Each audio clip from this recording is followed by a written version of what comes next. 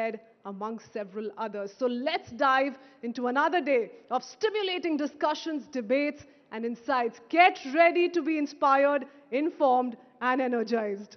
As we open day 2 of this summit, we would also like to express a heartfelt appreciation to our partners. Your unwavering support has enabled us to bring together the brightest minds and most innovative ideas. Thank you, our presenting partner, Geo Financial Services, co-presenting partner, PhonePe and DS Group, our powered by partner, Pernorica India, and our Bharat growth partner, ITC. Your support has been invaluable. We also appreciate the contributions of our driven by partner, Kia Seltos, our state partners, Uttar Pradesh, Chhattisgarh, and Uttarakhand governments, our workspace partner, WeWork India, our logistics partner, DTDC, our energy partner, Vikram Solar, our transformation partners, SR, and our associate partners, NSE, M3M Foundation, and Reliance Industries Limited. Thank you for being an integral part of the News 18 Network's Rising Bharat Summit. And while you're soaking in the insights of a rising Bharat, do not miss out on the experience, the future of finance itself. Head over to the Geo Finance Experience Zone at the back, get early access to the all-new Geo Finance app, and be among the first to try the next-gen features. The future of finance is here, so don't forget to check it out. Well, ladies and gentlemen, as we kick off day 2 of Rising Bharat 2026, let's ground ourselves in something deeper.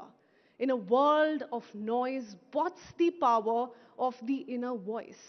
Amidst global shifts and digital buzz, how do we find stillness? In today's chaos, ancient practices such as kirtan, bhakti, and meditation are the real anchors. They cut through noise, calm the mind, and connect us to something bigger. Have you ever wondered how these powerful tools can transform everyday life?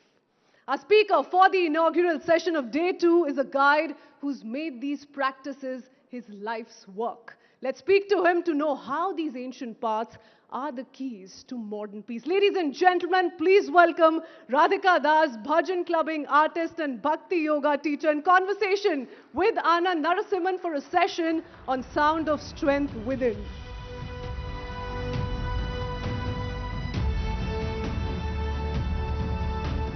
Can we have some energy for this brilliance, please? Anand, over to you.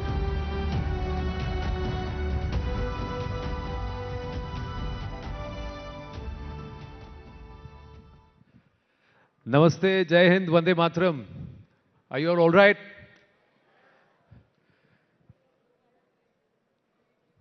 इनको आप जानते हैं? Do you know him?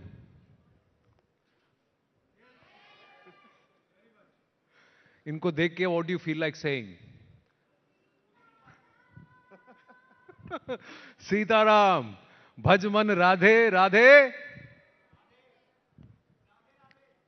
Govinda. Radhe Govinda. So, Radhika Das ji, Hare Krishna. Hare Krishna, thank you so much for having me. Now, the power of Kirtan. Why is it so important? What does Kirtan do to a person? Srila Prabhupada said sing, dance and pray, but why? On the very base level, chanting helps us to transcend the mind. Mantra. Man means the mind. And tra is short for trayate, which means to free the mind, to overcome the mind. Even as I'm speaking right now, some of you are not listening, you're thinking about lunch, or your children, or you're worried about what you look like on camera, if that camera's pointing in your direction or not. The mind is always ticking, and it becomes either our best friend or it becomes our worst enemy. And so by chanting on the very base level, you're able to overcome the mind. You're able to transcend the mind, to become truly present with self and truly present with Supreme. So, Prabhu, let's connect all these minds here together. Let's start with getting to that base level of chanting. You have a technique how you get everybody to do. You don't have your instruments with you today. So, यहाँ पे थोड़ा impromptu we'll do. Shall we? Yeah, sure. If I All can right, get so everyone... I'll play assist. That's what I'm going to do. Something. Okay, we're going to move this. I don't have bottle. my instruments with me, but we can try something. So it's said in the Shastra that when you clap your hands together, when you clap your hands together and chant the name of God, the name of Hari, that your karma changes. You're all well-to-do people, and I don't expect you all to participate, but I'm inviting you. Here's a Londoner coming to your country and my hometown as well, my home country. I'm going to invite you, can I invite everyone to clap this with me?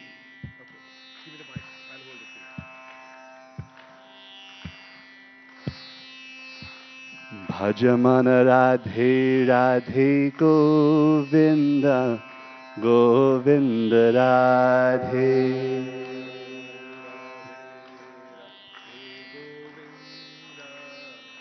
Govinda Bhajamana Radhe Radhe Govinda Govinda Radhe. Let's hear it. Radhe Radhe Govinda Radhe Radhe Radhe Govinda Govinda Radhe.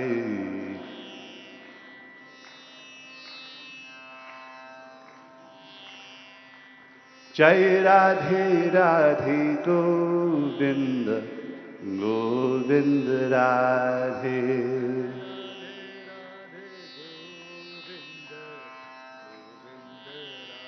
Bhajaman Radhe Radhe Govinda Govinda Radhe. Govinda Radhe. Thank you. Give yourselves a round of applause. Thank you so much. You know, we should get them to do something simpler. Simpler? Because the आवाज खुल नहीं रही थी. Clap because the beat was a little complex. Yeah. So let's just get them to do Hare Krishna. Sure. You guys up for it? Yeah, simpler. Yeah? Yes? All ऐसे गाना है आप सबको. That's when the elevation will happen. Hare Krishna, Hare Krishna, Krishna Krishna, Hare Hare, Hare Rama, Hare Rama, Rama Rama, Hare Hare. Now you say. Hare Krishna Krishna, Hare Hare, Hare Rama, Hare Rama, Rama Rama, Hare Krishna, Hare Krishna, Krishna Krishna, Hare Hare, Hare Rama, Hare Rama, Rama Rama, Hare Hare. Everyone please. Hare Krishna Krishna. Closing the eyes, open the heart. Hare Rama, Rama Rama, Hare. Thank you so much. Give yourselves a round of applause. Thank you. अब थोड़ा connection बैठ रहा है. See, Krishna says, Uddharet Atmanat Manam, Na Atmanam Avasadhet. That means you've got to elevate your mind. You've got to move away from that pulls you back. Say Yeah, I think you're right. How does Kirtan help? How to? How does Kirtan help? And there are a lot of people who may look at you and say, what is he selling to me? Sure. So how do they react? When you enter the stage, when you enter an audience, a lot of them, when you started this whole thing, Yeah. people would have come to you and said, what is it that you're doing, mate? How is it going to make I think what's different? really incredible about the time that we're living in is that previously, if you were to do this exact same thing, and even some of you still have that same sentiment, that if you were to chant like this, oh, no, they're religious folk that are brainwashed, that don't really know too much. But I think India is moving in a very, very progressive way towards in reclaiming its spirituality. And I think that's incredible. And the whole world right now is watching India and the way that India practices, how Bharat practices spirituality, Hinduism. And so what's happening now is people are feeling welcome to discover who is God for them and what is spirituality. And I think the reason why is because we've moved so far away from it that the next generation, my generation and people who are younger to me, their parents didn't force them to do anything. They didn't force them too much, just the way that they were forced. And because of that, they're starting to go, okay, well, who is Krishna for me then? Who are all these ancient deities? Who are these ancient murtis? Who are they to me? And so we're in a really, really cool time right now where we can explore and express very publicly our spirituality, our Hinduism, our bhakti. And so I'm very, very happy to be in this place. I'm very honored to be somehow a servitor of this practice. No, I'm very curious. How did you become Radhika Ranjan Das? Yeah. How did you find Krishna? Or let's say the teachings of Krishna, the Bhagavad Gita, Yeah, get initiated, get drawn to him. It's a far out story. I'll tell you the short version. I was forced to go on a youth retreat. And on this youth retreat, I was sitting there with my phone by my side because, to be honest, I didn't really want to be there. My parents forced me to go because they thought maybe I'll learn something. And as I'm sitting in the kirtan, I'm sitting at the right at the back of the room. And my phone starts buzzing, and it's my girlfriend. And she texts me saying, "It's over." Breaking up with me on text message. I was heartbroken. And the way I saw it at that moment in time, I had only 2 or 3 options. I could either go to my room and cry about it. Oh, I didn't tell you. I tried texting her back, and I had one of those. Do you remember Nokia 3310? Yes, yes. Where you have to press 3 times to get 1 letter to come. Yeah. So I was texting furiously, trying to just, what's going on? Why are you breaking up with me? Message send failure. I was in the hills of Madrid. It was in a place called Brihuega. So no messages were going through, and I had a few options. One is I go to my room and cry about it, or 2 is maybe I get stuck in with the chanting that's happening here, and maybe that will do something. And by the end, I felt so happy. I felt so free. I felt so liberated from my pain. And so then I went up to the person who's leading that kirtan, and I spoke to him, and his name is Sachinandana Swami. He's a German Swami. And after 10 years of hearing from him and traveling with him and finding that he's a very authentic person, I decided to take Harinam Diksha, and that's where the name, I used to be Ravi, and then he gave me the name Radhika Ranjan. But in the West, they can't say Radhika Ranjan. It's very difficult for them to pronounce, so I just kept it very simple, Radhika Das. So that's how the name came. Did you ever think that moment in London would go viral? Because the entire concept of bhajan clubbing, Yeah. you seem to be the genesis of it. Yeah. So today it's caught on, and thankfully so. Yeah, I mean, I'll be candid. I did not come up with the term bhajan clubbing. That's kind of been put on me. I'm somewhat the poster boy for that right now, so that's okay. But when I did that, no, I didn't expect it to go viral. I did not expect it to go at all where it was. And see, my whole motivation, my whole intention is to share this practice with those who are not born here. Like, I don't speak Hindi, for example. मैं समझता हूँ, सब कुछ समझता हूँ, लेकिन बोलने में थोड़ा सा दिक्कत है. So I speak in English, and I present our culture to Western audiences, audiences in the US, audiences in London, audiences in Europe, audiences all across the world. And I had never intended for it to go viral. I didn't know what viral was at that time, but it did, and I'm very happy and I'm very grateful. And I feel like the internet is the means, the medium by which we can really share messages. And I'll say one last thing before I hear your next question. Martin Luther King, he says this really profound thing, that those who love peace must learn how to organize themselves as effectively as those who love war. And if you look at those who love war and creating division, they don't take Sunday off. They don't take a break. And so in the same way, for peace lovers, for people who want to share a loving message with the world, we have to also use the tools that God has provided us. And God's provided us the internet. Krishna provided the internet. So I'm going to use it. And what was the reaction? I know this whole trend that we see. I asked you this because I remember seeing your video in London, in the what is that, Royal Hall? Was it? Union Chapel. Yeah, the chapel, the Union Chapel.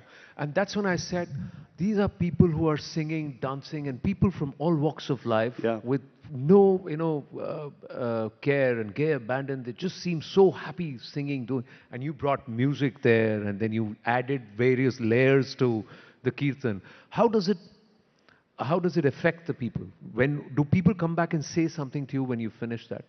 In fact, that's where this whole trend started. Of course, there are others who, like you rightly credited for the today term of bhajan clubbing. Yeah. But the idea is that people decide to go to bhajans and kirtans today rather than going there and indulging themselves into other aspects, which again is to try and buy a few moments of freedom.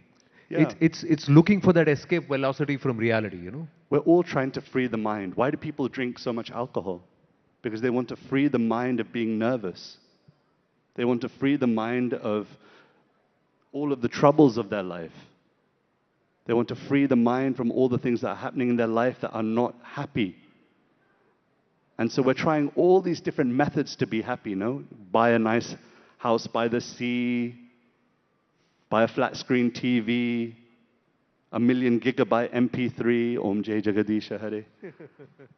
We're trying all these different ways of trying to be happy in this world. We buy particular clothing, we dress ourselves in a particular way to be happy, but only to have forgotten that happiness is an inside job.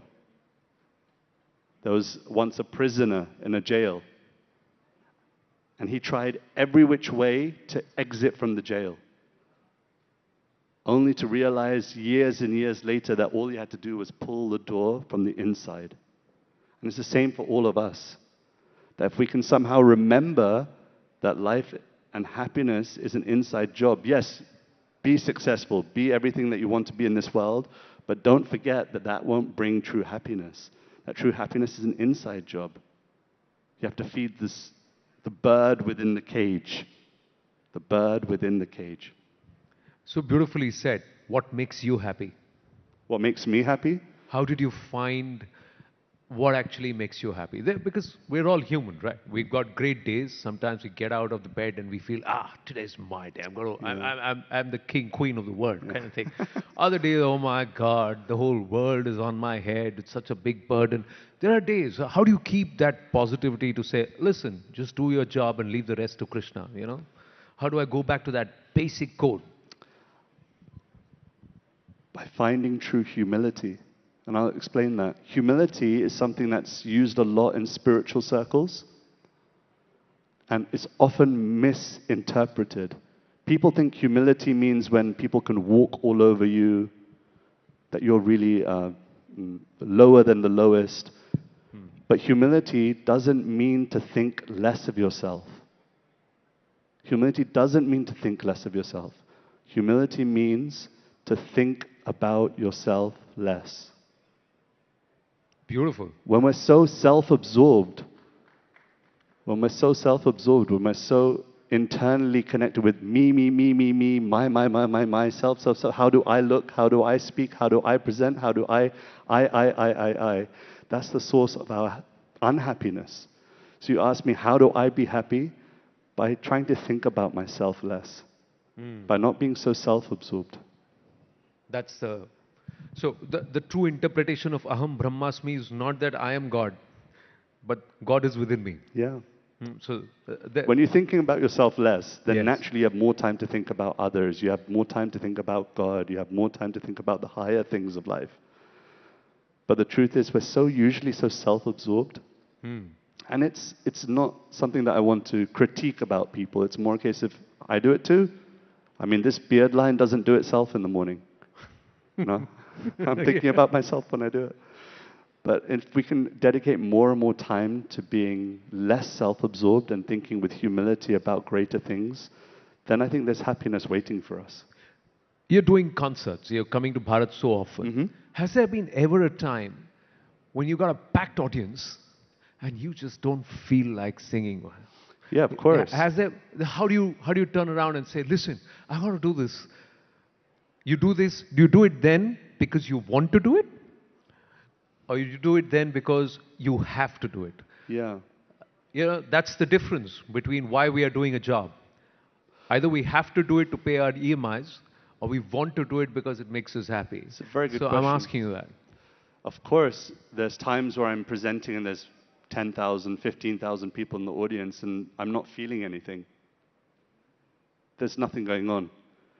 And so it's sometimes the case that it's not that I'm loving what I'm doing, but that I love the person that I'm doing it for more. It's like in a relationship with your lovely, wife. beautiful. It's like a relationship with your wife or your husband or your partner. Sometimes you might, you don't necessarily love them every time you buy them a present. But you love them so much that, okay, no, I'm going to dedicate my time, my energy, my everything in that resource towards that person. And so, yeah, of course there's times when I'm sitting there on a stage, I'm not feeling anything, but I just try and remember the person I'm doing it for. And based on the audience, let's say if it's a younger audience, it's an older audience, does the music change? Of course, yeah. I think that's been a big point in what I'm trying to share is that you can be spiritual in suit and tie. You can be a bhakta in suit and tie. You can be a spiritualist wearing jeans and trainers. Because ultimately it's between you and your God. It's between you and your divine, your Krishna, your Ram, your Shiva. It was never between you and them anyway. And I think that's what I'm trying to share is that, yes, I might change the detail. I might change it to have a guitar playing, and I might have it with a drum kit, or I might have a saxophone playing in the kirtan. But the point is that if the essence is love of God, prema bhakti, if that's the essence, then the detail can change. All right. So then how would you change the detail for us here at Rising Bharat? This morning, 10 a.m., after a long night for a lot of us, Yeah, a busy me too. day for all of us on a Friday, and just after breakfast, first session this morning, how are you going to set the tempo for this room here? It's a mix of a lot of people. There are millennials, there are Gen Xs, there are Gen Zs, all of us here. I would just use one word, and that word is remember. You all know everything I'm speaking right now is not new information to you. I almost feel like I'm preaching to the crowd. The point is that we have to actively use our awareness to remember that there's so much more to life. There's so much more to this human form of life. And I think that what we often suffer from is forgetfulness, that we forget that it's our birthright. It's our birthright. How do you say that in Hindi? Birthright. Janm Siddh Adhikar. There you go. It's your birthright to remember that you are a loving, connected person with the Supreme, with God. And when you remember that point, the essence point that you are loving, you are loved by the Supreme, and you are always carried by the Supreme, then you'll feel happy internally because you realize this is all an external show, an external play, a drama, if you will. All right. So I'm going to do something with you, Prabhu. Sure. I'm going to request you to take us to that level. The next 5 minutes are yours. And I'll stop talking. I'll tell you whatever, and we will give you the beat. We'll sing with you. We will pray with you. We'll dance with you. But I'm going to request this. Can you do that for us? Can you just set the pace for all of us for the whole day? Yeah, You up for elevate it? us. Yeah? Okay, I don't have any instruments, so the only instrument that we can use is clapping, because you can see I don't have any saxophone or guitar or anything. So I'm going to ask, even for you, you're going to have to get involved and hold the beat down. I'll keep this here for me.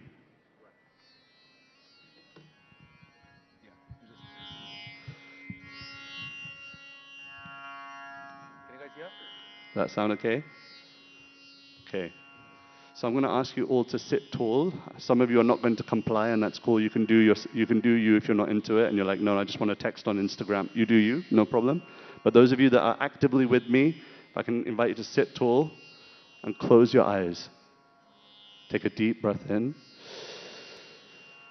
Deep breath out. Just come to the awareness that you are more than your body, you are more than your mind, that in your essence you're a spiritual being lovingly connected with your God, with your Krishna.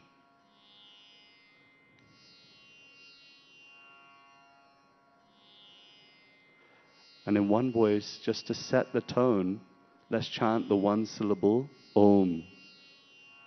And all I want you to do is hear that sound vibration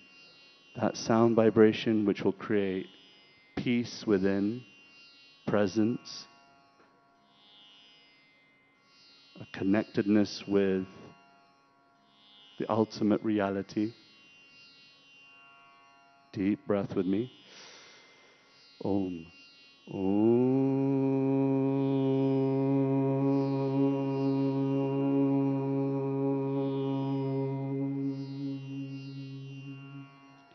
Deep breath twice more.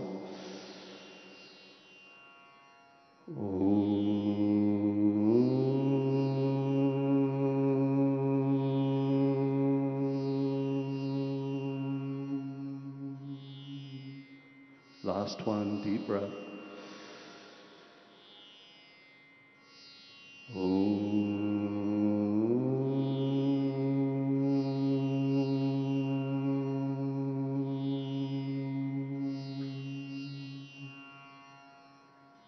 Deep breath in, deep breath out.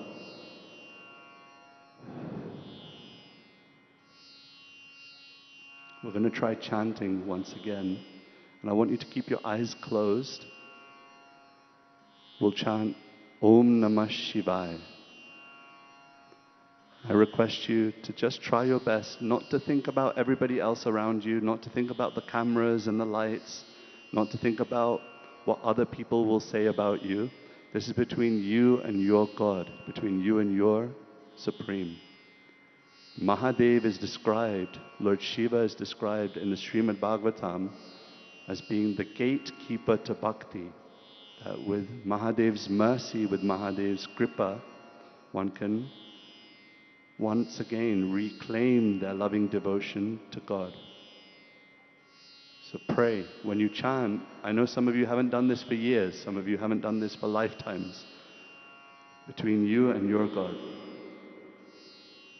I'll chant, and then in response, please everybody chant together. Om Namah Shivaya, Om Namah Shivaya.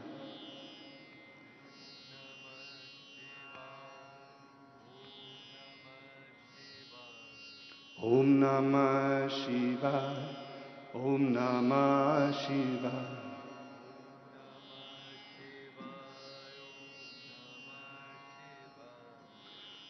Om Namah Shivaya, Om Namah Shivaya.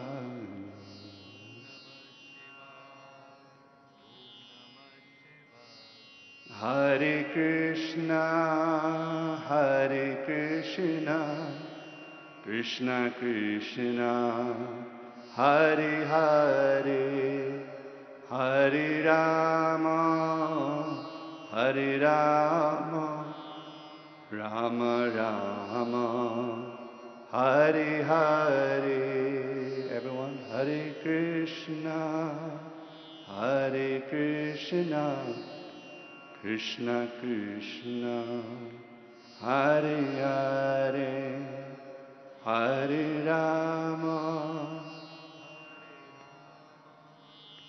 Rama Rama, Hare Hare. Hare Krishna, Hare Krishna, Krishna Krishna, Hare Hare, Hare Rama, Hare Rama, Rama Rama, Hare Hare. Everyone please. Hare Krishna, Hare Krishna, Krishna Krishna, Hare Hare, Hare Rama, Rama Rama Rama, Hare Hare. Harinam eva kevalam. Kalornasti vanasti vanasti eva katiranyata. Shri Harinam Sankirtan ki. So I know that many of you are expecting me to dance and clap and jump around with you, but I think that sometimes these meditative moments also make a difference to our consciousness, and I hope that that was something that really helped and, yeah, changed your awareness to remember that you're something more in this lifetime. You're meant for something more. It's your birthright. So the key word I leave you with, remember. Fantastic. Do you all feel better?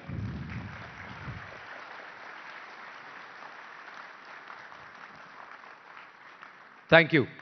Thank you, Radhika Das, because I want to leave the audience with this energy so that they feel this right through the day. Thank you so much.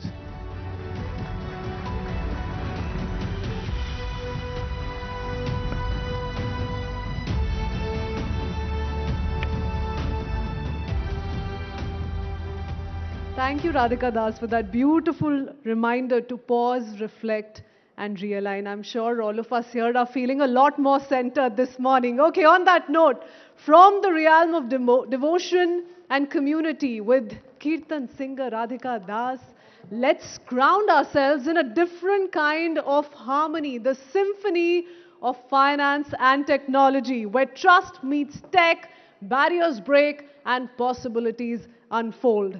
In India's digital leap, lending is undergoing a revolution, making credit more accessible, faster, and trustworthy. The stage is now set for currency of lending, trust, tech, transactions. Let's dive into how India's lending landscape is getting a tech makeover and becoming more inclusive. Please welcome Kamlesh Chandra Vashni, whole-time member SEBI, Mr. Hemant Gala, CEO of PhonePe Lending, Mr. Ashok Hariharan, CEO of ID5, and Mr. Aditya B. Chatterjee, MD, Equifax India. In conversation with Chandra R. Shrikant. Thank you, gentlemen. Can we have a huge round of applause, please? Chandra, the stage is yours. Thank you for that. From the spiritual realm to the financial realm. Thank you very much for joining us on Rising Bharat.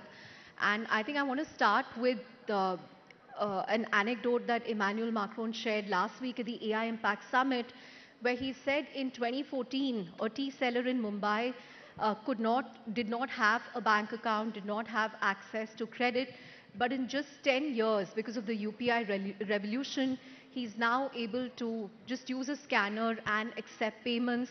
So he called it a transformational moment for India, something that no other country has been able to do in terms of giving a digital identity to 1.4 billion people.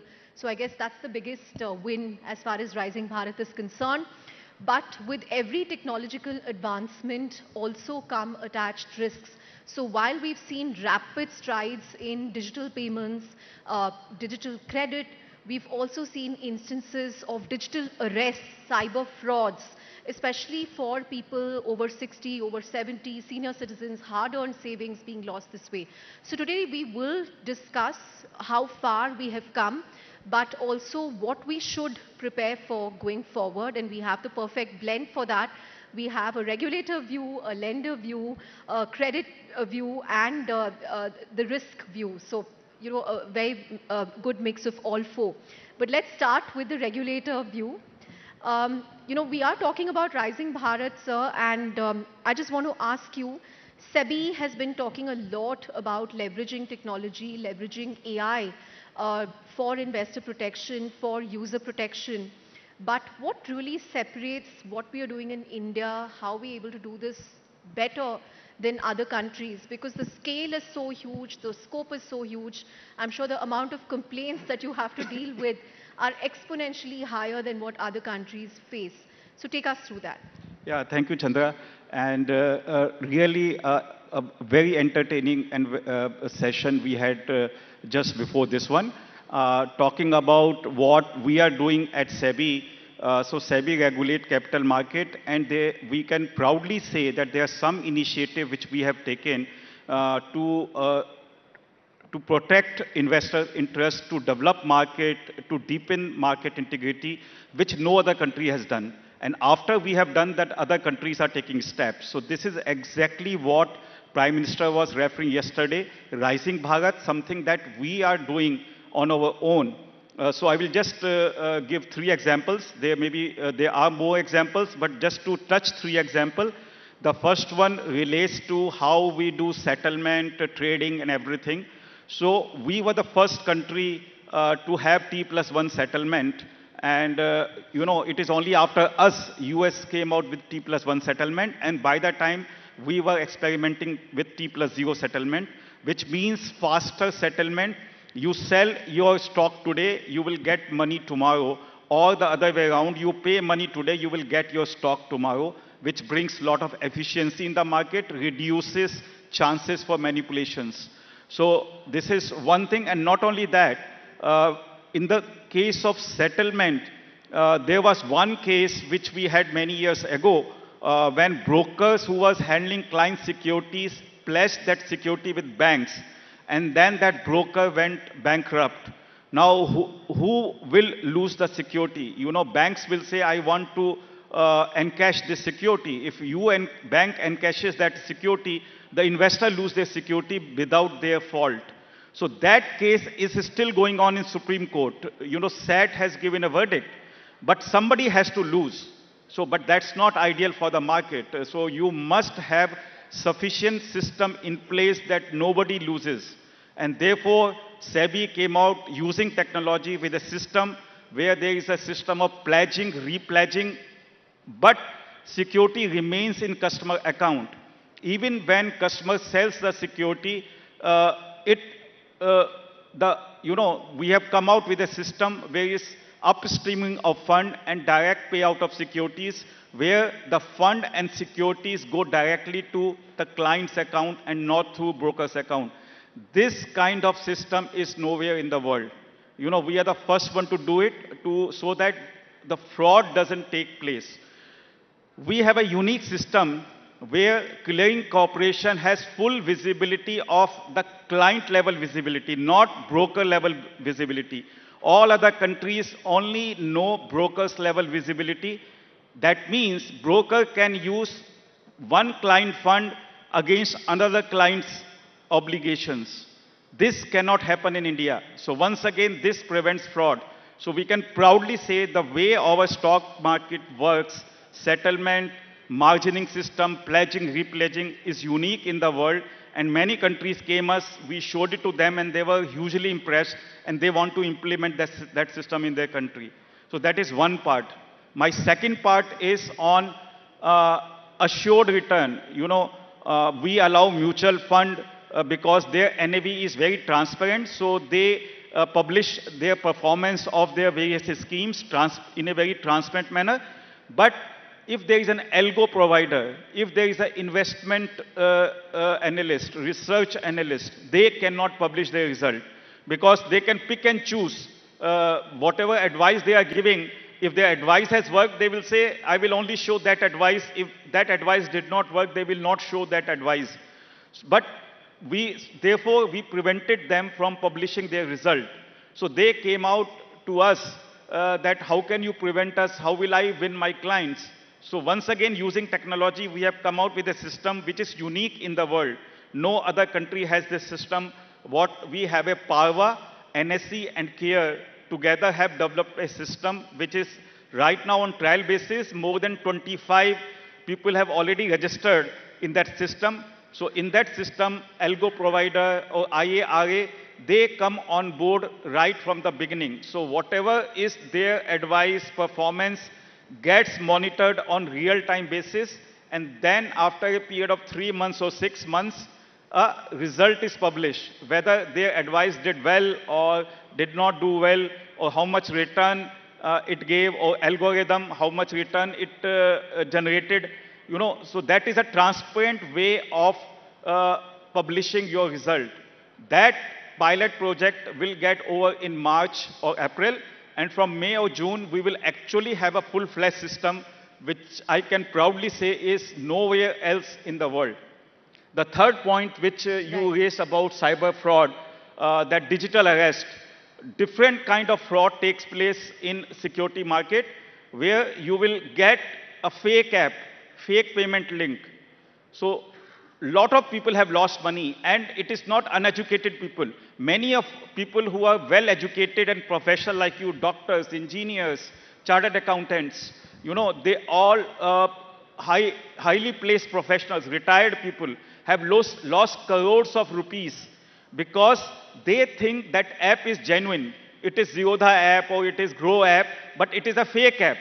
So they put their money over there through a payment link, which is not a verified payment link, and they lose money immediately because the money goes to the scamster. What they show you in fake app is completely fake system, and you think your money is going up.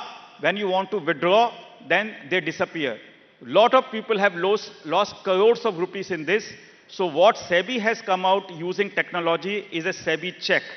So this SEBI check can be, there is a link which can be through an app. So we have a app also, Sarthi 2.0, investors can download, or if they don't want to download the app, there is a link on our website. You use that link and you scan the QR code of the payment link. It will show you it is a genuine or a fake one. Genuine means only from security market perspective. So, and that, or there is another system there that you can enter bank account number and IFSC number in that SEBI check.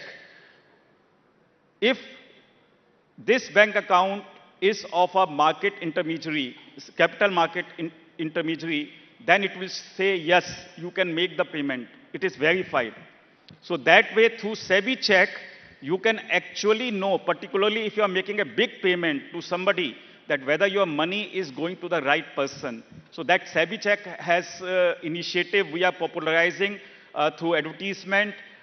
We are going to all colleges, universities, telling students, actually demonstrating that SEBI check to them. Yesterday also I was in quite a big university, thousands of students. We demonstrated how this SEBI check is to be used. Because this is one thing we feel that, once again, this is not anywhere else. We have also done very important step, which is right now only with Google Play Store, not with Apple Play Store, is if you open your Android phone Play Store and you type any, want to download any capital market, security market intermediaries, let's say Grow, Zerodha, Motilal, anybody's app, it will show verified.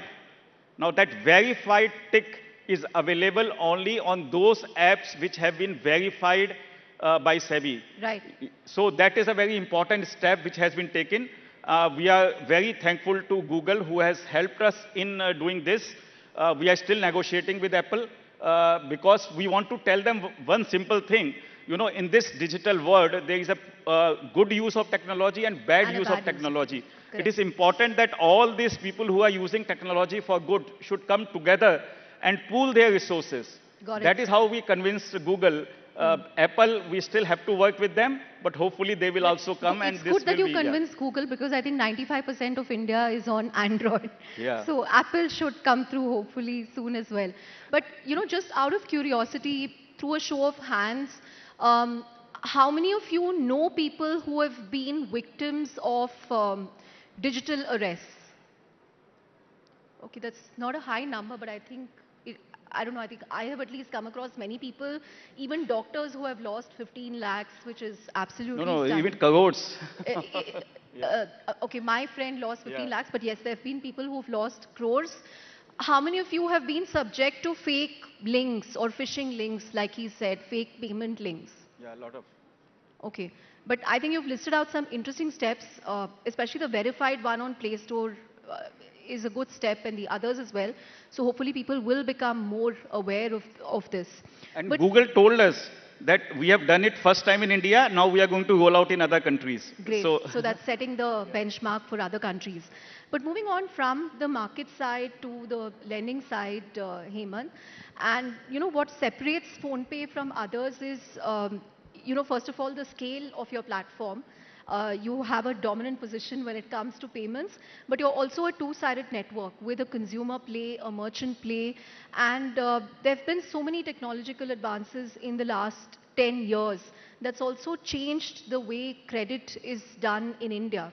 You have flow-based lending now, which is taking off based on credit history of any small vendor. How has that changed things for you? The fact that you have your QR codes in so many different PIN codes across India, right from a Pani Puri vendor to a general merchant to a general store. How has that worked for you? So I think it's worked wonderfully well. So going with the theme Rising Bharat, right? One critical element of Rising Bharat is the credit to GDP ratio. Credit has to be something which is sustainable, which is compliant, but which is something which lays the foundation of the economic growth of the country. If you look at credit to GDP ratio for a country like India, it's right now at around 90%. China would be at around 120, 130%. The evolved economies would be at about 180, 190%. But within that, if you break this up, the credit to GDP ratio for the retail consumer segment is at 25%. Even below, the MSME segment is at 19%. But within that, the micro merchants. So today, where large amount of payment digitization has happened is with the micro merchants. And in the MSME space, micro merchants contribute to almost 95% in terms of count. There, the credit to GDP ratio is just 4%. So there's been a big gap in the entire credit adoption if you go across segments.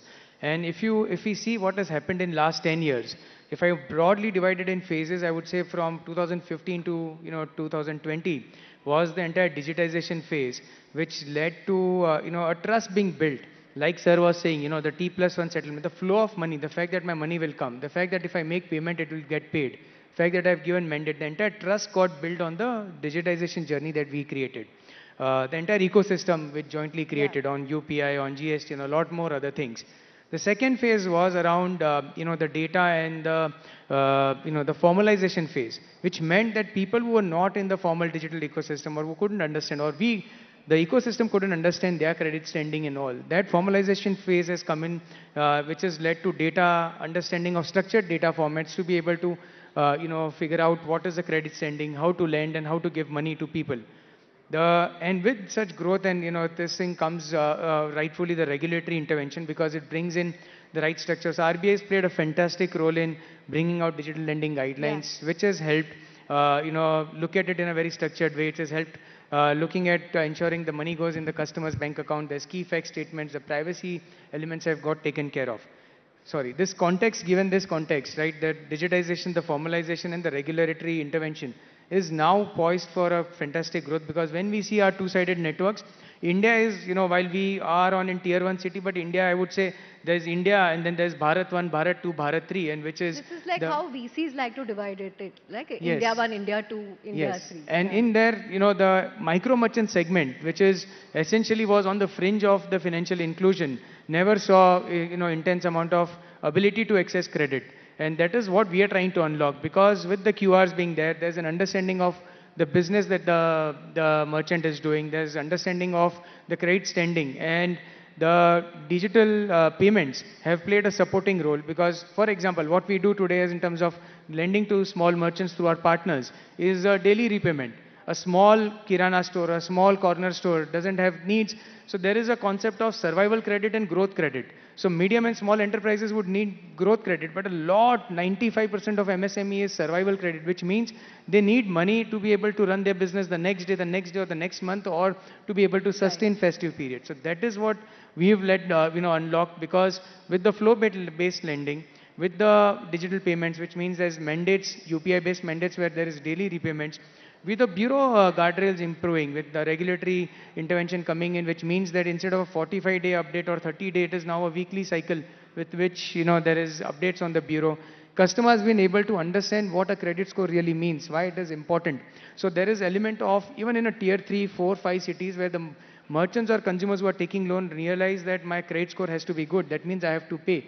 I have to, and there is a, an issue resolution mechanism which has been put in place within 30 days. So there is so much of work that is happening that I think we are rightly poised. And that is what we are leveraging at PhonePe in a very sustainable way, where ensuring that customers, not just in tier 1, but 3, 4, 5 cities, towns, villages get access to credit. Likewise, merchants who were not being able to, in a very formal way, access credit, have a sustainable flow of credit because of the transactions, because of digitization, because of GST and account aggregator, which gives a way better view of the merchants to us now. Right. Aditya, if I can just come to you, and this is a two-part question. One segment of credit that was very buzzy a couple of years ago, till RBI came out with its digital lending guidelines, was the whole BNPL segment. What have we learned from that experience in terms of how credit is being underwritten for that segment? By BNPL, I mean the buy now, pay later loans that all of us would have seen on various apps. And secondly, we also talk about a thin credit file. So how can, transactions alone help us understand such customers better in terms of repayment guarantees? Hemant touched upon some parts of it, but if you can tell us. Sure, thanks. So coming to the first part, the BNPL or the low ticket PL, right? That was a rage, say, for 3-4 years. For the right reasons, RBI did come very strongly on it last 18 months. And these have become a lot more controlled now. And as a bureau, we feel that this is the right step because it has a direct effect on delinquency. We had seen that these low-ticket loans, and when I say low-ticket, let's take, say, 50,000, 0 to 50,000 as the bracket. In these low-ticket loans, the delinquencies, which is 30 plus, you haven't paid more than 30 days, goes as high as 26%, which is an immensely high delinquency. Good delinquencies are 2 to 3%. So this used to go up to 26%. So this had a very vicious cycle because what lenders started doing is they started pricing in the delinquency. So the interest rates would also go up to, say, 40, 50%, which should be up to 10, 11%. The good news is that we see that stopped now. Right? Everybody has become very cautious in terms of this segment. The growth, the standard growth that we see in the low-ticket PL or BNPL, that segment is around 15 to 20%, which was trending 40, 50% 2 to 3 years back. All the lenders have become very cautious not to breach the 15, 20% growth level.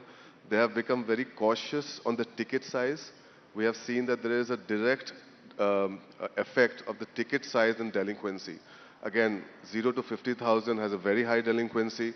But if we go to a loan above 1 lakh or 2 lakh, it becomes very secure, right? So there's a direct effect of the ticket size. So right now we see that the low ticket or the BNPL is much more controlled, and thanks to the RBI and thanks to the lenders for making that happen. Coming to the second part of your question, so there are 3 parts to a credit journey, right? One is NTC, new to credit. There, the lenders look at various other parameters like maybe your telco usage, your utility usage, your cohort in the bureau. So that is the new to credit. In India, just to give you a number, we have about 300 to 350 million bureau active, which is obviously one of the largest in the world. A UK would be 30 million, so we'll be about 10x the size of any other developed country.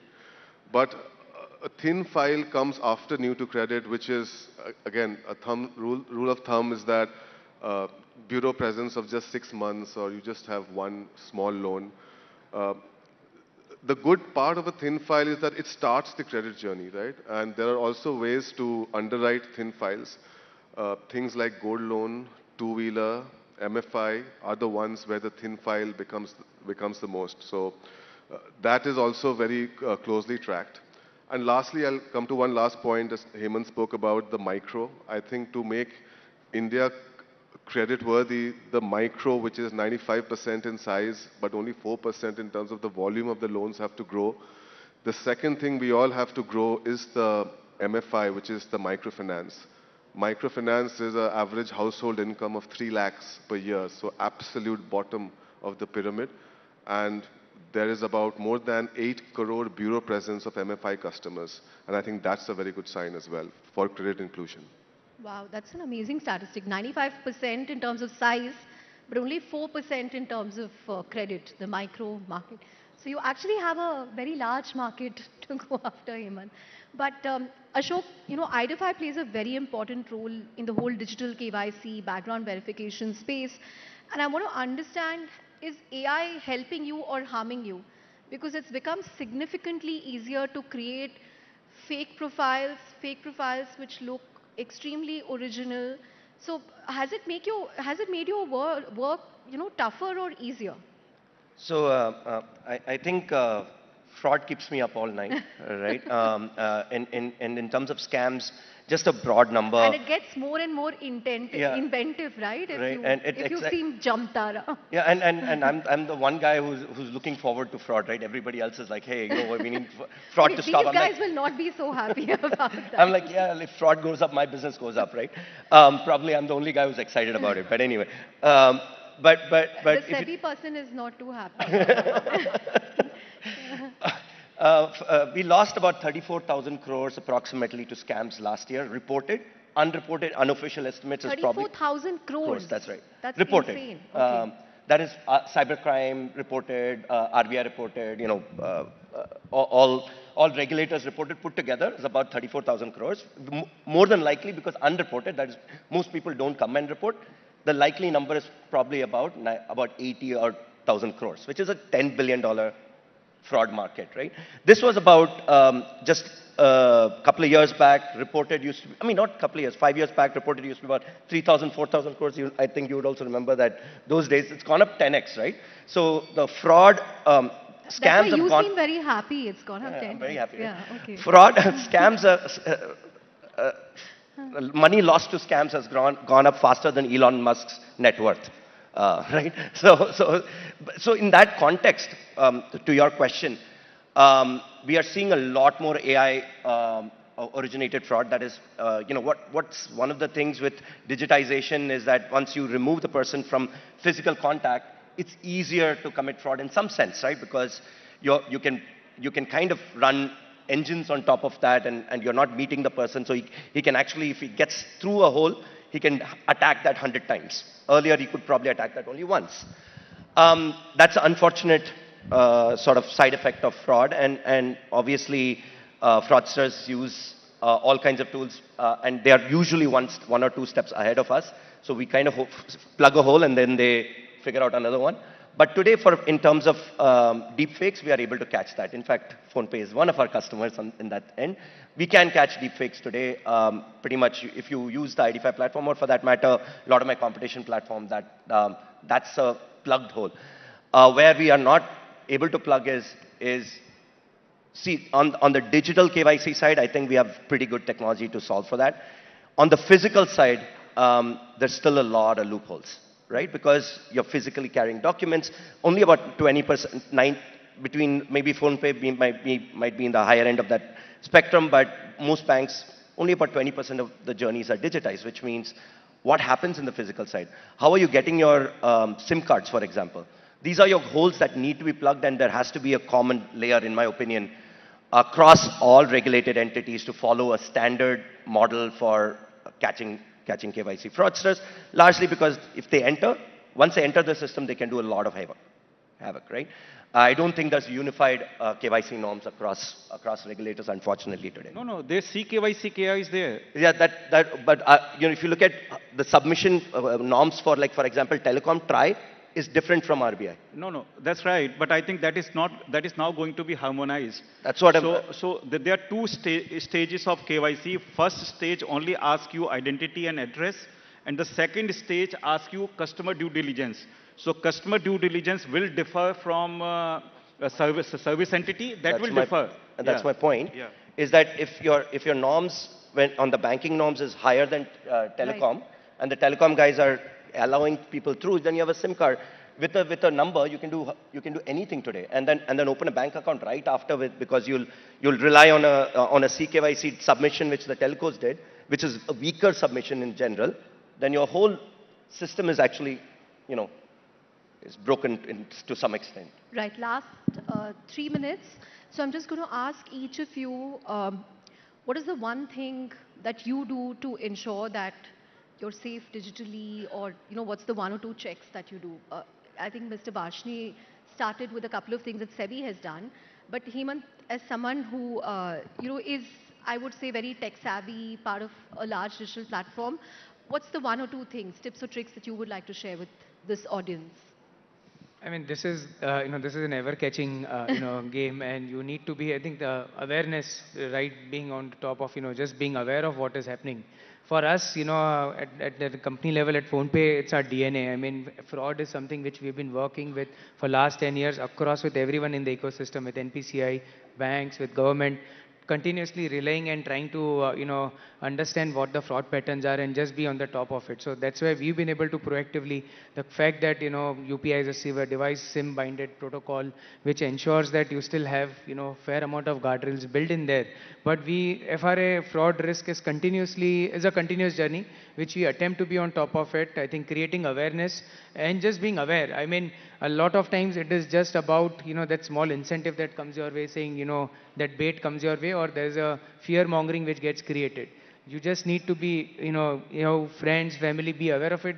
Don't play into the fear and don't play into the incentive. It probably isn't. Sorry? If something is too good to be true, yes. it's probably so incentive not. and fear mongering are the two things which, just play out on human, psychology, which, we need to be just continuously be on top of. Right. Aditya, quickly your thoughts. Thanks. So, as a bureau, bureau is mostly a custodian of data. We don't generate data, or we cannot, in fact, have any, modifications done to the data. But what we take care of is that the interaction that we do for a credit report is purely based on consent. That's very important for our business. That is very important from the regulator. So whatever journey that you have from a credit perspective, that has to follow a very, very strong consent mechanism. There are many built-in checks within the consent mechanism. For example, there is no perennial kind of consent. Every 6 months, a fresh consent has to be taken. So that is the guardrail that we work on very strongly. Ashok? What's the question? What are the one or two tips or tricks that you would like to share? Yeah, as someone who sees these frauds? Yeah, I think I don't pick up numbers which I don't recognize. But what if it's a reporter who doesn't know you? I don't pick it up somewhere. Yes, they have to get through someone else. But essentially, I mean, don't, I'll give an example, maybe it's just quickly, a short anecdote. My father-in-law passed away about 2 years ago. Just the day after, my wife got a call. And the call, basically, the guy said, बेटा आपके पापा ने मेरे पास कुछ 50,000 छोड़ के गए हैं, आपको ट्रांसफर करना है मेरे को वापस, give me your account number. My wife, in that emotional turmoil, gave the account number to transfer. The SMS came in. It sounded like HDFC, but the number was not an HDFC number. Fortunately, she's married to me, and I keep talking about fraud, so she didn't. And then right after the call came back again, बेटा गलती से मैंने कुछ 75,000 transfer कर दिया, आप वापस मेरे को 25,000 ट्रांसफर कर दीजिए. Now the problem here is, how did he know that the father passed away? Who leaked that data? It's either my security guard, the hospital, the government, that's wherever we got the death certificate from, the ambulance, or the hospital, right? Now, if that data is leaked, what are they doing? They are attacking you at the most emotionally distraught state, because you're not going to be thinking normally. So when you're making transfers, one of the first things to think about is just step back, think through whether this sounds right.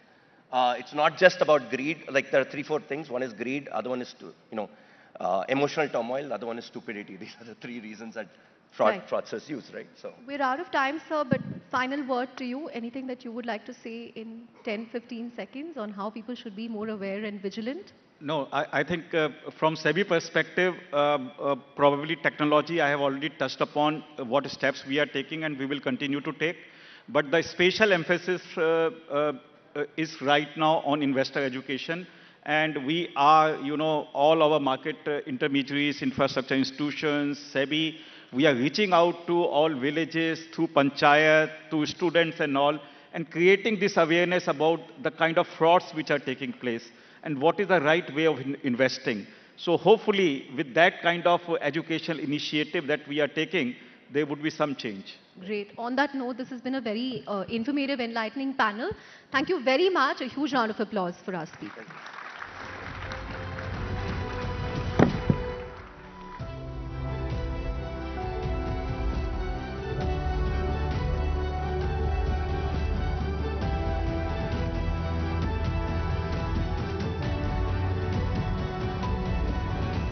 Well, thank you to all the guests for enriching us with all those insights. It's been wonderful hearing that conversation. Truly honest, to say the least. Well, let's talk cricket now. Cricket is not just a game, it's an arena. From smashing barriers to smashing sixes, India's cricket stars have navigated challenges to reach the top. But what fuels their drive? What battles did they fight on and off the field? For the next session, joining us are trailblazers. We will dive into their journeys, their grit and their triumphs. From maiden test caps to record-breaking innings to match-winning bowl spells, they have written India's cricketing story over and over again. Please welcome he who needs no introduction, Mohammad Shami, Indian cricketer. Indian women's cricket legend Mithali Raj. And Indian cricketer and World Cup winner Yuzvendra Chahal. Let's warm up those hands, please. A huge round of applause, ladies and gentlemen, in conversation with Shivani Gupta for a session on boundaries and breakthroughs.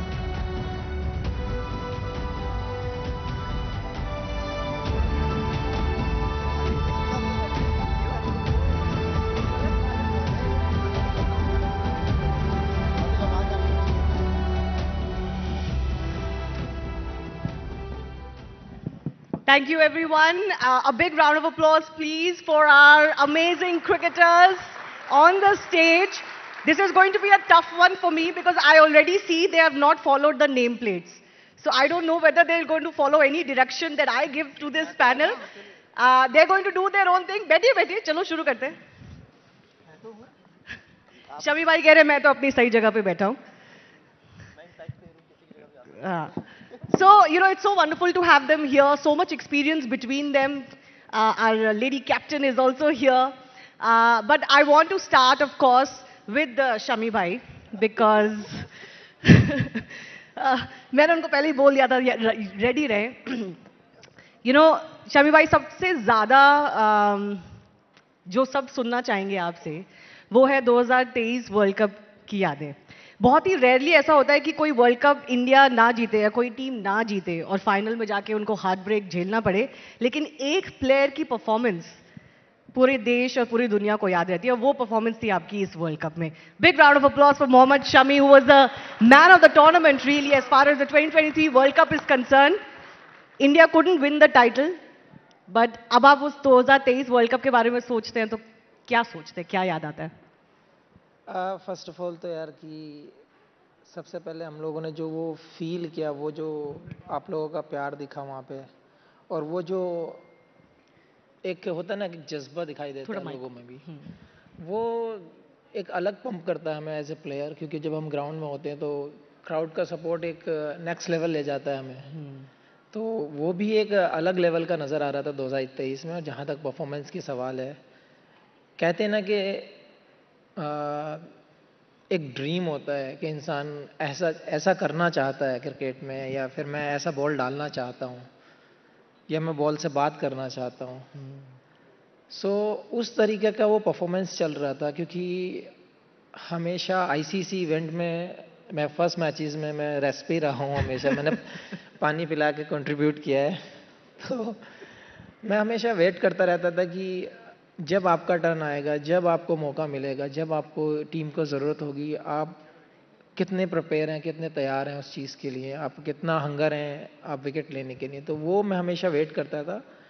लेकिन 2023 world cup में जो पहली performance आई मेरी धर्मशाला में, उसके बाद मुझे ऐसा लग रहा था कि लाइफ में एक मोमेंट आता है ना कि मैं ये ऊंचाइयां छूना चाहता हूँ. मैं बॉल के साथ वो फील कर रहा था, बॉल हाथ में लेके, कि मैं इससे जो चाहे कर सकता हूँ. वाह. तो ये एक टाइम पे आता है, ऐसे बैट्समैन भी आता है कि हाँ हमारा टच ऐसा होता है कि इन द जोन जिसे कहते हैं। नहीं, किसी दिन ऐसा होता है कि आप एज ए बैट्समैन भी अगर आप चाहें कि हाँ कि मैं ना मारना चाहूँ लेकिन वो बैट में आके लगती है, तो वैसा ही वो फील चल रहा था। और जो मोमेंटम था टीम का वो आपने देखा ही है, और जो क्रेज पब्लिक में था, जो जो सपने सबको दिखते थे उससे ज़्यादा तो हमें दिखते थे, रात को नींद नहीं आती थी। लेकिन कहते हैं ना, नसीब को कोई नहीं बदल सकता, लेकिन मैंने वो बॉल के साथ वो फील किया है, ऐसा लगता था जैसे मैं बात कर रहा हूँ बॉल के साथ और बॉल मेरे हिसाब से चल रही है। तो वो मेरी लाइफ के बेस्ट दिन रहे हैं वर्ल्ड कप के। वर्ल्ड कप मैंने बहुत खेले हैं, लेकिन वो बॉल के साथ जो कनेक्शन बना था वो मुझे ऐसा लगता है लाइफ में कभी नहीं बना। Amazing, it was seriously amazing to watch you perform like that. लेकिन जब आप पहले कुछ मैचेस में जब वेट कर रहे थे, जैसे आपने बोला कि पहले एक दो मैचेस में आपको बेंच पे ही बैठना पड़ता है, तब दिमाग में मतलब बहुत नर्वसनेस थी कि मेरा मौका आएगा नहीं आएगा, कब तक आएगा, जब तक आएगा ऐसा ना हो कि मैं जो ये जोन है मेरा जोन ही निकल जाए जब तक मेरे मैच आएगा। नहीं, हिस्ट्री उठाकर देखो, सारे वर्ल्ड कप में ऐसे ही हुआ है मेरे साथ। एक शो में मैंने और भी बोला था कि शायद मुझे उसका फल मिलता हो कि आप उतना वेट कर रहे हैं, आप उतना बेसब्री से इंतज़ार कर रहे हैं कि आप कब खेलेंगे। लेकिन ये पार्ट ऑफ द गेम है, आपकी टीम है, आपकी कंट्री है, आपके लिए आप हर चीज़ के लिए वेट कर सकते हैं। आप उस लेवल में हैं कि 11 ही लोग खेल सकते हैं, तो आपको वो अंडरस्टैंड करना पड़ेगा, वो आपको समझना पड़ेगा। ये जॉब कैप्टन की भी बड़ी डिफ़िकल्ट है, काफ़ी लंबे टाइम तक मिताली ने उसको निभाया है। बट आई अंडरस्टैंड कि हाँ आप 11 प्लेयर खेल सकते हैं, और जो कैप्टन और कोच को जो बेस्ट लगता है वो खिलाते हैं, पहले वो उस ऑप्शन को चूज़ करते हैं, ठीक है। लेकिन जब आपका टाइम आए आपको वो फिर वो हंगर दिखाना चाहिए। तो मैं उस पर बिलीव करता था कि आज मेरा टाइम शायद नहीं है, जिस दिन आएगा मैं उस चीज़ को आपको शो करके दिखाऊंगा। Amazing, amazing. Before I ask you about what happened after the 2023 World Cup, क्योंकि उसकी भी बहुत चर्चा हो रही है, मैं पूछ ही लेती हूँ आपसे, क्योंकि अभी भी लोग यही पूछते हैं कि भाई शमी कहाँ है, टीम में क्यों नहीं है शमी? मैं तो खेल रहा था। मैं तो रणजी ट्रॉफी खेल रहा हूँ, पूरा सीजन खेल कर आया हूँ। लेकिन हाँ, सीरियस इंजरी थी, 4 साल से उसको कैरी कर रहा था। 19 के वर्ल्ड कप के बाद से वो पेन था हील में, फिर नी में स्वेलिंग आना, वर्ल्ड कप पूरा इंजरी में खेलना, वो सब चीज़ें थोड़ी ज़्यादा बढ़ गई थी, अब ज़्यादा प्रॉब्लम होने लगी थी। इवन अगर मॉर्निंग में मैं तब उठता था तो आई कैंट वॉक, कि हाँ मुझे 10 कदम मुझे वॉशरूम जाने के लिए भी मुझे सोचना पड़ता था फर्स्ट 15-20 मिनट के लिए, जब तक बॉडी वार्म नहीं होती। तो मैं इतना ज़्यादा स्टिफ हो गया था, तो मेरे पास एक लास्ट ऑप्शन था कि आप उसको सर्जरी कराएं। 2023 के वर्ल्ड कप के बाद सर्जरी कराने के लिए फिर मुझे वो साल भर लग गया। फिर चैंपियंस ट्रॉफी में आया, थोड़ा हैवी था, थोड़ा वेट था, लेकिन उसको कम किया, ट्रेनिंग किया, अपने स्किल पे बिलीव किया, दोबारा से बैक किया। रणजी ट्रॉफी खेला, अच्छा गया, टचवुड सीजन भी बहुत अच्छा गया है। होपफुली आगे देखते हैं क्या होता है। नहीं, बट मन में थोड़ा रहता है, सिलेक्टर्स ने जैसे बीच में बोल दिया था कि वो फिट होते तो उन्हें ले लेते, और आपने बोला था मैं तो तैयार हूँ। यार ये मैं पहले भी बोल चुका हूँ, ये सब चीज़ें मेरे हाथ में नहीं है। मेरे हाथ में एक ही काम है कि मैं अपनी परफॉर्मेंस दिखाऊँ आपको, आपको ग्राउंड पे आकर दिखाऊँ, आपको भाग कर दिखाऊँ। मैं किसी को ब्लेम नहीं करता हमेशा, ना मैंने पहले किया ना मैं अब करता हूँ। आपका काम है एज ए स्पोर्ट्समैन, आप मेहनत करते रहिए। आप अपना माथा कितना मार सकते हैं वहाँ पे, बार बार आप कितना रिपीट कर सकते हैं, कितना पेशेंस रख सकते हैं, वो मैटर करता है आपकी लाइफ में। और लाइफ यही है यार, आप सुबह उठते हैं, हार्डवर्क करते हैं, शाम को घर वापस चले जाते हैं, वेट करते हैं अपने टर्न का। तो मैं हमेशा उसी पे बिलीव करता हूँ कि आप हार्डवर्क करते रहिए, लक को आप नहीं छीन सकते। Yuzi, is it tough sometimes to have that expectation that you have to keep performing, you have to keep showing that you are worth it? How do you handle that as a cricketer, where you have to keep proving yourself again and again and again? That's our job. That's why we are professional cricketers. Because एक चीज़ आपके हाथ में रहती है, वो आपकी performance है। बाहर क्या चल रहा है, क्योंकि मैं चेस भी खेला हूँ, तो मेरे को वहाँ से थोड़ा सा पेशेंस मिला है। और जब फिर डैड वगैरह से सीखा कि जो चीज़ आपके हाथ में नहीं है उसके बारे में नहीं सोचना चाहिए। जैसे आप क्रिकेट खेलते हैं, बारिश होगी, क्या होगा, विकेट कैसी होगी, वो चीज़ आपके हाथ में नहीं है। तो it's better you can focus जो आपके हाथ में है, और मैं हमेशा उस चीज़ को फॉलो करता हूँ। बट जैसे बहुत ये कमेंट्री जैसे होती है कि अभी फॉर एग्जांपल जो हो रहा है, अब तो आप कमेंटेटर हैं, आप बात कर सकते हैं, कि बातचीत नहीं होती प्लेयर्स और सेलेक्टर्स के बीच में, या कम्युनिकेशन सही नहीं है. आपने नोटिस किया है क्या ये है प्रॉब्लम? शामी भाई आपकी होती है? नहीं मेरे तो मैं जब भी मैंने बात की है, मैंने रोहित भैया, विराट भैया हमेशा, या जब माही भाई थे तो मैं उनसे ही बात करता था, क्योंकि मेरा मानना है कि जब मेरे हाथ में बॉल है मैं उस पर ज़्यादा फोकस करूं, क्योंकि एक चीज़ जैसे अब बड़ा हुआ हूं मैं लाइफ में, तो एक चीज़ सीखिए, कभी ना कभी आपको कोई रिप्लेस करेगा. वो 5 साल बात करे, 7 साल बात करे या 10 साल बात करे, वो आपके लक पे है. तो you have to be prepare mentally उसके लिए, क्योंकि ये गेम ही ऐसा है कि कोई आएगा फिर उसके लिए कोई और आएगा. तो it's better just focus in your life, enjoy. But you were there in the World Cup winning squad. But as Shami said, he had to wait for a few matches, then he got a chance. But you didn't. So, I mean, as an athlete, this must be really, really hard, isn't it? I don't think so, क्योंकि जब आप क्योंकि ये it's not a individual game, it's a team game. और आप 15 लोगों में जब होते हो ना, तो मेरे लिए वही प्राउड मोमेंट है. मैं वर्ल्ड कप टीम के साथ रह के देख रहा हूँ, इस घर बैठ के नहीं देख रहा. मेरे पास इंडियन जर्सी अभी भी है.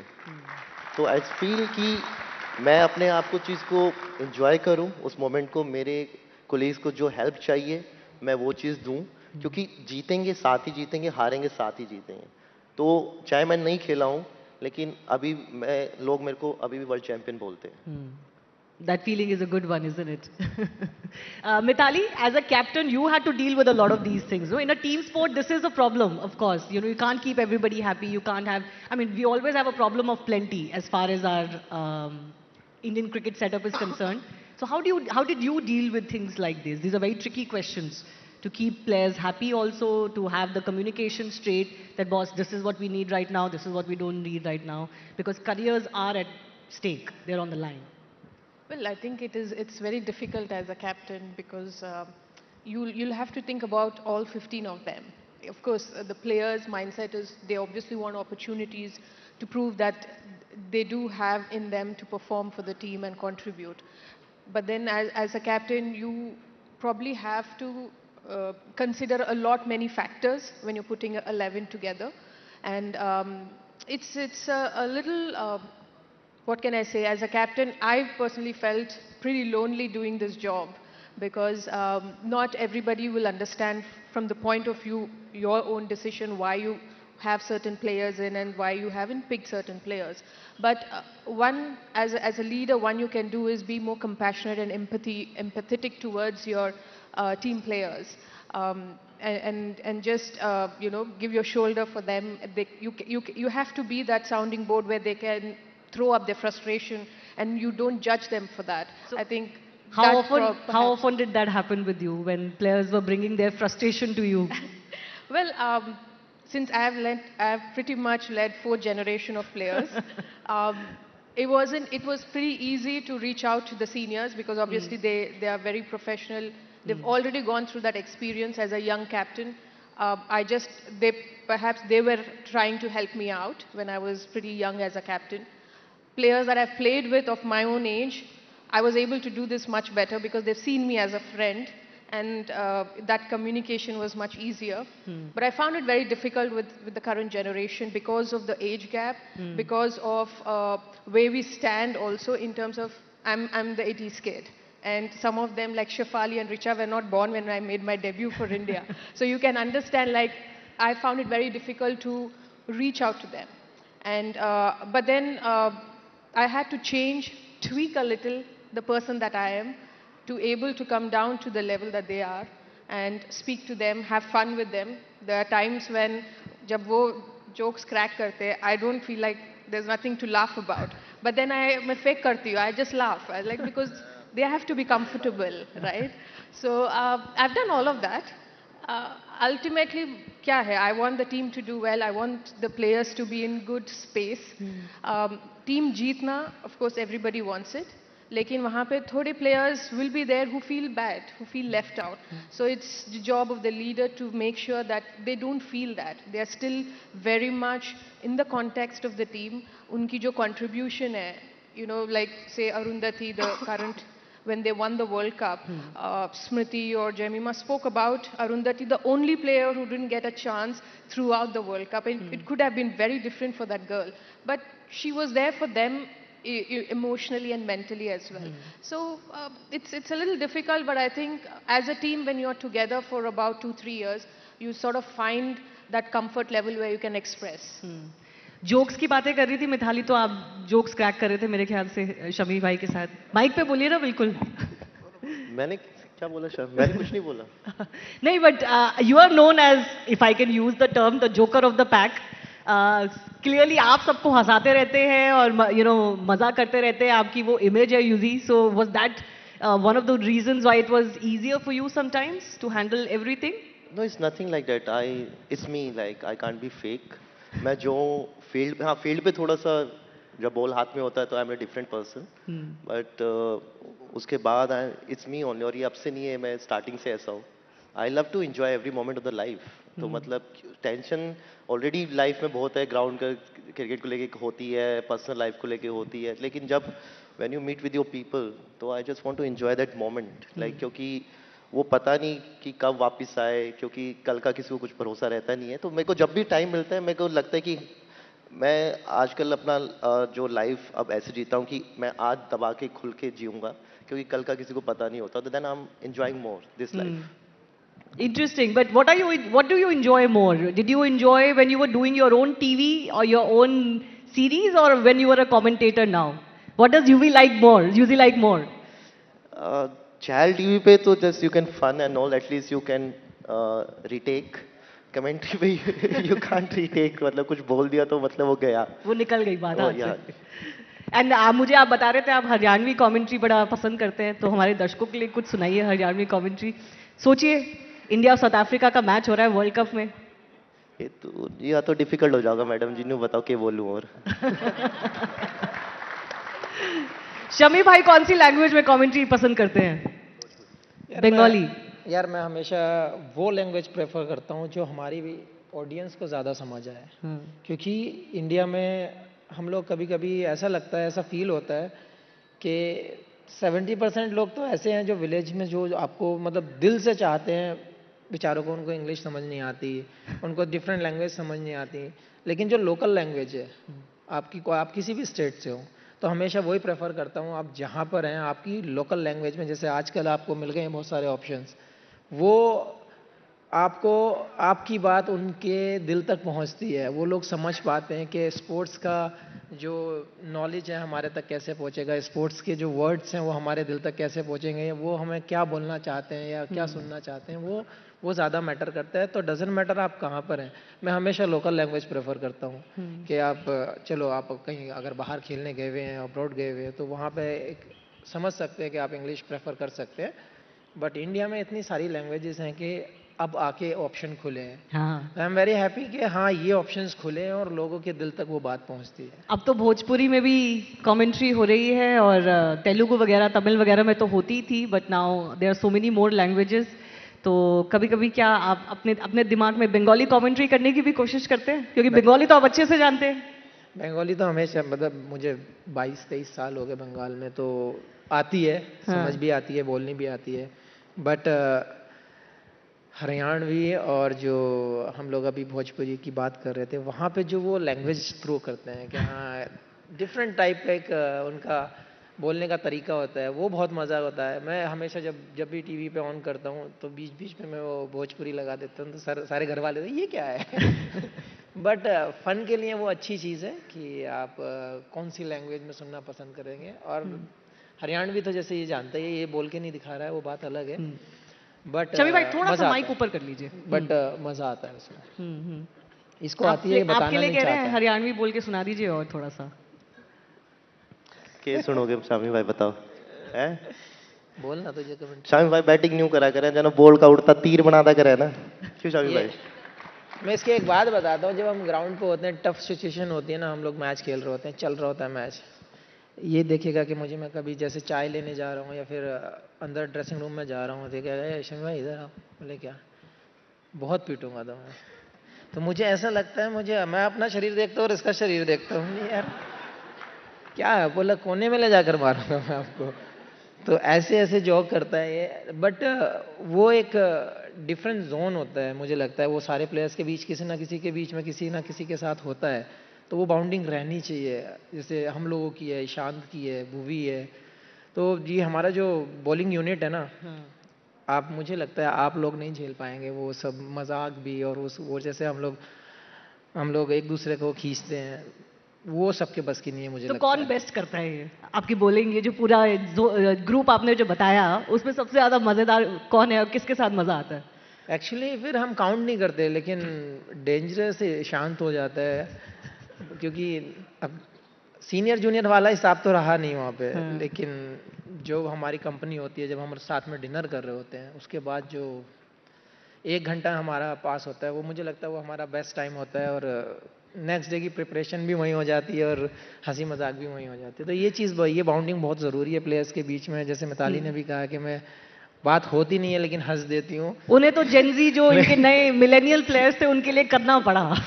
बट हमारे बीच में ऐसा है नहीं, आप नहीं भी हंसोगे तो हंसना आ जाता है वहाँ पे, क्योंकि बातें वैसी चल रही होती है। बिल्कुल बिल्कुल, because it's so stressful isn't it Yuzi to be in this competitive sport and competitive cricket with the Indian team.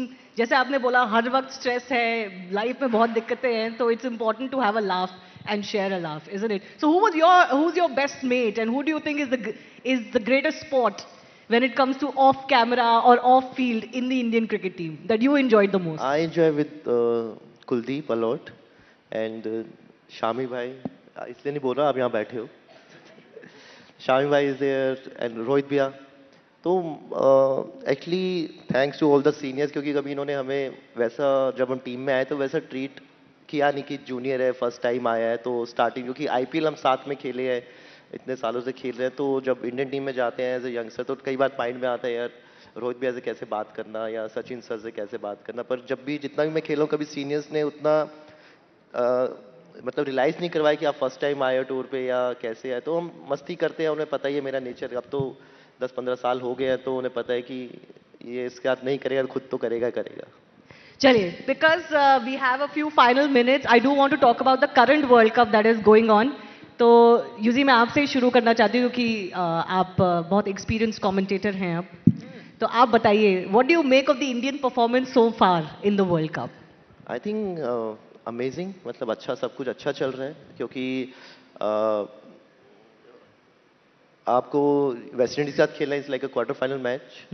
आप, क्योंकि ये सब क्या कहते हैं कि वर्ल्ड कप में ना, सब कहते हैं सारी टीमें जाती है, सब कंट्री जाती है कि उनकी टीम जीते जीते जीते, लेकिन आप अच्छा खेल के जब हारते हो ना तो इतना बुरा नहीं लगता है। और वो इंडियन टीम कर रही है, और लास्ट टाइम के हम चैंपियन हैं, और जितनी बायलैटरल सीरीज हमने पहले करी है सब टीमों को वन साइडेड हराया है, और वो कॉन्फिडेंस है। और जिस हिसाब से टीम खेल रही है, तो ये तो चैंपियन टीम है, ये हारेगी तो खुद ही हारेगी, इसे कोई हरा नहीं सकता। नहीं, बट अभी तक चैंपियन टीम लगी है आपको? तभी तो मैम आगे तक सुपर 8 तक आए हैं मैम। आपको कंट्रोवर्सी चाहिए तो मुझे बताओ। एक टाइम के लिए तो थोड़ा सा प्रॉब्लम हो गया आप कंट्रोवर्सी के लिए तब से बैठे हो, मैं नहीं दूंगा। मैं आपसे एक ऑनेस्ट रिव्यू चाह रही हूँ, आप ये मत सोचिए कि आप कमेंट्री बॉक्स में बैठे। ऑनेस्ट रिव्यू तो वही दे रहा हूँ ना, क्योंकि इस फील्ड से हम खेल चुके हैं और अभी भी खेल रहे हैं, तो बाहर से ना क्रिकेट बहुत इजी लगती है। बाहर से ना कई लोग हैं जो शामी भाई को बता देंगे आउट स्विंग कैसे डालनी है, इन स्विंग कैसे डालनी है, लेकिन उस प्रेशर पे डालना वो टीम हमारी अच्छे से कर रही है, तभी आज वो 15 लोग वहां पे हैं। ठीक है, मैं नहीं दूंगा। ये नहीं बोलेगा। आपको क्या लगता है? नो सीरियसली, थोड़ा सा सेमीफाइनल में आने के लिए जो रास्ता था थोड़ा सा ट्रिकी हो गया था, अभी वो रास्ता थोड़ा क्लियर हो गया है, बट अभी भी एक मैच जीतना है, it's a virtual quarter final. और थोड़ा सा प्लेइंग 11 को लेके इस टीम में भी बड़ी बात हुई है कि क्या प्लेइंग 11 सही है, क्या नहीं था। जो साउथ अफ्रीका के अगेंस्ट जो लॉस था उसके बाद obviously the team had to rethink. तो what do you think honestly? मैं एग्री करता हूँ चहल के साथ कि आप जब ऐसे इवेंट खेलते हैं, जब आप आईसीसी जाते हैं, तो जो आपका बेस्ट 11 होता है, आपको बेस्ट गेम खेलना पड़ेगा उस लेवल में, क्योंकि जो इंडियन टीम है, जो हम लास्ट के कई सालों से देखते आ रहे हैं, जो T20 फॉर्मेट में जो परफॉर्मेंस दिखी है, मुझे लगता है टू बी ऑनेस्ट अभी भी आना बाकी है वो, और मैं चाहता हूँ कि सुपर 8 में वो परफॉर्मेंस आए। जैसे बहुत लोग अभिषेक को ट्रोल कर रहे हैं, या फिर तिलक हो, सूर्या हो, जितने भी हमारे बैट्समैन हैं। देखो, ट्रोल करना बड़ा आसान काम है। मैं अभी मीम बनाऊंगा, आपके ऊपर बना के डाल दूंगा, 50 लोग चिपका देंगे उसके ऊपर कुछ ना कुछ। बड़ा आसान है दूसरे को ऊपर से नीचे खींचना। लेकिन मैं एक ही रिक्वेस्ट करता हूं, जब आप अगर दिल से चाहते हो क्रिकेट, किसी भी स्पोर्ट्स को अगर आप सपोर्ट करते हो, पसंद करते हो, तो आपको उसके साथ रहना चाहिए, आप अच्छे में भी खराब में भी। मैं मानता हूं कि इंडियन टीम की वो परफॉर्मेंस नहीं आई है जो परफॉर्मेंस हम एक्सपेक्ट करते हैं, और जो इंडियन क्रिकेट टीम ने खेला है वो परफॉर्मेंस अभी नहीं आई है। मैं चाहता हूं कि आने वाले मैचेस में इंडियन टीम वो परफॉर्म करे, क्योंकि अभिषेक के ऊपर इतने सारे मीम्स बना डाले आपने, सूर्या को उसने, आप लोगों ने उसको पीछे पड़ गए हैं। तो मुझे लगता है आपको अपने प्लेयर्स की सपोर्ट करनी चाहिए ऐसे टाइम में, और हमें होप करनी चाहिए कि इंडियन टीम वैसा खेले जैसा हम चाहते हैं। तो अभी भी परफॉर्मेंस बाकी है, और सुपर 8 में मुझे लगता है कि अच्छी परफॉर्मेंस आएंगी। छोड़ दीजिए, आपके हाथ में नहीं है, हमारे हाथ में नहीं है बेस्ट 11 क्या होगी, 15 कौन रहेंगे, क्या करेंगे। बस आप एक ही चीज़ कीजिए, जो हमारे 11 प्लेयर टीम के ग्राउंड के अंदर हैं वो हमारा बेस्ट दें, वो हमारी कंट्री को जीत दिलाएं। यही मैं बोल रही थी, तो यूजी मुझे कह रहे थे आप कंट्रोवर्सी ढूंढ रहे हो। नहीं, मुझे आदत हो गई है, मुझे फर्क नहीं पड़ता आप लोग क्या बोलेंगे।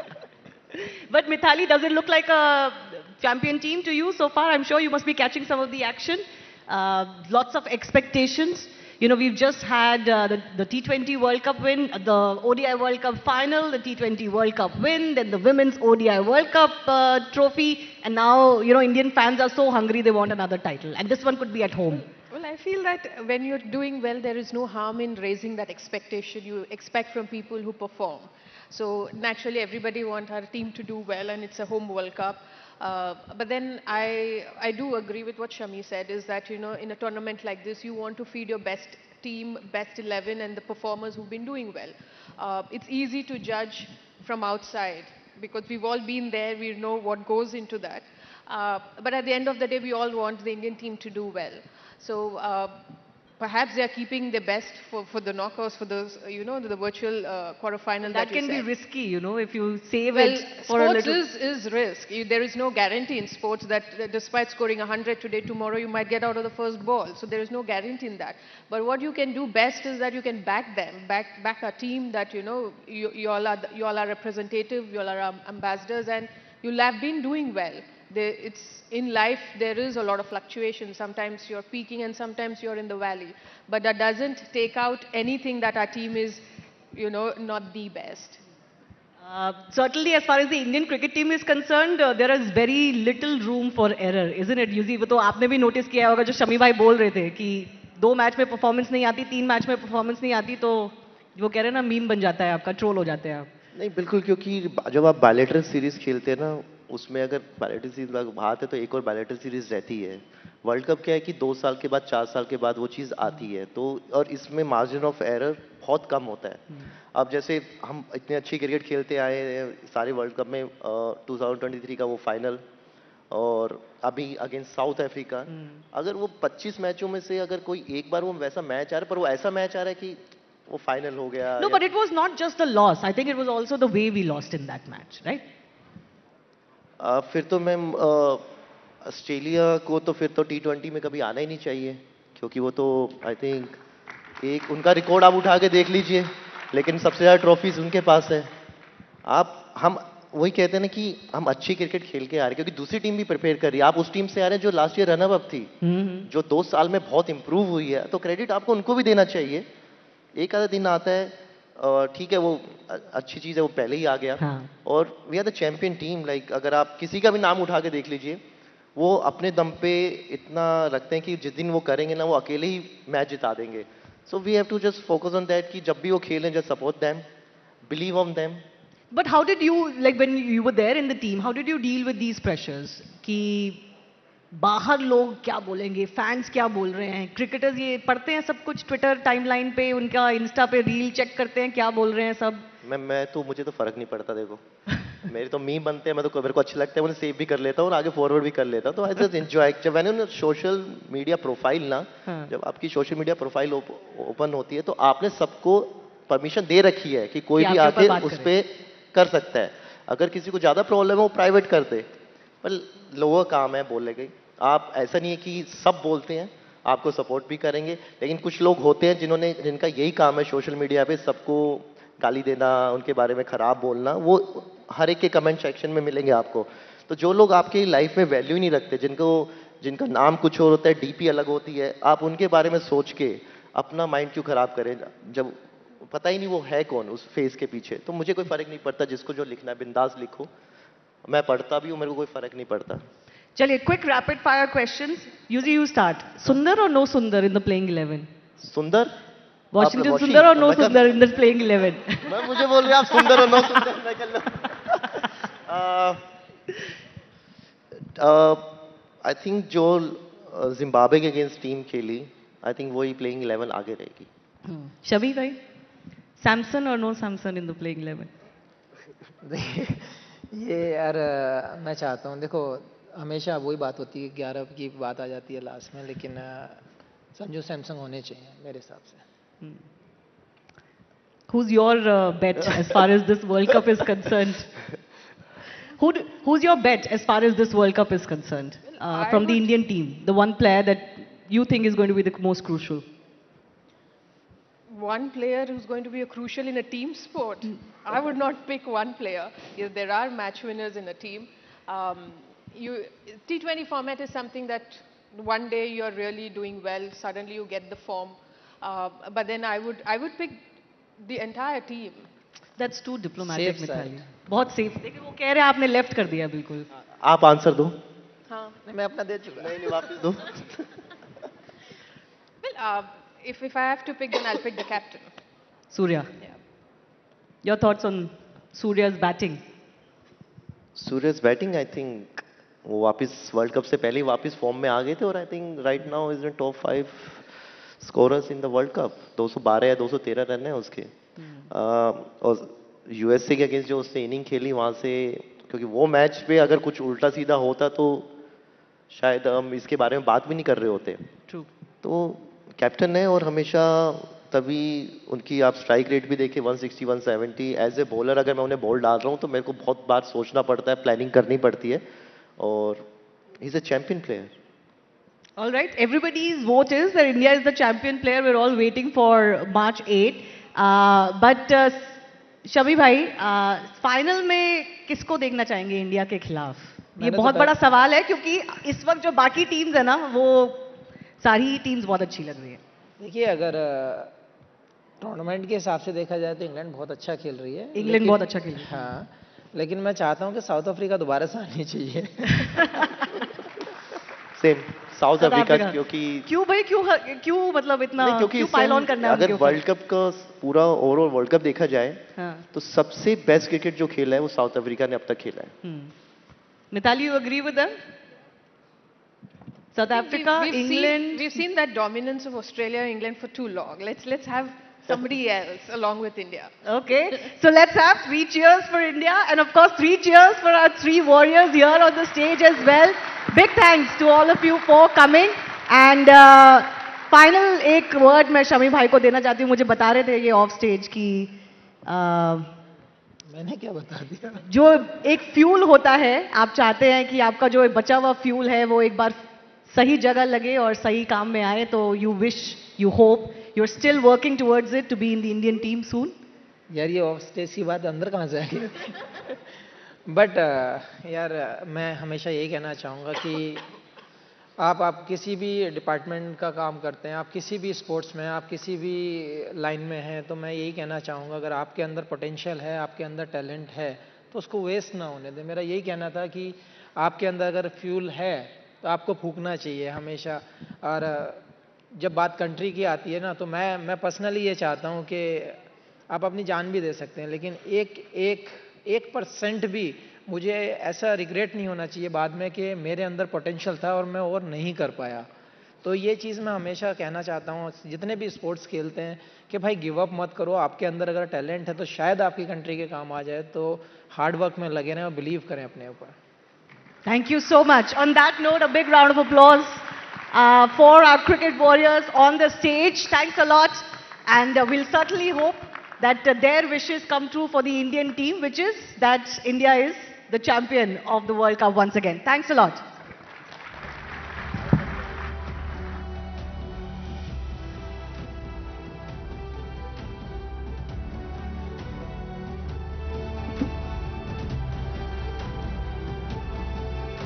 Well, can we have one more loud cheer for the incredible champions?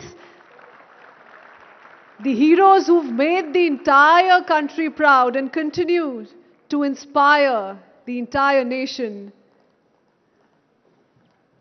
What we just witnessed was the power of teamwork and strategy on the cricket field. But let's shift gears to a different kind of winning play, tapping into one of the world's most dynamic conversations around what consumer markets are looking like. And yes, this is a conversation around India's role in this sphere. With its growing middle class, young population and increasing aspirations, India is no longer just a market. It is a global growth driver. For global brands, India's moment is now. A time to innovate, localize and connect with a consumer base that's hungry for quality, value and experiences. Let's understand how global brands can succeed in this vibrant market. Please welcome Jean Toboul, CEO of Pernod Ricard India, for a conversation on India's consumer landscape, growth opportunities and what it takes to win in this exciting market. In conversation with Anand Narasimhan for a session on India's turn, global brands bet big. Over to you, Anand.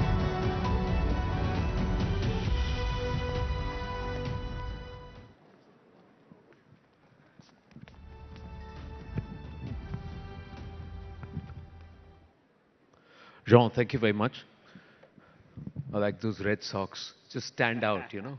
How do you make your brand stand out in a competitive market like our country? Thank you. Thank you. I'm very happy to be here. It's the billion-dollar questions, but I think it's through consistency and experience. India, and it was said before, is not a market where you apply only global recipes. You have to be locally relevant. That's what we try to do with our brands, which are, for most of them, produced here in India for Indians. And we try to be very accurate in the experience we provide to the consumers. Along with it being competitive, it's also very diverse. You know, they may want to drink the same thing, but they drink it differently or for different occasions, and also culturally, socially, very diverse. So there's certain things which are similar, certain things which are diverse. So how easy or difficult is it then? No, this is very true, and that's something that we have learned throughout the years.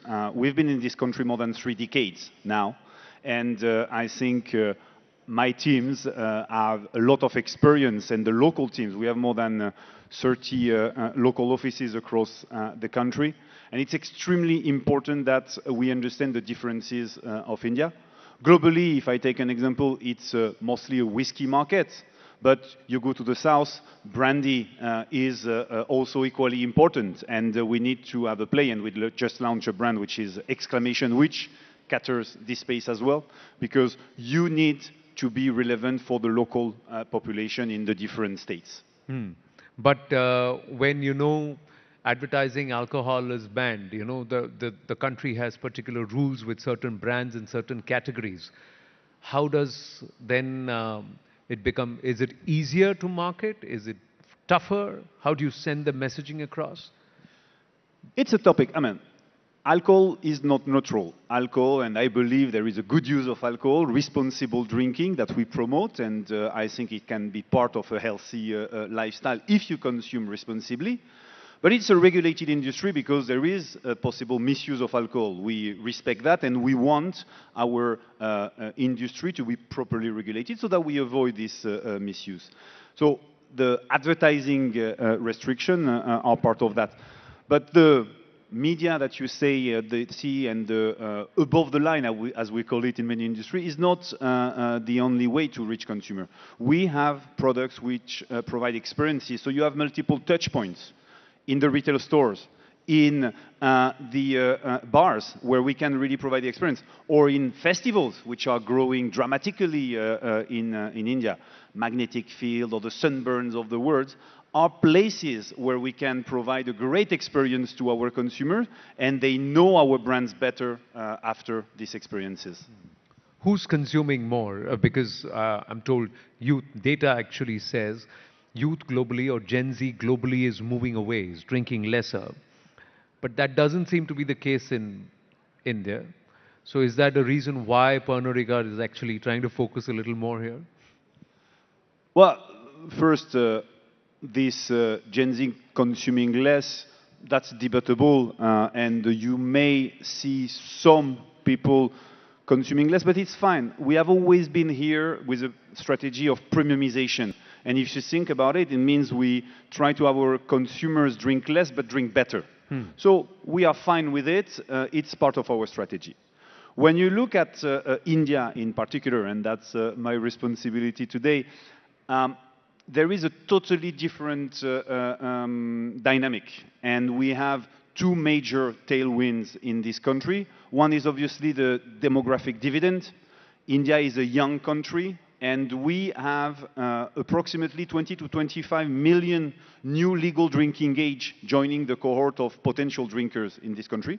Some of them choose not to drink, and it's perfectly okay. It's their choice. But the one who choose to drink, we want to be there to provide them with quality brand and the right experience. So that's this demographic dividend, first big tailwind. And then obviously the economic development of India. We play in the premium segment of spirits, and with the rise of the income of Indian, average income, but also the discretionary, the disposable income, which is disproportionately growing, we are seeing more and more people interested in our categories, where we provide not only a good liquid, but also a great experience, and being part of the lifestyle of our consumer is really what we aim for. When you were told 3 years ago, Jean, you got to go to India and you got to handle the business there, what did you think about that responsibility? And 3 years later, what do you think about Bharat and its people? Well, I must admit, I didn't know India very much when I was asked to come here. And I'm very happy that I said yes, because it's a fantastic experience. I knew the position was great, the opportunities were there. What I didn't realize before, and that I'm learning every day about, is the diversities of these opportunities and the richness of India. So as I said, we have 30 commercial offices, we have 19 plants across the country, because we need to produce in various states. And I constantly travel in the country. I was in Bangalore yesterday, I was in Vizag the day before, just to get the pulse of India and understand how we can be relevant in each of the states, what are the preferences of the consumers, how we can take a global brand and make it relevant in one particular state, how we can take our giant brands like Royal Stag or Blender's Pride and adapt sometimes the liquid, sometimes the variant that we bring to the local taste, and making sure that it is, again, relevant there. He's a master at his craft, isn't it? How beautifully in 2 answers he's plugged so many of his brands. Yeah, Jean, I have to credit you there. But, you know, this FTA that's going to be signed, Bharat is signing a lot of trade deals. And one of the conditions was to reduce the entry barriers for foreign spirits. So be it UK, be it the FTA or the mother of all deals with the European Union, how's that going to impact your business, your approach to Bharat? And does that mean that you're going to be making less in our country and bringing more from the outside? So it's very positive. And as an international businessman, I'm always supportive of free trade agreements. And I think it's really bring opportunities both ways. this UK FTA and the EU FTA that will come later, the text was just published yesterday, are great opportunities, of course, for the UK or for European Union to trade with India, but also the other way around. And we do produce in India and sell in India 97% of our volume, but we also export these brands. So there will be these opportunities. At the end of the day, we're talking about different opportunities at different price levels. So we should not see the imported brands as competition to the local brand.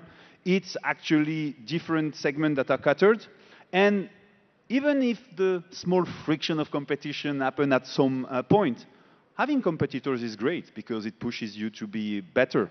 I think the fantastic rise of Indian single malt that we see today, probably some of it is inspired and pushed by the great Scottish single malt that used to exist, but also the example that Japan has been doing, or Taiwan with their brands, and Indians are jumping in with their own touch. We have one brand, I will name it also, Longitude 77 in that space, and this is really something that benefits both ways. And Indian bringing their local touch to this segment is an addition to the enjoyment for consumers. How do you see tier 2, tier 3 markets in our country approach premium drinking, premium alcohol? It's extremely important for us. As I said, we've been 30 years in the country. We have some of the biggest whiskey brands in particular in this country. So we cannot rely only on Metro. Metro are important for us, but it's not enough. So we do cater to the entire country, and you see disproportionate growth there. So this is really, really a strategy that we have. And we bring our product, we innovate with the local brands to cater the needs of these consumers, which are for now at a stage of their consumption journey, which is still in local brand only, may go to imported brand one day, or may not, because we have fantastic offers with local brand as well. Which of your brands, which are, you said 97% of your volumes are manufactured in our country. Which of your brands do you see from Bharat to the world? Because Pernod Ricard brings a lot of international brands in its stable into the country. So which are the brands which you see are going to go from Pernod Ricard to the world from here? Well, the two giant brands that we have, Rostag and Blenders Pride, they're available in more than 65 countries in the world. So we do have this already. Our local Indian single malt, Longitude 77, is already available in Dubai. We are discussing to make it available in the US. There is all of our local brands which have the possibility to reach through our international networks of affiliates at Pernod Ricard or with other partners if necessary. And we cater both the Indian communities in the countries abroad or local consumers who do recognize the strengths and the fantastic quality of Indian brands. Let me also ask you, a lot of brands which are water heavy, agricultural produce heavy, power heavy, today have to also show a certain level of green growth, sustainability, moving towards net zero, reducing your carbon footprint. How has Pernod Ricard been able to perform in this metric? So this is extremely important for us. For two reasons. We are a global group. We have global commitments, which we want to respect. We know it's the only way to be sustainable for the future. Pernod Ricard is a group that is a family-owned company originally. Our founder, Paul Ricard, was very advanced. We still have an oceanographic institute in a small island in the south of France, Les Ambiers, and in the 60s when he established that was kind of something nobody was doing. So very much in advance. We have this sustainable development goal, which are very measurable, and we must apply them in India because India represents 1/3 of the volume of the group. You were talking about water. It's very important. We do replenish more than 2 times, more than 2.5 times the water that we use into nature through the complex system of water ponds that then are going back into the circulation of water. We look very much at our carbon footprint. So we were the first in the country to remove we call it monocarton, so the boxes around the bottles. Yes. That's an extremely important move that actually we're very proud that we didn't impact only with our action. Competitors followed, and so it removed even more of this monocarton, which honestly are not that useful on the brand. That's another example. And we have multiple examples. Many of the local brands do jump into the hipster format with plastic. We are going to go there, but we have decided to do it when we have a solution to do it with 30% recycled PET, and when we know that the impact on the environment will be lower than a glass bottle. So all these topics are extremely important for us. So you are ticking all the boxes consciously, not because you have to do it, but because you want to do it? Because it's the only way to be sustainable for the future. A world without water will be a world where there is no more business to do. So it's extremely important that we protect and we take this responsibility. I think being as I was saying, in an industry where we need to acknowledge the responsibility of responsible consumption, making sure that we develop a sustainable business for the generation that come after has always been embedded into our way of thinking and way of doing business. Well, as a news network, we've got to walk the tightrope between revenue and ratings. So you've got to have the audience watching you while you don't compromise that, but you've got to also, because we are a cost center, you've got to look at revenue. For you, it is volume and value. So how do you find the balance, or do you tilt towards volume more than value? No, it's more value than volume. As I said, premiumization, which has been a strategy that we have applied worldwide and in India for many years, means we really want to push consumer to drink better. That's our goal, and we try to see consumer trading up, sometimes from non-operating segments to our categories. And when they are within our operating segment, how we can give them better experiences with even more premium products. So value is more important, and we really look at a way to deliver value to the consumer for really a great experience. People, of course, they want a great liquid when they drink a spirits, but they want the lifestyle and the experience that go with it. And we really pay attention to deliver all of it. All right, less than 5 minutes on the chat, so I'm going to move away from the corporate talk to something personal from you and to understand for all of us. There are a lot of future leaders sitting here. You're CEO of one of the largest, companies in this segment in our country, and also the world over. You are part of the global leadership in Pernod Ricard. What are the leadership lessons that you've learned which you can share with us, especially when you operate in different markets? And you come from one market, you've got a learning there. You come to another market and the variables change, don't they? Regulations change, the atmosphere in which you would work, the business environment change, the people, consumers change. So how does your leadership style change? Or how do you adapt? Well, it's super important to be agile and adaptive. And this is something I have learned hopefully early enough in my career. I've been posted in different countries. And when you arrive, even as the CEO in a new country, there is a few elements that you can drive and you can bring your style. But there is a lot of adaptation, understanding of the culture of the country. And I think when you come to India, it's the next level, because you don't have to understand one culture, but several cultures, which makes it even more interesting. So you were asking what advice I can give. It's be bold and be agile.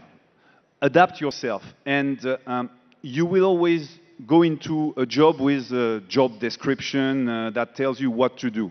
But look at what you can do more outside of this job description, how you can contribute to your organization even more than what is on paper.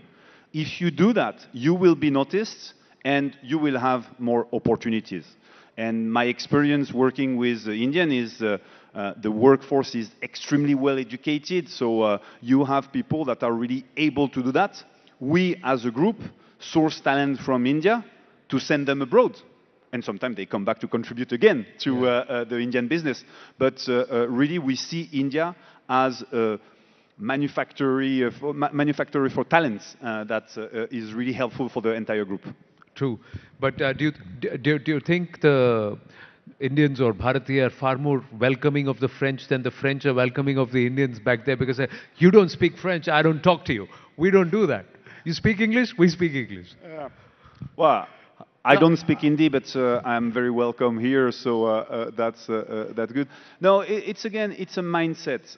Yes, Indians are very welcoming, and I have had a fantastic experience in this country on the almost 3 years I've spent here so far. And I would say most of the French people would be similar. You might experience difficulties with the language because us French are not always good with English, but the intention is there. And I find a lot of similarities in the mindset, in the willingness to be outgoing, to share stories, and the natural exchange is easy, the connection is easy to get. How do you tide over cultural differences and also this entire, if for want of a better word, ego block? Who's he to tell me? Why do I have him to come and tell me what I should do? It happens to every leader. And on the other hand, you as a leader also have to show a certain level of humility to say, listen, I need to learn from them because they work this market more than I have. So how do you figure that out? And how much time does that take? 6 months, 1 year, 6 weeks, or it varies? Forever. It's no, but that's probably the easiest question of all. I come here, I know nothing about the Indian market, and I have a lot to learn. And I have excellent teams who know the market and who teach me. My role is to stitch the things together, to push them to do even better. But I'm not here to teach anybody about the Indian markets. I have people who know much better than me. And I learn from them, I try to understand, and again, I push them to work better together, I push them to exceed the expectation, but I'm not the one who will teach anybody about India. So what are you going to be doing? And what do you learn? Well, so far I've learned so much about how to do business differently in India. The brand we just launched recently, which is Exclamation, covering 5 categories of spirits with one brand. When I was first presented this project, I said, no way, we don't do that in our industry. And there is no good example abroad of a successful brand covering different spirits category. In India, it's possible. An umbrella brand works in our industry. And this is something that my team has taught, showing me examples, being very convincing about it. And then we launched it. Yeah, because you can put an exclamation after anything, right? And change the explanation. It's true. It's true that India is an exciting country. All right, on that note, Jean, lovely speaking with you. Thank you so much. And thank you so much for being such a wonderful partner and invaluable one with us here at the Rising Bharat Summit 2026. Thank you. Thank you so much. Thank you.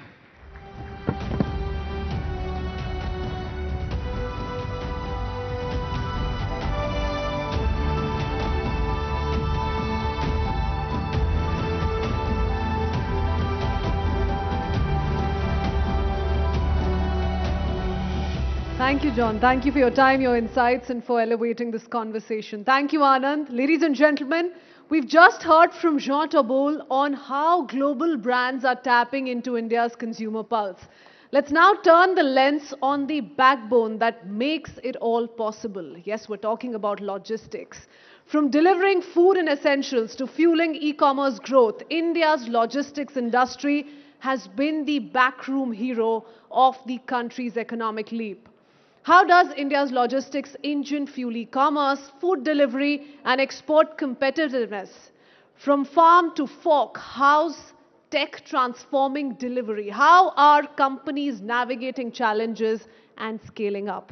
Let's unpack India's logistics leap, the tech, the innovation and the opportunities with the leaders who are driving this change. Please welcome Mr. Abhishek Chakraborty, CEO of DTDC Express, Mr. Gautam Kapoor, co-founder and COO, Ship Rocket, and Mr. Angad Khilka, CEO and founder, City Mall, in conversation with Shweta Punj for a session from factory to door, made in Bharat, delivered with love. Shweta, over to you.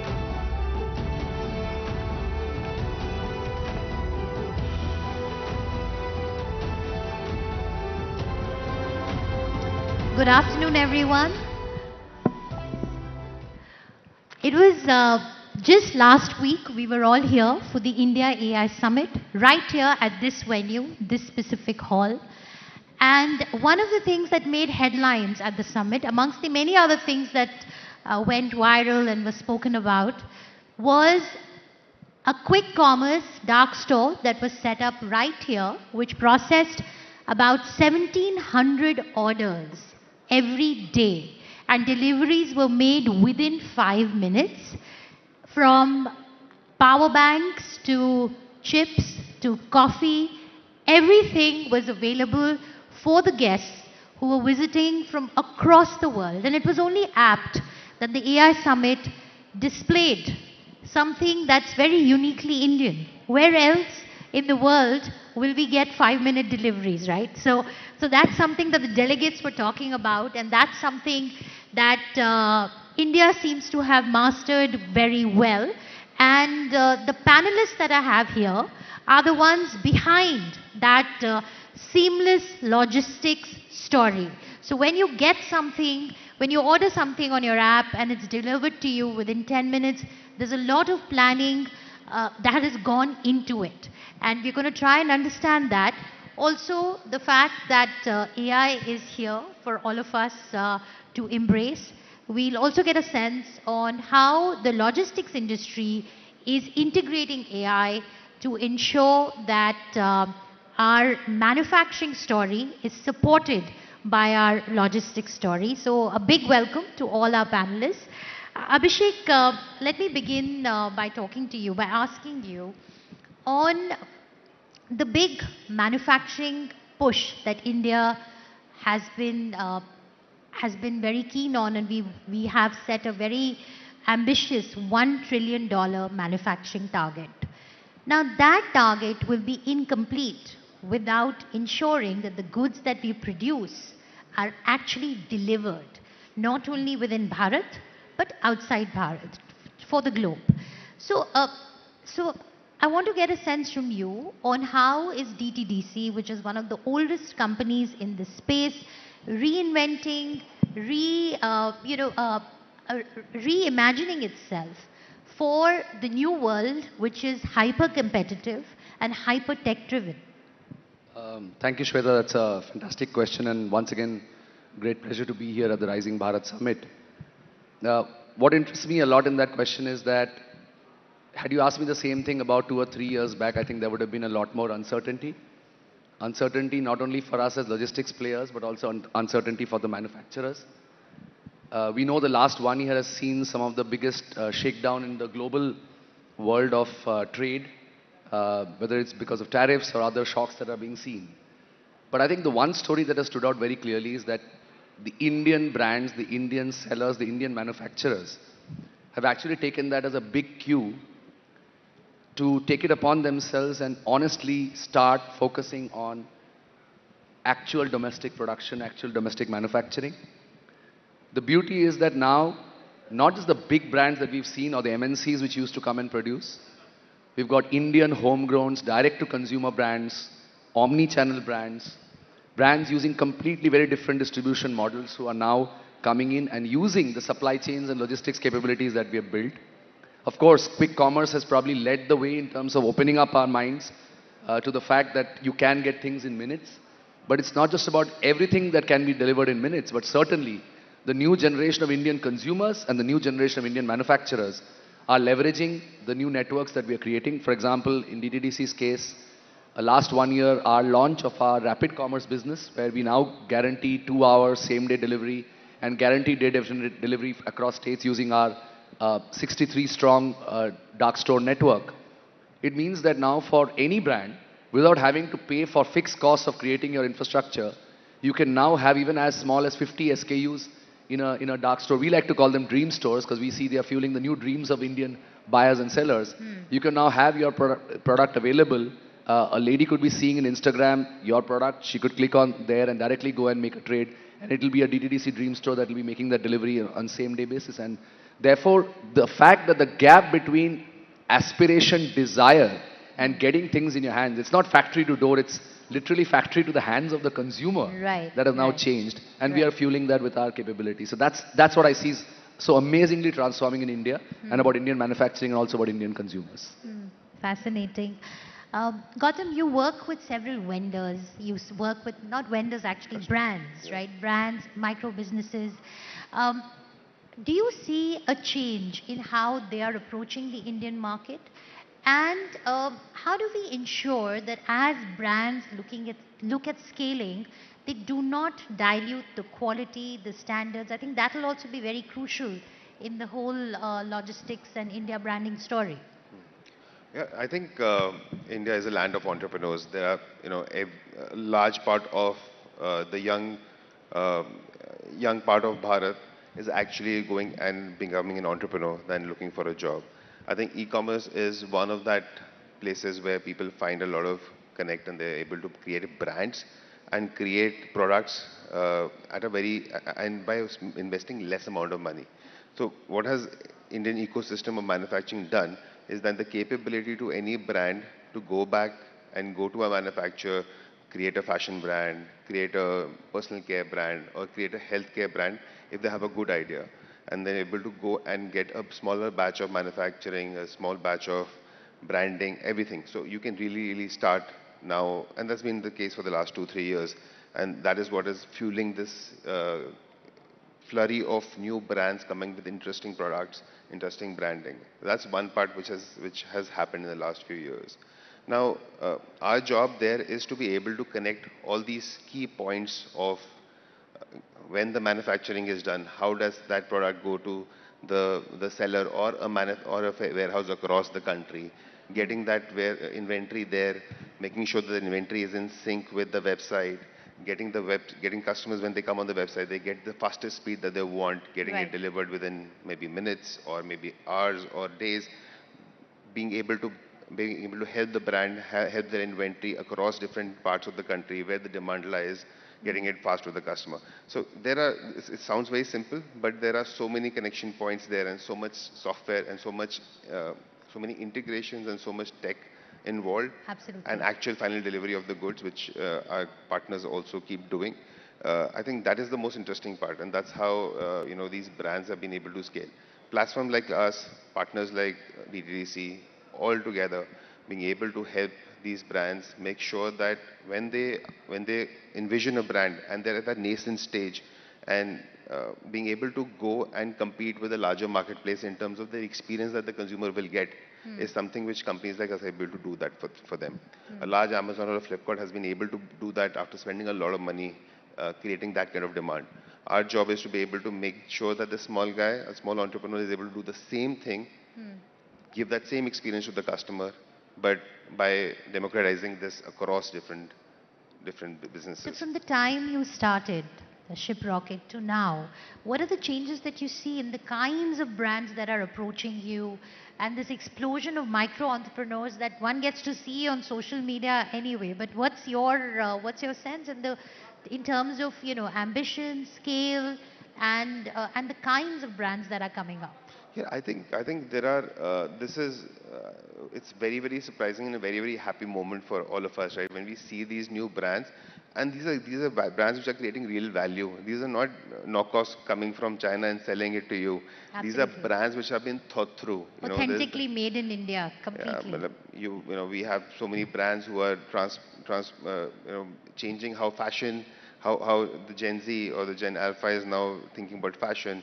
How they're using Indian fabrics in, how athletic wear, for example, crazy things like those, and how, clean protein is coming from the Indian produce and how is it better than a global product, etc. So I think they are really hitting the new customer out there, and these brands are those same customers, and that's real value which is being created. So real innovation happening on the consumer side. And a lot of value being created to be able to enable these smaller brands. All that kind of packaging, all that kind of manufacturing capability these large manufacturing companies are bringing in, which then forth are helping these brands. So think about it like an ecosystem which is now creeping up and becoming big. Yeah, right. Angad, you're the founder and CEO of City Mall, where you're working with Bharat. You're working with tier 2, tier 3 cities. You're working in the rural areas. And according to data, in the e-commerce space, there's more demand coming from rural India than urban India. Who would have thought of that, right? Who would have thought of people placing orders online in rural India? So just take us through your journey. Take us through the changes that you have seen in how Bharat buys, and what is it that it's really spending its money on? Sure. Thank you, Shweta, for inviting me. You're right. I think in this entire euphoria about 10-minute deliveries, fashion, D2C brands, exactly the largest market in India, which is the low middle income consumers living in tier 2, tier 3, tier 4 towns. Also in the largest category, which is grocery. Grocery happens to be 40% of the household spend, has been completely ignored. And the biggest reason why it's been ignored so far has been because the logistics infrastructure rails required to deliver a grocery order profitably, reliably at the doorstep of the end consumer has not been made. So, the entire thesis, I would say the vision of City Mall is to build that distribution infrastructure into the tier 2, tier 3, tier 4 households to make, to provide the lowest cost, best price, best quality groceries delivered at home, obviously with love. So, that's the entire idea about what City Mall is all about. What we've been seeing is, and when you talk about the low middle class consumer group in these towns and cities, there is a lot of aspiration, and that aspiration is being driven by the content proliferation. So, just for as an example, on our platform, we see a lot of upcoming newer categories like Korean noodles, which is one of the largest growing categories for us, being sold on our platform more than the normal noodles. So, so a lot of that aspiration is being driven by content, and our job as a platform is to make those aspirations affordable for these consumers. So is Bharat premiumizing, or is it trading down? So, interesting question. So, Bharat is becoming aspirational. They are wanting to try out newer and newer categories that are aspirational, that are premium in nature, but they want to make sure that they want to have it in at affordable price points. So, for example, an aspirational product, let's say like a peanut butter, would sell more in smaller packs than in larger packs, because those smaller packs make it more and more affordable to that consumer segment. So, yeah, so it's like aspirational products and product categories at price points that don't hurt their pockets is what Bharat needs.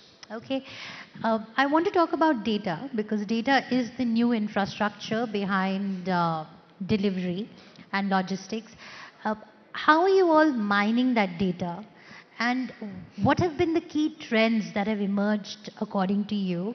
And I also want you to do a little bit of crystal ball gazing on, how do you see the logistics industry adapting to the new data trends that are emerging? No, it's a great question, Shweta, and I think maybe I'll connect it with what you started off with about the fact that right here in this hall, less than a week ago, we had the AI Summit. See, I think for a long time we had been looking at data, but data was too transactional, too fragmented to actually make sense of it. Once we started putting in our investments in terms of artificial intelligence, the ability to churn the data and use it as a true source of power, as a true source of customer experience, I think has really increased. So just to give you an example, in our case, we have our own in-house GPT, which is called the DDDC Interactive Virtual Assistant. We call her Diva.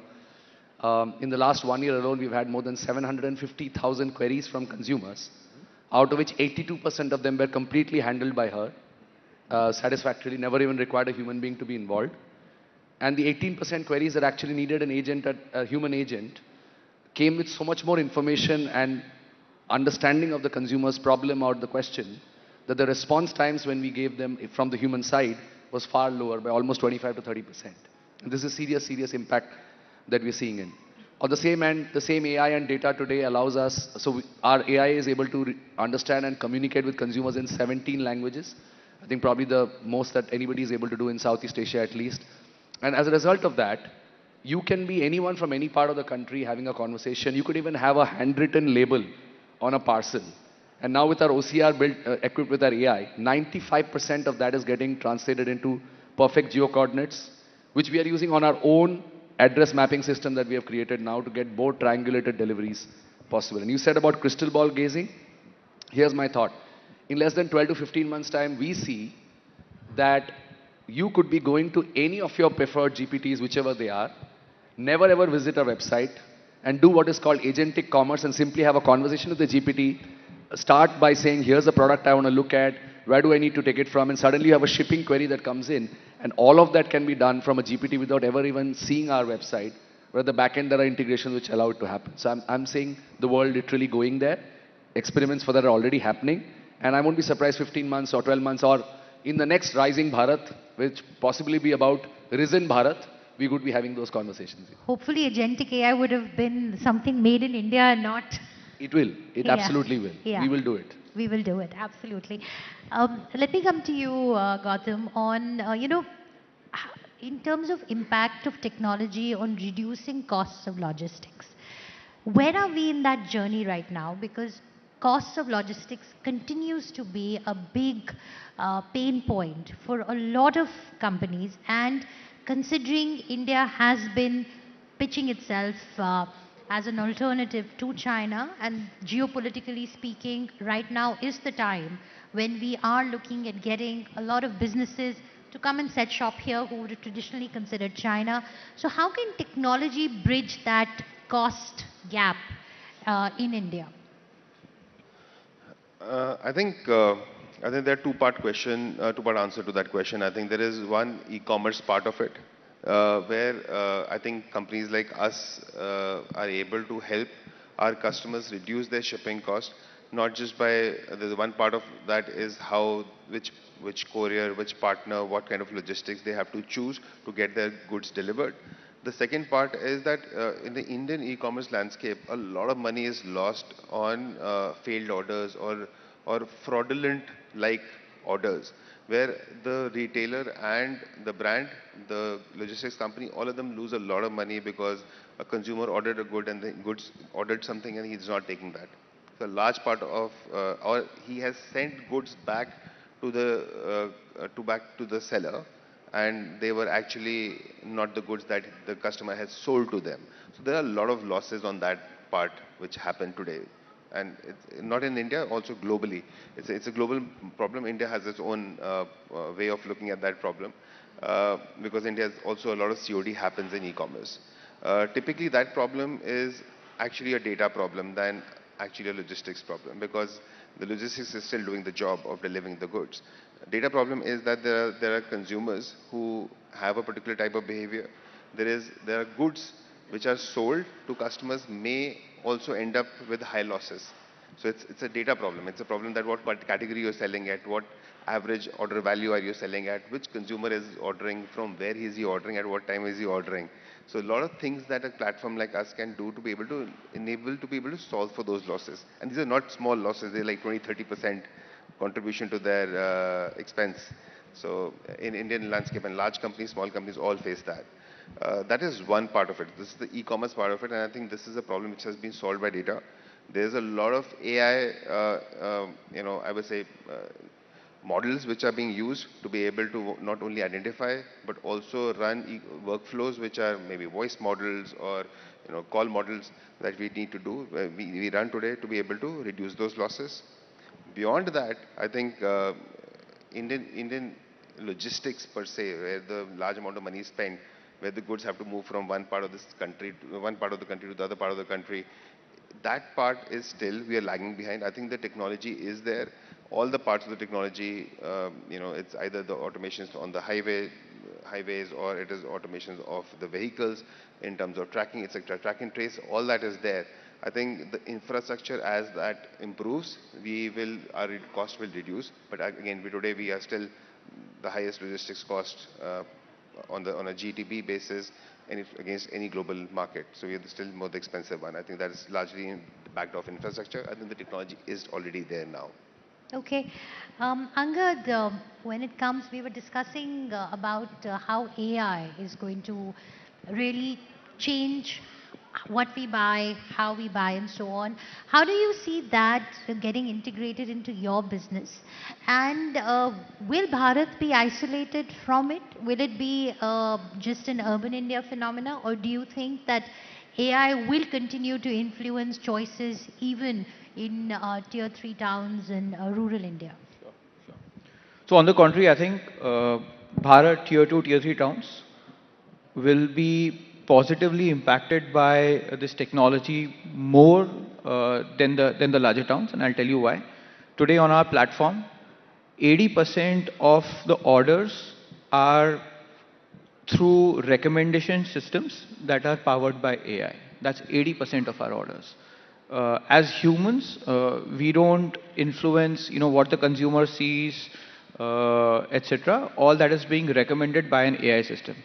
And an AI model is significantly more efficient as compared to a human doing it, because they can be more hyper personalized for every user. What is the right product at this point in time, given what they have purchased earlier, etc., etc., can be done much better through an AI system than a human doing it. And obviously, as you go into like tier 2, tier 3, tier 4 towns, your propensity to normally browse the app the way we do it is lesser as compared to the more affluent consumers. Hence, using technology to get the right products recommended to you at the right point in time is much higher for that consumer groups. And now with voice AI coming in, it's going to be completely different. I think from a behavioral shift perspective of how the offline world works to how an online world works is going to collapse. The difference is going to collapse completely. You're going to order through your mobile app just how you would go and order in an offline world. And all this is possible only because of the the developments that are happening in this technology. So the next question, which I'm sure is also probably on everyone's minds, is on the impact of AI on jobs in the logistics industry. This is an industry that employs lakhs of people. And Abhishek, I was reading about a new dark center that you've started, which is completely run by women. Now, if we were to look at what's happening in China, where they have zero human intervention in their dark centers, they're fully automated, do we see India also following that path? And what are the kind of jobs that you think will be done away with? And what will the new job structure look like? See, I think this debate has come up many times through many cycles of technology development that have happened over the years. Ours is an industry where the human touch and the human impact is always very critical, because at the end of the day, we are talking about physical delivery, physical pickups, and physical transaction of products. Yes, but there robots do deliver. Yeah, they do. And it's happening already. They do. But I think India is still some distance away from probably getting to that, simply because our markets, our cities, our urban and semi-urban places are not yet as homogeneous to be able to introduce that. I think labor costs still are quite favorable for us to still see more value in certain parts of our business. What I do see is that repetitive jobs in certain parts of the supply chain, especially the middle mile part of it, for example, sortation, picking and packing of products, computer vision, which can be used to now see where a package should be moving. I think those are areas in which human intervention will be lesser, which means AI will be more of an agent supporting, assisting, enabling the human beings to be more efficient. But at the same time, for the same reasons that I'm sure Gautam, Angad, we all of us believe, as more and more Bharat penetration of services and requirements is going to go in, we know that we have not even seen 10 or 15% of the total market. So you will have probably the need for resources and people enabled with technology going far more deeper. And I think as you quoted China, as China grew and China achieved success and became more automated, it did not mean that people were jobless. It did not mean that people were not being engaged.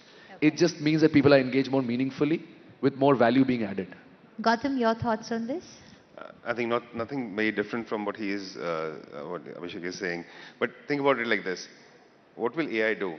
AI will just fuel the consumer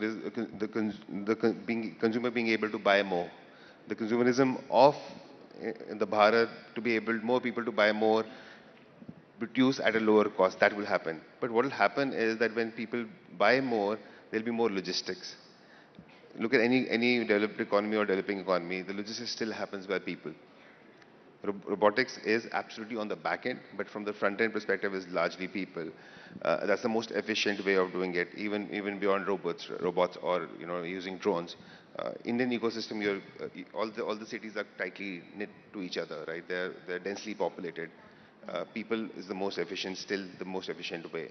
This is what happened with fast delivery, 10-minute delivery coming in. There was more employment there. You had e-commerce coming, there was more employment there.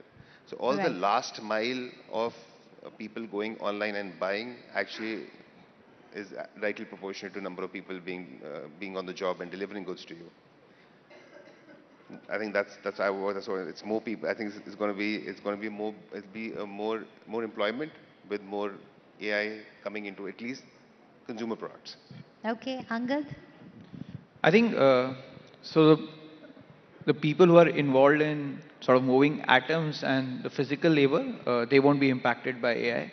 But the entire layer in the delivery ecosystem that enables that, they will become 10x more efficient. So the same person would be able to do 10 times more than what they would be. Then you'll need fewer people to do that job, right? Either that or the size of the pie needs to go up. Or expansion. Yes. Okay. I think the pipe will expand more than that's always. I think we all believe in that. The pie always happens. Very quickly, we're out of time. But one quick wish list from the government on what can be done to enable more efficiency in our logistics space. Very quickly, Abhishek, you. Just remove any hurdles for domestic or international trade. Specific. You have to be specific. You can't say any hurdles. Even faster and more brighter execution of all the FTA deals. To make sure that Indian products can reach the hands of people across the world. So more FTAs. Gautam? I think there's something interesting which has already happened, where how the new law in terms of helping Indian exporters through the e-commerce mode, being able to sell to global markets, being able to get their goods back. Earlier it was considered as a new import. Now you can actually get it back without paying the additional import duty on your own goods that you had sent forward. So all those things are very interesting. I think there are small little things left around it in terms of helping Indian companies sell to global markets. I think there are very, very small few little things left in that space that has to be corrected. So in the last 1 year or so, we've seen a sense of urgency from the government as well. There were initiatives announced in the budget, expansion of the amount of what MSMEs can export without approvals, and then we've seen the government go easy on quality control orders. So, but we've seen that happening in the last 1 year. Angad, if you were to suggest 2 or 3 steps that the government needs to take this simplification process forward, because logistics is going to form the basis of our manufacturing push. I think I would say just integration of technology into all the government processes, whether it is compliances, regulations, GST bills, etc., etc. Just the integration of technology into government will help companies like us a lot to be more and more efficient. Integration of technology into government. Yes. Okay. All right. I have some more time. So I want to talk to you all about the big elephant in the room, which is China, because there are inevitable comparisons that are drawn between India and China. For India to ride this manufacturing wave, there is so much that China has already done. Is it viable for us to copy the Chinese playbook where logistics is concerned, or do you think India India will need its unique solutions, which could use a bit from China, but we'll have to devise our own models that lend us efficiency. Abhishek. I think we have to have a reality check that China has had the credit of policies and systems that have been developed over 3 decades that has allowed them to become the dominant force that they are in terms of what they do in manufacturing or global supply chains. India's journey has just begun. But I think what I'm most encouraged by is in the short time that we've had, how Indian manufacturers, how Indian logistics companies, the whole ecosystem, including the government being a big part of it, the way we are moving and the pace at which we are moving, I think we must give a lot of credit to ourselves. And I'm a strong believer that India is not a homogeneous market. India is a very heterogeneous market. Our demographic dividend even within the country and the potential of using that across the world is very unique. And that means that how Indian manufacturers and Indian logistics companies are going to find solutions for distribution or getting products in the hands of people within India and across the world. They might be inspired to some extent by what China has done, but I think we will find our own unique way to do it. I think we have taken Jugaad also to the next level. It's no longer the helplessness that Jugaad used to be. I think there's true innovation that's now happening. And the Indian way of innovating is going to be different than any other way of innovating. And I think that's what works best for India and Indians and Bharat as well. And I'm very confident about that. Gautam, Indian way of innovation. I think all the markets change very quickly. What China has done in the last many decades is also said to be changed. There'll be a new guy changing that. I think India has that opportunity. India has the domestic capability for that domestic market to also support what we manufacture is sold here. Think about this industry that I specifically always think about is toys industry. See how it is transport. It has become very different. Everything at some point of time, everything was coming from China. And think about all the companies. I was talking to this one company who is now exporting 60% of what they produce to the US and the European market. It's a product which is out of India, designed in India, now sold globally. Wow. And there's no Chinese competition. And it happened in the last 5-6 years. This company called Skillmatics, right? They would make these interesting Right. gifts Yes. for things for toys for kids, right? Very interesting, right? And that's also coming from the support that the government decided to give the toys industry. And I think we have enough innovative entrepreneurs to be able to enable that. Manufacturing is today still is only a small bit of actually creating a product and making it a success. All right. Angad, very quickly, your closing remark on the competition with China. I think the times have changed. Chinese market, when it grew, were at different times. The context was very different. I agree that India is not a homogeneous market, it's a heterogeneous market. I think the real need of the hour right now is driving domestic consumption. And that's going to come through major reskilling programs for our entire population, given this, AI is already here. There is a need for major reskilling in India to happen to catapult us into the next phase of growth. That's, I would say, it's not China versus India, it's actually India versus India and AI. That is so interesting. And on that note, on that very optimistic note, we'll close this conversation. I think Angad sums it up beautifully. It's not India versus China anymore, but India versus India and Bharat 2.0.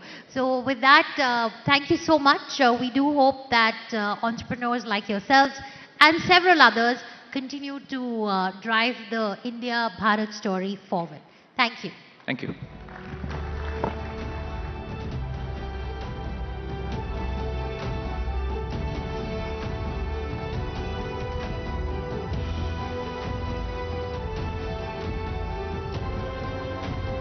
Well, thank you to our distinguished panel for bringing in clarity, depth and honesty to this very important conversation. While the logistics leaders, we have just through their voices seen, they've shown us how India's infrastructure is driving growth. Now, let's explore a different kind of frontier where nations navigate the complex game of defense, diplomacy and strategy, where the stakes are very high and the playbook is evolving. Joining us to decode this complex landscape is an expert who has tracked these shifts in global conflict and cooperation. With his expertise, we will dive into the intersections of defense, diplomacy, and technology. Please welcome Adrian Fontanellas, military historian and author, for a thought-provoking discussion on Disruptor's Dilemma, Defense, Diplomacy, and the Future of War, in conversation with Rahul Shivshankar. We need some energy in here. Please, a huge round of applause, ladies and gentlemen. Rahul, the floor is yours.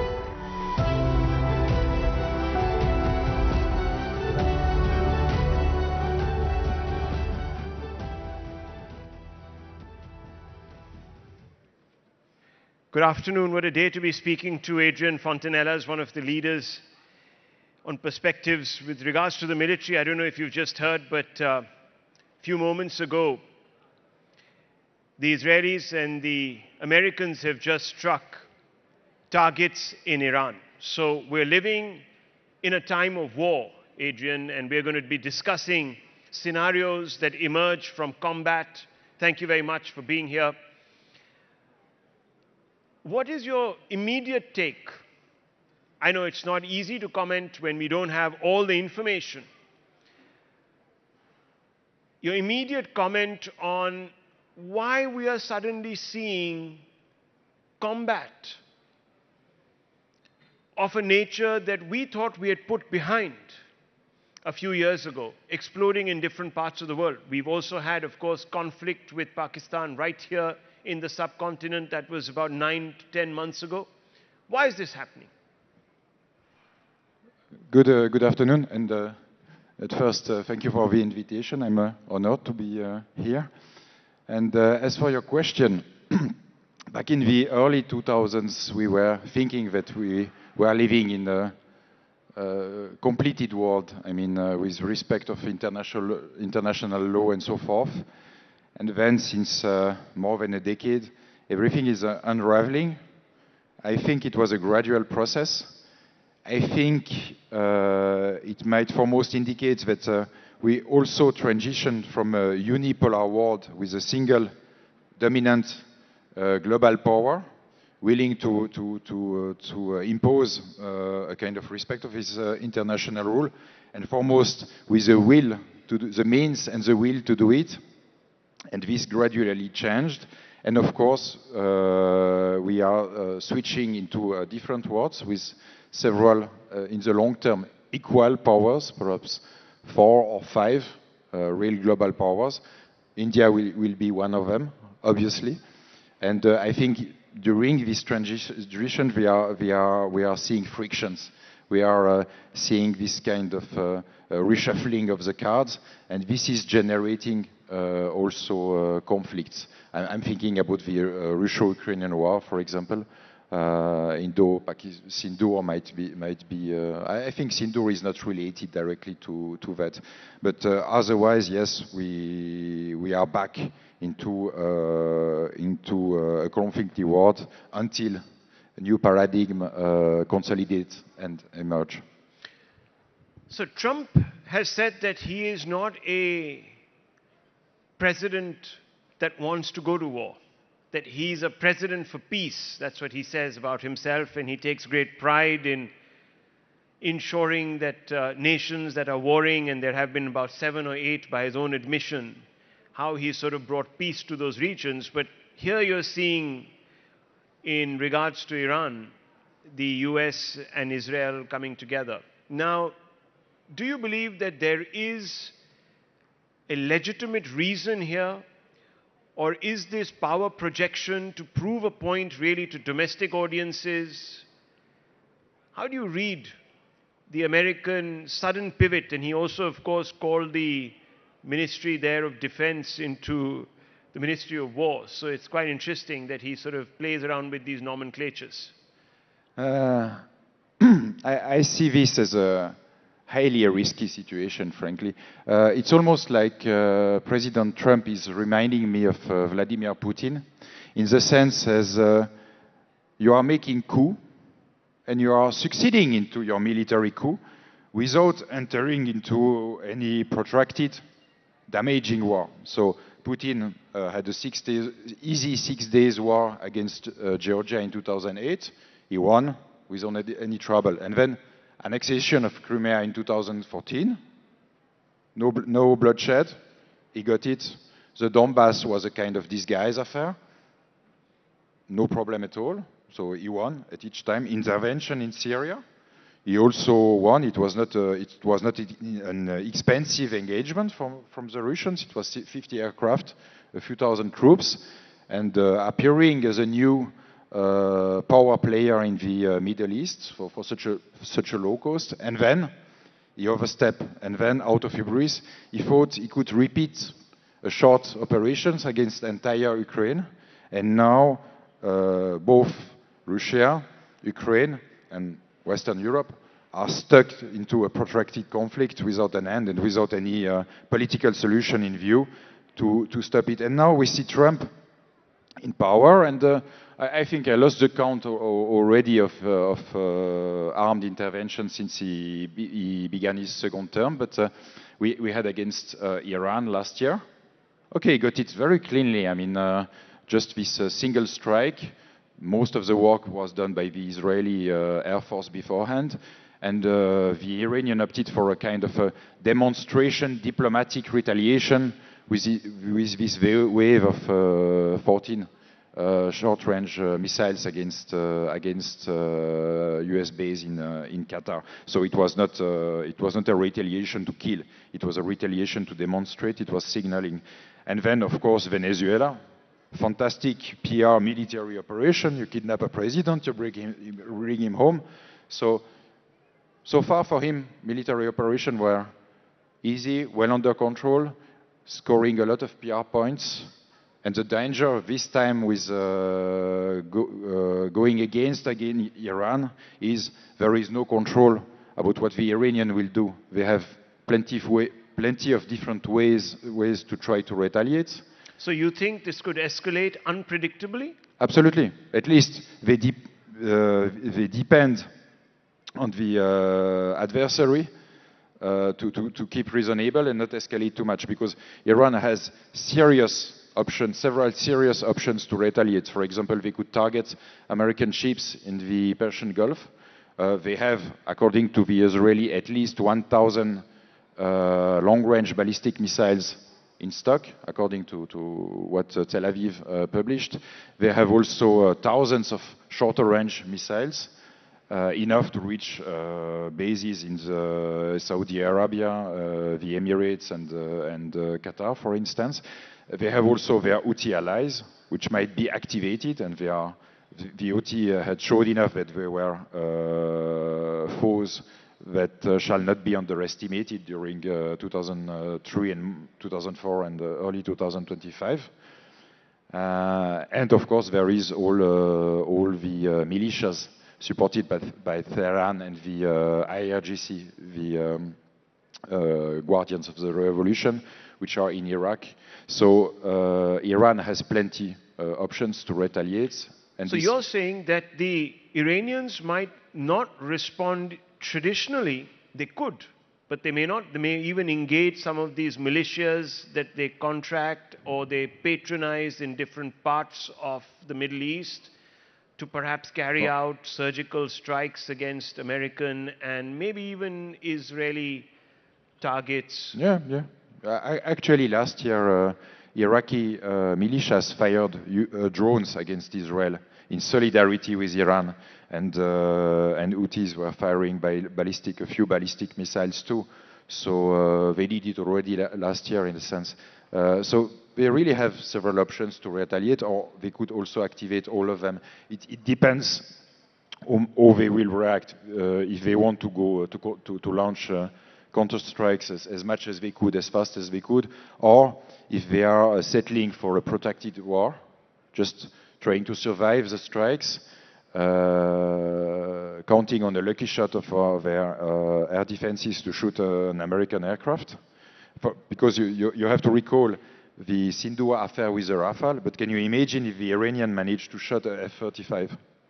It would be the same in terms of PR campaigning. So they have several options in front of them, and it is not the Americans who are controlling these options. So this latest round of strikes on Iran are being described as preemptive strikes. Obviously, the intention is to try and bring Iran to the negotiating table so that they can open up their nuclear facilities to inspections, or even perhaps push them into demilitarizing or weaponizing, rather, their nuclear options.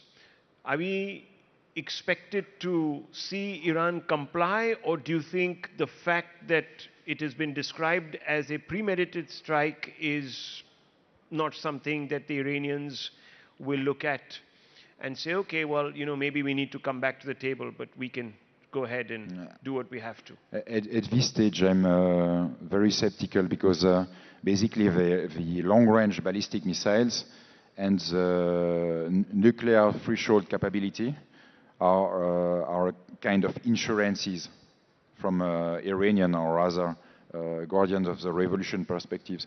So I guess they will not, my assumption is they will not renounce on them so easily.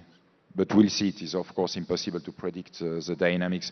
An unknown quantity is the reaction of the Iranian public too. This is of utmost importance in such a context. But again, what is frightening is the Israeli and the Americans don't have the control of So they the don't Iranian have reaction. the control over Iranian escalatory ladder, and that can be problematic. Well, Exactly.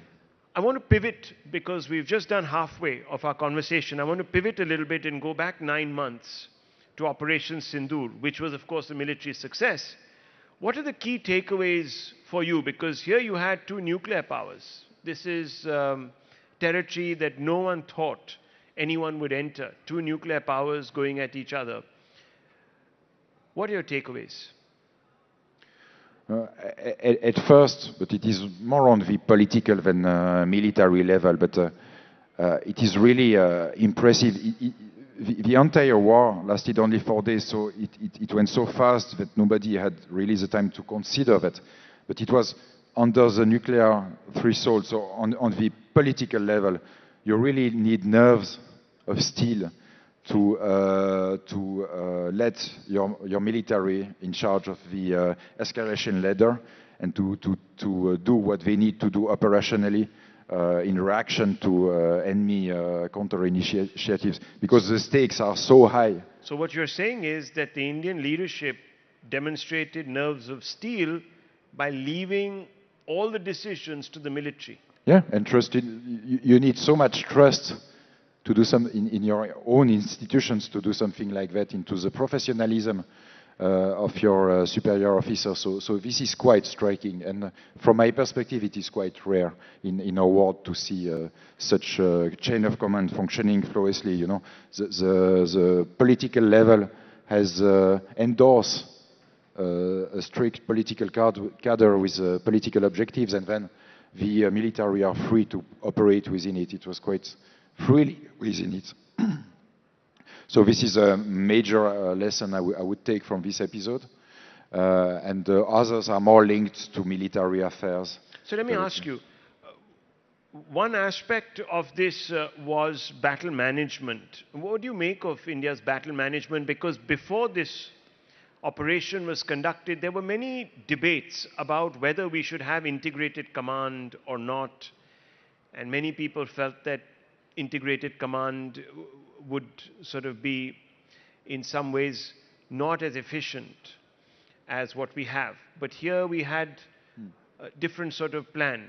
What do you make of it? Did we really have integrated command? If so, how developed is it?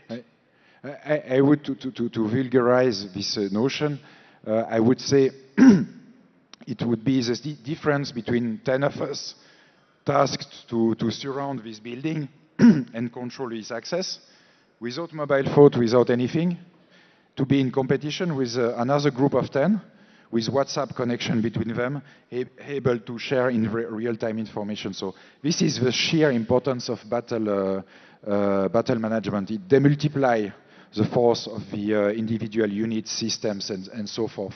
And indeed, in the case of India, what Indian air defenses in particular and the integrated air command and control system of the Indian Air Force plus the Akash Tir system of the army faced was quite a massive challenges, because it was hundreds of UAVs at the same time, supported by long-range rocket artillery fire, plus aeroballistic missiles fired by Pakistani GF-17 jets.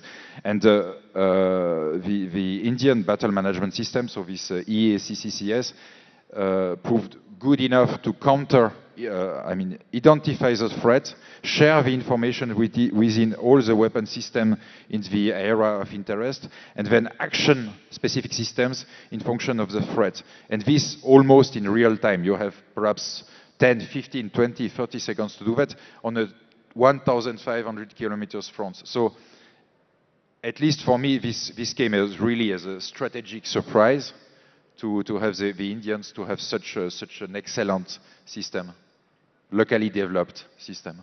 So you think that we did a fantastic job in managing the battlefield? Absolutely, and from a central command position, and that you think is a major leap forward. Absolutely, absolutely, it is. And let me tell you, friends, some of you obviously must have been glued to your TV all those 4 or 5 days, but many people believed that two nuclear powers would never cross the Rubicon. And this is the first time really in the history of the development of nuclear weapons where two nuclear weapon states actually decided that they were going to, at least from India's side, that we were going to cross that threshold. So this was a major, major leap of faith. And as Adrian says, the Indian political establishment showed that it had nerves of steel by completely entrusting and empowering the armed forces and giving them a free hand. So that is a major, major point of achievement which we should all recognize is a great development for us. But I also want to talk to you a little bit about the fact that despite having dominated this exchange with Pakistan, we lost the information war. What do you make of this?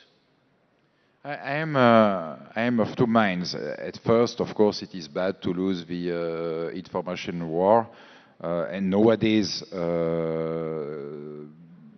communication is a line of operation in itself. So it is true that the Pakistani were clearly better at that game. Although it sounds to me tactical, because okay, the Pakistani got at it better in, for example, in the Western mass media, but people are forgetting about 3 days what were the comments about Sindoor. So is it so important on the strategic level for India?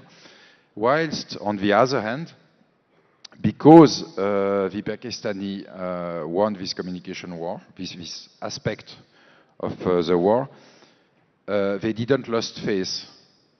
And when you have an adversary which is not losing who is not losing face, then you will not reform. It will be less easier to improve itself. And so in the future it will be less as a threat, in a sense, in terms of pure military capabilities. So you're saying that they will become more complacent because they actually believe the propaganda and say, oh, we won the war, so we don't need to reform, we don't need to replace our military commanders that didn't do a good job, and that's actually good. So it's good to have lost the information war. I would say it's always good to avoid to humiliate your adversary unnecessarily. So, advantage, yeah. But still, this plays into our hands. In fact, we know that General Munir gave himself a promotion. He now goes by the title Field Marshal, and Trump says he's my favorite Field Marshal in the world. So maybe it is good that the Pakistanis are living in their world of illusion, because they may not go for those next responses. But let's not also be so complacent. And I have to ask you, how do you think Pakistan will adapt now to life after Operation Sindoor? What will the Pakistanis do to build themselves up so that they don't suffer like they have? I would think that they will invest into long-range ammunitions of the same kind as India had already and deployed with such a great effect during Sindoor. So they had some already, and they have some local development of cruise missiles, for example, but they will probably intensify their efforts. Tactically, I would expect them to hone their attack waves, mixing UAVs and rocket artillery and missiles, perhaps try to concentrate more on them, on a single target, rather than trying to strike several Indian air stations at the same time. At least it is what happened with the Russians in their long strike campaigns against Ukraine. They are improving all the time, finding new solutions, coordinating better, and they are far more efficient now than they used to be 2 or 3 years ago. So I would expect the Pakistani to have this learning curve, which means in turn that, of course, India has to continue to improve and refine the system. It is highly satisfactory, but it must be always improved to counter the enemy own evolutions. It is a never-ending game of adaptation and counter-adaptation. Well, India has made, of course, a commitment in its budget. It's expanded its defense budget to try and now acquire the latest weapon systems and also fill the gaps that it might have actually spotted after Operation Sindoor. Adrian Fontanellis, thank you very much for speaking to us. It's been a wonderful conversation. Thank you for bringing perspective, rich perspective, to our audience here. Thank you, audience, for being patient. Thank you very much. Thank you very much.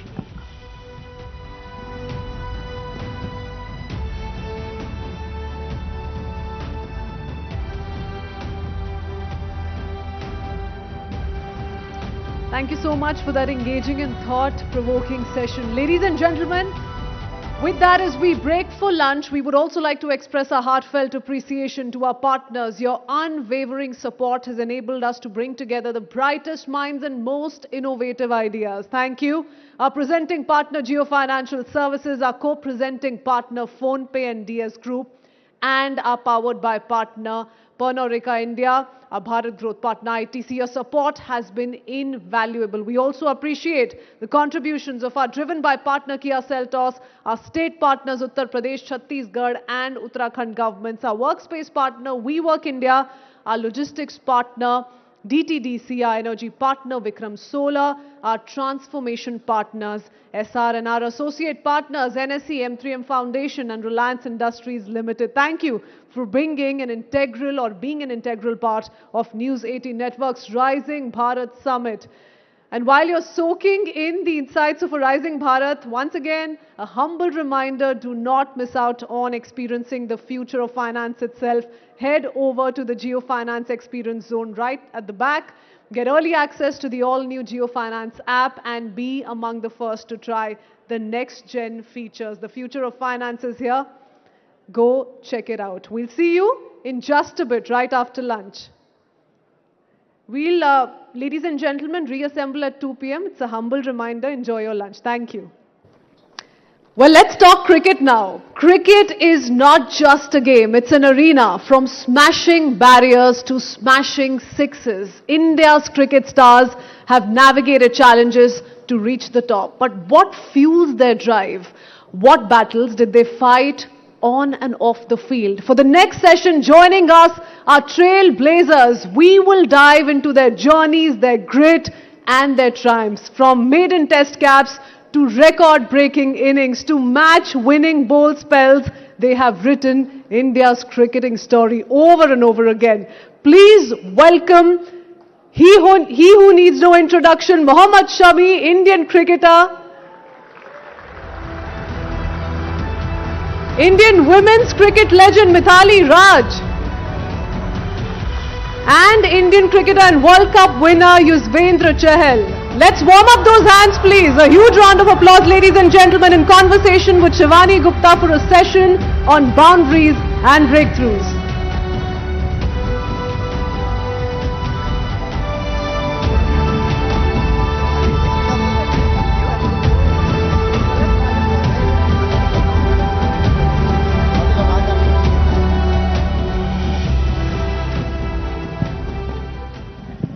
Thank you, everyone. A big round of applause, please, for our amazing cricketers on the stage. This is going to be a tough one for me because I already see they have not followed the nameplates. So I don't know whether they're going to follow any direction that I give to this panel. They're going to do their own thing. बैठिए, चलो शुरू करते हैं. शमी भाई कह रहे मैं तो अपनी सही जगह पे बैठा हूँ. So, it's so wonderful to have them here. So much experience between them. Our lady captain is also here. But I want to start, of course, with Shami bhai because मैंने उनको पहले ही बोल दिया था रेडी रहे.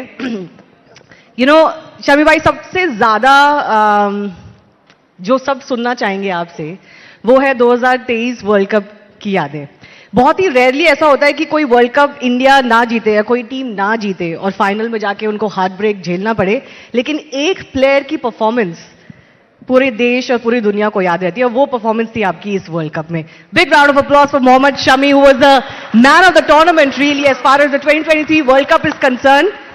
India couldn't win the title, but अब आप उस 2023 वर्ल्ड कप के बारे में सोचते हैं तो क्या सोचते हैं, क्या याद आता है? फर्स्ट ऑफ ऑल तो यार कि सबसे पहले हम लोगों ने जो वो फील किया, वो जो आप लोगों का प्यार दिखा वहाँ पे, और वो जो एक होता है ना कि जज्बा दिखाई देता है लोगों में भी, वो एक अलग पंप करता है हमें एज ए प्लेयर. क्योंकि जब हम ग्राउंड में होते हैं तो क्राउड का सपोर्ट एक नेक्स्ट लेवल ले जाता है हमें. तो वो भी एक अलग लेवल का नज़र आ रहा था 2023 में. और जहाँ तक परफॉर्मेंस की सवाल है, कहते हैं ना कि एक ड्रीम होता है कि इंसान ऐसा करना चाहता है क्रिकेट में, या फिर मैं ऐसा बॉल डालना चाहता हूँ, या मैं बॉल से बात करना चाहता हूँ. सो उस तरीके का वो परफॉर्मेंस चल रहा था. क्योंकि हमेशा आईसीसी इवेंट में मैं फर्स्ट मैचेस में मैं रेस्ट पे रहा हूँ. हमेशा मैंने पानी पिला के कंट्रीब्यूट किया है. तो मैं हमेशा वेट करता रहता था कि जब आपका टर्न आएगा, जब आपको मौका मिलेगा, जब आपको टीम को ज़रूरत होगी, आप कितने प्रिपेयर हैं, कितने तैयार हैं उस चीज़ के लिए, आप कितना हंगर हैं आप विकेट लेने के लिए. तो वो मैं हमेशा वेट करता था. लेकिन 2023 वर्ल्ड कप में जो पहली परफॉर्मेंस आई मेरी धर्मशाला में, उसके बाद मुझे ऐसा लग रहा था कि लाइफ में एक मोमेंट आता है ना कि मैं ये ऊंचाइयां छूना चाहता हूँ. मैं बॉल के साथ वो फील कर रहा था, बॉल हाथ में लेके, कि मैं इससे जो चाहे कर सकता हूँ. वाह. तो ये एक टाइम पे आता है, ऐसे बैट्समैन भी आता है कि हाँ हमारा टच ऐसा होता है कि इन द जोन जिसे कहते हैं. नहीं, किसी दिन ऐसा होता है कि आप एज ए बैट्समैन भी अगर आप चाहें कि हाँ कि मैं ना मारना चाहूँ लेकिन वो बैट में आके लगती है. तो वैसा ही वो फील चल रहा था. और जो मोमेंटम था टीम का वो आपने देखा ही है. और जो क्रेज पब्लिक में था, जो सपने सबको दिखते थे, उससे ज़्यादा तो हमें दिखते थे. रात को नींद नहीं आती थी. लेकिन कहते हैं ना नसीब को कोई नहीं बदल सकता. लेकिन मैंने वो बॉल के साथ वो फील किया है, ऐसा लगता था जैसे मैं बात कर रहा हूँ बॉल के साथ और बॉल मेरे हिसाब से चल रही है. तो वो मेरी लाइफ के बेस्ट दिन रहे हैं वर्ल्ड कप के. वर्ल्ड कप मैंने बहुत खेले हैं, लेकिन वो बॉल के साथ जो कनेक्शन बना था वो मुझे ऐसा लगता है लाइफ में कभी नहीं बना. Amazing. It was seriously amazing to watch you perform like that. लेकिन जब आप पहले कुछ मैचेस में जब वेट कर रहे थे, जैसे आपने बोला कि पहले एक दो मैचेस में आपको बेंच पे ही बैठना पड़ता है, तब दिमाग में मतलब बहुत नर्वसनेस थी कि मेरा मौका आएगा नहीं आएगा, कब तक आएगा, जब तक आएगा ऐसा ना हो कि मैं जो ये जोन है मेरा जोन ही निकल जाए जब तक मेरा मैच आएगा. नहीं, हिस्ट्री उठाकर देखो, सारे वर्ल्ड कप में ऐसे ही हुआ है मेरे साथ. एक शो में मैंने और भी बोला था कि शायद मुझे उसका फल मिलता हो कि आप उतना वेट कर रहे हैं, आप उतना बेसब्री से इंतज़ार कर रहे हैं कि आप कब खेलेंगे. लेकिन ये पार्ट ऑफ द गेम है. आपकी टीम है, आपकी कंट्री है, आपके लिए आप हर चीज़ के लिए वेट कर सकते हैं. आप उस लेवल में हैं कि 11 ही लोग खेल सकते हैं. तो आपको वो अंडरस्टैंड करना पड़ेगा, वो आपको समझना पड़ेगा.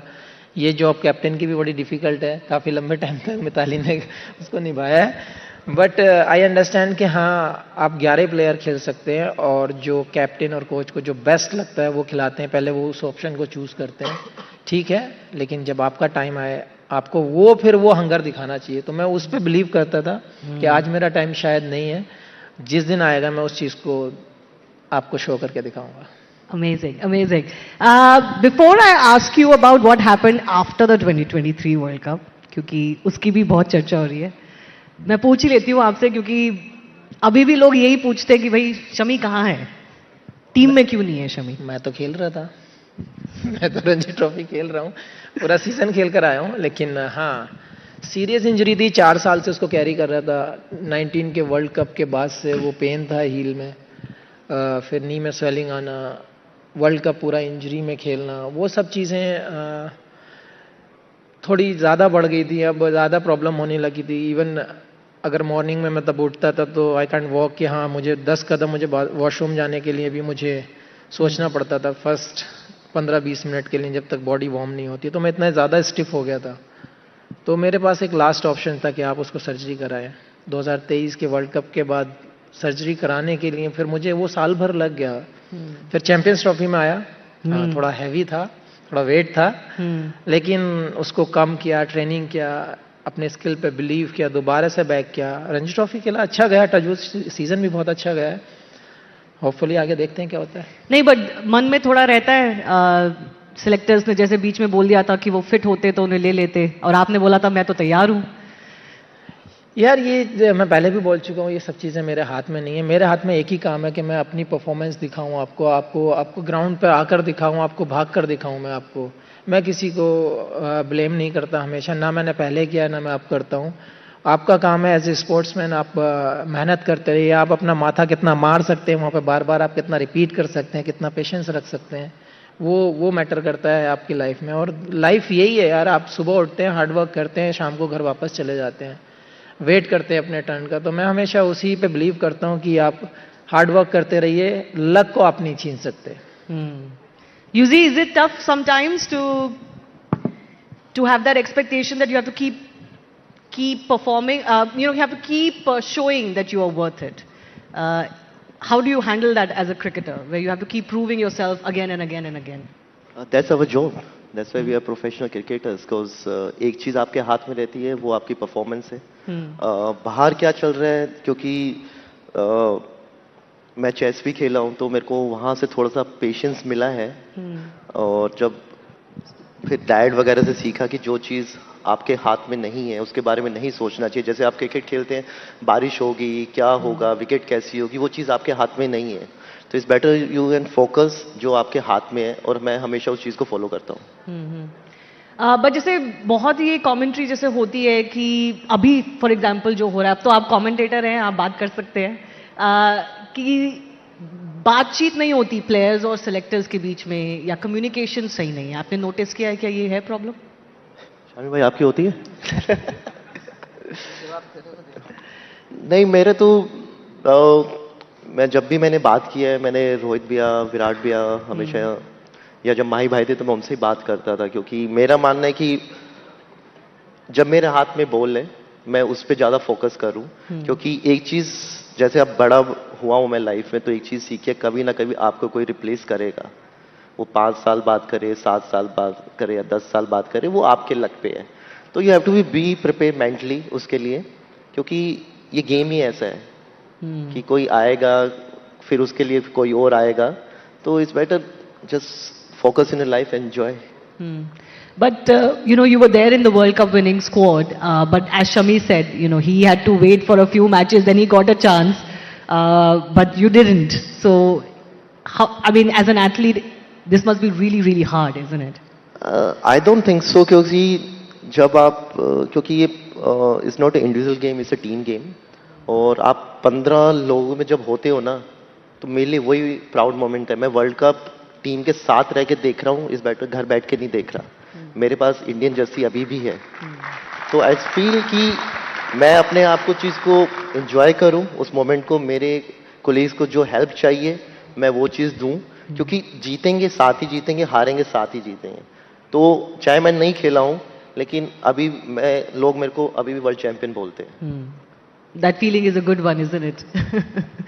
Mithali, as a captain, you had to deal with a lot of these things. No? In a team sport, this is a problem, of course. You can't keep everybody happy. You can't have, we always have a problem of plenty as far as our Indian cricket setup is concerned. So how did you deal with things like this? These are very tricky questions. to keep players happy also, to have the communication straight that boss, this is what we need right now, this is what we don't need right now, because careers are at stake, they're on the line. Well, I think it's very difficult as a captain because you'll have to think about all 15 of them. Of course, the players' mindset is they obviously want opportunities to prove that they do have in them to perform for the team and contribute. But then as a captain, you probably have to consider many factors when you're putting 11 together. And it's a little, what can I say, as a captain, I personally felt pretty lonely doing this job because not everybody will understand from the point of view your own decision why you have certain players in and why you haven't picked certain players. But one, as a leader, one you can do is be more compassionate and empathetic towards your team players. And just, give your shoulder for them. You have to be that sounding board where they can throw up their frustration and you don't judge them for that. So I think how often did that happen with you when players were bringing their frustration to you? Well, since I have pretty much led 4 generations of players, it was pretty easy to reach out to the seniors because obviously they are very professional. They've already gone through that experience as a young captain. Perhaps they were trying to help me out when I was pretty young as a captain. Players that I've played with of my own age, I was able to do this much better because they've seen me as a friend and that communication was much easier. But I found it very difficult with the current generation because of the age gap, because of where we stand also in terms of, I'm the 80s kid. And some of them like Shefali and Richa were not born when I made my debut for India. So you can understand, like, I found it very difficult to reach out to them. And, but then I had to tweak a little the person that I am to able to come down to the level that they are and speak to them, have fun with them. There are times when jab wo jokes crack karte, I don't feel like there's nothing to laugh about. But then I fake karti hu, I just laugh. Because they have to be comfortable, right? So I've done all of that. Ultimately, kya hai? I want the team to do well. I want the players to be in good space. Team jeetna, of course, everybody wants it. Lekin wahan pe thode players will be there who feel bad, who feel left out.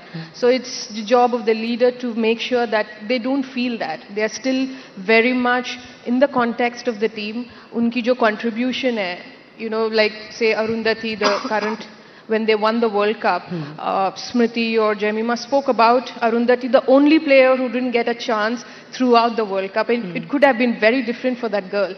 But she was there for them emotionally and mentally as well. So it's a little difficult, but I think as a team, when you're together for about 2-3 years, you sort of find that comfort level where you can express.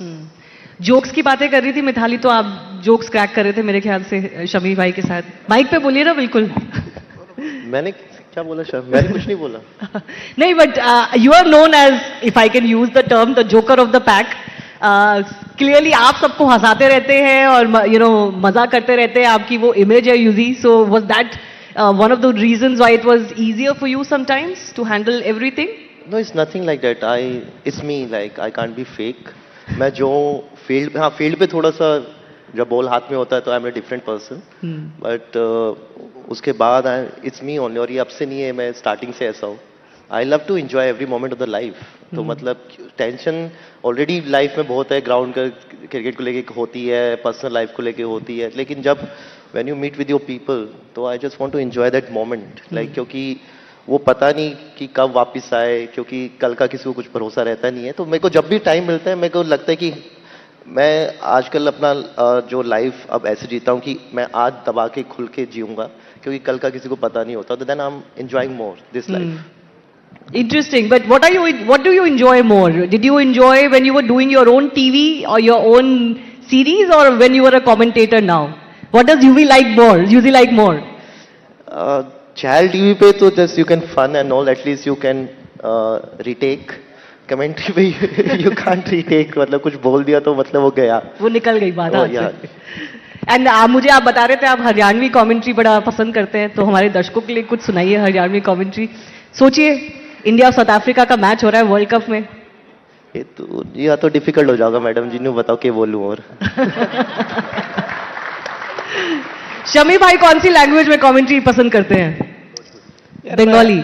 यार मैं हमेशा वो language prefer करता हूँ जो हमारी भी audience को ज़्यादा समझ आए, क्योंकि इंडिया में हम लोग कभी कभी ऐसा लगता है, ऐसा फील होता है कि 70% लोग तो ऐसे हैं जो विलेज में जो आपको मतलब दिल से चाहते हैं, बेचारों को उनको इंग्लिश समझ नहीं आती, उनको डिफरेंट लैंग्वेज समझ नहीं आती, लेकिन जो लोकल लैंग्वेज है आप किसी भी स्टेट से हो, तो हमेशा वही प्रेफर करता हूँ आप जहाँ पर हैं आपकी लोकल लैंग्वेज में, जैसे आजकल आपको मिल गए हैं बहुत सारे ऑप्शंस, वो आपको आपकी बात उनके दिल तक पहुंचती है, वो लोग समझ पाते हैं कि स्पोर्ट्स का जो नॉलेज है हमारे तक कैसे पहुंचेगा, स्पोर्ट्स के जो वर्ड्स हैं वो हमारे दिल तक कैसे पहुंचेंगे, वो हमें क्या बोलना चाहते हैं या क्या सुनना चाहते हैं, वो ज़्यादा मैटर करता है। तो डजंट मैटर आप कहाँ पर हैं, मैं हमेशा लोकल लैंग्वेज प्रेफर करता हूँ कि आप चलो आप कहीं अगर बाहर खेलने गए हुए हैं, अब्रॉड गए हुए हैं, तो वहाँ पर एक समझ सकते हैं कि आप इंग्लिश प्रेफर कर सकते हैं, बट इंडिया में इतनी सारी लैंग्वेजेस हैं कि अब आके ऑप्शन खुले हैं। हाँ। आई एम वेरी हैप्पी कि हाँ ये ऑप्शंस खुले हैं और लोगों के दिल तक वो बात पहुंचती है। अब तो भोजपुरी में भी कमेंट्री हो रही है और तेलुगु वगैरह तमिल वगैरह में तो होती थी, but now there are so many more languages. तो कभी कभी क्या आप अपने दिमाग में बंगाली कमेंट्री करने की भी कोशिश करते हैं, क्योंकि बंगाली तो आप अच्छे से जानते हैं? बंगाली तो हमेशा मतलब मुझे 22-23 साल हो गए बंगाल में, तो आती है, समझ भी आती है, बोलनी भी आती है, बट हरियाणवी और जो हम लोग अभी भोजपुरी की बात कर रहे थे, वहाँ पे जो वो लैंग्वेज थ्रो करते हैं कि हाँ डिफरेंट टाइप का एक उनका बोलने का तरीका होता है, वो बहुत मज़ा होता है। मैं हमेशा जब भी टीवी पे ऑन करता हूँ तो बीच बीच में मैं वो भोजपुरी लगा देता हूँ, तो सारे घर वाले ये क्या है बट फन के लिए वो अच्छी चीज़ है कि आप कौन सी लैंग्वेज में सुनना पसंद करेंगे। और हरियाणवी तो जैसे ये जानते हैं, ये बोल के नहीं दिखा रहा है, वो बात अलग है, बट चलो भाई थोड़ा सा माइक ऊपर कर लीजिए, बट मजा आता है उसमें। इसको आती है बताना आपके लिए नहीं कह रहे हैं, चाहता। हरियाणवी बोल के सुना दीजिए और थोड़ा सा। क्या सुनोगे शामी भाई बताओ? हैं बोलना तुझे कमेंट। शामी भाई बैटिंग न्यू करा करें, जना बॉल का उड़ता तीर बनाता करे ना, क्यों शामी भाई? मैं इसकी एक बात बताता हूँ, जब हम ग्राउंड पे होते हैं, टफ सिचुएशन होती है ना, हम लोग मैच खेल रहे होते हैं, चल रहा होता है मैच, ये देखेगा कि मुझे मैं कभी जैसे चाय लेने जा रहा हूँ या फिर अंदर ड्रेसिंग रूम में जा रहा हूँ, देखेगा शमी भाई इधर आओ, बोले क्या, बहुत पीटूंगा तो मैं। तो मुझे ऐसा लगता है, मैं अपना शरीर देखता हूँ और इसका शरीर देखता हूँ, यार क्या है, बोला कोने में ले जाकर मारूंगा मैं आपको। तो ऐसे ऐसे जॉक करता है ये, बट वो एक डिफरेंट जोन होता है, मुझे लगता है वो सारे प्लेयर्स के बीच किसी ना किसी के बीच में किसी ना किसी के साथ होता है, तो वो बाउंडिंग रहनी चाहिए।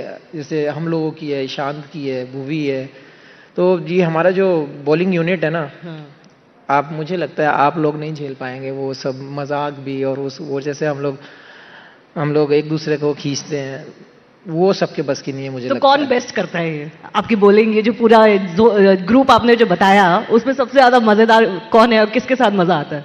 एक्चुअली फिर हम काउंट नहीं करते, लेकिन डेंजरस शांत हो जाता है, क्योंकि अब सीनियर जूनियर वाला हिसाब तो रहा नहीं वहाँ पे। लेकिन जो हमारी कंपनी होती है, जब हम साथ में डिनर कर रहे होते हैं, उसके बाद जो 1 घंटा हमारा पास होता है, वो मुझे लगता है वो हमारा बेस्ट टाइम होता है, और नेक्स्ट डे की प्रिपरेशन भी वहीं हो जाती है और हंसी मजाक भी वहीं हो जाती है। तो ये चीज़, ये बाउंडिंग बहुत ज़रूरी है प्लेयर्स के बीच में। जैसे मिताली ने भी कहा कि मैं बात होती नहीं है लेकिन हंस देती हूँ, उन्हें तो जेनजी जो इनके नए मिलेनियल प्लेयर्स थे उनके लिए करना पड़ा बट हमारे बीच में ऐसा है नहीं, आप नहीं भी हंसोगे तो हंसना आ जाता है वहाँ पे, क्योंकि बातें वैसी चल रही होती है। बिल्कुल बिल्कुल, because it's so stressful isn't it Yuzi to be in this competitive sport and competitive cricket with the Indian team. जैसे आपने बोला हर वक्त स्ट्रेस है, लाइफ में बहुत दिक्कतें हैं, तो it's important to have a laugh and share a laugh, isn't it? So who's your best mate and who do you think is the greatest sport when it comes to off camera or off field in the Indian cricket team that you enjoyed the most? I enjoy with Kuldeep a lot and Shami bhai, इसलिए नहीं बोल रहा, आप यहाँ बैठे हो, Shami bhai is there and Rohit bhaiya. तो actually thanks to all the seniors, क्योंकि कभी इन्होंने हमें वैसा, जब हम टीम में आए तो वैसा ट्रीट किया नहीं कि जूनियर है, फर्स्ट टाइम आया है तो स्टार्टिंग, क्योंकि आईपीएल हम साथ में खेले हैं, इतने सालों से खेल रहे हैं, तो जब इंडियन टीम में जाते हैं एज ए यंगस्टर तो कई बार माइंड में आता है यार रोहित भैया से कैसे बात करना या सचिन सर से कैसे बात करना, पर जब भी जितना भी मैं खेला हूं, कभी सीनियर्स ने उतना मतलब रियलाइज नहीं करवाया कि आप फर्स्ट टाइम आए हो टूर पे या कैसे आए। तो हम मस्ती करते हैं, उन्हें पता ही है मेरा नेचर, अब तो 10-15 साल हो गए हैं, तो उन्हें पता है कि ये इसके साथ नहीं करेगा, खुद तो करेगा करेगा। चलिए, because we have a few final minutes, I do want to talk about the current world cup that is going on. तो यूजी मैं आपसे ही शुरू करना चाहती हूँ क्योंकि आप बहुत एक्सपीरियंस कमेंटेटर हैं अब, तो आप बताइए what do you make of the Indian performance so far in the world cup? I think amazing, मतलब अच्छा, सब कुछ अच्छा चल रहा है, क्योंकि आपको वेस्ट इंडीज के साथ खेलना is like a quarter final match. आप क्योंकि ये सब क्या कहते हैं कि वर्ल्ड कप में ना सब कहते हैं सारी टीमें जाती है, सब कंट्री जाती है कि उनकी टीम जीते जीते जीते, लेकिन आप अच्छा खेल के जब हारते हो ना तो इतना बुरा नहीं लगता है, और वो इंडियन टीम कर रही है। और लास्ट टाइम के हम चैंपियन हैं, और जितनी बायलैटरल सीरीज हमने पहले करी है सब टीमों को वन साइडेड हराया है, और वो कॉन्फिडेंस है, और जिस हिसाब से टीम खेल रही है तो ये तो चैंपियन टीम है, ये हारेगी तो खुद ही हारेगी, इसे कोई हरा नहीं सकता। नहीं, बट अभी तक चैंपियन टीम लगी है आपको? तभी तो मैम आगे तक सुपर 8 तक आए हैं मैम। आपको कंट्रोवर्सी चाहिए तो मुझे बताओ। एक टाइम के लिए तो थोड़ा सा प्रॉब्लम हो आप गया था। कंट्रोवर्सी के लिए तब से बैठे हो, मैं नहीं दूंगा। मैं आपसे एक ऑनेस्ट रिव्यू चाह रही हूँ, अब ये मत सोचिए कि आप कमेंट्री बॉक्स में बैठे हैं। ऑनेस्ट रिव्यू तो वही दे रहा हूँ ना, क्योंकि इस फील्ड से हम खेल चुके हैं और अभी भी खेल रहे हैं, तो बाहर से ना क्रिकेट बहुत इजी लगती है। बाहर से ना कई लोग हैं जो शामी भाई को बता देंगे आउट स्विंग कैसे डालनी है, इन स्विंग कैसे डालनी है, लेकिन उस प्रेशर पे डालना वो टीम हमारी अच्छे से कर रही है, तभी आज वो 15 लोग वहां पे हैं। ठीक है, मैं नहीं दूंगा। ये नहीं बोलेगा। आपको क्या लगता है? नो सीरियसली, थोड़ा सा सेमीफाइनल में आने के लिए जो रास्ता था थोड़ा सा ट्रिकी हो गया था, अभी वो रास्ता थोड़ा क्लियर हो गया है, बट अभी भी एक मैच जीतना है, it's a virtual quarter final. और थोड़ा सा प्लेइंग 11 को लेके इस टीम में भी बड़ी बात हुई है कि क्या प्लेइंग 11 सही है क्या नहीं था। जो साउथ अफ्रीका के अगेंस्ट जो लॉस था उसके बाद obviously the team had to rethink. तो what do you think honestly? मैं एग्री करता हूँ चहल के साथ कि आप जब ऐसे इवेंट खेलते हैं, जब आप आईसीसी जाते हैं, तो जो आपका बेस्ट 11 होता है, आपको बेस्ट गेम खेलना पड़ेगा उस लेवल में, क्योंकि जो इंडियन टीम है, जो हम लास्ट के कई सालों से देखते आ रहे हैं, जो T20 फॉर्मेट में जो परफॉर्मेंस दिखी है, मुझे लगता है टू बी ऑनेस्ट अभी भी आना बाकी है वो, और मैं चाहता हूँ कि सुपर 8 में वो परफॉर्मेंस आए। जैसे बहुत लोग अभिषेक को ट्रोल कर रहे हैं, या फिर तिलक हो, सूर्या हो, जितने भी हमारे बैट्समैन हैं, देखो ट्रोल करना बड़ा आसान काम है। मैं अभी मीम बनाऊंगा, आपके ऊपर बना के डाल दूंगा, 50 लोग चिपका देंगे उसके ऊपर कुछ ना कुछ, बड़ा आसान है दूसरे को ऊपर से नीचे खींचना। लेकिन मैं एक ही रिक्वेस्ट करता हूं, जब आप अगर दिल से चाहते हो क्रिकेट, किसी भी स्पोर्ट्स को अगर आप सपोर्ट करते हो, पसंद करते हो, तो आपको उसके साथ रहना चाहिए, आप अच्छे में भी खराब में भी। मैं मानता हूं कि इंडियन टीम की वो परफॉर्मेंस नहीं आई है जो परफॉर्मेंस हम एक्सपेक्ट करते हैं, जो इंडियन क्रिकेट टीम ने खेला है, वो परफॉर्मेंस अभी नहीं आई है। मैं चाहता हूं कि आने वाले मैचेस में इंडियन टीम वो परफॉर्म करे, क्योंकि अभिषेक के ऊपर इतने सारे मीम्स बना डाले आपने, सूर्य को उसने आप लोगों ने उसको पीछे पड़ गए हैं। तो मुझे लगता है आपको अपने प्लेयर्स की सपोर्ट करनी चाहिए ऐसे टाइम में, और हमें होप करनी चाहिए कि इंडियन टीम वैसा खेले जैसा हम चाहते हैं। तो अभी भी परफॉर्मेंस बाकी है, और सुपर 8 में मुझे लगता है कि अच्छी परफॉर्मेंस आएंगी। छोड़ दीजिए, आपके हाथ में नहीं है, हमारे हाथ में नहीं है बेस्ट 11 क्या होगी, 15 कौन रहेंगे, क्या करेंगे। बस आप एक ही चीज़ कीजिए, जो हमारे 11 प्लेयर टीम के ग्राउंड के अंदर हैं, वो हमारा बेस्ट दें, वो हमारी कंट्री को जीत दिलाएं। यही मैं बोल रही थी, तो यूजी मुझे कह रहे थे आप कंट्रोवर्सी ढूंढ रहे हो। नहीं, मुझे आदत हो गई है, मुझे फर्क नहीं पड़ता आप लोग क्या बोलेंगे। But Mithali, does it look like a champion team to you so far? I'm sure you must be catching some of the action. Lots of expectations. You know, we've just had the T20 World Cup win, the ODI World Cup final, the T20 World Cup win, then the Women's ODI World Cup trophy, and now, you know, Indian fans are so hungry they want another title, and this one could be at home. Well, I feel that when you're doing well, there is no harm in raising that expectation you expect from people who perform. So naturally, everybody wants our team to do well, and it's a home World Cup. But then I do agree with what Shami said, is that, you know, in a tournament like this, you want to feed your best team, best 11 and the performers who've been doing well. It's easy to judge from outside because we've all been there, we know what goes into that. But at the end of the day, we all want the Indian team to do well.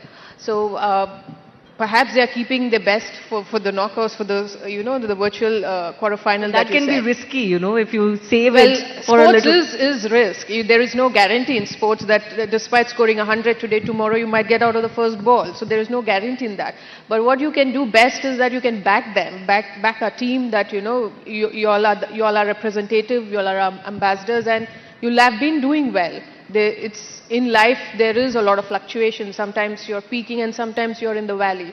But that doesn't take out anything that our team is, not the best.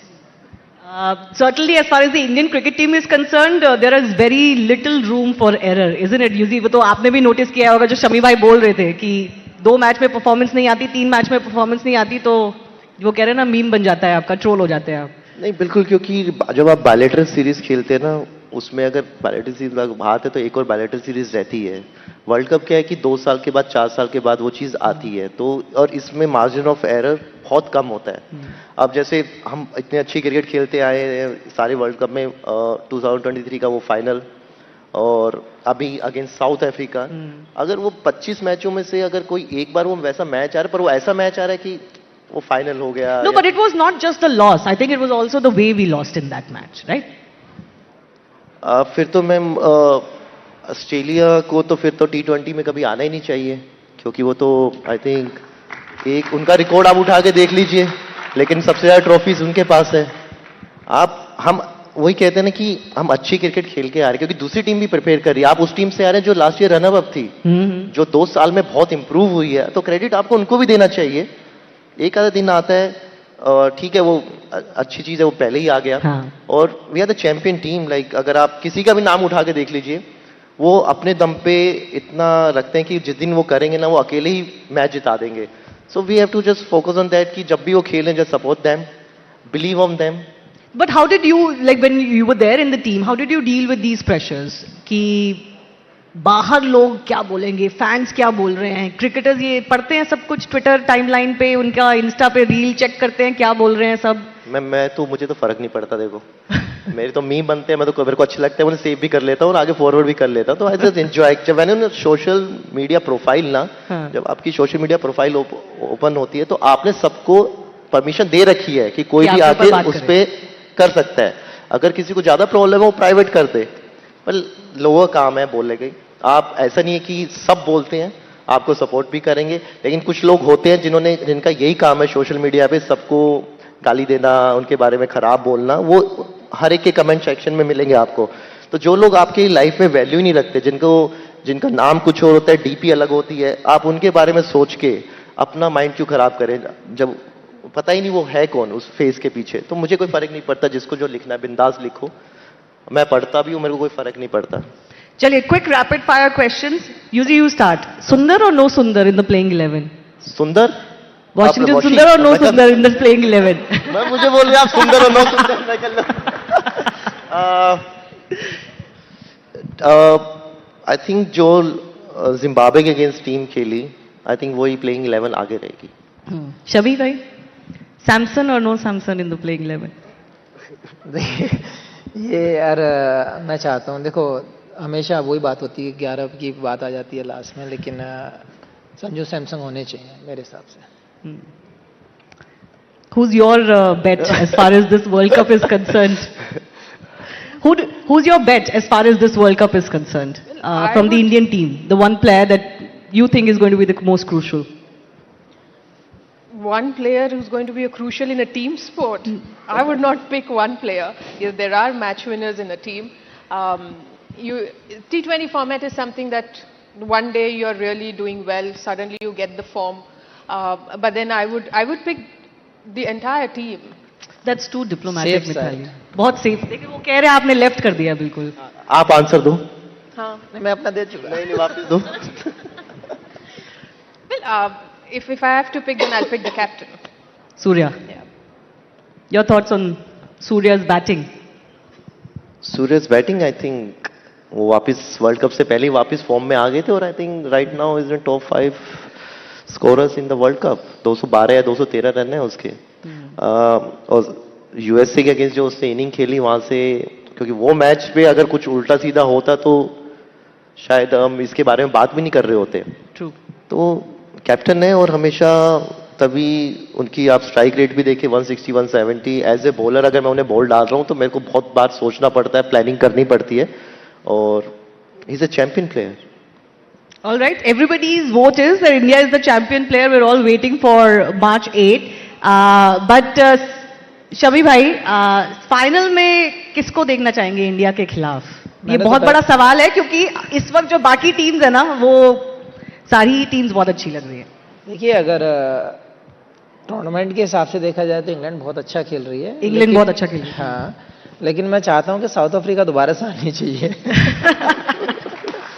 Same south Africa. क्योंकि क्यों भाई, क्यों मतलब इतना क्योंकि क्यों pile on करना है? अगर वर्ल्ड कप का पूरा ओवरऑल वर्ल्ड कप देखा जाए तो सबसे बेस्ट क्रिकेट जो खेला है वो साउथ अफ्रीका ने अब तक खेला है. Mitali, you agree with them? South Africa, England. We've seen that dominance of Australia, England for too long. Let's have somebody else along with India. Okay, so let's have 3 cheers for India, and of course 3 cheers for our 3 warriors here on the stage as well. Big thanks to all of you for coming. And final एक word मैं शमी भाई को देना चाहती हूँ. मुझे बता रहे थे ये ऑफ स्टेज की मैंने क्या बता दिया? जो एक फ्यूल होता है, आप चाहते हैं कि आपका जो बचा हुआ फ्यूल है वो एक बार सही जगह लगे और सही काम में आए. तो you wish, you hope, you are still working towards it to be in the Indian team soon. यार, ये ऑफ स्टेज की बात अंदर कहाँ से आई? बट यार, मैं हमेशा यही कहना चाहूँगा कि आप किसी भी डिपार्टमेंट का काम करते हैं, आप किसी भी स्पोर्ट्स में, आप किसी भी लाइन में हैं, तो मैं यही कहना चाहूँगा, अगर आपके अंदर पोटेंशियल है, आपके अंदर टैलेंट है, तो उसको वेस्ट ना होने दें. मेरा यही कहना था कि आपके अंदर अगर फ्यूल है तो आपको फूकना चाहिए हमेशा. और जब बात कंट्री की आती है ना, तो मैं पर्सनली ये चाहता हूँ कि आप अपनी जान भी दे सकते हैं, लेकिन 1% भी मुझे ऐसा रिग्रेट नहीं होना चाहिए बाद में कि मेरे अंदर पोटेंशियल था और मैं और नहीं कर पाया. तो ये चीज़ मैं हमेशा कहना चाहता हूँ जितने भी स्पोर्ट्स खेलते हैं कि भाई गिव अप मत करो. आपके अंदर अगर टैलेंट है तो शायद आपकी कंट्री के काम आ जाए. तो हार्ड वर्क में लगे रहें और बिलीव करें अपने ऊपर. In a world of noise, what's the power of the inner voice? Amidst global shifts and digital buzz, how do we find stillness? In today's chaos, ancient practices such as kirtan, bhakti, and meditation are the real anchors. They cut through noise, calm the mind, and connect us to something bigger. Have you ever wondered how these powerful tools can transform everyday life? Our speaker for the inaugural session of Day 2 is a guide who's made these practices his life's work. Let's speak to him to know how these ancient paths are the keys to modern peace. Ladies and gentlemen, please welcome Radhika Das, bhajan clubbing artist and bhakti yoga teacher, in conversation with Anand Narasimhan for a session on sound of strength within.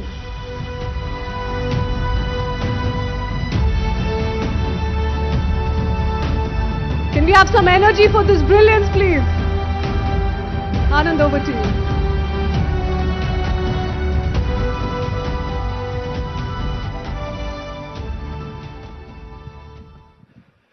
Namaste, Jai Hind, Vande Mataram.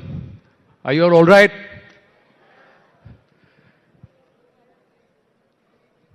इनको आप जानते हैं? Do you know him?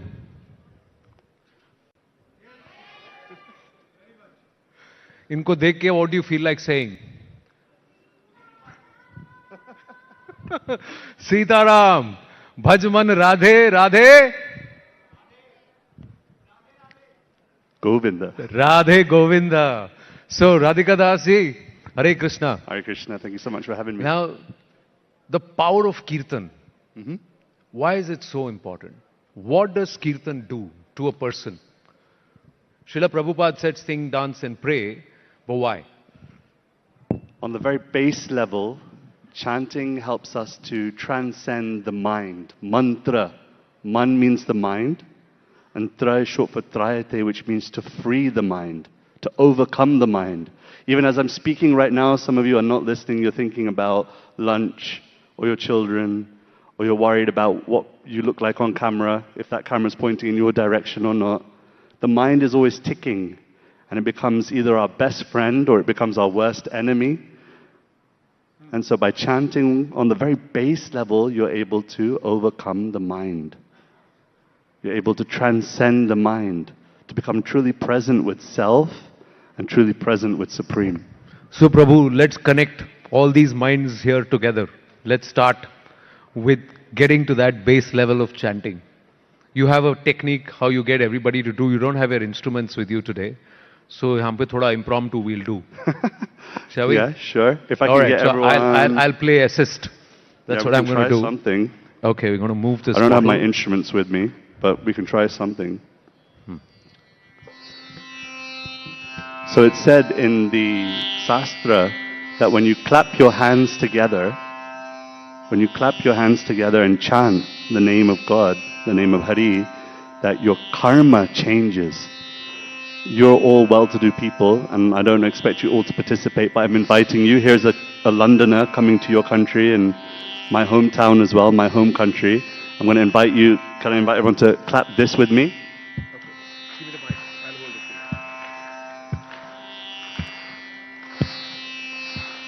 Bhajamana Radhe Radhe Govinda Govinda Radhe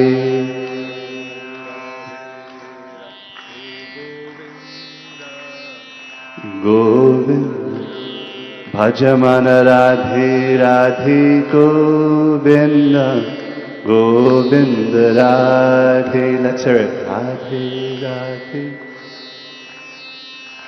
Govinda Radhe Radhe Radhe Govinda Govinda Radhe.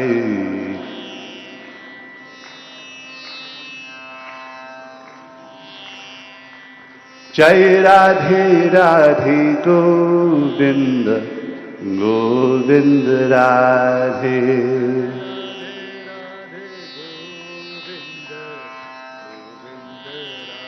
Bhajaman Radhe Radhe Govinda Govinda Radhe Govinda Radhe. Thank you. Give yourselves a round of applause. Thank you so much. You know, we should get them to do something simpler. Simpler? हाँ, because ये आवाज खुल नहीं रही थी. Clap because the beat was a little complex. Yeah. So let's just get them to do Hare Krishna. Sure. You guys up for it? Yeah, simpler. Yeah? Yes? All right. ऐसे गाना है आप सबको. That's when the elevation will happen.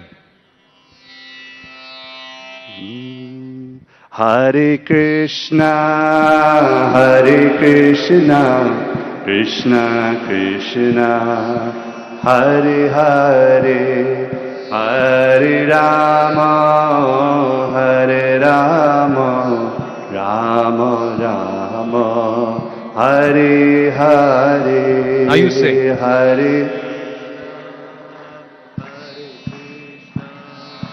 Krishna Krishna, Hare Hare, Hare Rama, Hare Rama, Rama Rama, Hare Krishna, Hare Krishna, Krishna Krishna, Hare Hare, Hare Rama, Hare Rama, Rama Rama, Hare Hare. Everyone please. Hare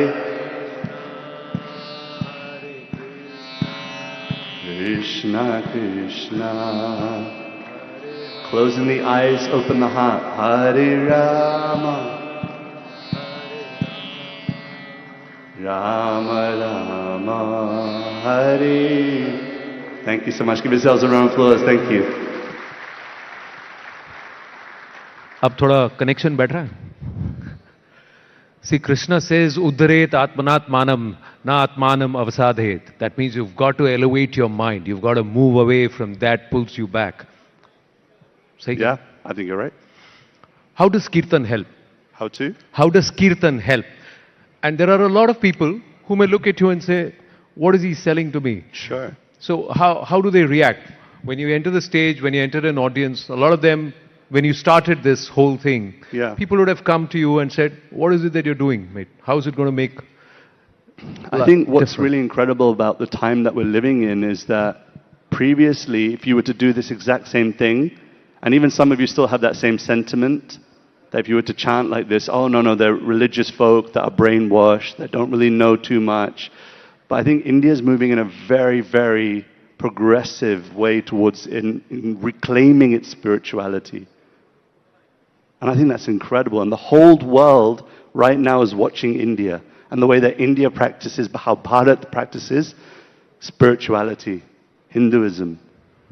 And so what's happening now is people are feeling welcome to discover who is God for them and what is spirituality. And I think the reason why is because we've moved so far away from it that the next generation, my generation and people who are younger to me, their parents didn't force them to do anything. They didn't force them too much, just the way that they were forced. And because of that, they're starting to go, okay, well, who is Krishna for me then? Who are all these ancient deities? Who are these ancient murtis? Who are they to me? And so we're in a really, really cool time right now where we can explore and express very publicly our spirituality, our Hinduism, our bhakti. And so I'm very, very happy to be in this place. I'm very honored to be somehow a servitor of this practice. No, I'm very curious. How did you become Radhika Ranjan Das? Yeah. How did you find Krishna? Or let's say the teachings of Krishna, the Bhagavad Gita, get initiated, get drawn to him. It's a far out story. I'll tell you the short version. I was forced to go on a youth retreat. And on this youth retreat, I was sitting there with my phone by my side because, to be honest, I didn't really want to be there. My parents forced me to go because they thought maybe I'll learn something. And as I'm sitting in the kirtan, I'm sitting at the right at the back of the room. And my phone starts buzzing, and it's my girlfriend. And she texts me saying, it's over. Breaking up with me on text message. I was heartbroken. And the way I saw it at that moment in time, I had only 2 or 3 options. I could either go to my room and cry about it. Oh, I didn't tell you. I tried texting her back, and I had one of those. Do you remember Nokia 3310? Yes. Where you have to press 3 times to get one letter to come. Yeah. So I was texting furiously, trying to just, what's going on? Why are you breaking up with me? Message send failure. I was in the hills of Madrid. It was in a place called Brihuega. So no messages were going through, and I had few options. One is I go to my room and cry about it, or 2 is maybe I get stuck in with the chanting that's happening here, and maybe that will do something. And by the end, I felt so happy. I felt so free. I felt so liberated from my pain. And so then I went up to the person who's leading that kirtan, and I spoke to him, and his name is Sachinandana Swami. He's a German Swami. And after 10 years of hearing from him and traveling with him and finding that he's a very authentic person, I decided to take Harinam Diksha, and that's where the name, I used to be Ravi, and then he gave me the name Radhika Ranjan. But in the West, they can't say Radhika Ranjan. It's very difficult for them to pronounce, so I just kept it very simple, Radhika Das. So that's how the name came.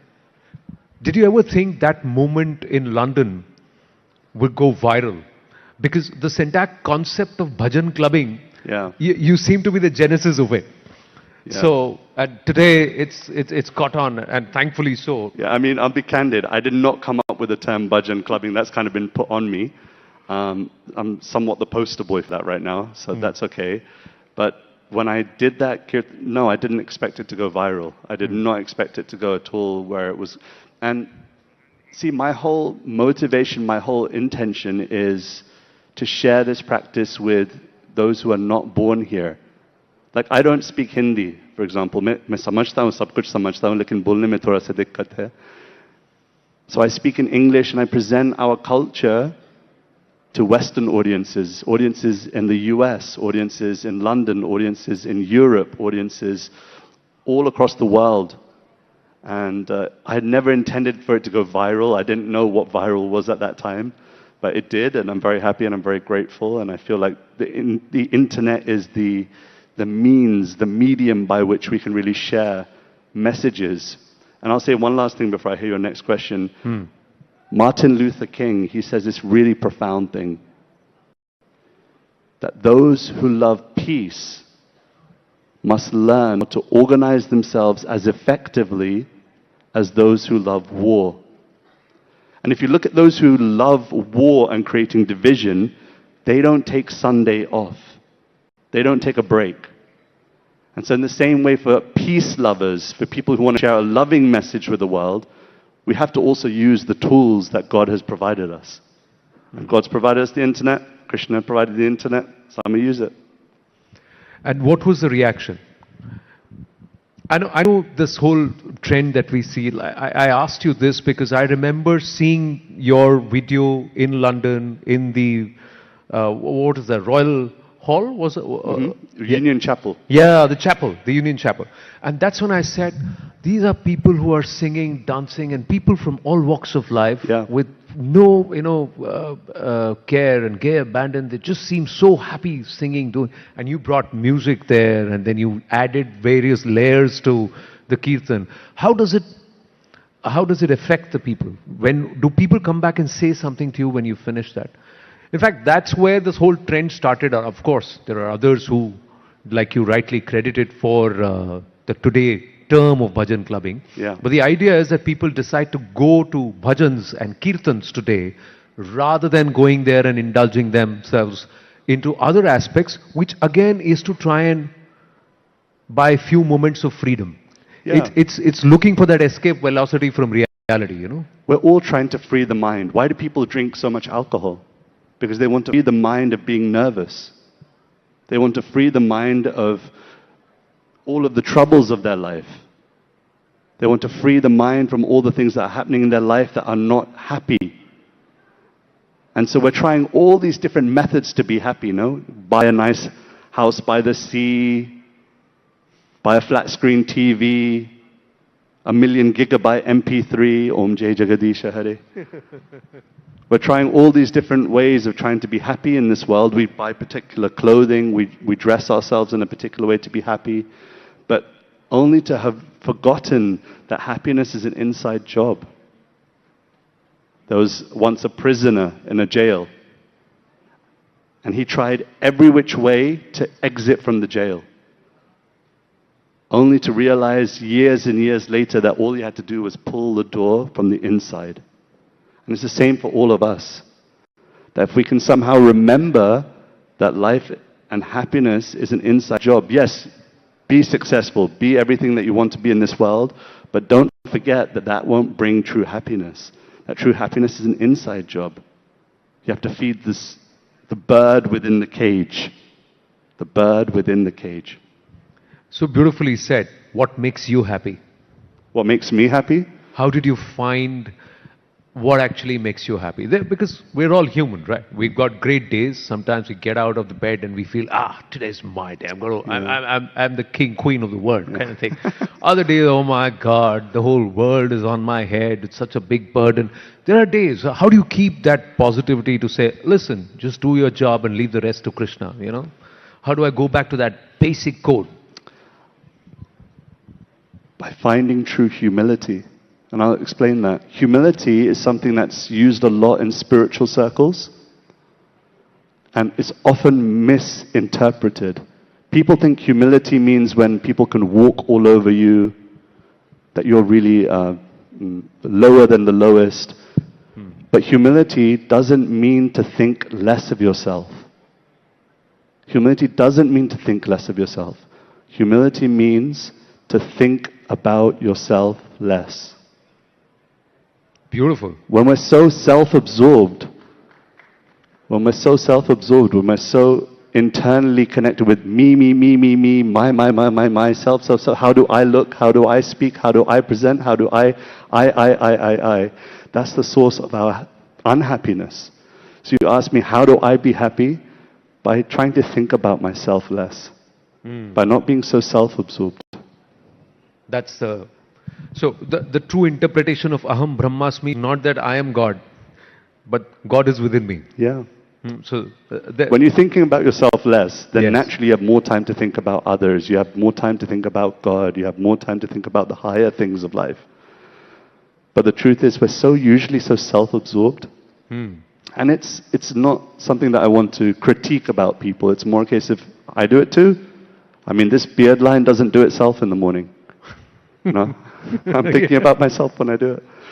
But if we can dedicate more and more time to being less self-absorbed and thinking with humility about greater things, then I think there's happiness waiting for us. You're doing concerts. You're coming to Bharat so often. Has there been ever a time when you got a packed audience and you just don't feel like singing?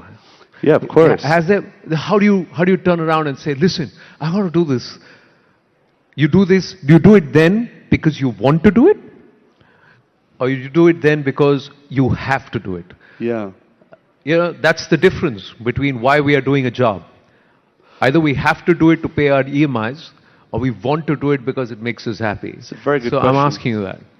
Of course, there's times where I'm presenting and there's 10,000, 15,000 people in the audience and I'm not feeling anything. There's nothing going on. And so it's sometimes the case that it's not that I'm loving what I'm doing, but that I love the person that I'm doing it for more. It's like in a relationship with your lovely, wife. beautiful. It's like a relationship with your wife or your husband or your partner. Sometimes you might, you don't necessarily love them every time you buy them a present. But you love them so much that, okay, no, I'm going to dedicate my time, my energy, my everything in that resource towards that person. And so, yeah, of course there's times when I'm sitting there on a stage, I'm not feeling anything, but I just try and remember the person I'm doing it for. And based on the audience, let's say if it's a younger audience, it's an older audience, does the music change? Of course, yeah. I think that's been a big point in what I'm trying to share is that you can be spiritual in suit and tie. You can be a bhakta in suit and tie. You can be a spiritualist wearing jeans and trainers. Because ultimately it's between you and your God. It's between you and your divine, your Krishna, your Ram, your Shiva. It was never between you and them anyway. And I think that's what I'm trying to share is that, yes, I might change the detail. I might change it to have a guitar playing, and I might have it with a drum kit, or I might have a saxophone playing in the kirtan. But the point is that if the essence is love of God, prema bhakti, if that's the essence, then the detail can change. All right. So then how would you change the detail for us here at Rising Bharat? This morning, 10 a.m., after a long night for a lot of us, Yeah, a busy me too. day for all of us on a Friday, and just after breakfast, first session this morning, how are you going to set the tempo for this room here?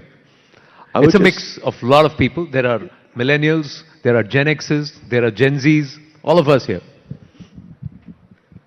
I would just use one word, and that word is remember. You all know everything I'm speaking right now is not new information to you. I almost feel like I'm preaching to the crowd. The point is that we have to actively use our awareness to remember that there's so much more to life. There's so much more to this human form of life. And I think that what we often suffer from is forgetfulness, that we forget that it's our birthright. It's our birthright. How do you say that in Hindi? Birthright. Janm Siddh Adhikar. There you go. It's your birthright to remember that you are a loving, connected person with the Supreme, with God. And when you remember that point, the essence point that you are loving, you are loved by the Supreme, and you are always carried by the Supreme, then you'll feel happy internally because you realize this is all an external show, an external play, a drama, if you will. All right. So I'm going to do something with you, Prabhu. Sure. I'm going to request you to take us to that level. The next 5 minutes are yours. And I'll stop talking. I'll tell you whatever, and we will give you the beat. We'll sing with you. We will pray with you. We'll dance with you. But I'm going to request this. Can you do that for us? Can you just set the pace for all of us for the whole day? Yeah, You up for elevate it? us. Yeah? Okay, I don't have any instruments, so the only instrument that we can use is clapping, because you can see I don't have any saxophone or guitar or anything. So I'm going to ask, even for you, you're going to have to get involved and hold the beat down. I'll keep this here for me.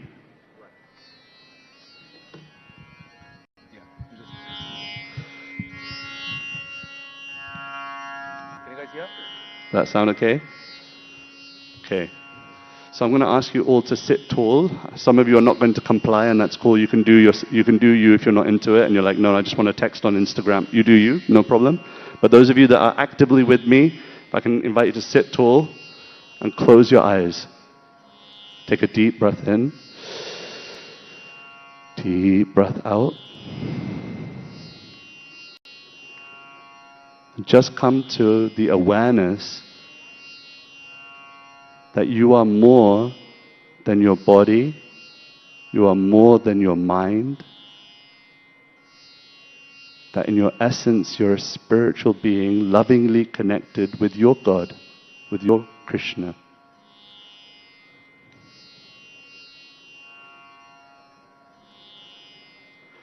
And in one voice, just to set the tone, let's chant the one syllable, Om.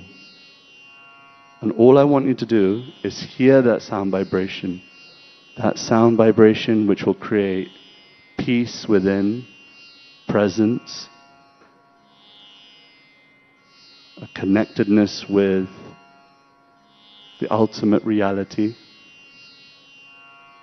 Deep breath with me. Om.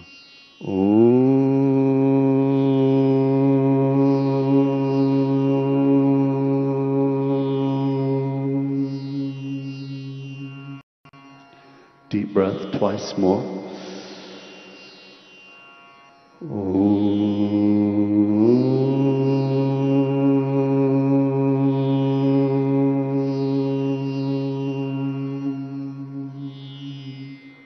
Last one, deep breath.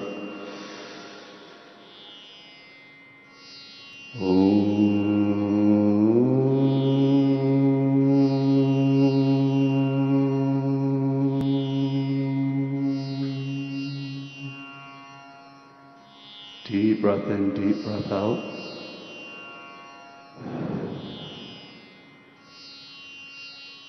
We're going to try chanting once again.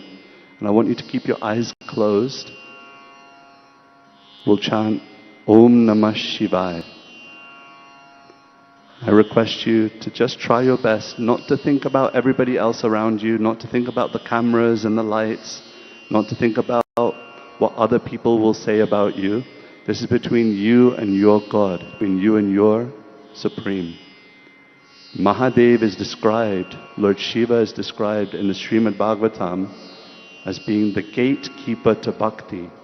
That with Mahadev's mercy, with Mahadev's kripa, one can once again reclaim their loving devotion to God.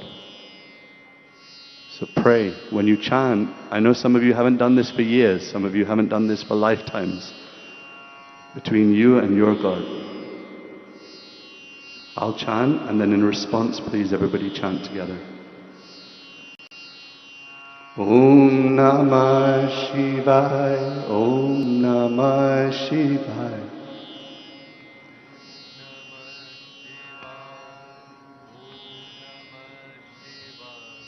Om Namah Shivaya, Om Namah Shivaya.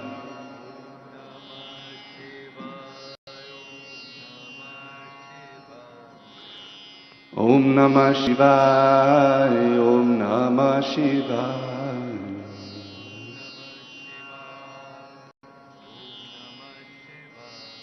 Hare Krishna, Hare Krishna. Krishna Krishna, Hare Hare, Hare Rama, Hare Rama, Rama Rama, Hare Hare. Everyone, Hare Krishna, Hare Krishna, Krishna Krishna, Hare Hare, Hare Rama, Rama Rama, Hare Hare, Hare Krishna, Hare Krishna, Krishna Krishna, Hare Hare, Hare Rama, Hare Rama, Rama Rama, Hare Hare. Everyone please. Hare Krishna, Hare Krishna, Krishna Krishna, Hare Hare, Hare Rama, Rama Rama Rama, Hare Hare. Hare Nam, Hare Nam, Hare Nam, Eva Kevalam, Kalor Nasti, Vanasti, Vanasti, Eva Katiranyata, Shri Harinam Sankirtan Ki Jai. So I know that many of you are expecting me to dance, clap, and jump around with you. But I think that sometimes these meditative moments also make a difference to our consciousness, and I hope that that was something that really helped and, yeah, changed your awareness to remember that you're something more in this lifetime. You're meant for something more. It's your birth. Fantastic. Do you all feel better? In India's digital leap, lending is undergoing a revolution, making credit more accessible, faster, and trustworthy. The stage is now set for currency of lending, trust, tech, transactions. Let's dive into how India's lending landscape is getting a tech makeover and becoming more inclusive. Please welcome Kamlesh Chandra Vashni, whole-time member SEBI, Mr. Hemant Gala, CEO of PhonePe Lending, Mr. Ashok Hariharan, CEO of ID5, and Mr. Aditya B. Chatterjee, MD, Equifax India. In conversation with Chandra R. Shrikant. Thank you, gentlemen. Can we have a huge round of applause, please? Chandra, the stage is yours. Thank you for that. From the spiritual realm to the financial realm. Thank you very much for joining us on Rising Bharat. And I think I want to start with an anecdote that Emmanuel Macron shared last week at the AI Impact Summit, where he said in 2014, a tea seller in Mumbai did not have a bank account, did not have access to credit, but in just 10 years, because of the UPI revolution, he's now able to just use a scanner and accept payments. So he called it a transformational moment for India, something that no other country has been able to do in terms of giving a digital identity to 1.4 billion people. So I guess that's the biggest win as far as Rising Bharat is concerned. But with every technological advancement also come attached risks. So while we've seen rapid strides in digital payments, digital credit, we've also seen instances of digital arrests, cyber frauds, especially for people over 60, over 70, senior citizens, hard-earned savings being lost this way. So today we will discuss how far we have come, but also what we should prepare for going forward, and we have the perfect blend for that. We have a regulator view, a lender view, a credit view, and the risk view. So, you know, a very good mix of all four. But let's start with the regulator view. You know, we are talking about Rising Bharat, sir, and I just want to ask you, SEBI has been talking a lot about leveraging technology, leveraging AI for investor protection, for user protection. But what really separates what we are doing in India, how we are able to do this better than other countries? Because the scale is so huge, the scope is so huge. I'm sure the amount of complaints that you have to deal with are exponentially higher than what other countries face. So take us through that. Yeah, thank you, Chandra. And really, a very entertaining and session we had just before this one, talking about what we are doing at SEBI. So SEBI regulate capital market, and we can proudly say that there are some initiative which we have taken to protect investors' interest, to develop market, to deepen market integrity, which no other country has done. And after we have done that, other countries are taking steps. So this is exactly what Prime Minister was referring yesterday, Rising Bharat, something that we are doing on our own. So I will just give 3 examples. There are more examples, but just to touch 3 examples. The first one relates to how we do settlement, trading and everything. So we were the first country to have T+1 settlement.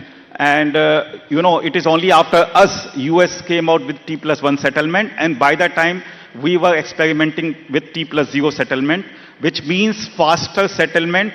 You sell your stock today, you will get money tomorrow.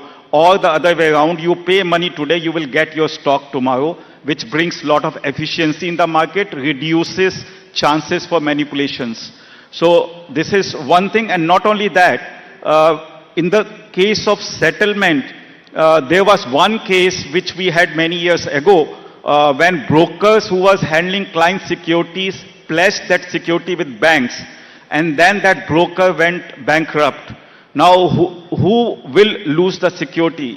Banks will say, I want to encash this security. If you and bank encashes that security, the investor lose their security without their fault. So that case is still going on in Supreme Court. SAT has given a verdict, but somebody has to lose.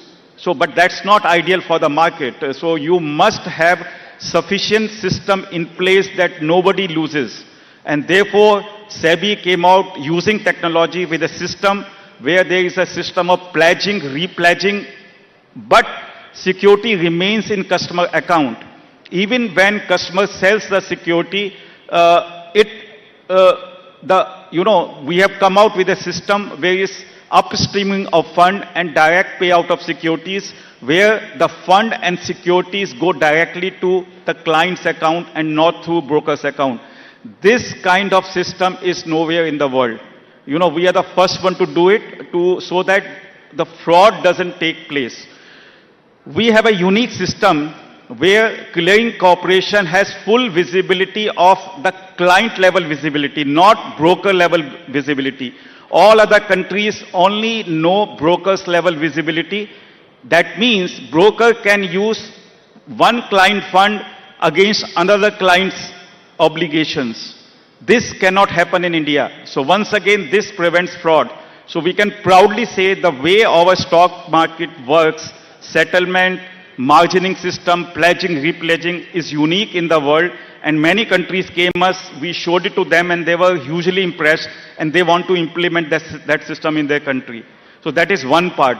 My second part is on assured return.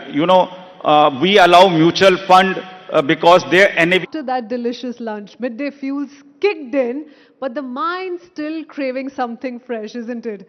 After a hearty lunch, let's shift gears and talk about the art of balance in life, work, and everything in between. How do we juggle it all without dropping the ball? How do we find our center in a world of extremes? Joining us for this session is a balancing artist. Yes, that's his thing. He will show us how to find equilibrium in a world of extremes, how to pivot and how to thrive. We'll get him to spill the beans on balancing life, work, and maybe even a few tricks to dodge the afternoon slump. Please welcome balancing artist Gautam Vaishnav to the stage. Gautam, can we please have you here? Ladies and gentlemen, be prepared to be amazed, stunned, and maybe even a little breathless. Over to you, Gautam. Thank you. Without wasting time, I'll just come to the balance. And I know it's running late, so I have pressure from behind. So I'll start the art of rock balancing. Maybe I think you will have patience to see what I do.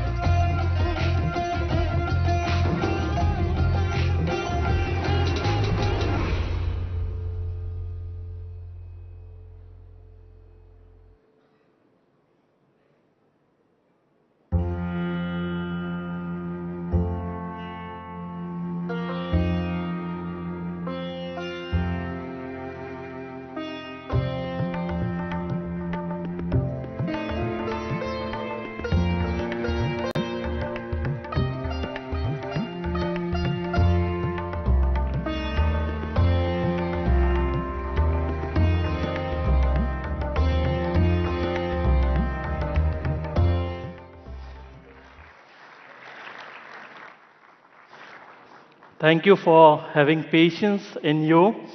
I would like to invite some anchors where I will showcase that it's not me, but it's the rock and the person's focus and patience with how they are going to balance some rocks in front of you. So may I invite some few anchors, please?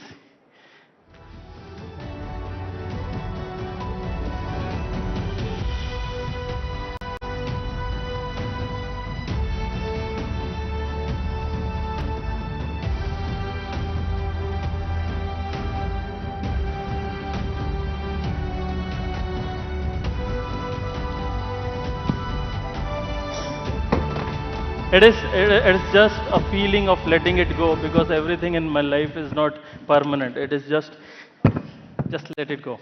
It's fine. Okay. I have some. Yeah, you can sit. Yeah, you can sit.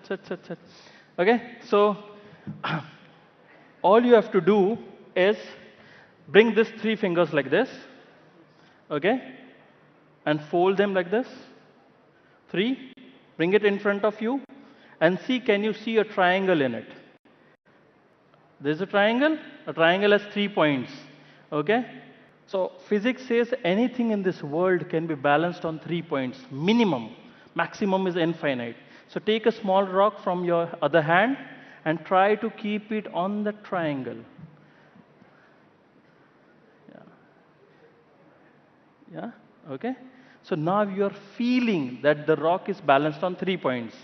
Okay? But now I want you to balance it on the rock. So the rock base is balanced on 3 points, right?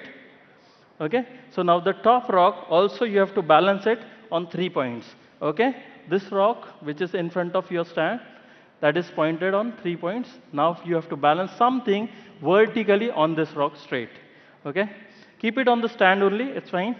I want you to balance this rock, okay, here straight, like this. It's going this side, this way. That's it. Okay? I want you also. Political balance भी बना लोगे आप. You can use both your hands. उसको निकाल दो और वापस रख दो बस.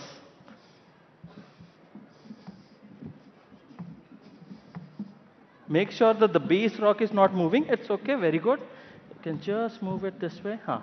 Try to balance it vertical. दोनों हाथ यूज करिए.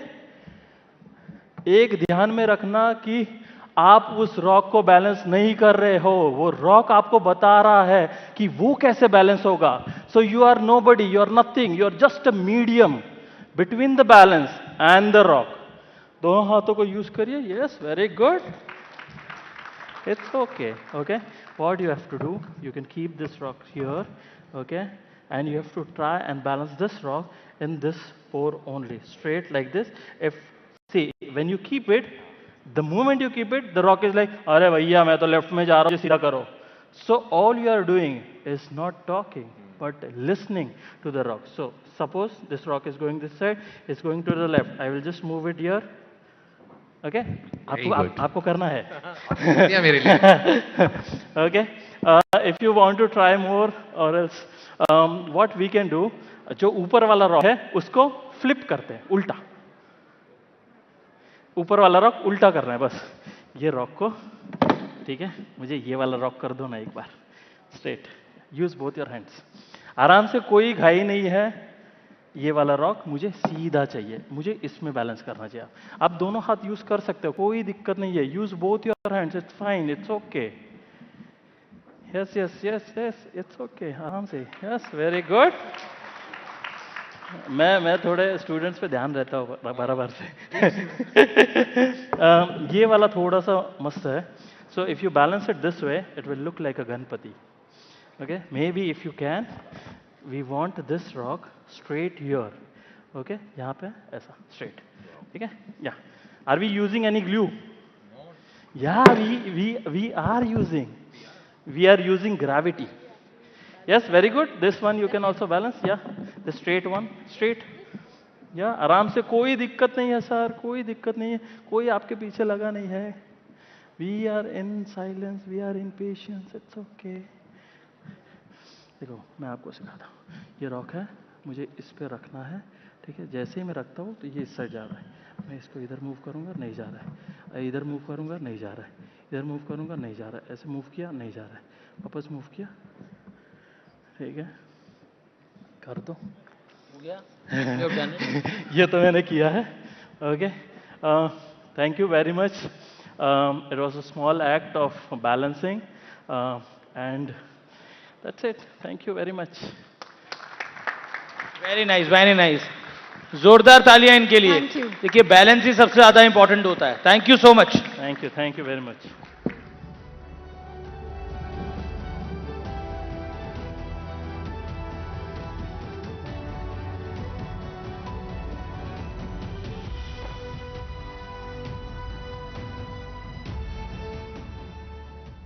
Well, wasn't that just mind-blowing? Can we have hands up in the audience? How stunned were you? So anyone who was shell-shocked on 10, from 1 to 10, 10, hands up. Okay. Okay, great. You know, balancing, as journalists as well, it's something that we talk about every now and then, and how most of us are trying to pull the balancing act on an everyday basis. So this was of great help, Gautam. We're going to try and clear out the floor in just a bit, but one small move, one slight shift, you're going to get it wrong. And Gautam here backstage was having a conversation with me, and he was trying to tell me the same thing, that it's actually the rocks talking to you and not the other way around. And then he gave me a couple of other examples as well. So it's lovely when we see talent like this here on Rising Bharat, and we promise to keep up with that the rest of the day as well. So please be with us. Be patient. That was mind-blowing indeed, and our anchors also did a fab job in really being sporty. They played along. We saw Gautam making Parikshit, Chandra, Amish, Shivani do the balancing act, and like I said, we're all journalists and we're all used to this. But for now, as Gautam showed us how to find balance in life, we need to talk about balancing flavors, balancing tradition and innovation. India's culinary identity is what we'll focus on next. So from street food to fine dining, India's plates tell stories of culture, history, and creativity. Spices, techniques, regional nuances. How do top chefs define India's culinary soul? And we all know how Indian food is something the entire world obsesses over. So how do they blend tradition with modernity? Let's dive into India's food journey, the classics, the experiments, and the trends. And for that, I'd like to quickly invite our next set of panelists on the stage. Amninder Sandhu, chef and culinary entrepreneur, is our first guest joining us. Can we please have a huge round of applause? Also to take that conversation forward is Manish Mehrotra, celebrity chef, head chef, Nisaba, and author as well. In conversation with popular food blogger Arjun Madan, this is a session titled India on the Plate, Reclaiming Culinary Identity. Arjun, thank you for being here. Over to you. Can we have a huge round of applause, ladies and gentlemen? We need some energy in here. Hello, chefs. Hello. It's such a pleasure to have you both over here. I've been such a fanboy of both of you for so many years. We've all experienced your food in so many different ways. But if you had to describe your culinary philosophy in one sentence, what would it be? I'll start with you, chef. I feel my food is rooted in memory. And I cook fearlessly on open fire and honor the place I come from. That would be it. Fantastic. And Chef Manish? Whatever makes you happy after eating. That's the philosophy. Okay, great. So, Chef, I'm going to dive right in. Your menus draw from Punjab, Lahore, Patiala, deeply personal, memory-driven kind of regions. Why is reclaiming these stories so important for you? You know, our culinary history was interrupted by the partition, by colonization, even through a filter of fine dining where, you know, we try to sanitize our food. And for me, Patiala and Lahore are not just places, they are inherited memory, and it's important for me to reclaim these because it's important to put our authority on it, you know. And I feel that our food needs its voice in its loudest intensity, in honesty. And that's what I'm trying. I'm not trying to recreate nostalgia, but I'm trying to restore authorship. Amazing. Chef Manish, after 15 years of shaping modern Indian cuisine in a sense, Nisaba feels very different. It feels calmer and more introspective. Was this shift more personal than professional? I think both. Because what I was doing with my earlier restaurant, Indian Accent, was when I started, we used to call it modern Indian food and progressive Indian, contemporary Indian.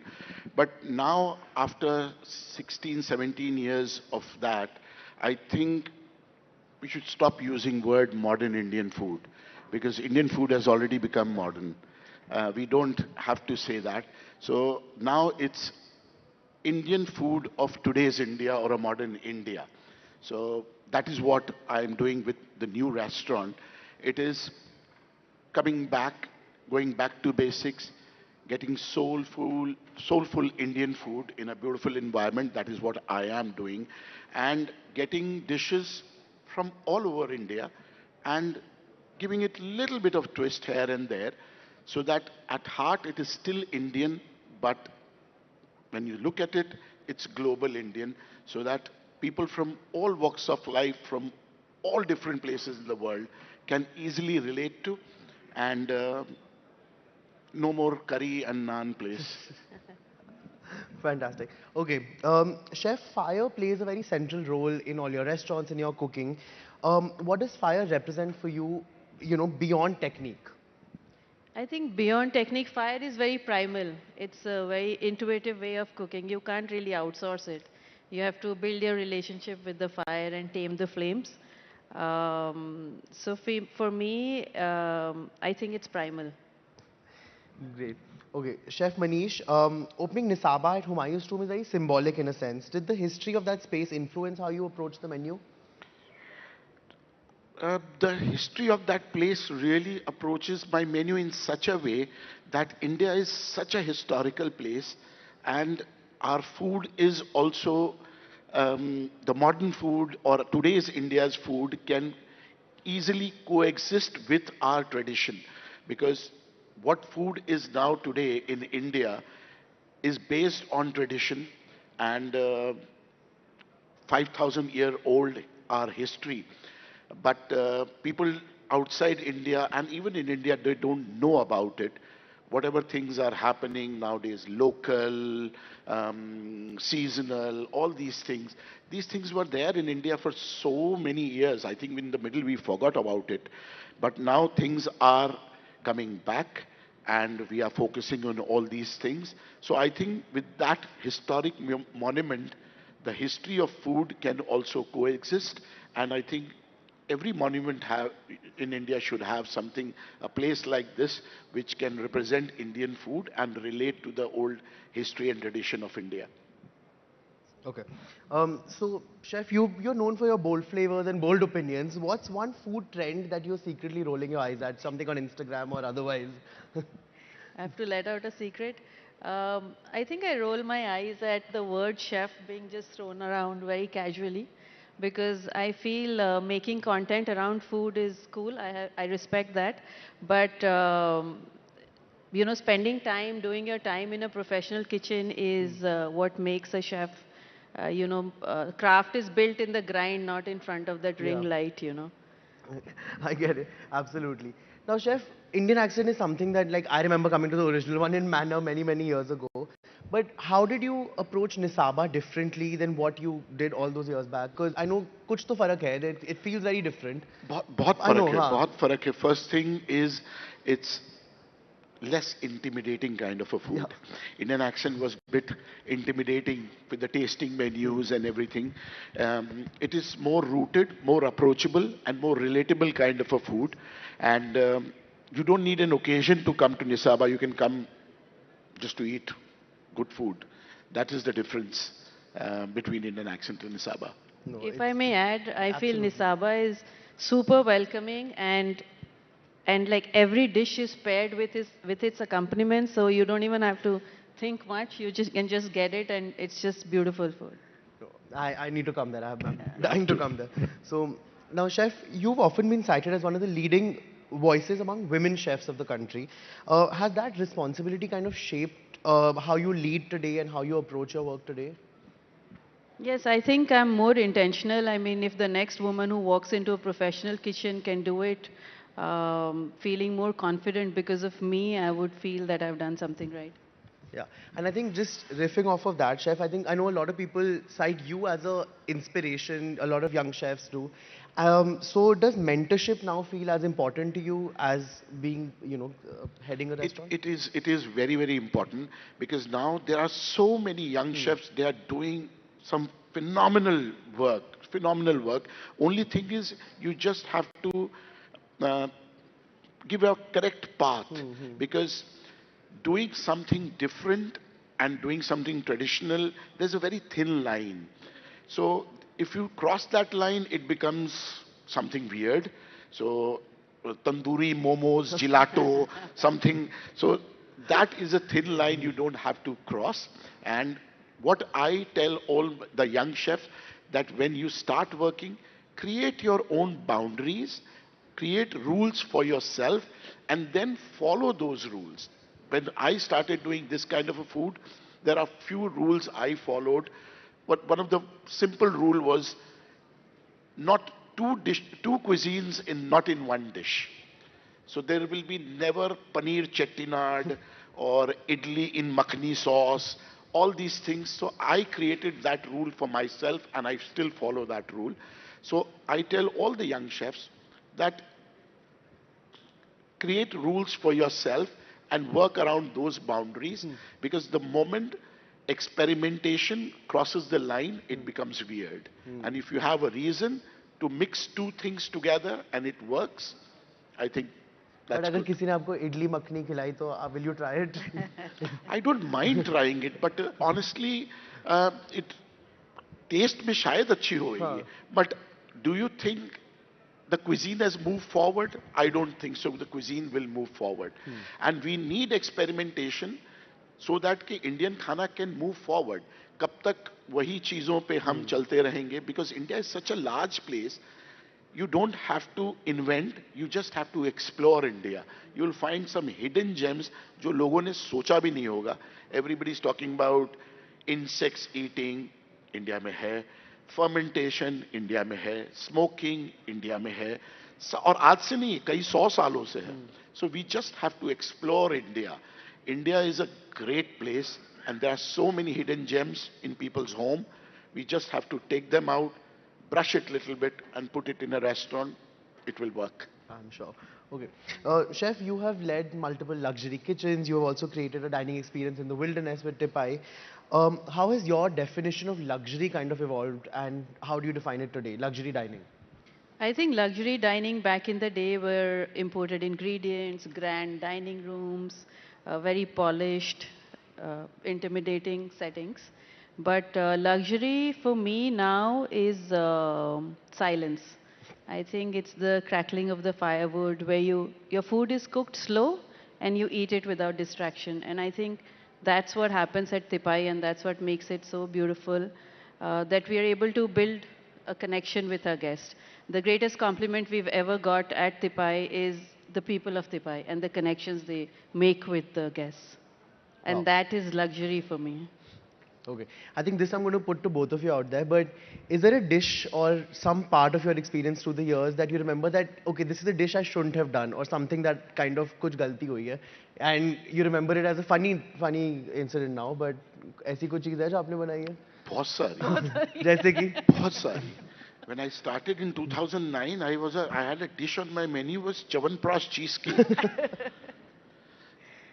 That was weird, but again, नाम बहुत weird था, लेकिन उसमें जरा सा hint था, and उसके पीछे एक nostalgic story थी that we used to serve it with the badam milk and all these things, because Chyawanprash एक ऐसी चीज थी, everybody has got some good or bad memories of that. So that dish was there to evoke your nostalgia and the memory. So, but it was weird. So I don't think so I'll be doing that thing now. But yeah, at that time I was also learning. So There are many. There are Chyawanprash many. cheesecake. I think we should bring it back for one special weekend. for just one. Maybe. Yeah, we should. Okay, chef, is there anything that you have done over the I years? think, yeah, even I have many, but the one that I vividly remember is once I'd put pakoras like patte, like just green leaves fritters, and I didn't want to call it pakoda, and we called it ponako because we found out that that can be another name for pakoda, and it was so silly now when I think of it. Like it's an internal inside joke for even with my team. Okay. Both of you are kind of seen as torchbearers for, again, I'm saying modern Indian, but modern Indian cuisine in very different ways. Does recognition increase pressure or does it give you more freedom?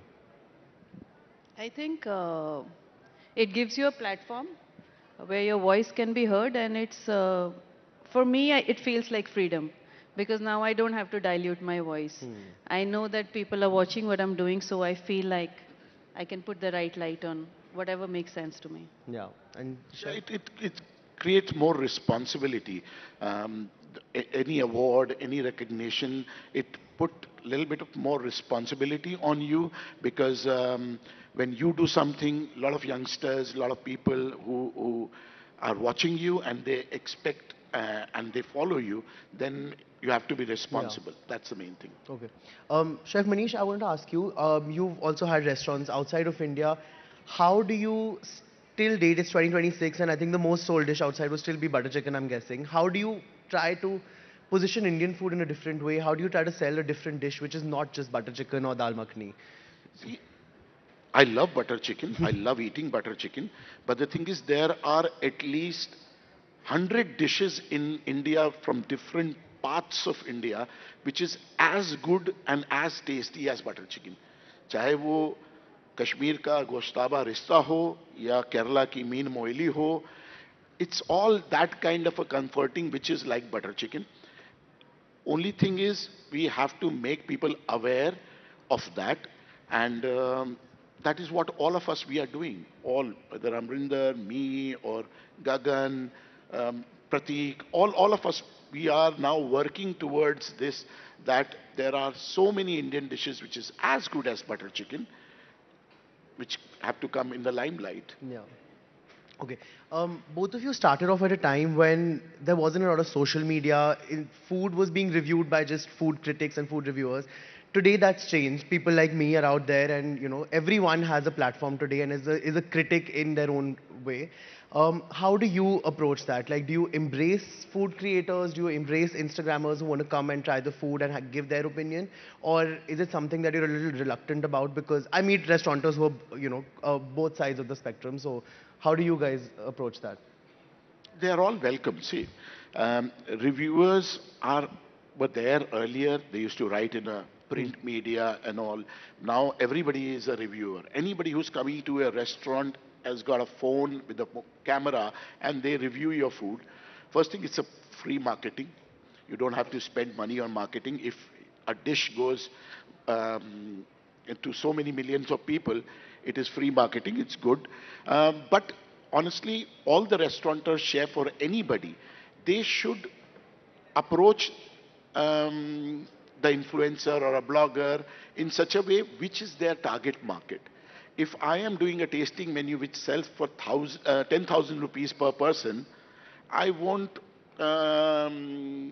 call a blogger or entertain a blogger who's doing street food. So you have to see who are the one can do good for you and who are not something they don't have the target market for your business. So that is the only thing. And chef, anything if you have? I think social media is really great because besides the influencers, I feel for you to put your story out there, you were so heavily dependent on food writers earlier, and if you were not in their, if you were not in their network, they would probably not even show up to your restaurant. But now it's easier to put your message across, and I think it works really well. Yeah. I think I'm going to add a question over here for you, is that I saw a lot of amazing content you did, especially with Bavri, and a lot of storytelling. What was the journey behind that, and how do you decide to create content around that? Because that was very nice how you did it. Yeah. So, I used to run this restaurant called Earth in Bandra before Bavri, which was the first gasless kitchen where I cooked on open fire on wood and charcoal in a city setup. And there were a lot of things which I just assumed that people know. But with Bawri, I said I'll just talk about things that I'm not going to assume that people know. So, you know, like we made a reel on how to season a tandoor. Yeah. Because it's just assumption कि सबको पता होगा. But सबको पता नहीं है कि तंदूर में रोटी लगाने से पहले उसको season करना पड़ता है. So we just made a reel on that and that got so much traction. Then I started talking about why I cook on open fire and that. So I think that was the starting point for us and then we just built on that. Okay.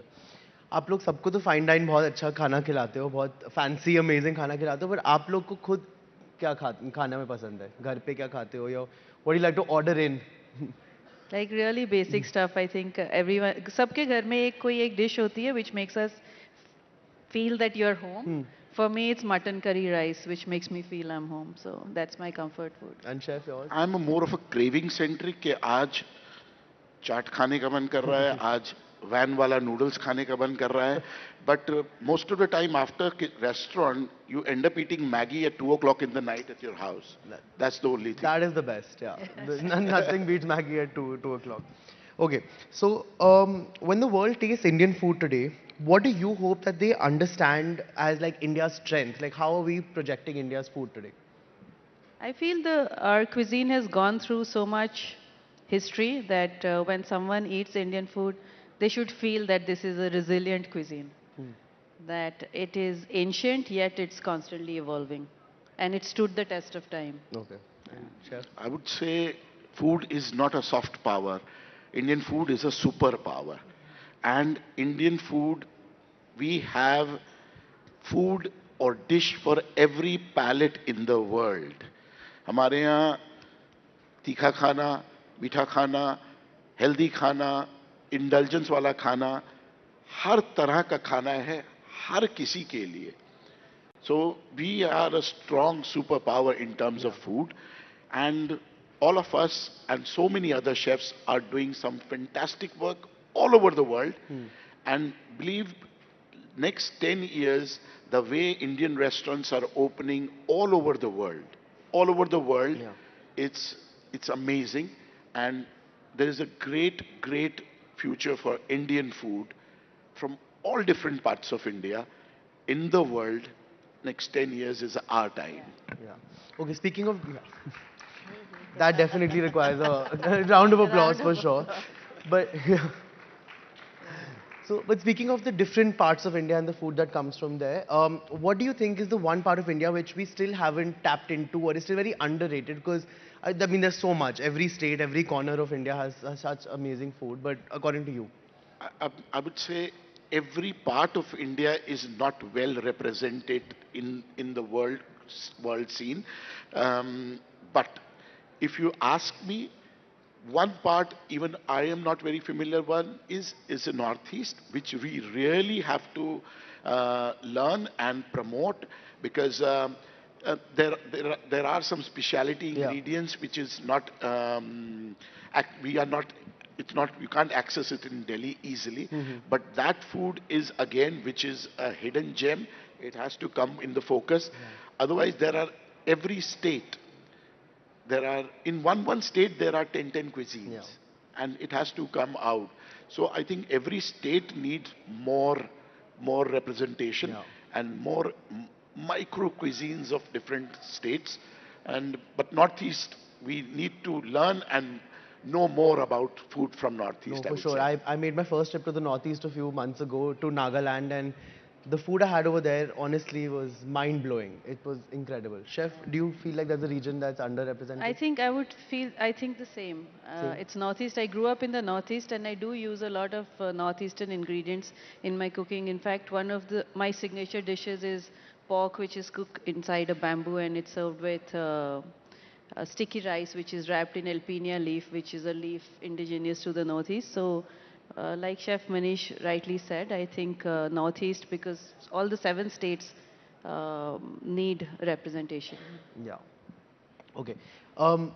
What can you guys recommend a restaurant apart from your own in Delhi which you like to go out to? Many. चाट के लिए वैष्णो चाट भंडार कमला नगर में, या duck के लिए China kitchen, Punjabi खाने के लिए Kikli mein. So there are many places in Delhi where you can explore good Delhi, Gurgaon. You can explore great food. Yeah. And Chef, do you have any recommendations? I think there are really great restaurants in Delhi. Recommendation, like I like the Sikh kebabs at Jama Masjid. I like that large jalebi in Chandni Chowk. Those two are my favorite. When I think of Delhi, I think of that, or the Sohan halwa, that Karachi halwa, which you don't find anywhere else. That felt like Delhi. अभी होली आ रही है चेनाराम के यहाँ घियर बनता है वो घेवर नहीं है घियर बनता है वो एक अलग किस्म की जलेबी है if everybody can go and try that thing it's amazing Yeah, it's from the Sindhi community. Yeah, and it's only during Holi. So Holi, yes. Okay, social media has made chefs personalities now. That's you guys are celebrities. Also, has the visibility changed the pressure and also like made you get some pressure to feel authentic like in your food, or do you not approach it in that way at all? Like, do you feel any pressure from social media at all? See, honestly speaking, the celebrity chefs and the chefs who are cooking at restaurant, there are two categories in India still. Yeah. Still. There are chefs who are celebrity because of the social media and television. But in general, I don't think so. 90% of the people, they have not tasted their food. Okay. Yeah. Yes. They have not tasted their food. True. So we are the chef who cooks in the restaurant. We have restaurant where everybody can come and taste their food. So it's two different categories. Okay. So I would say doesn't matter. Doesn't matter. Till the time people are coming to your place, eating your creation and going happy from there, I think your job is done. Okay. And Chef, anything you have to add here? I don't feel pressure. I feel it's just a great time. Everything is, there's a big boom in this industry and we just need to adapt with whatever the new means of running a restaurant is. Okay. Before we wrap up, I just have one last question for you both. If there's a young chef who's starting out today, 18-year-old, 20-year-old, is there a piece of advice you would like to give them that you wish someone would have given you when you were young? I would say it's not a 100 meters race, it's a marathon. So don't expect anything too fast. Okay. And even when you get results, you'll feel it's too little too late. And you have to love it sincerely to do it. Just keep your head down, focus. 5 years, you do that, and after 5 years, this industry will pay you back. I would say this industry will pay you back. But 5 years, focus and just learn, because खाना बनाना is a skill का काम है, और वो skill जो होती है वो काम करने से आती है, वो किताब पढ़ के या कॉलेज जाके वो नहीं हो सकती है. You have to practice, practice, practice. तो first 5 years बहुत कमी है हिंदुस्तान में शेफों की. First 5 years, just bend your head, focus and learn. After that, sky is the limit. Perfect. That's great advice. And if all the young chefs listening out there, they should take note of that. But thank you so much. You both have been amazing and you've given such incredible, insight into your world over here to us today. Thank you. So thank you.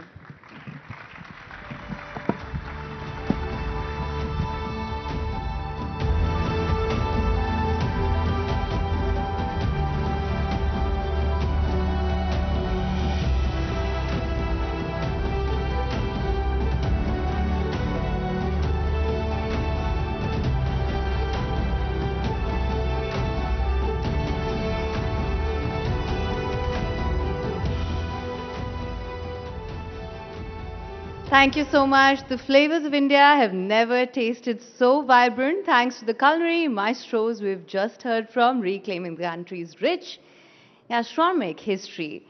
Just as good dish requires the right blend of spices, understanding global conflicts requires a nuanced reading of the narrative. The real story often lies in the subtleties of strategy, tactics, and human experience. Now, joining us to decode the complexities of war and its narratives is an expert known for his deep dives into the skies of conflict. People, welcome Tom Cooper, aerial warfare analyst and historian, for a session on interpreting war beyond the headlines in conversation with Major Gaurav Arya.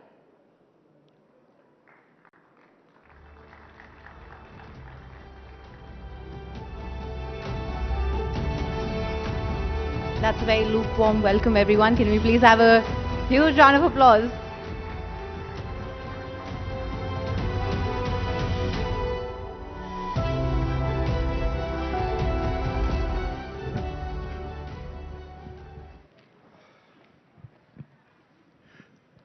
Jai Hind, ladies and gentlemen. And I have with me Tom Cooper. He's an analyst. He's a historian. And he's somebody that all of you have seen on Indian television for quite some time, especially after Operation Sindoor and during Operation Sindoor.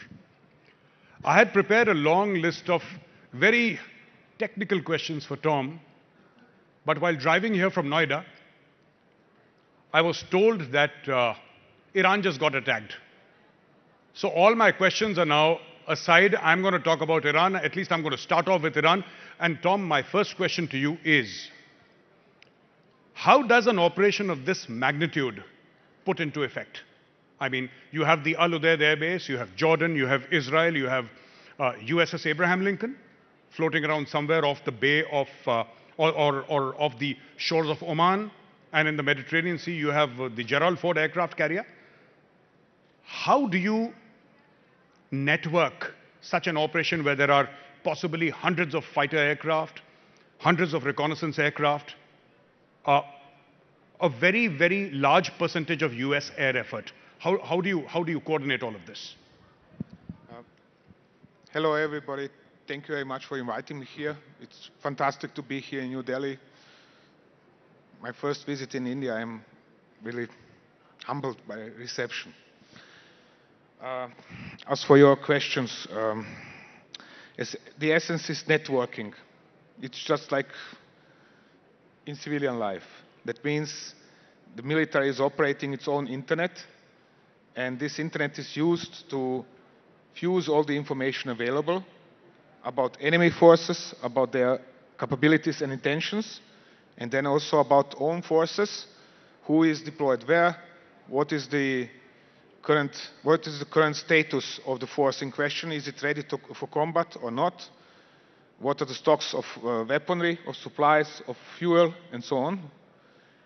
And all of this is fed into the same headquarter, into the same command center, and commanded and controlled in centralized fashion.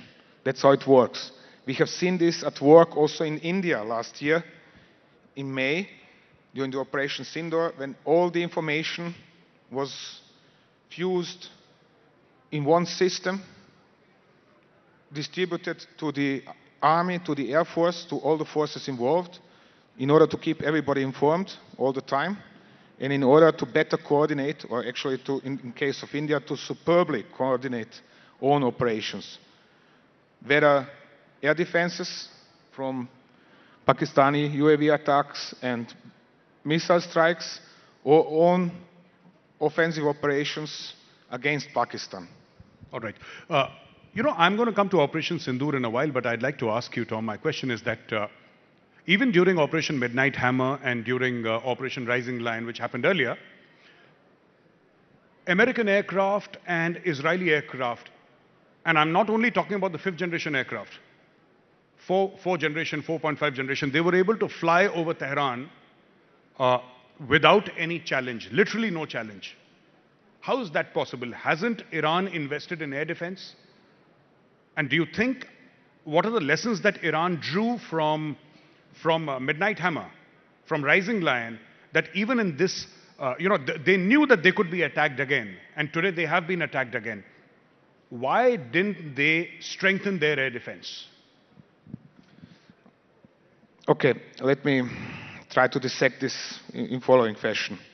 On one side, Israeli aircraft were never free to fly over Tehran. This is Israeli propaganda. Excuse me for expression, but it is as simple as that. What the Israelis were free to do was to fly up to the border with Iran and to lob their missiles either over longer range into Tehran area or to drop their GPS-assisted bombs on targets up to 100 to 120 kilometers deep inside Iran. But they were never free to fly deeper over Iran. Why were they not free to do that? because there is not only one, but there are two different but well integrated air defense systems in Iran. One operated by the regular Islamic Republic of Iran Air Defense Force, and the other operated by the IRGC, by the Islamic Revolutionary Guards Force Command. So what was given to us in form of official Israeli statements was one thing, and then there was the reality. And there was a significant difference between the two. All right. That is on one side. On the other side, the Israelis have this very advanced air-launched ballistic missiles, which have a range of up to 1,000 kilometers, depending on their type. So they were accelerating, flying very high, accelerating, climbing over central Iraq, over Ramadi, over the area generally west of Baghdad, and launching missiles from this area deep over Tehran. This is how they were operating. Of course, they did, with the time, start operating their UAVs deep over Iran, including close to Tehran, including Esfahan, including Tabriz anyway. But again, there is a difference whether they are operating UAVs, which are then shot down in quite some numbers, or whether they are operating manned aircraft. There is no evidence that they did operate manned aircraft that deep over Iran, like over Tehran. Excuse me, what was the second part of your question in this regards? I said that hasn't Iran been able to develop its air defenses to such an extent? If, let's say, the Israelis did not fly, the Americans did. Yeah. The Americans obviously did because they were dropping these, MOABs on, MOABs on their nuclear sites. Okay. This US strike on Iranian nuclear facilities is also no indication for the strength or weakness of Iranian air defense system, because the Americans haven't sent just this, 8 or something B-2 stealth bombers, but they came in with a huge strike package of some 50 aircraft into Iranian airspace. So it was a concentrated, focused operation in order to bring these bombers safely over their targets, release the bombs, and withdraw without loss. They have managed this. Point is this: Iranians have, especially with help of China, over the last 10 years, built a very powerful air defense system. But it was still incomplete because the production rates in Iran were much too low. And the IRGC was insistent on manufacturing missiles in Iran, just in Iran, not in China as well. So although most of these systems were actually developed in cooperation between Iran and China, production was in Iran. Correspondingly, the production rates were very low. The question is now whether, especially for the current war, the Chinese are going to add their ammunition to Iranian systems, because the Iranian requirement for the Chinese was to develop then systems which are highly flexible, which can use Russian ammunition, specialized ammunition which is manufactured in Iran, and also Chinese ammunition. So the question is now whether the Chinese are going to replenish Iranian stocks. All right. Just a few minutes back, breaking news is that Iran has hit Qatar, UAE, and Saudi Arabia. And Bahrain. Yeah. So these are obviously US bases that they have hit, or tried to hit. Were you expecting that? Because Iran has always been very vocal. You attack us, we'll hit you back across the Middle East. Iran has multiple solutions. One of these is going to, actually all of them are going to depend on the rate of damage the US air power is going to cause. Because last year, the Israelis couldn't cause enough damage to draw some kind of decisive victory. From their point of view, they didn't even half finish the job, or didn't destroy even the half of the targets they wanted to destroy. They didn't destroy completely the Iranian capability to manufacture new missiles. They didn't destroy all the bases, especially not underground bases, and so on and so on. Moreover, the Israelis couldn't reach further, with one exception, they couldn't reach further than eastern outskirts of Tehran. Correspondingly, the Iranians were free to move their heavier missiles, to maneuver them around central Iran, around eastern Iran, and fire them from there at Israel. the US air power is now enabling joint command of US and Israeli forces to strike precisely these targets in central Iran and in eastern Iran, because it's relatively close. It's based in Persian Gulf, in Emirates, in Qatar, in Bahrain, in Saudi Arabia. Correspondingly, it can better reach such areas. And the US intelligence, which was playing the crucial role already the last year, is now playing an even more important role. Furthermore, tanker aircraft. These are big airliners converted or purposely built to serve as petrol stations, you can call them, in the air. They are refueling incoming Israeli and US aircraft and stretching their range significantly through this capability. So the Americans are offering an entirely different capability to Israel foremost through this. They are going to support the Israeli airstrikes and support their own strikes. In turn, Iranians have not only some 2,000-something heavier ballistic missiles to strike Israel, but they also have many more short-range ballistic missiles to strike all the possible US bases around the Persian Gulf. They have already hit one US base outside Manama in Bahrain just half an hour ago or something. They're going to strike those in Emirates, in Qatar, in Saudi Arabia as well. Saudi Arabia has been meanwhile hit too by Iranian missiles. So now Iranians now have, let's say, two options to keep it simple. One option is to go all out right from the start. For example, if they are afraid that their missiles might get destroyed by Americans in their underground facilities, in their underground bunkers, shelters, or they go for something like drip feed option, which is to fire every day 15, 20 missiles, and those wait for similar effect like the last year, which is to attrit Israeli stockpiles of anti-ballistic missile defense systems to the level where the Israelis were out of missiles to shoot at incoming Iranian ballistic missiles. So the US Navy then moved its warships close to the Israeli coast and was trying to defend Israel with its own anti-ballistic missile systems. But what happened as a result of this is that the US forces have exhausted something like a production worth of 2 years of ballistic missile defense systems. So now the question is whether the Americans have enough missiles to defend Israel and their own bases for longer than, let's say, 1 week. That is my rough estimate. All right. Now, Tom, I'm going to ask you about Operation Sindoor because that is, I think, what many people would like to know. You were mentioning a little while earlier that one thing that we have not discussed enough is that element of surprise.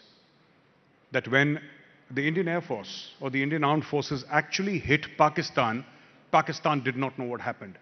And for a certain period of time, they were in a state of maybe shock or indecision. I'd like to hear your views on that, please. One of, for me, actually almost shocking moments from researching about the Operation Sindoor last year is the fact that when comparing official Pakistani statements with what one can track as easily as with help of social media in terms of reports from Pakistani citizens, what have they observed, what have they heard, the two stories are not fitting. During his press conference, quite famous press conference, which was widely accepted in the West as bare money, this is a matter of fact, nothing else happened in this war and nothing else matters.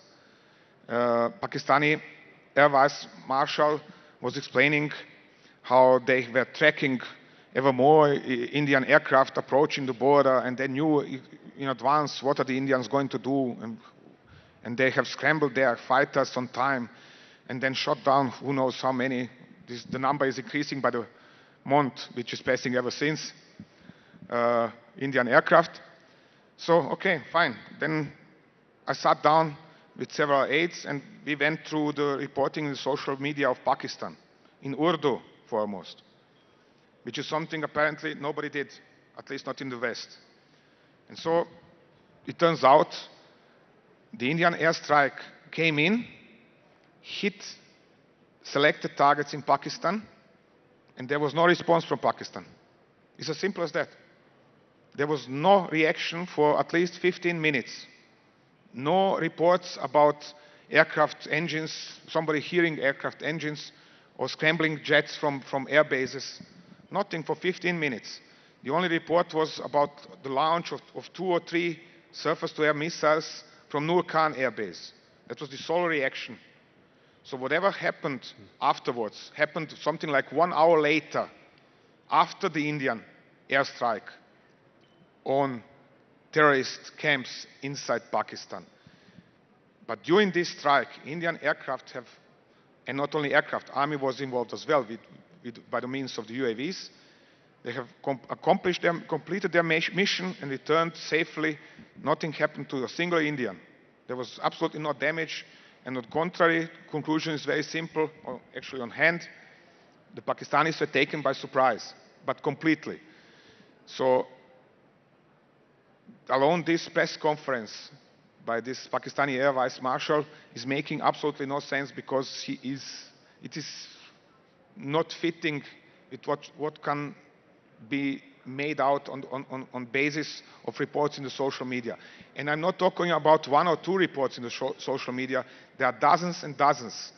And one says 15 minutes later, after the Indian airstrikes were completed and Indian aircraft were probably back on their bases already, there is then report, engines, jets are starting taking off from this airbase, taking off from another airbase, more SAMs are fired, then movement of low-flying aircraft over this area, over another area, and so on. So obviously the Pakistanis were late with reacting. They were taken by surprise. Then it took them time to comprehend what has happened to them, to make a decision how are they going to react, and then they moved to react. But the strikes themselves, Indian retaliatory strikes on terrorist targets, they were completed absolutely without any kind of major problems. That is the point. And this is something we have addressed with particular care in the book published in January. It's going to become available in India now in early March, 88 Hours War.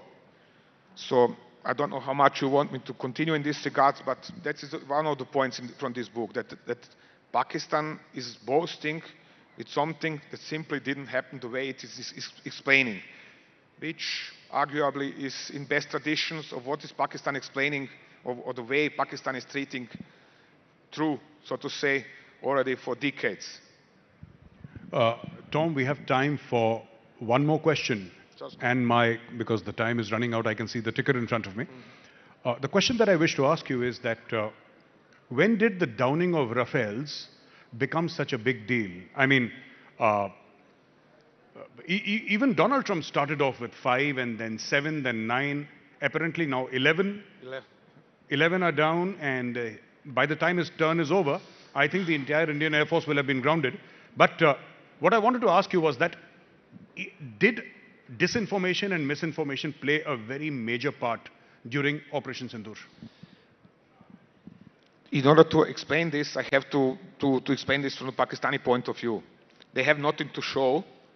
They have nothing to show. What can they show? Except we have shot down 4, 5, 6, 7, 11, 3 dots, and then 11 Rafales or whatever in India. And even if, let's say, they have shot down 110 Indian aircraft, the point is they have lost the war. So what they have won is one air battle, theoretically, if they have won. But they have lost the war. That is the point. They have lost the war. And battle is just a part of a war, not an entire war. So they have focused their whole attention on this winning battle, whether they have actually won it or not. And all that matters to them, and all that matters to their supporters, is this one battle, which actually wasn't even one battle, but 3 or 4. But it's a different story. Anyway, the point is this. India is trying to explain we are trying to strike terror targets. Nobody listens to that, at least not outside of India, sadly, or at least it was largely ignored. Therefore, Pakistan was free, or left free, to explain, oh, we have won the war through winning one battle. Nobody cared about these jihadists in Pakistan being the same that were actually plotting already the World Trade Center attacks on 9/11. The same people, the same ideas, the same backgrounds, the same trainers, and so on and so on. This is sadly something where India is not that well connected like Pakistan is in the West. Unfortunately. I hope that in the future you are going to find a way to avoid such situations, because you have won a war, but you didn't win the public narrative, so to say. Thank you very much for your time, Tom, and it was wonderful speaking to you. Ladies and gentlemen, a huge round of applause for Tom Cooper. Wonderfully explained. Thank you very much.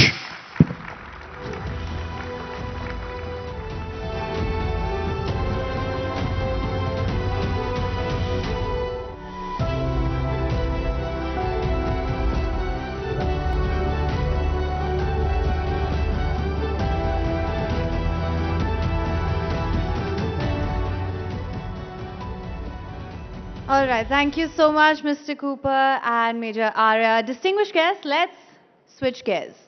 Let's talk about the tech that's redefining the future, AI. How is India building sovereign AI, democratizing innovation, and powering growth?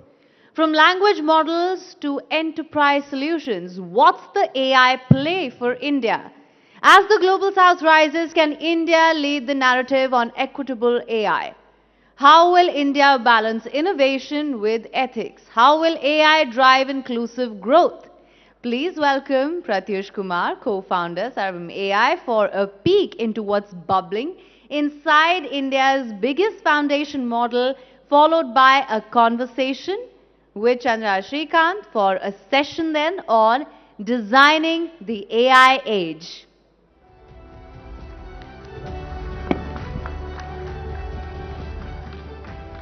Thank you. Namaskar. I'm expecting some slides to come up. Yes, there you go. It's great to be here. I just saw the billboards outside. It said inner strength with the picture of the Prime Minister. A little bit what we are showing here is aligned with that picture, which is what can India do in this fast-moving space of AI.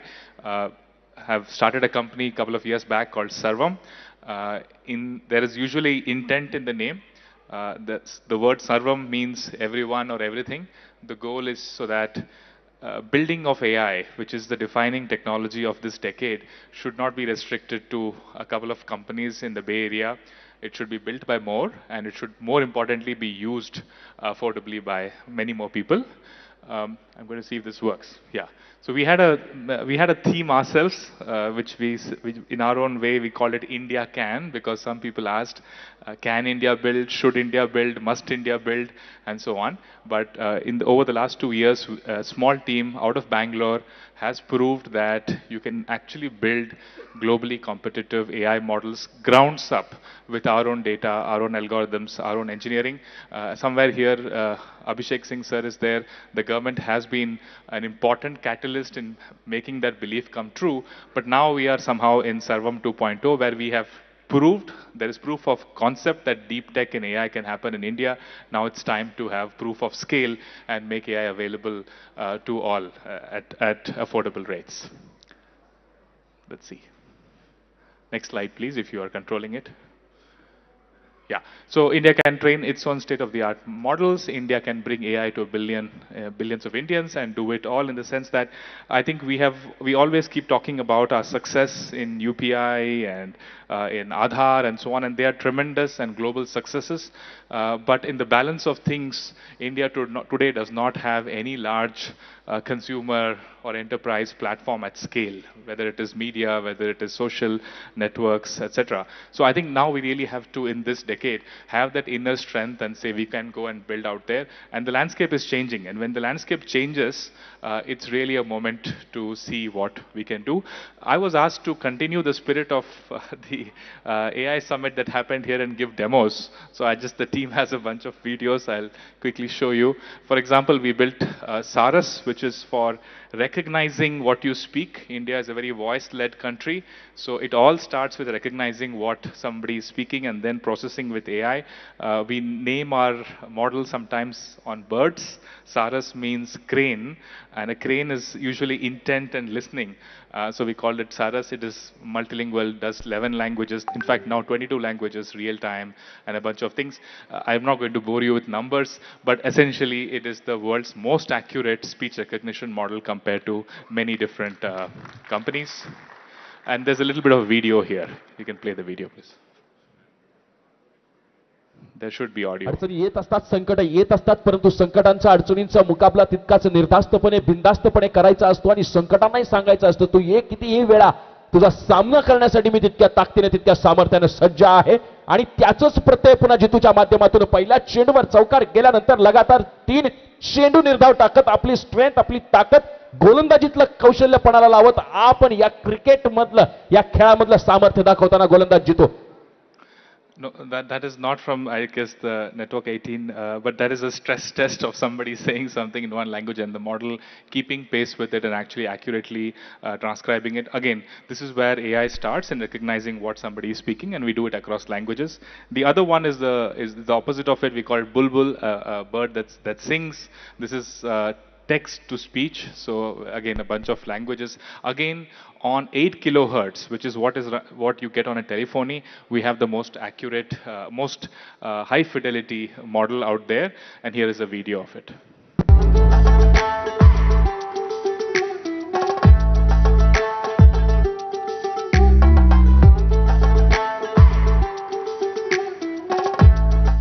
V2 अच्छा था. V3 में game बदल दिया.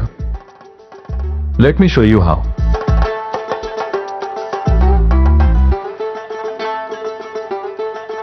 जब आखिरी wicket गिरा, कुछ second के लिए सन्नाटा हुआ. And then people just exploded with joy. I think we can stop the video. Me concern ना.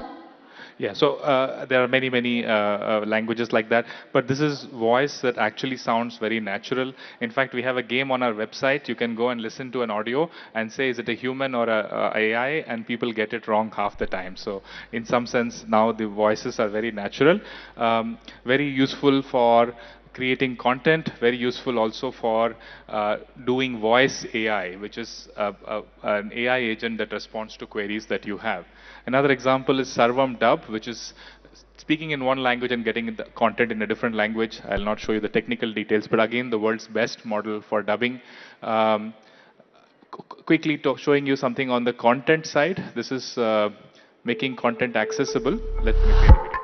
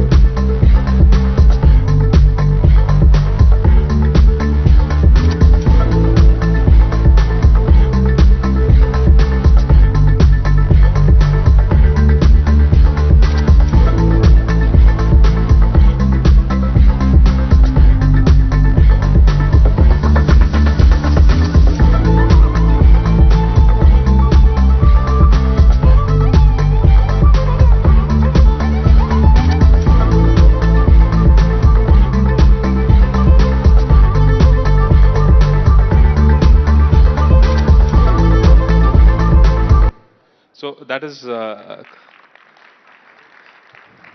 that's content creation. We did something little funky in the beginning of this month.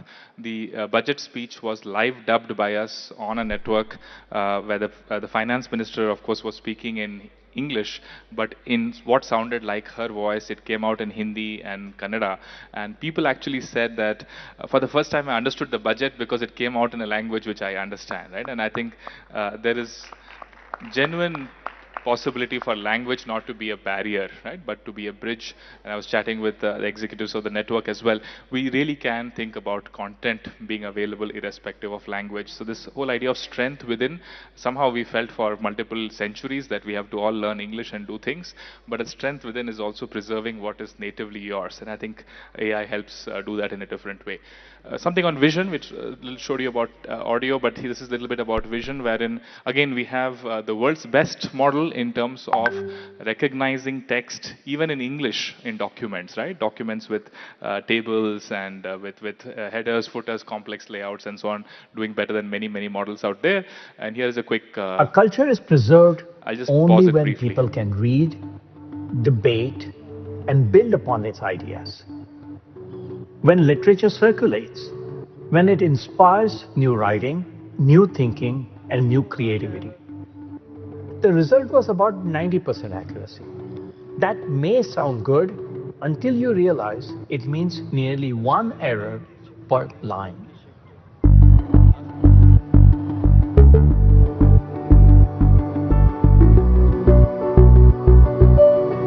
So I'll go through this.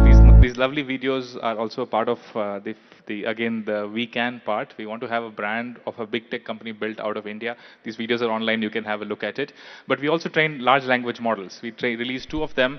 The 30 billion parameter model, which has some technical details here, but it's really meant for voice to voice very efficiently. In fact, it works on a feature phone. I don't have it here, but the Prime Minister saw it on a feature phone. Then we have the bigger model, the 105 billion parameter model, the first globally competitive model of its size from India, and it's actually on various benchmarks doing very well in its class. And in fact, here is we released this model on a quick chat app called Indus, and it's been out in the Play Store. This is what it looks like.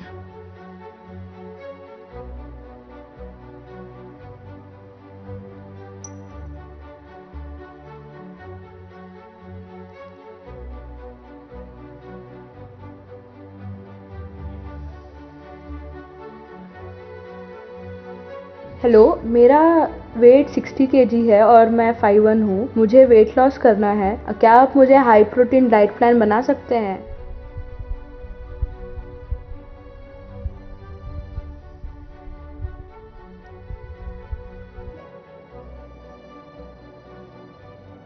Yeah, so this is a model entirely trained from scratch by us, now usable on. It's available in Android, iOS. So we would recommend you to test it out. But that's what is possible, right? The data that we use, we don't have any dependency on any organization outside the algorithms and compute, etc. So just wanted to reiterate. I think India can definitely build it, and we are in a post-AI world. We should. I think people asking whether India should, whether India can, are asking the wrong questions entirely, and we have demonstrated it. It's an early start, but we have a long way to go. But I'm confident the love that we have received, that this is going to be India's definitive decade to build. Thank you, and I'm happy to interact.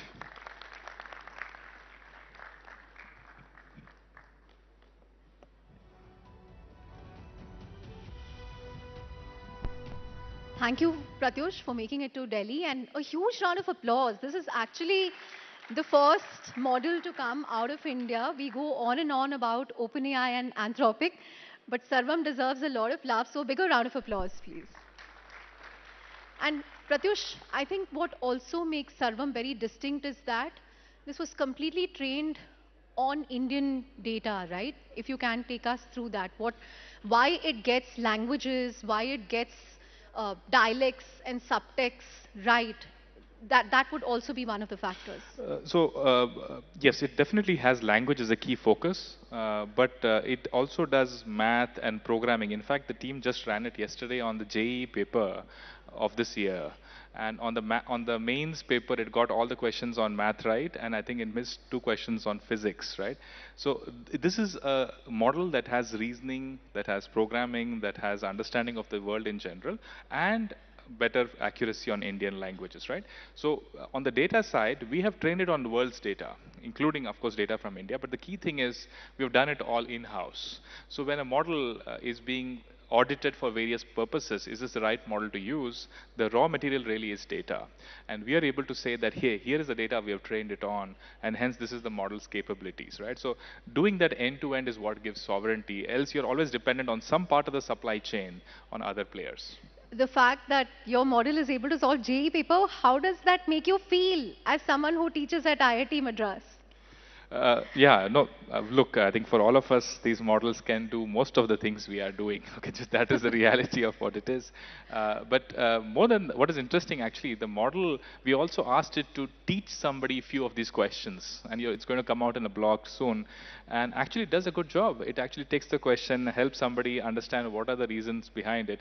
So humans and AI working well together is going to be one interesting area where I think I think India will do well, because we are generally so positive as a country about technology. I think we'll find our ways around how to do this meaningfully. Right.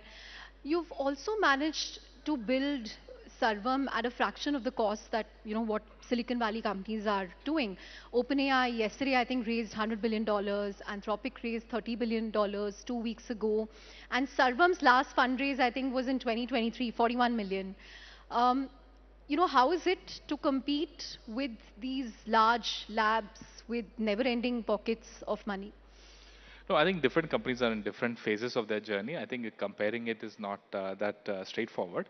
I think the bottom line is that AI leads to improved productivity no matter what you're doing, including building AI. And that is the interesting part, right? It's almost like a reactive system that can improve itself, right? And I think, at least for us, the journey is very clear. You can train models very accurately with a lesser amount of resources. But from there, we want to step up. We want to be building larger models that are globally competitive on all fronts, right? And that will require more compute.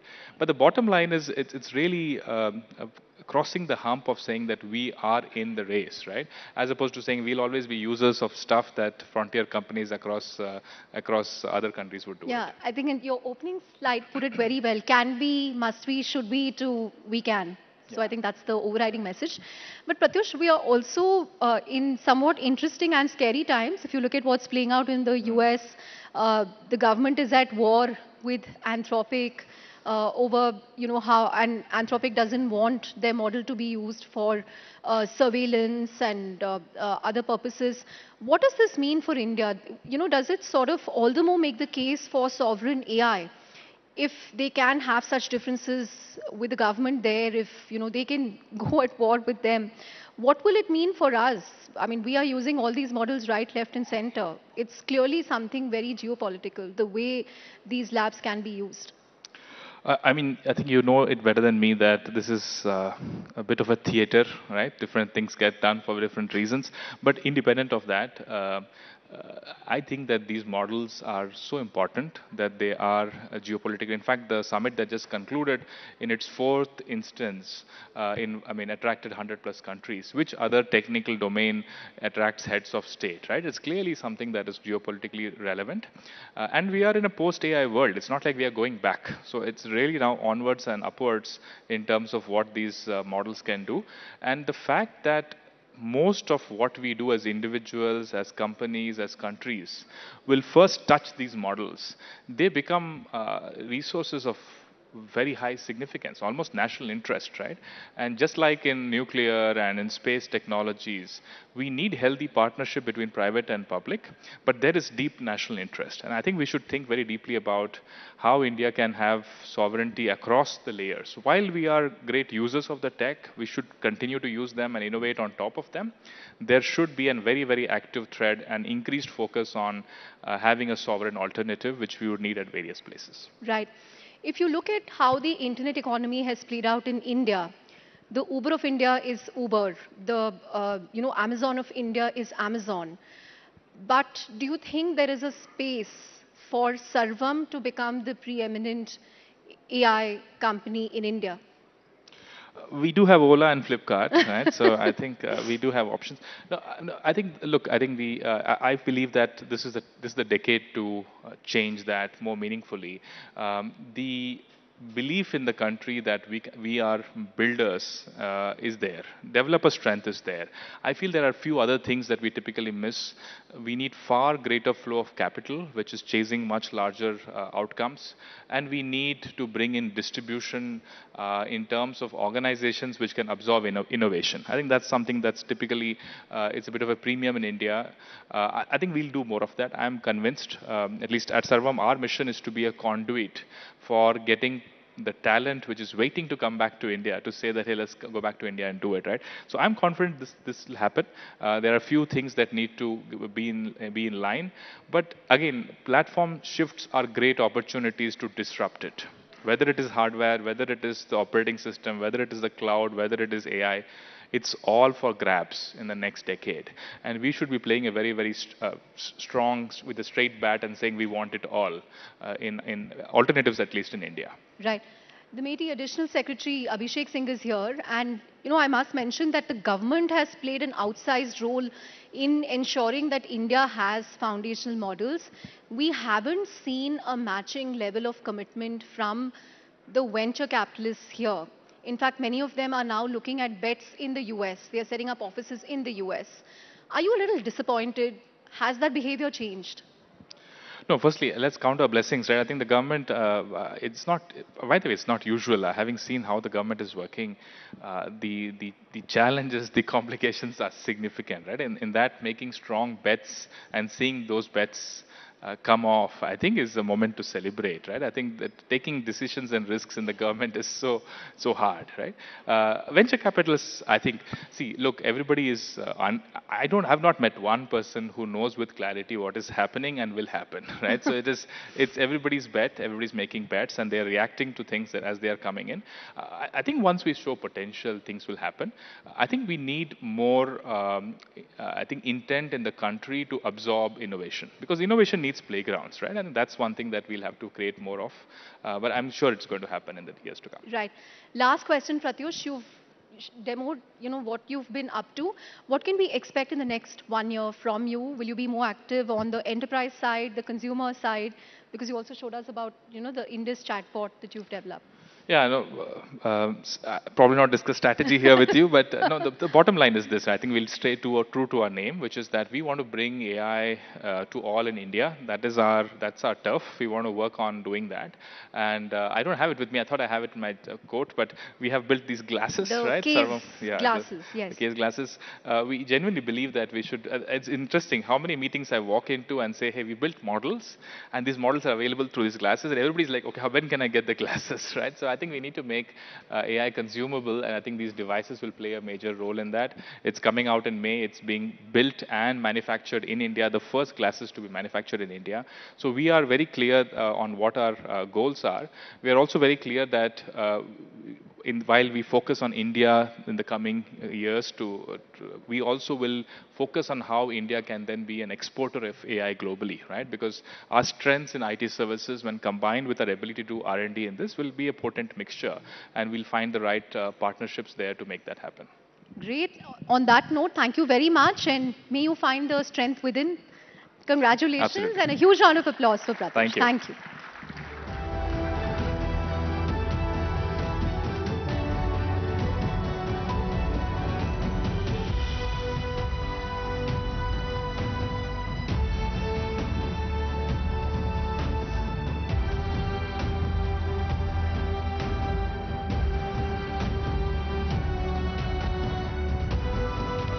Thank you, Mr. Kumar and Chandra. Ladies and gentlemen, India's AI ambitions are soaring high.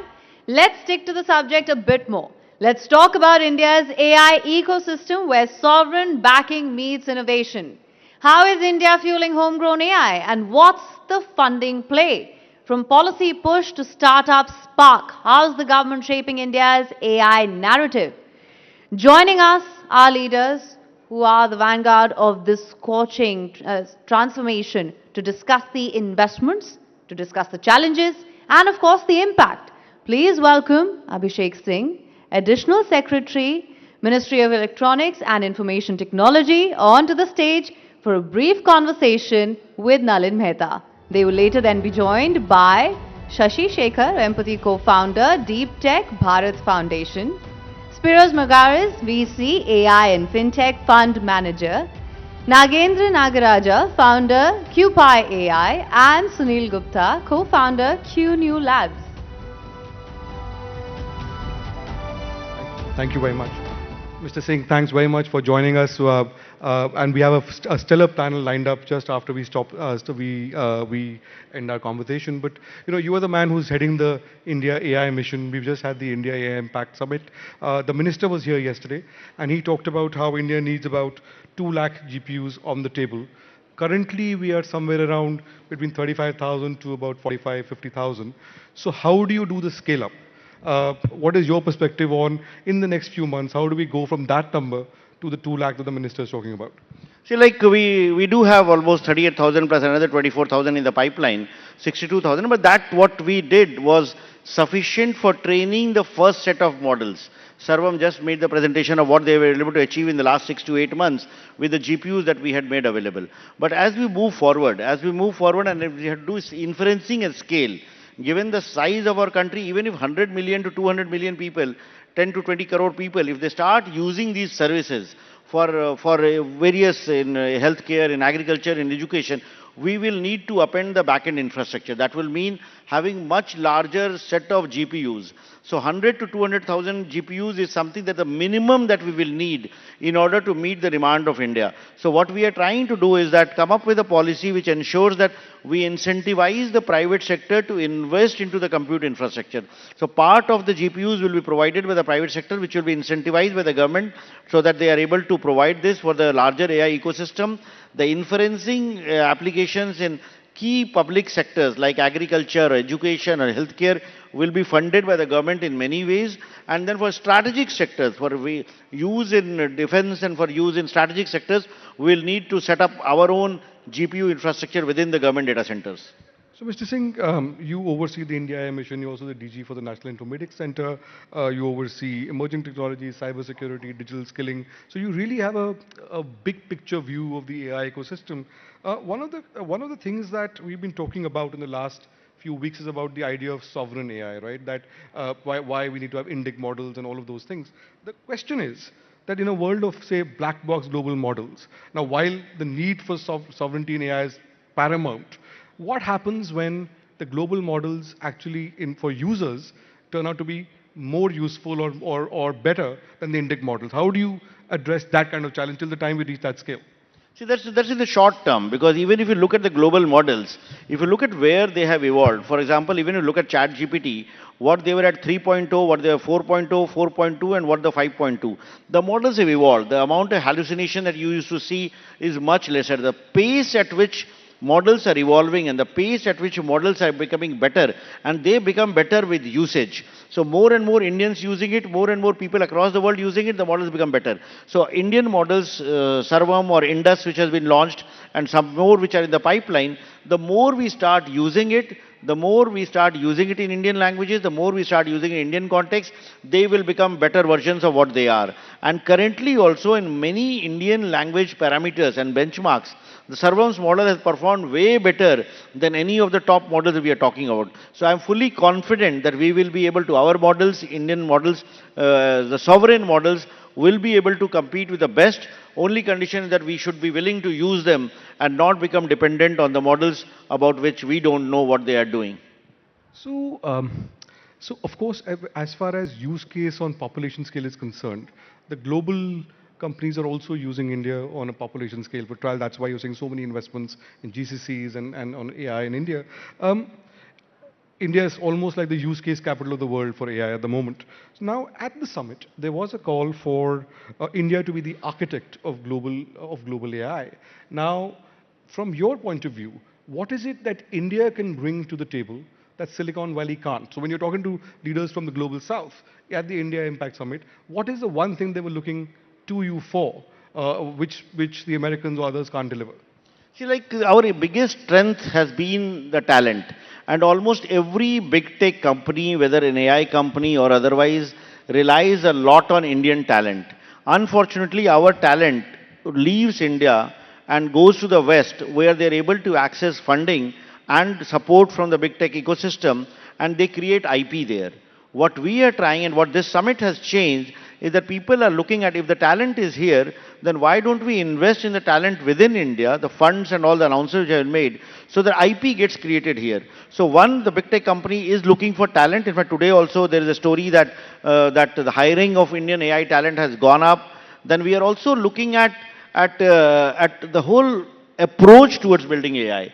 The human-centric approach, Honorable Prime Minister spoke about the Manav philosophy. That is something with the larger world, the global majority aligns more with. So with the kind of talent we had and the ability that we have to build, we are attracting the best of the global companies here. And the second thing which many of the CEOs, the top CEOs who were here, they were amazed to see the response that the Impact Summit had. And they were saying that if 500,000 people in India, students, youth and engineers can come for an Impact Summit in one city, imagine the appetite for usage of AI tools that the country has. So they of course are looking at one for talent and one for the market that we have for the AI products and services they are building. So, see, for the last 2 years, the conversation has been about securing GPUs, about establishing the India AI mission and to scale up very fast. Now that the hardware is actually, mission is operational, now the hardware is landing, we are scaling up. Transitioning from there, from the compute to actual economic value, what are the big challenges there? And I want to ask you specifically about resources, because this year's India AI mission budget is about 1,000 crores. Last year it was 2,000 crores. 2 years ago, for a 5-year period, the cabinet had approved somewhere around 10,500 crores for a 5-year period. When we are talking about India AI mission 2.0, what will that look like and what will that cost? Or what should that cost? Yeah. See, like, I would say that we should not look into these budgetary figures of 1,000, 2,000 crore, because these are money which the government is allocating. With the way we have approached the implementation of the project, of the AI mission, like for example, the 38,000 GPUs which have been set up, they have not been procured by the government. Had we procured it, it would have cost around 20,000 crores. But we came out with a strategy in which we incentivized the private sector to invest into the compute infrastructure. So actual compute expenditure has been in excess of 20,000 crores. And then we also have looked into the investments that that other companies are making. Like at the summit only, we heard investments of $250 billion plus. Google announced an investment of $15 billion in data center. So all of it is actually going into the investment into AI ecosystem. Very often we make the mistake of comparing government's expenditure with what we hear in the West. For example, OpenAI says $500 billion Stargate. But that Stargate investment is not the US government investment. That is the private sector investment, and actually some of the Stargate investment will also come into India. So our investments are no less compared to what's happening elsewhere. And number two, from the government side, for the public services, for the inferencing, for the 200,000 GPUs, we have a commitment of the government that whatever funding is required, we will be able to get that. So I don't see that as an obstacle or a hurdle in realizing our AI dreams. Right. So let me push you a little bit on this. I understand the point about state funding versus private funding, and you're absolutely right on that. But in terms of the wider ecosystem of funding, fundamentally developing AI is hugely costly, right? So where does India stack up in vis-a-vis the Chinese or the Americans right now, in your view, for the wider ecosystem as a whole in terms of resource allocations? And secondly, the AI for all vision was endorsed by about 90 countries at the summit. You were there. When you looking for realities for the global south, what is the one big thing from India which can go global in the way that UPI did, or we have now agreements with several countries on UPI? So from an AI point of view, what is the one big thing that you think will have real legs with the global south at the moment for taking out of India to other countries? See, like when the countries of global south they look at India as a trusted country and a country which has used technology for implementing large-scale digital transformation projects which have been scaled up. So whether it's our identity project or whether it's our payments project or the DigiLocker and the other Diksha, the whole digital public infrastructure. So the whole global south looks up at India as a leader in providing these services. So the natural conclusion is that when it comes to AI and the way India has implemented AI solutions and given our AI skills and talent that we have, there's a lot of trust of the countries of global south in looking at India as a trusted partner for providing AI solutions. And if you look at the declaration that was signed by 92 countries now, other countries also have joined in Colombia, Costa Rica, Guatemala in the last few days. So it brought together the entire, in the current state of geopolitics, getting the United States, China, Russia, Brazil, European Union, UK, all of them come on one table and agree to a draft, it required a lot of effort. It required burning the midnight oil, but our teams were able to do that. And the same follow-up, when countries are looking at adopting AI, the way India has approached AI, the way India is trying to use AI for solving societal problems, the way we are using AI for farmers, the way AI for healthcare, there's a lot of belief and trust in the global south countries that this will infrastructure. Just like we have made GPUs available, affordable to all, there is a proposal in the working group recommendation to set up a common facility that can service the global south. So that's what the countries, the global south, are looking at. Right. On that note, let's expand the conversation and bring the panel on stage. May I invite Shashi Shekhar Vempati, co-founder, Deep Tech and Bharat Foundation, AI4India.org, Spiros Magaris, venture capitalist and founder, Magaris Ventures, Dr. Nagendra Nagaraj, founder, CEO and chairman, QPI AI, and Sunil Gupta, co-founder and CEO, Q&U Labs. Thank you very much, gentlemen, and welcome to this conversation.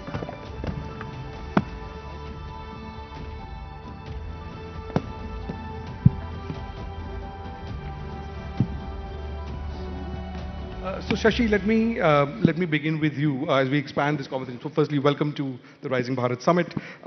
You have often emphasized that AI must be a national capability rooted in Indian languages. How do we move from just training engineers to making AI tools accessible for a farmer or a small business owner in rural India? What is the one human skill that you believe will still remain very valuable in what is increasingly going to be an automated economy? Your perspective on some of these big picture issues. Sure. So I think the language diversity that we have in India, often is looked upon as a barrier. But it's also, I think, a great opportunity, right? Because now you can potentially, with models like what Sarvam that was just demonstrated, what Bharat is building, and looking at the voice capabilities, you can open up now opportunities to every part of India. For example, All India Radio creates content in almost 100+ dialects, right? And when you look at a region like the Northeast, there are so many languages which probably don't even have a written script. Now, if you could use AI to unlock the commerce potential where, someone living in down south is able to transact without any barriers with, someone in the Northeast, you're looking at, immense economic opportunity there. So that's one aspect that I see from, investing in languages and building AI models in Indian languages. Of course, to the question of, what human capability can be augmented with AI, I think one of the most important things is going to be the very Indian sort of innate, intrinsic, traditional knowledge.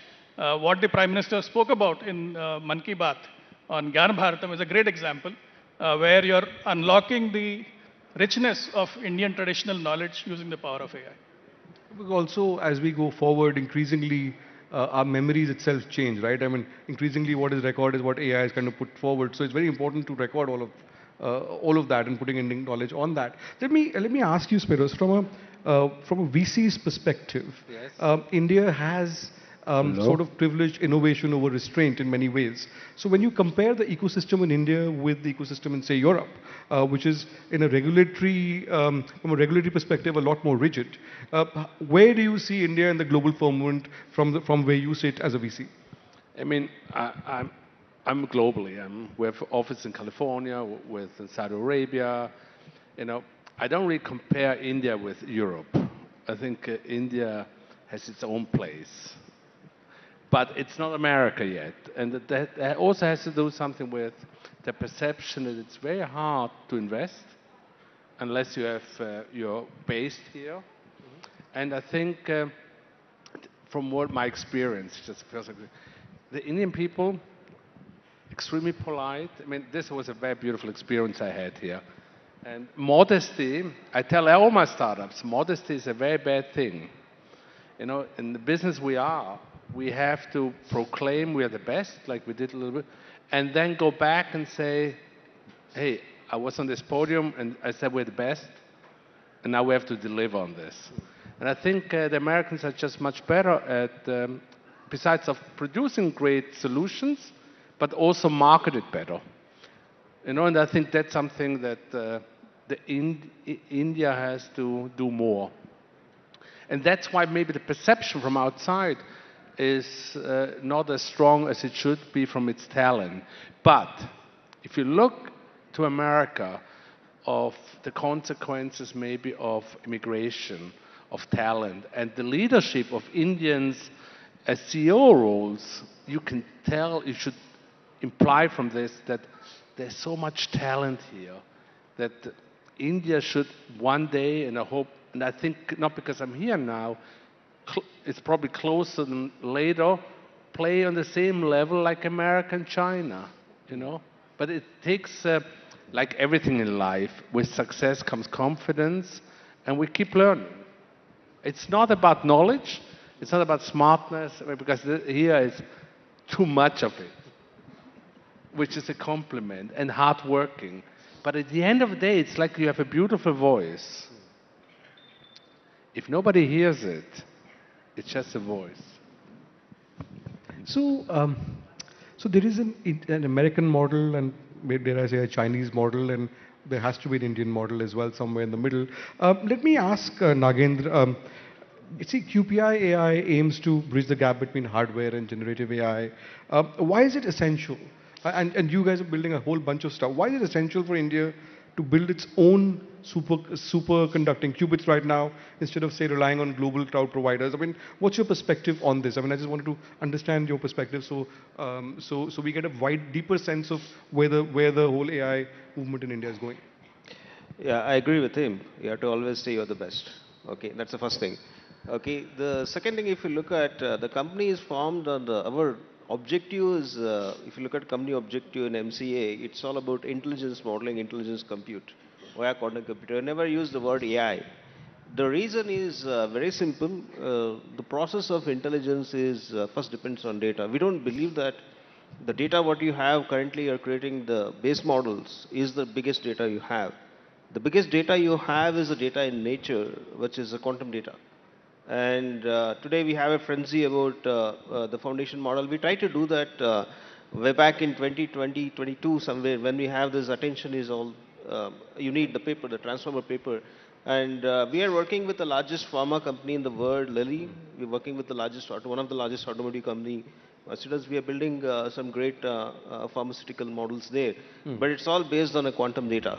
Right. And the reason why we are building, we have our own fab, by the way. We have invested $20 million in the fab, and it has come up in Bangalore. We are going to soon inaugurate that. It can do many kinds of qubit. And today, if you look at, we're talking about Stargates, right? So what you're going to do with Stargate is you have this data, digitized data, you're going to feed it, and you're going to feed it to the computers, GPUs, the silicon, which is worth $500 billion. And let me give a perspective of what it can do and what it cannot do. You have a chemical called chemical, which is formed when plant absorb the fertilizers, right? You can put together all the supercomputer together in the world, will not be able to replicate that reaction. And you have photosynthesis, which has 90% energy efficiency conversion. You can put together all those GPUs together, and by the way, I worked in NVIDIA before this, okay? So you will not be able to replicate photosynthesis. The problem we are solving is really making this happen. In addition to that, we're not stopping at the chip. We are forming something called as Quantum Supremacy Center in Bangalore in a 10-acre land. Okay, we just procured the land, which will have around 100,000 qubit machine, and we'll have around 10,000 logical qubits. And you can put Stargate next to QSC, but still we will solve some problem it will not be able to solve. So that's an extent of hardware, software co-integration we are doing.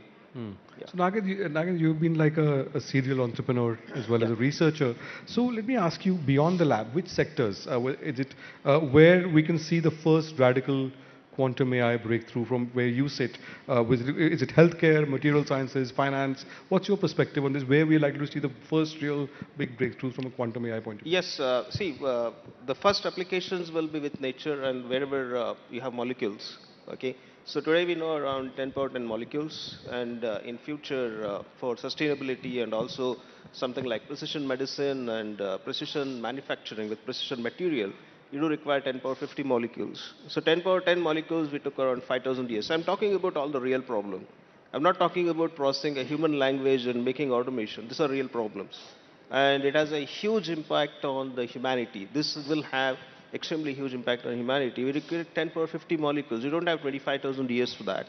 So that's where the application of quantum comes. So today we are doing something in pharma. Also, we did work with largest cosmetic company in the world on the chemicals. Okay, so our aim is to, the reason why we are forming this QSC Quantum Supremacy Center in Bangalore, we are investing 1,300 crores there. Already it is done. Okay, so is to make sure that we solve all these hard problems, and mostly all these problems are pertaining to materials and the chemistry and also security. Okay, financial security as well as cyber security. These are the areas that will be impacted by quantum. Right. So Sunil, if I can bring you into the conversation, at the AI Impact Summit, you were talking about a hybrid quantum network. You focused a lot on cybersecurity in your work. So as sort of AI becomes the brain of our national superstructure, if you can explain to us why quantum safe encryption, for example, is absolutely necessary today as opposed to being a future nice to have luxury. You can give your perspective to us on that aspect of AI. So our perspective is that in the post AI and quantum world, and India is becoming one of the largest economy. There's no digital economy without digital trust. And trust today, if you look at it, AI, the trust is in the models, trust is in the data, trust is the training data. And if you're not able to protect that, then sovereignty is at risk. Yeah. So, and similarly, what is happening is that both AI and quantum computers are now threatening the encryption, which is the foundation of trust, right? Whether internet security, if you look at it. And as you know today, the world is at the verge of one of the biggest migration of its all time, right? Where in the next 3 to 5 years, the whole world will migrate from current encryption to a quantum safe encryption. The mandates have come, timelines have been drawn. And the good part is, and that is where I think India being the leading country in terms of digital economy, I think it becomes very, very important for us to look at security and data security very, very seriously.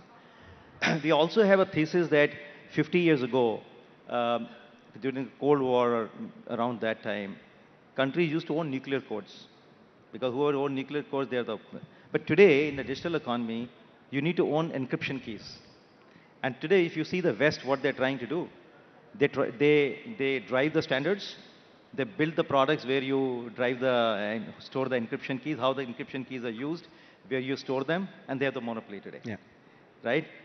So India has to play, and around 2016 when we started CUNY Labs, idea was take a very forward call that a time will come when, around this time, when India needs to play a much larger role. And if we miss this window of opportunity, then we may have a AI, we may have a quantum computers and other stuff, but we will not have our sovereignty, right? So Sunil, I'll come back to you on this. And since on that note on sovereignty, there's been a lot of talk about full stack sovereignty, right? So we are maybe 2, 3, 4 years away from full stack sovereignty, Mr. Singh. So in your view, what is the most critical layer of that stack? Is it chips, is it data, or the models?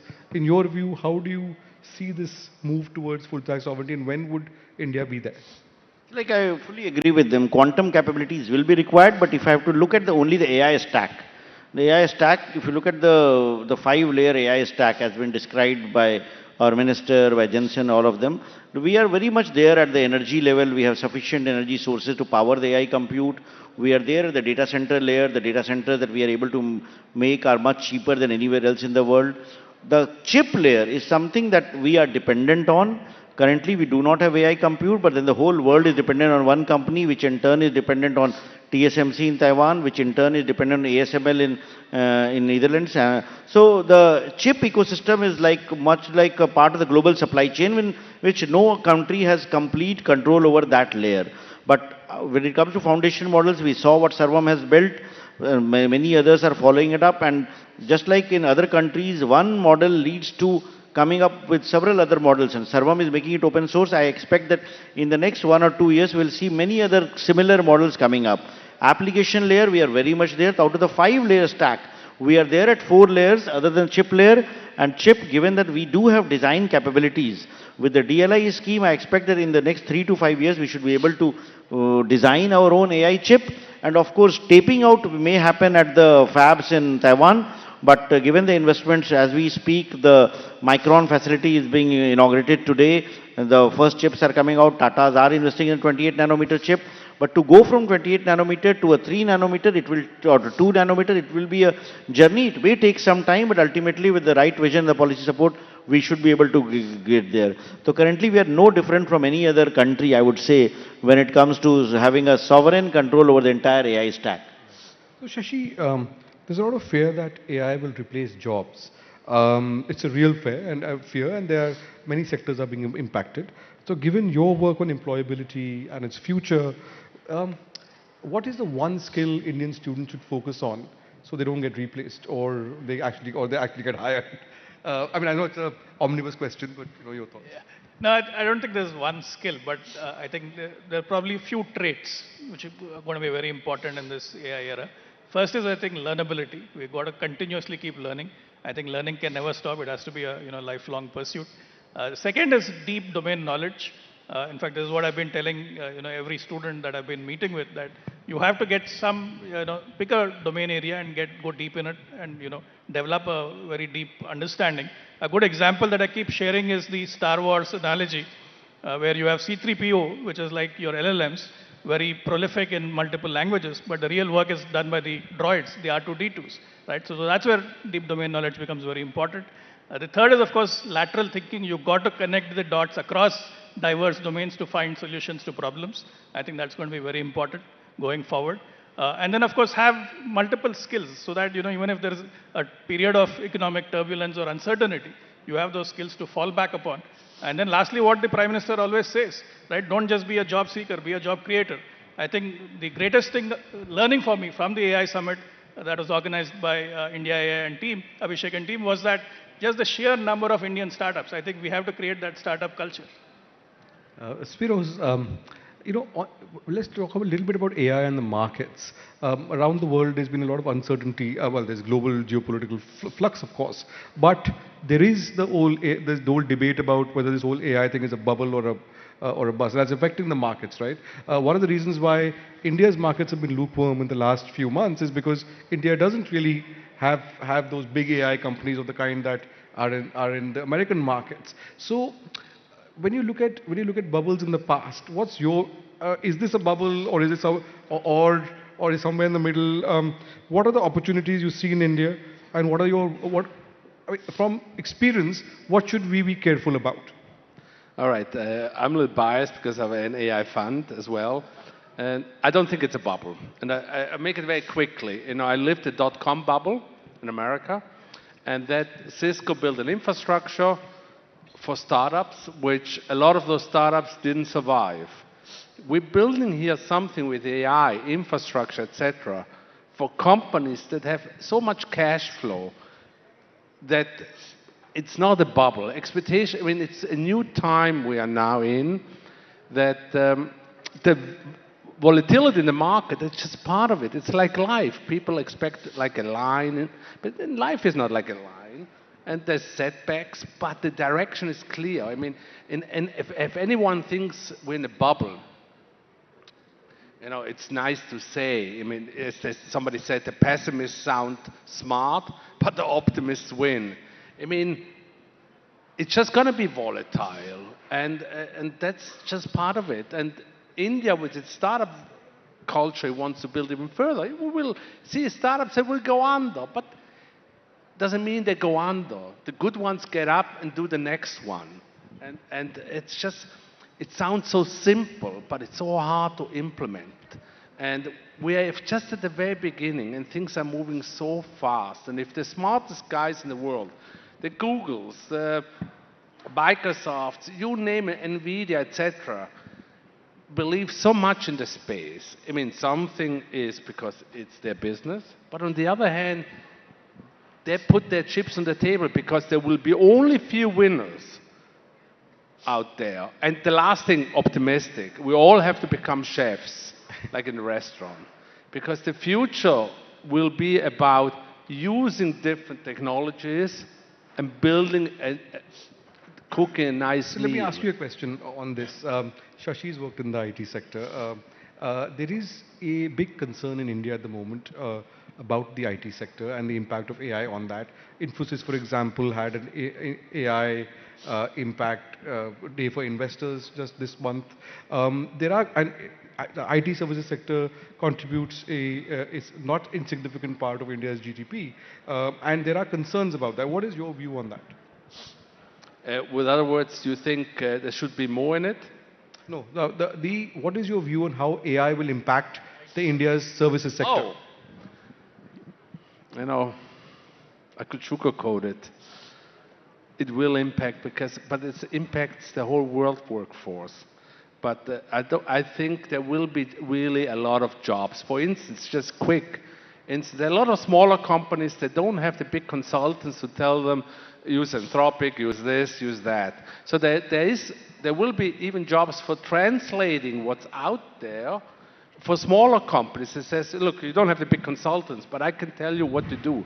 That's one thing. And second, as I go back to being a chef, maybe those guys think of doing in addition of what they have through AI and say, hey, okay, now coding is not my job anymore, but it's important to understand how to solve a problem for somebody. And then they will use coding indirectly. But I think it would be not good to sugarcoat the situation because nobody would here trust us when we talk. I believe we have to say the truth, but we also have to give a solution for the future, which we also believe. So let me, Nagen, we're running out of time. Your company has worked on Indus, for example, quantum computers. So for the non-technical person, why is having quantum power just as important as having AI compute to make India much more up with the times? If you can explain it to a non-technical audience a little bit. So let me give this example. Like if you want to solve a real problem, see any technology is as valuable as the impact it has, right? So the impact of solving a real problem will be huge in the big country like India. Okay, so quantum computer can focus on some very fundamental problems, like it can solve diseases, it can solve the fertilizer problem of India, which is very important, right? So that's the reason to own up a quantum computer is very important, apart from having in cloud. And also having a sovereign quantum computer is ultimate security. So although I'm not against NVIDIA, I would say that the kind of import we are doing about NVIDIA chips, it's a major part of our deficit, right? So we have our own foundry now, quantum foundry, which we can manufacture the chip, and we have our own data center. As simple as that. I'm not using a jargon like quantum data center, QSC, our own data center where you can do these fundamental discoveries. Our institutes, there are a lot of fundamental research institutes in India which want to depend on this. That gives us ultimate strength as a nation. As simple as that. We are solving an impactful problem, real problem, with real results, which is required for the masses. It impacts our agriculture, manufacturing, population because of healthcare. So that's the reason we need to have quantum computing. Right. So Sunil, final word to you. Is in this brave new world of AI, is sort of we've worked a lot on cyber security. Is quantum security as important now as say cyber security used to be? Yeah, absolutely. The world over, the changes are happening. That's the reason all the regulators are coming in and changing the standards. Good part is that India is world class in quantum communication because we took bet almost a decade ago. Today, even Indian banking, telecom sector, defense, critical infrastructure, everywhere we are doing very, very interesting and very, very serious projects. And I can tell you, all the audiences here also, that we are in the top 3. India today is in top 3 in the world, right, in quantum communication. And globally, we are doing projects, not only India, we are exporting this technology to everyone. And that is the good indicator that the world over, this quantum security is now becoming a necessity, right? And in the next 5 years, so the recent mandates that have come from the regulators, they are saying that if only those enterprises will get AI and quantum secure who start in 2026. If they are not able to start in 2026, they will be left out. Mr. Singh, final word to you. As the CEO of the India AI mission, for the next 6 months to 12 months, so what are your top 3 priorities? See, like the top priority will be to measure up to the expectations that have raised across India and across the world. So while our foundation model will stabilize, what we are going to focus on to at least build 100 population scale applications across various domains and scale them up across India. So that's the target that we are working on, and hopefully we'll be able to achieve that in the next 6 to 9 months. Ladies and gentlemen, a big hand to this panel, to Mr. Singh, and to this to all the leaders on this panel. Thanks very much.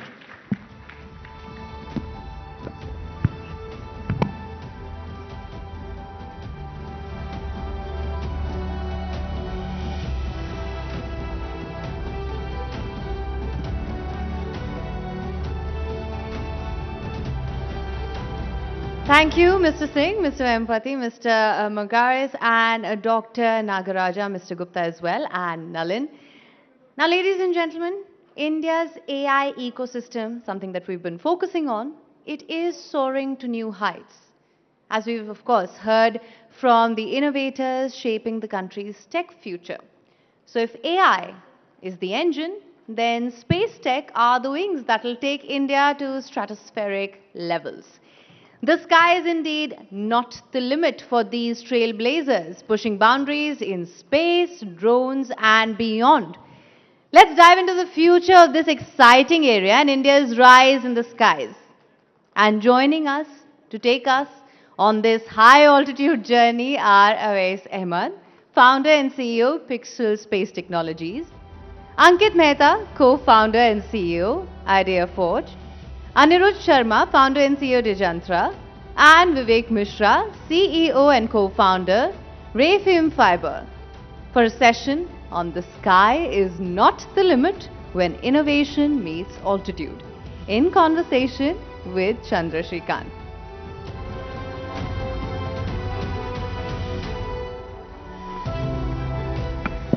Thank you so much. I know many of you are coming from different cities.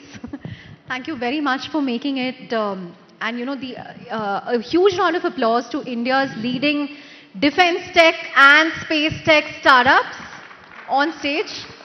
And it's been such a fascinating 24-hour news cycle, right? From Israel's strike on Iran to Pakistan, Afghanistan, and Mauritius suspending ties with Maldives. It's a very interesting news cycle and also an interesting time to be in the whole defense tech slash space tech space. But, you know, very quick opening remarks from all of you. Maybe we can start with Vivek. You know, when we were chatting earlier, you spoke about how the intent was there, but it was Operation Sindoor, which really gave that impetus. It underscored the importance of having our own defense technology. How has the last year been like, execution-wise, demand-wise, and what's the next year looking like for you? So, as we were chatting earlier, there have been a lot of talks about modernization of Indian Defence Forces, and there have been a lot of work. But then I think what happened over the last year, that really gave an impetus and understanding of what is the current state of the art and what we should do in order to either get to the state of the art or cross it, because defense has always been a cat and mouse race. So you develop good offensive systems, the other party will develop good defense systems, and you have to keep doing this. And we are seeing a lot of changes as far as the policies are concerned in procurement, the modernization, the upgradation, and all is being reflected in the new version of DAP that has come in. And I see this particular accelerated growth will keep on happening over next 5 to 10 years, which will take us far beyond the state of the art. Right. Wes, if I look at Pixel, you're seen as a commercial Earth observation company, but your sensors see things that others can't. So how big is the actual Indian defense appetite for your data right now? And are we seeing the government move from, interested to signing major contracts? Yeah, I think space technology has for the longest while been what you classify as dual use technology, right? So we started with wanting to build a health monitor for the planet, build a planetary intelligence for what's happening on different parts of planet Earth, whether that's environment, agriculture, oil and gas, mining, etc. But then, as you rightly said, I think defense and intelligence has always been a big buyer of satellite imagery and satellites, the products that we provide. Um, and I think over the last 10 to 12 years, we have seen China being sort of, only having China's National Space Agency do stuff to now there being hundreds of space startups in China. We have seen what US has done over the last 3-4 decades with so many private companies, obviously SpaceX, Starlink leading the race, but many others following. And I think that phase for India where ISRO has done a wonderful job over the last 4 decades, 5 decades that they've done, but you can't only have one agency doing all of it. And so that's where I think 3 to 4 years ago, when the government announced intentions of liberalizing space and opening up space to private companies, that's also, I think, a major factor for that was indigenous defense capabilities in space, right? Space is going to be the next domain for warfare, whether we like it or not. We moved from land to water to air to cyber to now space. And being able to see what other countries are doing, just having awareness of what's happening across our borders especially, I think, has become a key factor. And we have seen, especially the last 2 years, with the government move from being interested in, okay, what are startups in the country doing, to now actually signing contracts. And the last 2 years have been very productive in that regard. There's still, we are still probably 5 years behind where China is. We are 10 to 15 years behind where the US is, but I think the pace at which I have at least seen the Indian Air Force or other agencies move has been like really heartening to see. So hopefully we should be able to catch up in a very short while. Great. Ankit, there is a lot of talk about Make in India, but we know that many of the components still come from abroad. So how truly independent is an Idea Forge drone today? And if global supply chains were cut off tomorrow, could your platforms, still fly for the Indian Army? It's a great question. I think we were having a brief chat about that right outside as well.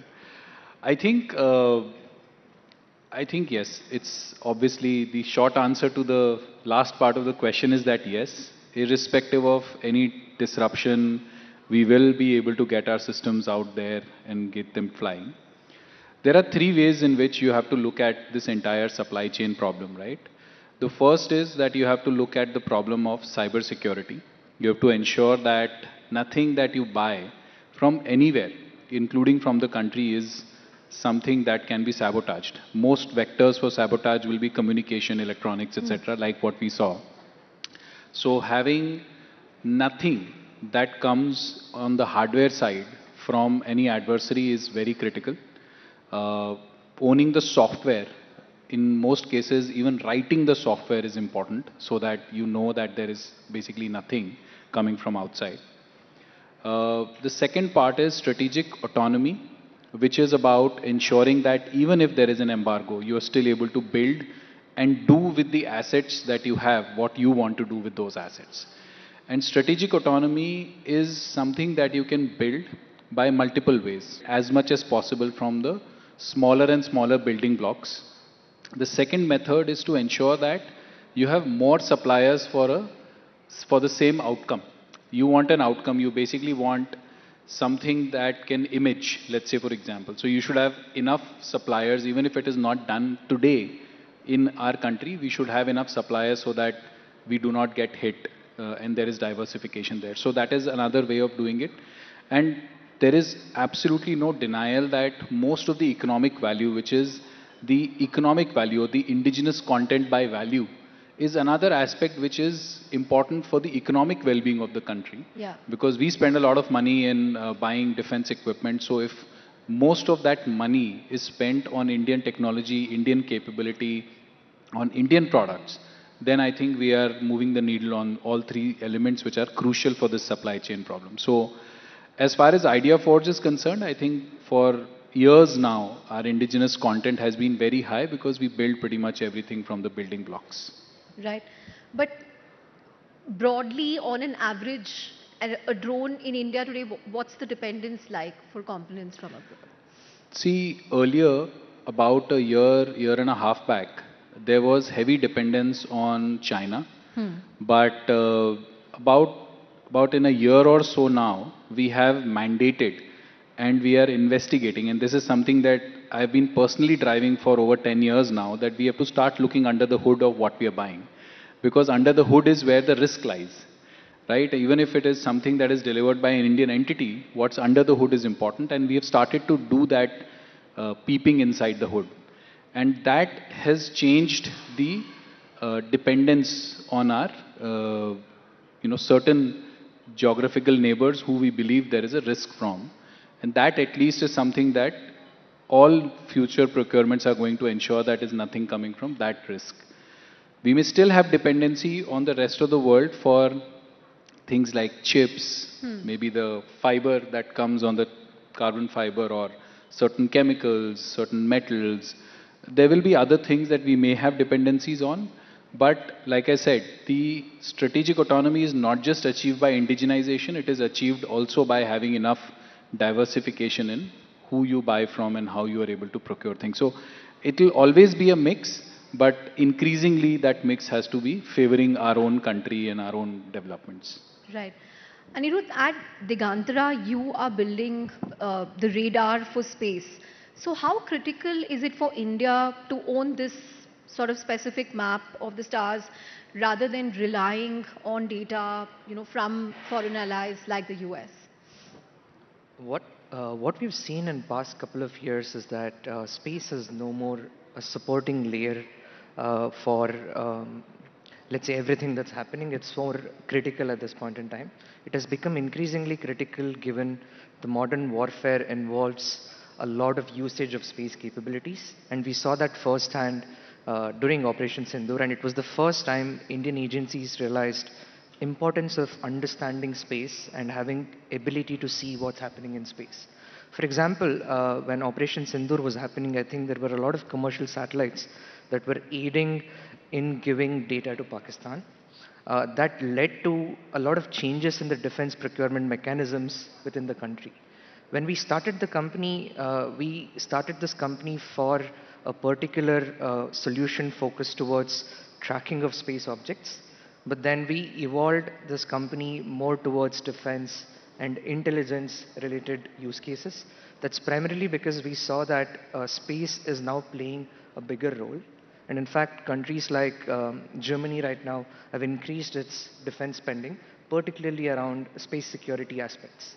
So we cater to this set of niche customers within a defense ecosystem. So that's what we focus on at this point in time. So we've launched 3 satellites so far, one of which is primarily focused towards tracking of space objects from space. Traditionally, everything around tracking used to happen from ground. So we built a complementary network that is in space, which is seeing objects and understanding where an object is. And the reason it is important is primarily because when there is a change in satellite pattern, you can predict that something can happen on ground, and that will aid for warfare. And this happened during Russia-Ukraine. This is happening right now when you look at what's happening in the Middle East. So all the geopolitical instability that we have seen is now aiding towards building that sovereign solutions, and every country's defense agencies are now focusing heavily towards building their own technologies within their country rather than depending on their partner nations. And that is one thing that led to a lot of surge in what we were doing. When we started this, we didn't know who the end customers were, because what we started was for catering to commercial clients around space industry. But now we have evolved into more defense, given all the changes that we've seen in geopolitics. Right, which brings me to a broader question. Abhay and Anirudh, do you now see yourself as dev tech rather than space tech startups? Or is it dev slash space? I mean, is there a convergence that's happening? And is this, not just for geopolitical reasons that he outlined, but also for commercial reasons that, this is perhaps a bigger business opportunity for you than just over-indexing on business that you could get from an ISRO or a NASA? I think most space tech companies, since space tech companies began, have always been in some part dev tech companies. Even 5 years ago or 6 years ago, when we were having the first conversations with investors and they would ask us, okay, fast forward 5 years or 10 years, where would you see your revenue coming from? The answer always was 60-40 commercial defense, right? And whether that 60 is commercial or 60 is defense depends on which kind of use case you are in. In our case, I think what I like to say is our data and our satellites help bring more sustainability to the planet, which is the environmental aspect, but they also help bring more transparency to the planet. And the transparency aspect is your defense aspect, right? What's happening across the borders? Is some bad actor building nuclear facilities they're not supposed to be building? Is someone growing illicit crops that they're not supposed to be growing? Is someone doing some kind of chemical, biological weapon testing that they should not be doing? All those are, I think, important aspects of having transparency in the world. When Russia was mobilizing its forces a few years ago at the borders of Ukraine, how did Ukraine know to prepare itself? It's because various different imaging satellites were looking at the borders and knowing that, okay, there's a mobilization happening, which helped Ukraine maintain a semblance of the sovereignty that they're able to sort of fight over the last few years, right? So I think that transparency is important. So in our case, yes, I think, we depends on, we always joke, depends on which investor we are speaking to. If it's a climate investor, we're a climate tech company. If it's a defense investor, we're a def tech company.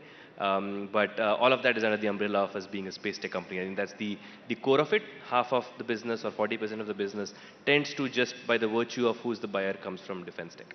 Great. Vivek, we've seen drones being used as workhorses in modern conflict, moving fuel, weapons, and food.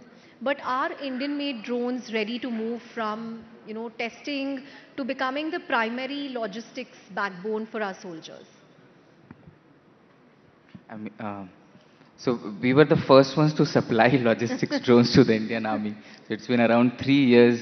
There are hundreds of drones that are working at the high altitude where logistics had been a challenge. I don't know, you would have traveled to the northern and eastern borders. So when it starts snowing, there is 40 feet snow. And going even for a 5-kilometer aerial distance would take 2 weeks to even get a medicine out. So now, it's a reality for last 3 years. Drones have been used. They are being used right now as we speak for logistics purposes where anything from ammunition to medicine can be supplied. Right. Coming to you, Ankit, if I look at the India's defense procurement process, it's always been seen as something which is, slow and complex. So what's the one big bottleneck in the current system that, prevents it from deploying thousands of drones, as some of our adversaries do, or is that changing? Because you also told us about your recent interactions that gave you a lot of hope about the pace of procurement. No, absolutely. I think I would say for at least certain category of drones, if it is not the strategic surveillance category of drones that is typically runway operated, looking at extremely long ranges and long distances. I think if it is not that category, then for the last, I think, since actually 2020, there has been a cycle of rapid procurements in that aspect, and those were enabled by DAP 2020, where fast-track procurement, or for example, the way our emergency procurements have happened over the last few years. So the pace of induction of this technology had already started to grow, particularly in these emergencies, and that sense of emergency has continued from 2020. There was a small lull in 24, but again, Ops Sindoor has picked up that sense of emergency, and we've had, again, cycles of emergency procurement. But DAP 2020 already enabled another method of procurement, which was fast-track procurement, which is another vector that is leverageable and is likely to be leveraged for more procurement so that, things come to the armed forces faster because they have to fill their needs today in terms of being prepared for any eventuality. If I look at what's coming in the new DAP, again, this is actually being strengthened even further. And this is being looked at as a means of procuring a certain category of systems which are fast moving, where the technology is evolving much faster. The life of the asset is not intended to be the life of many of these strategic assets. Many of these strategic assets in our country have lived with us for 30, 40, 50, even in some cases 60 plus years. If the category of systems is not in that category and the technology is evolving fast, obviously the long strategic buying processes won't stand up to the scrutiny of the needs of our forces.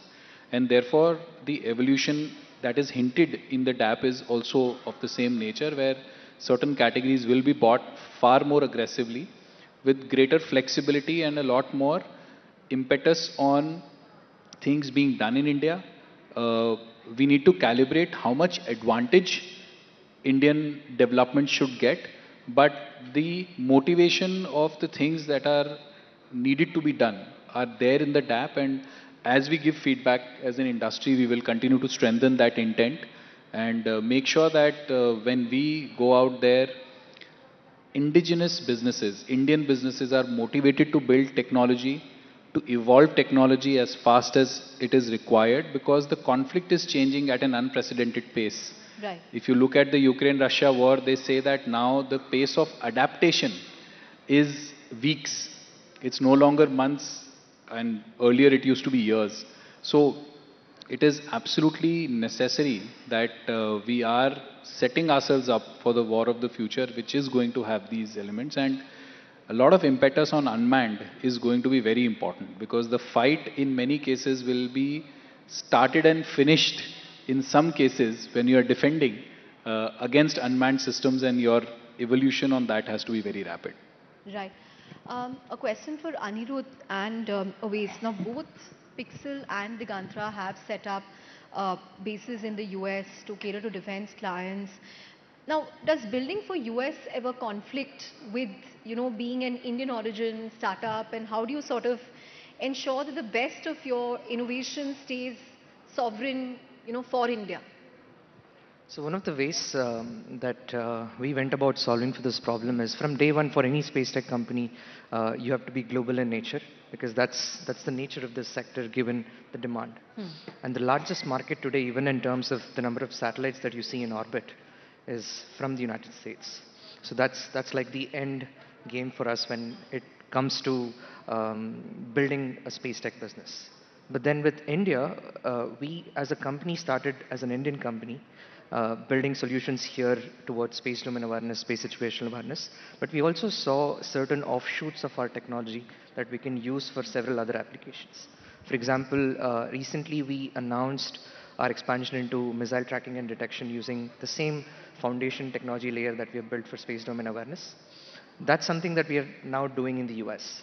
So our way of looking at things, given we are more heavy on defense than commercial within the space industry, when you look at our services and solutions, what we've done is some of our offerings we've restricted to India, given the demand that we see here. The critical, so-called, okay. Rather critical, I would say we've divided the sectors. For example, we do more space domain awareness in India, more missile detection and tracking in the US. Given the market there, due to Golden Dome, is much bigger for missile detection applications using similar tech layer. So we have separated the offices, and US is an independent company which primarily works towards US government contracting. And we work with most intelligence agencies in the US, and there is a process where you have to get security clearance for your US entity. So for India, it's mostly towards space domain awareness, serving defense customers. And at the end of the day, when you work with allied nations, I don't think it's a challenge unless you have that alignment with the leadership within the country. And that's how we've been able to sort of navigate this through Ministry of External Affairs sometimes, when we had to decide which countries we can provide this technology to. Oh, wow. Wes? Yeah, so I think from day one, we had an office in California, we had an office in Bangalore. And the reason for that is, look, if you are working in space tech or especially defense tech, especially space tech and imaging, you cannot ignore the US government and the market that they sort of bring in. In our case, I think it has always been very difficult for us to get the same level of contracts that we would have as a US company. So let's say hypothetically this company had been started in the US, we would probably have 10 to 20 times more revenue there just by the virtue of the eligibility criteria. You need to be 51% US owned, and you can go out and sort of get these many kinds of contracts. We were not eligible for any of that. What helped in our case is, I think when we decided we wanted to focus on hyperspectral imaging at Pixel, we decided we would build it because no one else had done that commercially anywhere else in the world. And so when we went and talked to agencies in the US, they looked at our technology and they couldn't find that with any other US company because they hadn't done that. They couldn't find that with other European companies. And so they kind of had no choice but to figure out some creative ways to buy from us. So I think having technology that is actually truly unique that they can't find locally really sort of help there. But kind of similar to what Anirudh said, I think we have two air-gapped entities now. So what happens in the US stays in the US, what happens in India stays in India. And there's a sort of a firewall Exactly. between So I the think two. the technology development for our hyperspectral satellites started in India. The IP stays here. The satellites are owned here. For the very specific things that we do in the US, like even I do not get to understand what specific projects and programs we work for. That's a specific US team. We just make sure that the data gets provided. So they're very air-gapped entities that way. Got it. Final 2 minutes, so I actually want to get closing remarks from all of you. We are also seeing, the way AI can potentially play a role in geopolitics, in defense systems. If you look at, what's happening in the US, the showdown between the Department of War and Anthropic, because Anthropic doesn't want its tech to be used for certain purposes. How are you seeing the evolution of AI? Is it going to be more and more important to have our own sovereign AI to sort of get around this? Because it's clearly something that's going to become very important from a strategic perspective. Vivek, if you can start. Yeah, I mean, it's a no-brainer that we need our sovereign AI, because there are a lot of things that can be offloaded, and I'm a control scientist, so I prefer things to be done algorithmically. But when I develop an algorithm, then it needs to be coded. Now I can see that things that does not require long chain of thoughts can be easily done using AI. And like you just said, that there is a conflict right now between one company and the government, and we don't want to end up at a place where we start using a certain product where it gives us an edge and suddenly the supply chain stops. So this is where we need to start focusing on development of sovereign AI tech as well, talking about models, building models for India, because when McDonald's came to India as well, they developed a aloo tikki burger, right? It Now they doesn't put work. everything from paneer to aloo tikki.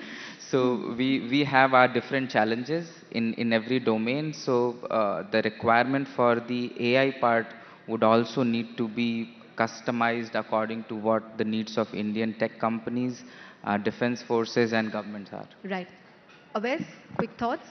Yeah, I think, look, the genie is out of the bottle. There are a lot of these open source models as well. So we don't have to really start from scratch, but it would absolutely be good to own the entire stack wherever possible, right? When we sort of look at chips, there is one company which is in a very small island that could be geopolitically cut off at any point in time, that not just us, but the US and Europeans buy from. And that company depends on a machine made by a single company in Netherlands that could be flooded at any sort of point in time depending on the oceans rising. So it's a very fragile world. So I think we should absolutely make use of the best-in-class capabilities that are there, but not completely depend on that, right?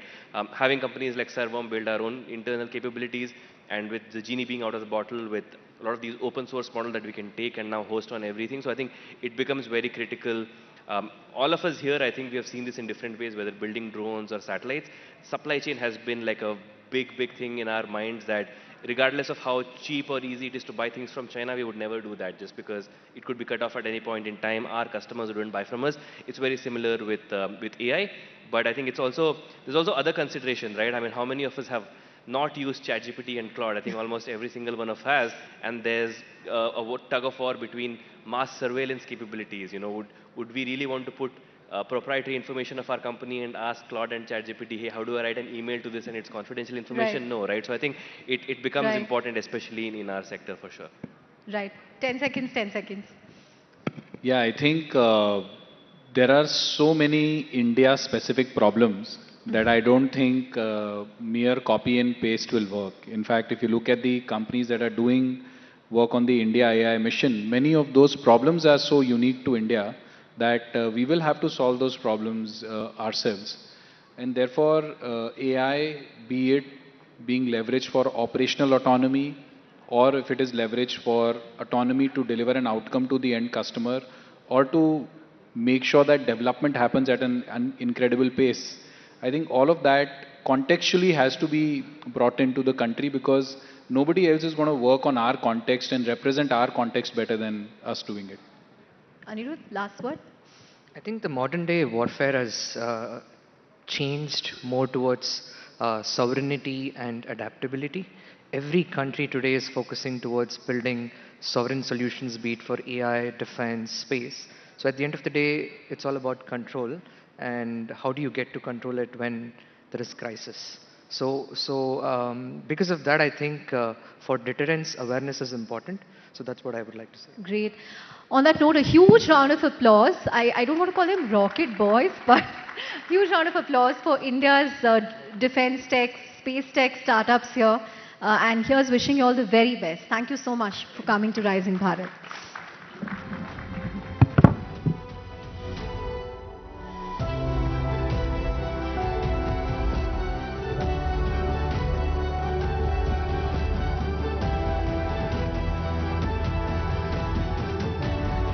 All right, so what an insightful discussion, and of course that is something that we are going to be focusing on going forward as well, and of course the peripheries as well. Thank you so much, Mr. Ahmed, Mr. Mehta, Mr. Sharma, Mr. Mishra and Chandra. Now, ladies and gentlemen, as I mentioned earlier, from space and defense tech, let's just shift into a different space where technological excellence can also meet up with policy paradigms as it does. In an era where geopolitics and tech collide, Apple's China strategy is a playbook worth dissecting. How does Apple's China strategy play out in a complex geopolitical era? Let's dive deep into the revelatory story of how an outspoken, proud company that once praised rebels and troublemakers, the company that encouraged us all to think different and navigate Beijing's orbit. Who better to talk about it than someone who drew on more than 200 interviews with former executives and engineers supplementing their stories with unreported meetings held between top executives and internal memos to put together his deeply researched and compelling, riveting book, Apple in China. Please welcome Patrick McGee, journalist and author, for a session on Apple's China Playbook, Lessons for India, in conversation with Bodhisattva Ganguly and Chandra Shrikant.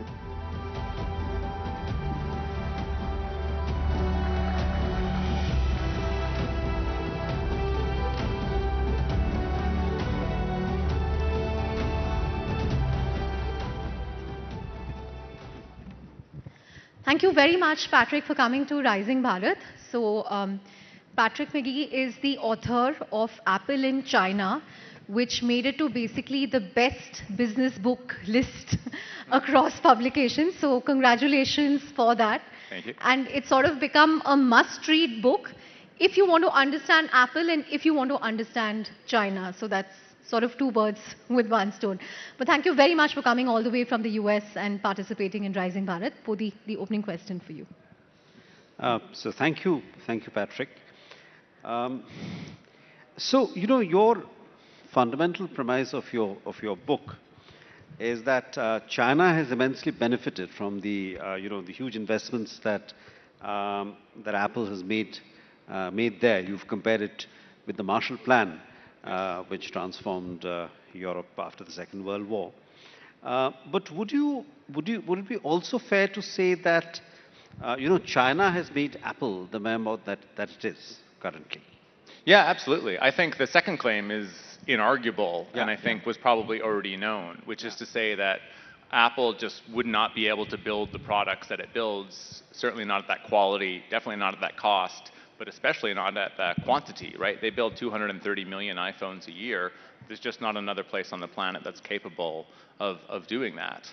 But the great irony is that the reason China is capable of that is that Apple made extraordinary investments into the country over a 25-year period.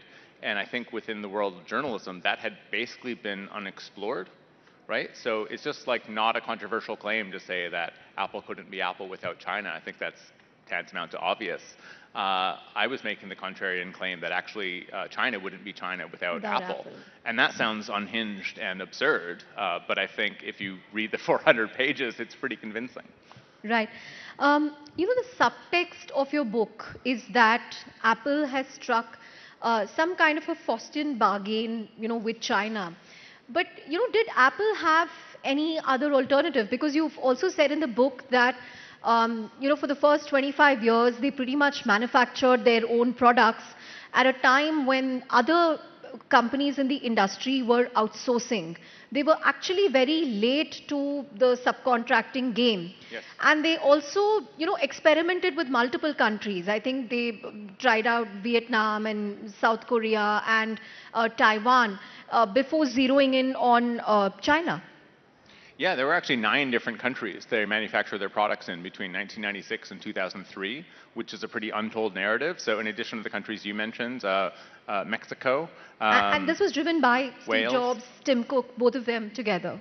Yeah, well, I mean, in terms of personalities, yes, but it was driven more by financial desperation, right?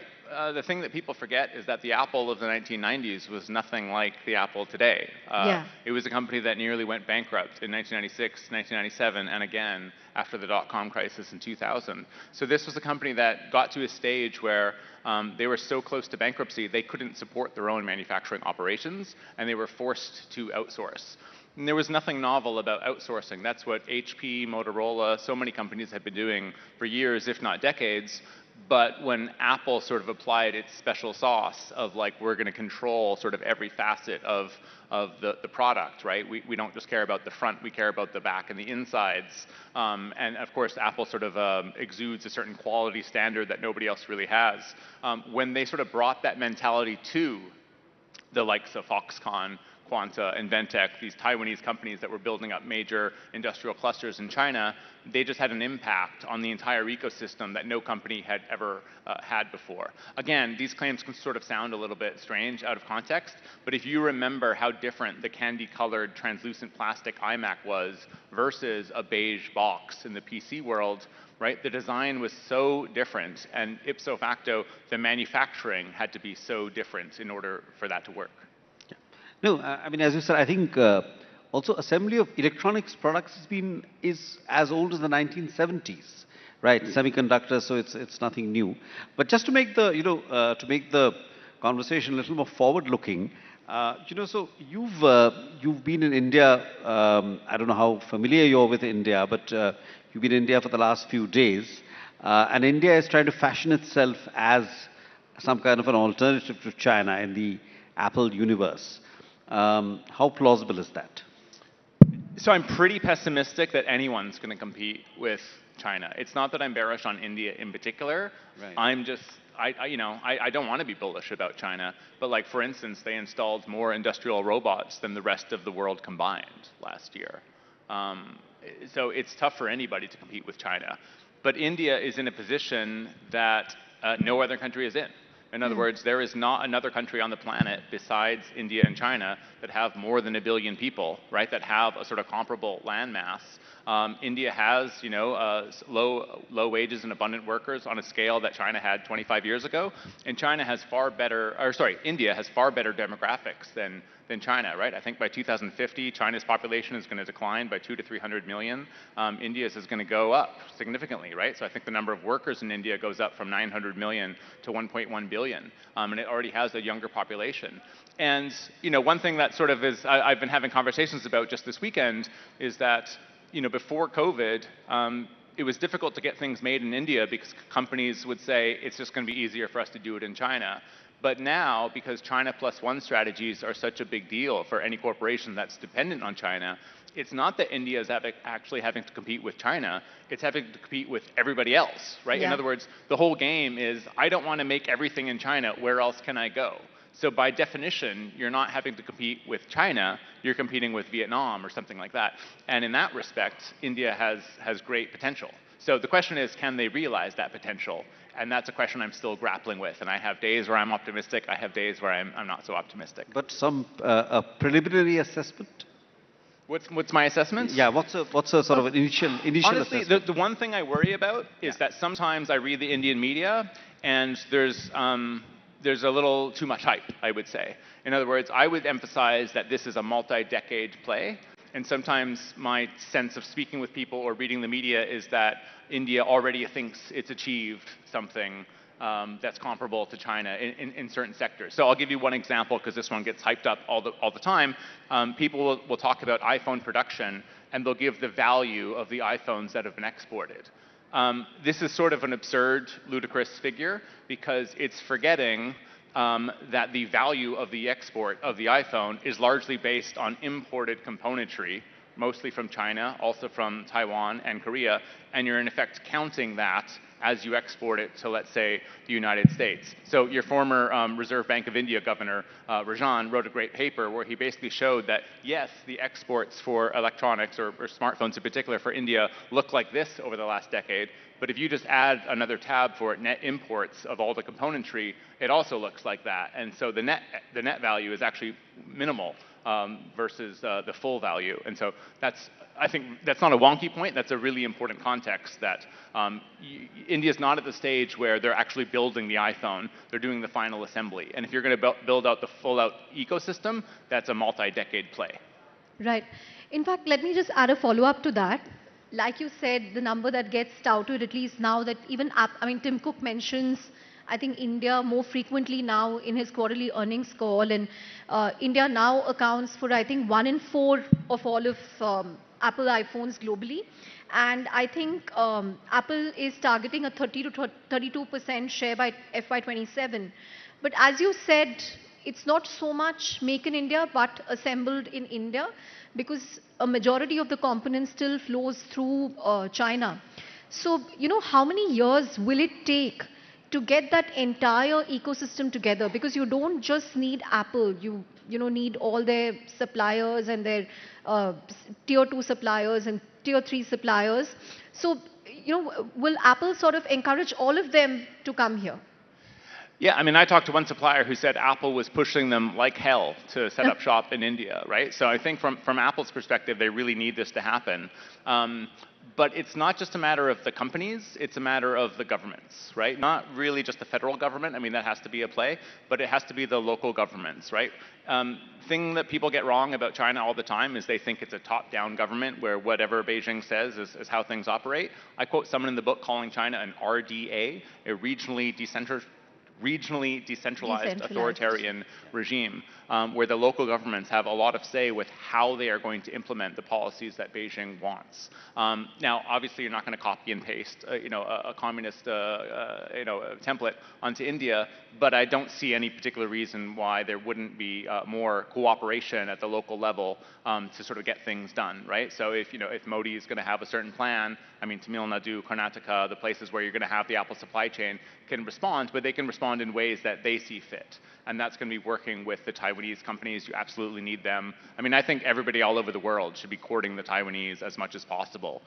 It's a small little island of 24 million people, has technical expertise, tacit knowledge, the process knowledge in their heads like nobody else.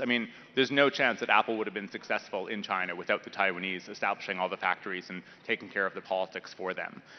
It's really important also that you have an anchor company like Tata, because Foxconn, Wistron, Pegatron, these companies' expertise is not Indian politics, right? In China, they had the advantage of a shared culture, a shared language. They don't have that in India. So you need companies like Tata to step up, which, to be fair, is what's happening. The question is sort of how quickly is it happening?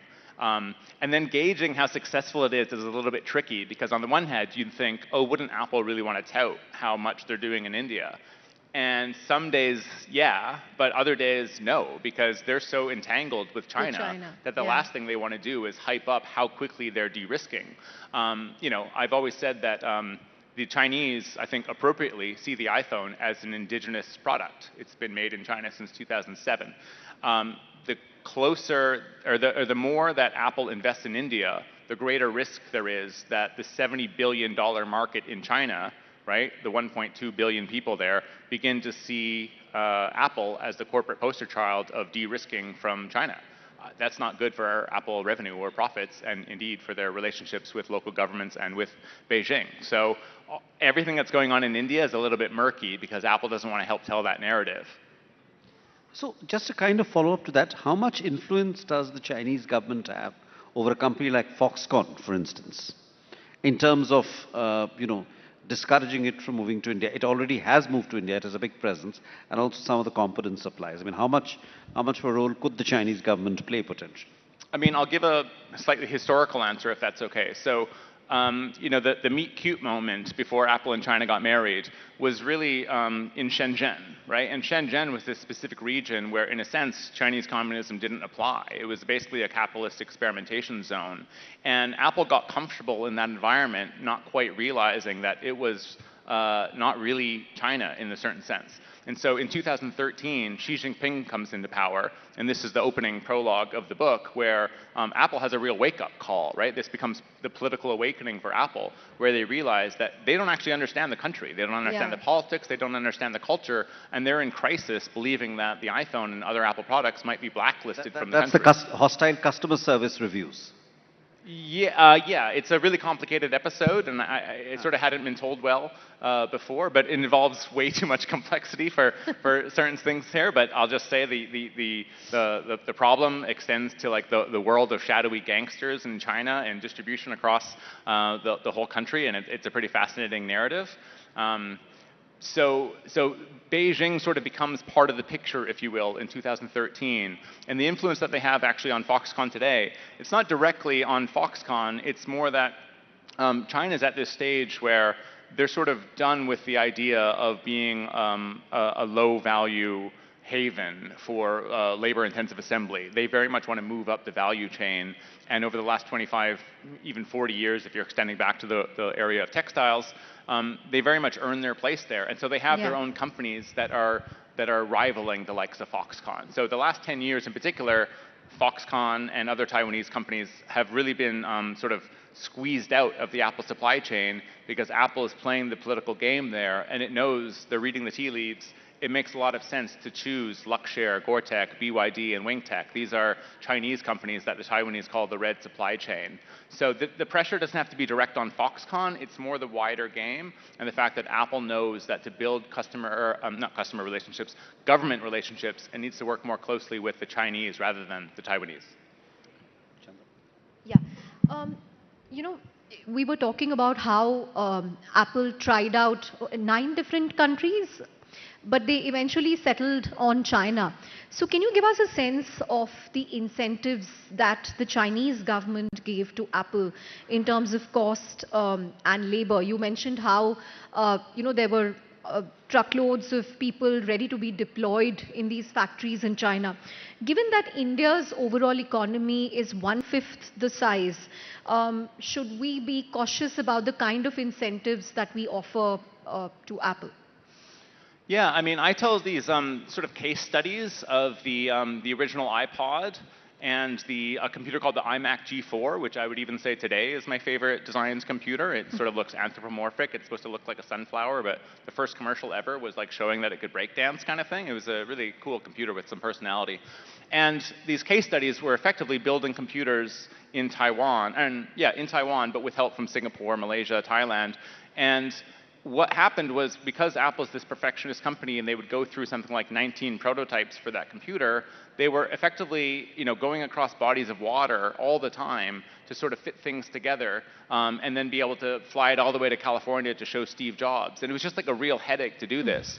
And at the same time, China was really developing what I call next door manufacturing, where if you sort of picture like a hub and spoke model, you might have the Foxconn final assembly, but next door or across the street would be the plastic injection molding, the anodizing, the metal stamping, tool and die making, all sorts of things. So you had the formation of these industrial clusters where just everything was there, and so much of it was basically custom built for the likes of Apple.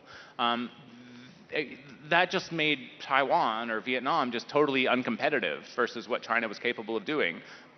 But India absolutely has that capability, right? That's why the local officials would have to be involved, because it's not just a matter of one company setting up shop, it's there having to be like an entire bonded zone, right? A scientific park where there might be tax exemptions, right? Because things are being built for export. There might be certain leniency. There might be special domains for the land to be utilized by a range of companies. There might be all sorts of tax exemptions. I know it can be controversial to sort of set up tax exemptions for foreign companies because you want to support your own companies. But I feel like the ladder to get up to the middle value, the higher value, really starts at the lowest rung. And so I do support the efforts of India doing chips, the deal with Micron, that kind of stuff is fantastic. But I also think India has the potential, the capacity that really nobody else has because of India's scale to also do the labor-intensive roles. The problem there is that I say that, and then I fully know that the next question could very well be about, well, what about AI? Isn't AI and machinery kind of, saying goodbye to those labor-intense roles? And yeah, I mean, so you might need a higher paid consultant or something rather than a journalist to tell you exactly what to do, because I'm not sure. But that is a risk there. I mean, it's not a clear answer. You can't just completely replicate what China did, but I do think there's all sorts of lessons from Shenzhen that India could be applying. Yeah. Right. We do have a couple of questions on AI, but just one quick last question on India. Given that India is a democracy, and the Samsung factory in Tamil Nadu, which is also a major site of manufacturing of the iPhone, the Samsung factory has seen prolonged strikes. I think it's now been sorted out, but I think there were two strikes, if I'm not mistaken. So indeed of some of the iPhone facilities, which I guess was absent in China. And even if they did happen, I think didn't last very long. Right. That's certainly a differentiator, perhaps, and not necessarily an advantageous one for India, right? So look, you're absolutely right. I mean, I hate to say that an authoritarian model has certain advantages, and I'm certainly not going to advocate that we try to replicate those. But a democracy that withholds human rights and sorry, not withholds, stands up human rights and so forth, is also going to have advantages on its own. Now maybe they're less obvious, but companies care about what their supply chain looks like, right? They know they're going to be audited. They know there's media reporting on this kind of thing. And so if you are working in democracies where there is reporting on that, maybe that suffers in the short term. Maybe you've got some headlines that as a company you'd rather not have. But on the other hand, the transparency, the ethics of having a clearer supply chain with human rights, I mean, A, that's better for the world, and hopefully that can be better for a company's image. Is it better for the bottom line? I'm not sure. I think, frankly, it is more difficult for Samsung to make phones in Korea than it is for Apple to make phones in China, but I would hate for people to draw the wrong lessons from that. Right. Patrick, there was also a significant announcement where Tim Cook said that Apple will spend more than $500 billion in the US over the next 4 years. They're going to be expanding in Michigan, Texas, California, Arizona, Nevada, and a bunch of other states. They're talking about setting up factories there. Is this optics to keep Trump happy, or, is it real reshoring and build baby build that's happening in America? There was also the gold coin. Yeah. Look, I think it's probably 90% optics, maybe 95% optics. I wouldn't say that Apple's doing nothing, right? But the impetus is certainly politics. And I think from the last 12 years of pleasing an authoritarian leader in China has given them the wherewithal to please an authoritarian ruler in Washington. But yeah, the $600 billion figure, it's basically like, it's clear that it's a bullshit figure. How it is bullshit is up for debate. So I have speculated that they're counting their own share buyback program, which itself is more than $100 billion a year. You multiply that by 4 and you're 80% there. It is possible that they're counting other things, but like, for instance, when I count Apple's investments in China, I'm never counting the bill of materials, the aluminum or the glass that's in the phones, that's certainly not the chips, etc. Apple, I think, is counting that when they're adding up the figures in America. So when my colleagues in the journalist world at places like Bloomberg have tried to add up the math and they look beyond Apple, they quickly realize they're doing a bunch of double counting, because TSMC and NVIDIA and an Apple all might be counting the Arizona fab as, in some sense, theirs, with maybe some justification, but not one that would pass by an accounting expert. Right. So you gave the example of in your book of that Apple is like Prometheus, which gave the gift of fire to China. So is there a similar playbook playing out perhaps in AI chips? I mean, there is this debate in the US. Obviously, Jensen Huang wants to sell AI chips to China because his argument is that China is a huge market, which the US should not lose. There are others like Dario, who is of course in the news for other reasons as of this morning, but who doesn't agree with this. What are your thoughts? So like on NVIDIA being... No, not on NVIDIA, but on AI chips generally, on AI technologies, and how much China, how much US companies should, collaborate with China and operate in the Chinese market. Yeah. Right, so there is this In big... terms of selling chips to China. Yeah, it's a really difficult one. I mean, I could sort of extend an analogy from the book, which is that Trump 1.0 basically tried to kill Huawei in a certain sense, right? So it deprived Huawei in 2019 of Qualcomm chips and 5G technology that was coming out of America, as well as Google services, right? So, Google Mail and things like that, that already were banned in China, but like Huawei had a global business, and if all of a sudden they couldn't have access to the Play Store, to Gmail, to YouTube, no one was going to buy those phones. It, over the long term, I don't think was successful in the slightest. So 2019, people might forget, but Huawei outsold the iPhone, not just in China, but globally. I mean, it was a real threat to Apple's business. And when Trump went after Huawei, it halved their revenue. They went, if memory serves, from $60 billion handset business one year to $30 billion. And because Huawei was the only company really ever from China to penetrate the top tier of the smartphone chain, Apple was the chief beneficiary of Huawei's demise. However, the demise was not seen all the way through. Huawei sort of knocked their heads together and worked as hard as possible, and now they're sort of back and bigger and better than they're ever. developing the Ascend chips. Well, so my analogy to chips is that if you're a China hawk, you would say, absolutely, let's not give them any access to American chips. But by doing so, you're also sort of providing them like the necessity is the mother of invention type mentality, where China is probably going to become better at building their own chips. So the soft approach to China is to say what Jensen Huang says, which is let's get them hooked on American AI. And yes, they're going to be able to build up their own AI systems more quickly because we're giving them the world's fastest chips, or even the second fastest, but at least it's on an American tech stack. So I honestly think both arguments are pretty good, and if I was a policymaker, I'm not sure exactly how I would do it. The counter argument to that is China will drop the American tech stack when the Chinese tech stack manages to overtake them. True, but the more wedded you are to the American tech stack, the less quickly you would have the money and impetus to build your own, right? In other words, to just go back to the analogy from earlier, Huawei now has its own operating system called Harmony OS. They never would have built it if they weren't deprived of Android, right? So in the same world, in the chips world, if you deprive them of having any NVIDIA chips whatsoever, that's going to put the Chinese into overdrive to out TSMC, to out NVIDIA. If they just have access to those chips, they don't have the same drive. They might still think logically they'd like to do it, but it's a question of sort of degree and urgency. Right. Final question, Patrick, because we're running out of time. If you had to write an Apple in India book today, how many chapters is likely to have? Do you think you will at least have 2 chapters for this book?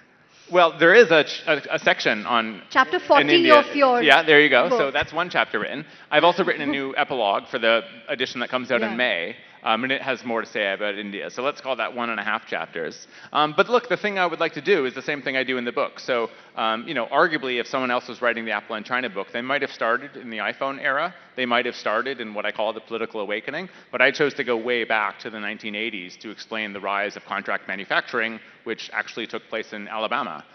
With the IBM PC before the rise of the Taiwanese, before the rise of China. And so I might want to do the same for India. I daydream about writing Apple in China all the time, right? It's too early. I said yesterday to someone in the government that I want to write it by 2035, and they said, it'll be too late. You got to write it by 2029. I mean, I love that mentality. I love the idea that India is going to surprise us with how quickly they can be. But that would be fascinating. But I think you'd want to give the long history of India maybe not being part of the supply chain, explain the reasons why, and maybe that would have me writing about the rise of the software, consultancy, IT sectors, all the things that India did well over the last 25 years as an explanation as to why manufacturing was the missing link in like the civilizational pyramid or something like that, right? So maybe it's not a great idea, but I haven't started the research. Great. We look forward to that if it happens. I mean, look, I'm only going to write it if India achieves excellency in the supply chain, and I'm absolutely cheering for India. So please do it. I would love to write that book. Great. On that note, thank you very much, Patrick, for coming all the way from the US and speaking at the Rising Bharat Summit. Thank you so much. And if you haven't read Apple in China, please check it out. Thank you. Thank you.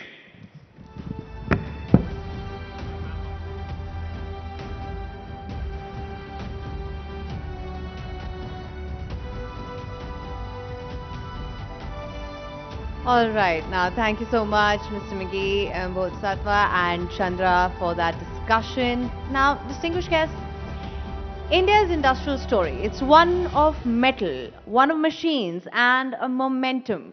From defense tech to engineering prowess, how is Bharat scripting its industrial leapfrog? With Make in India turning ambitions into action, how's the country powering growth, innovation and global partnerships? Welcome to Boom, Roar and Thunder, Bharat's industrial leapfrog. To discuss Bharat's industrial journey, please welcome Arun Ramchandani, Chairman L&T, Dr. Udayant Malhotra, CEO and MD, Dynamatic Technologies, and also Rob Dorth, Vice President, Strategy Development, Air Mobility and Maritime Missions, Lockheed Martin Aeronautics. They will be in conversation with Parikshit Luthra.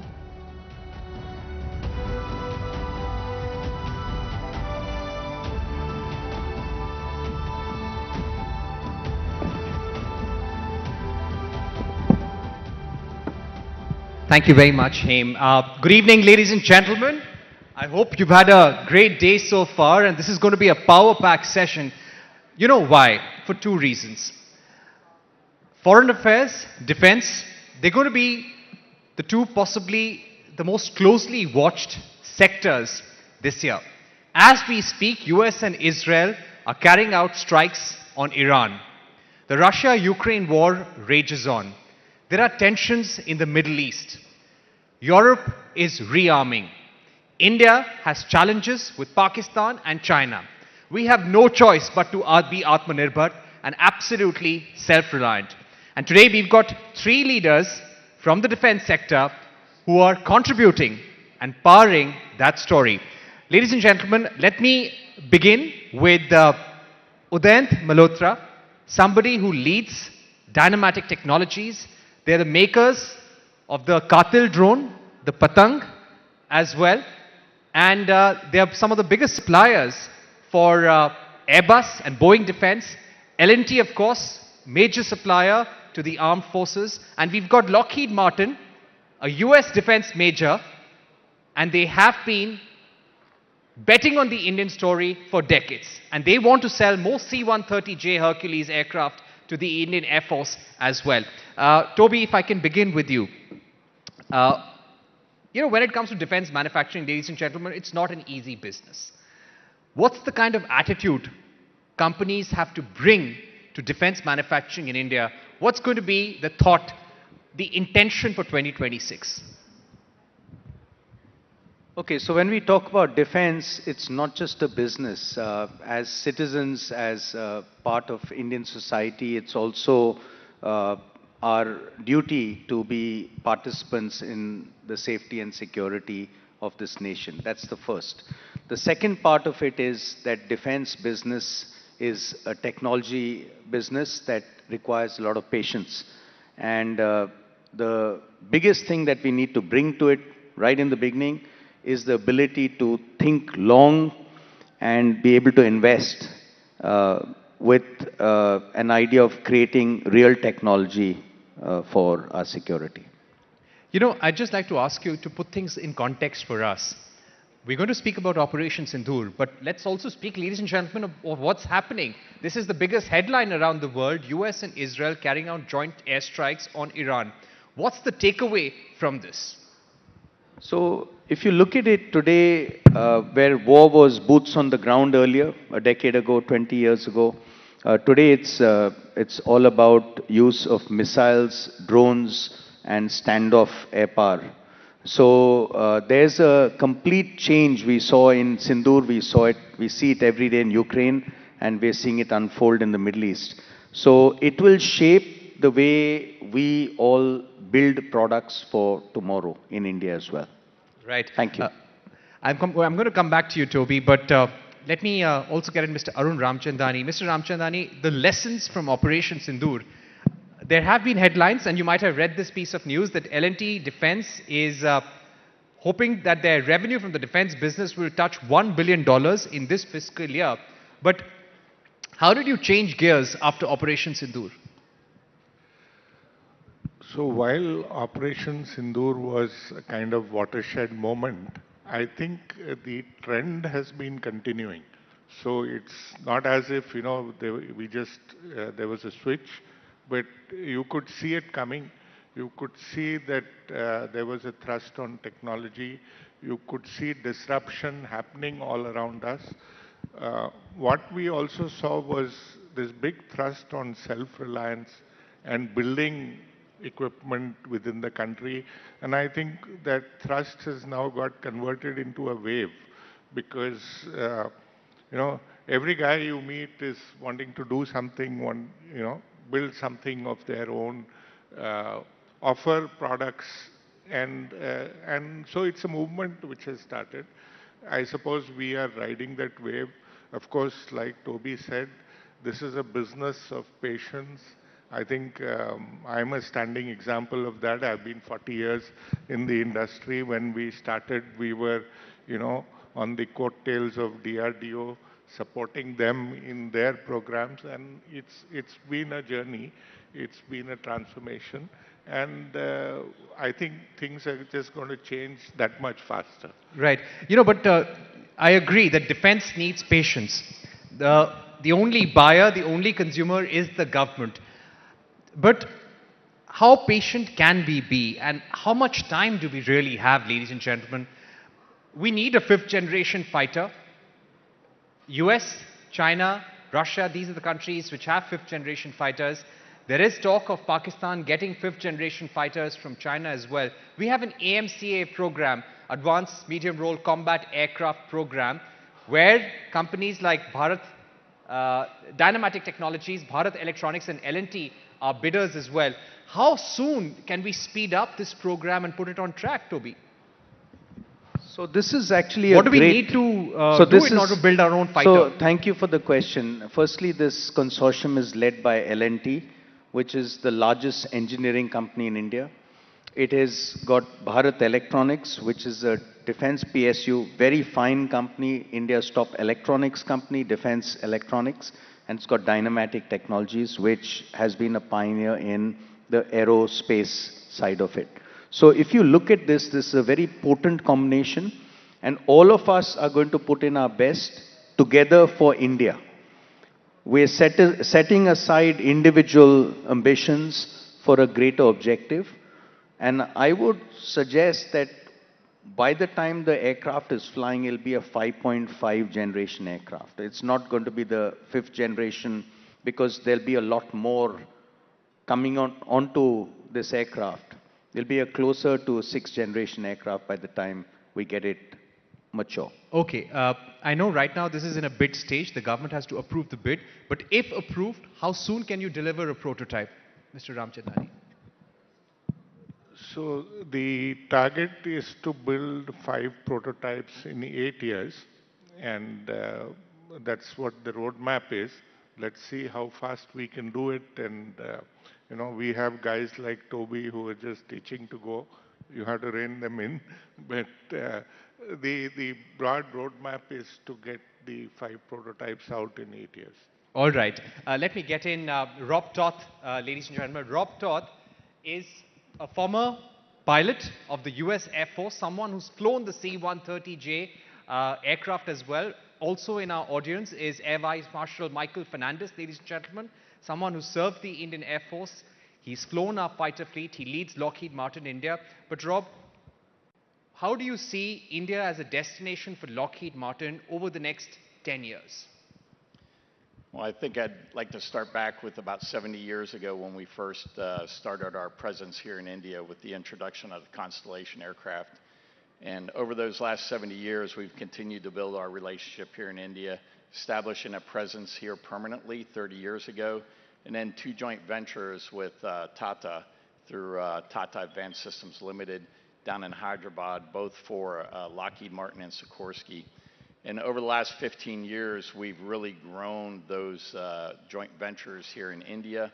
When we think about our partnership with India and the make-buy kind of category here in India, it's really an opportunity to have a partnership with Lockheed in the sense of growing the industrial base, growing the aerospace and defense industry, establishing a stronger workforce, one here right in India to support the Indian industry, and then really being a catalyst for growth.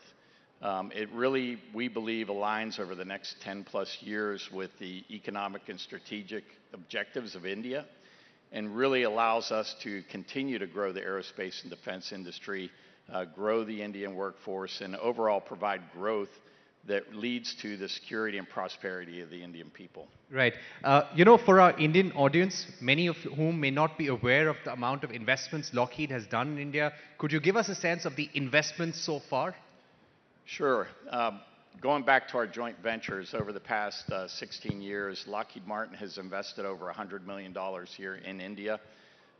We have really focused on not only growing our capability to produce aerostructures like the empennage for the C-130, the last 250 have been built here in India, along with 157 cabins for the S-92 air helicopter. And beyond that, we've done a lot to expand the global supply chain here in India. We have grown over 500 suppliers for the global supply chain. 70 of those are directly exporting parts into the Lockheed Martin products. And we work with over 150 MSMEs here in India.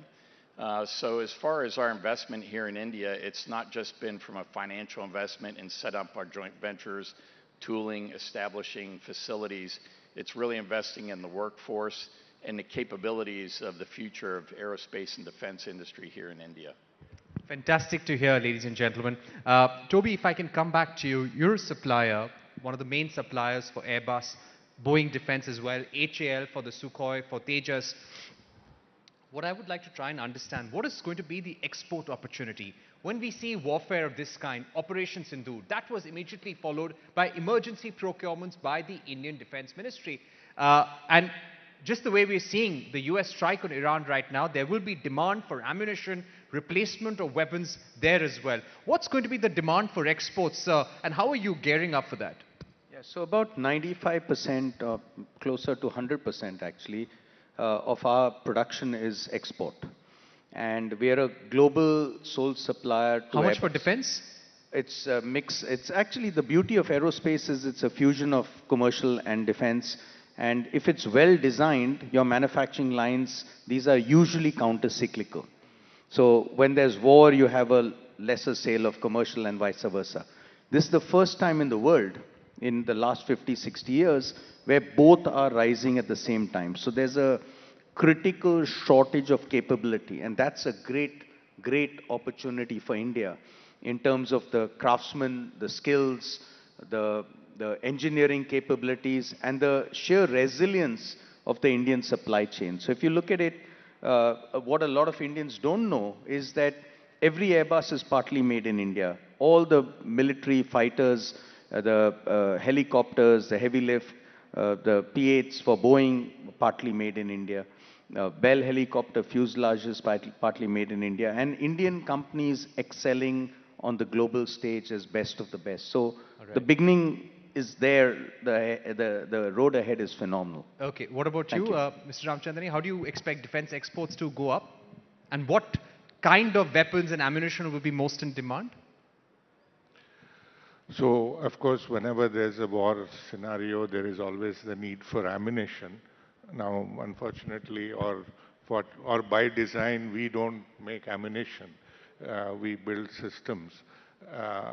That said, I think today people are recognizing India as a developer of systems and solutions.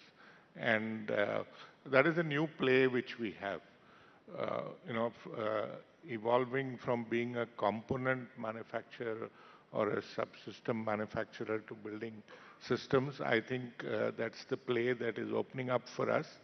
I just returned from Europe and interacted with a couple of countries on, collaborative defense work. And today people are talking about co-development, co-production, which is again an evolution from just being part of a supply chain. So these are transformative things which are happening. What that really calls for, like Toby said, one, of course, is having the right skill sets. That's something which is in demand and which we need to create. Uh, the other is the ability to build our own systems and products. And that's something which, as a country, we haven't done enough of. And I think that is a road that we have to travel. And I'm seeing momentum in that direction. Right.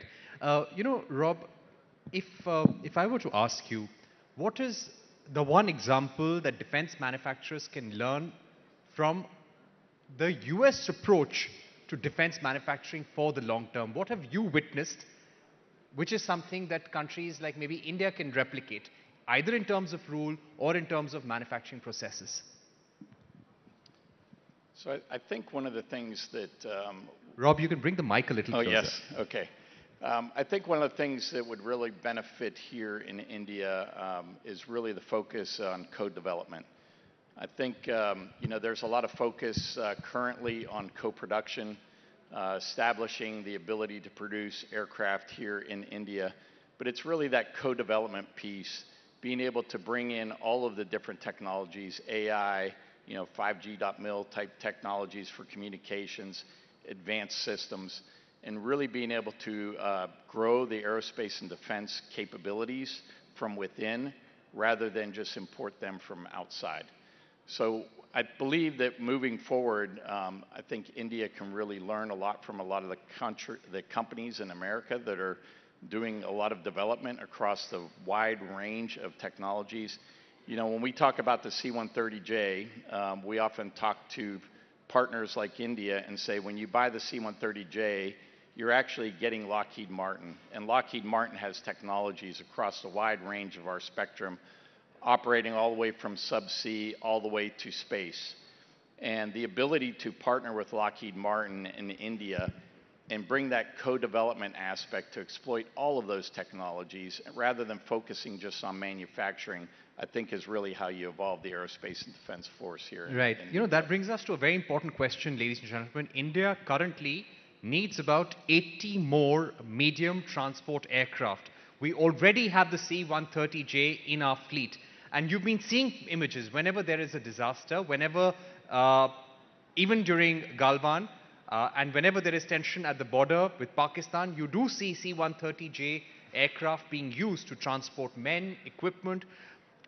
What's going to be your plan, your pitch to the Indian government in terms of selling more aircraft? I think the number one pitch is that when you look at the Indian Air Force and what the Indian Air Force has done with the C-130J here in India, there's no flight evaluation test needed. The Indian Air Force proves every day that they can do anything that India requires by operating a C-130J in India, whether that is operating up at DBO at 16,600 feet, whether that's operating at some of the South Islands at sea level, assisting your neighbors in Sri Lanka during a cyclone, operating in Africa during humanitarian operations or contingency operations of evacuating Indian citizens from the Sudan, evacuating them from Afghanistan in the dark of night. There is nothing that the C-130 cannot do for India in India. The Indian Air Force has flown over 56,000 flight hours in the C-130J. That is nearly 4 times the amount of flight hours of some of our nearest competitors have flown in their entire fleet. The C-130 fleet has logged over 3 million flight hours worldwide. When you're betting the future of your Air Force on one acquisition, you must get it right. And this Indian Air Force has proven day in, day out that they have the right aircraft with the C-130J. Right. Very important points there, Rob. Toby, if I can come back to you. During Operation Sindoor, ladies and gentlemen, you must have seen headlines about large swarms of drones being used. Drones were used in the Russia-Ukraine war as well. And even during Operation Sindoor, there were reports of Chinese help to Pakistan, Turkish drones being used by Pakistan as well. Now, how do we counter that, Toby? How are companies like L&T and Dynamatics getting ready for that as well? How prepared are you with drones for the future? Well, I'm glad you said L&T and Dynamatic because I think we share a certain idea, which I'll speak on behalf of Dynamatic, but I know that we share the same idea. A lot of the large industrial houses are stickering aircraft that they get from outside and putting a brand on it. That's not what we do. The second part is the 400-500 drone companies in India that get drones from AliExpress from China and put a sticker in it, the small guys. So the big guys and the small guys are really stickering up what are not really drones. What you're seeing amongst companies like us is that the entire deep stack of technology, from building the airframe, the electronics, the hardware, the software, everything, the control laws, they're all ours. And so we have developed the Cheel and Katil combination. It's a hunter-killer combination. They fly in swarms. One provides a sighting, and the second is the attack drone. And they interact with each other. The attack swarm flies in denied environments. It doesn't require GPS. It doesn't require any radio. So I'm saying that technology is incredible in India if you put your mind to it. If you try and just trade quickly, that's not going to work. And we saw some birds just getting hijacked by our opponents across the border. If you've got Chinese stuff in it, it's not Indian. Right. Thank you. But also tell me, cost-wise, how is this changing warfare? You may be using state-of-the-art missiles, but if somebody starts using swarms of $500 drones, lakhs of them, how does it change dynamics? You've put your finger on the button. I mean, you take a missile system that costs millions of dollars and you can completely overwhelm the enemy radar system by saturating their airspace with multitude of small swarms, multiple swarms, which will, what you do is firstly you destroy them, but you distract them, and then most importantly, you identify where your opponent is when you send in swarms, because they start lighting up and then you know how to target them much better. Right. And they waste expensive material fighting your relatively cheap munitions.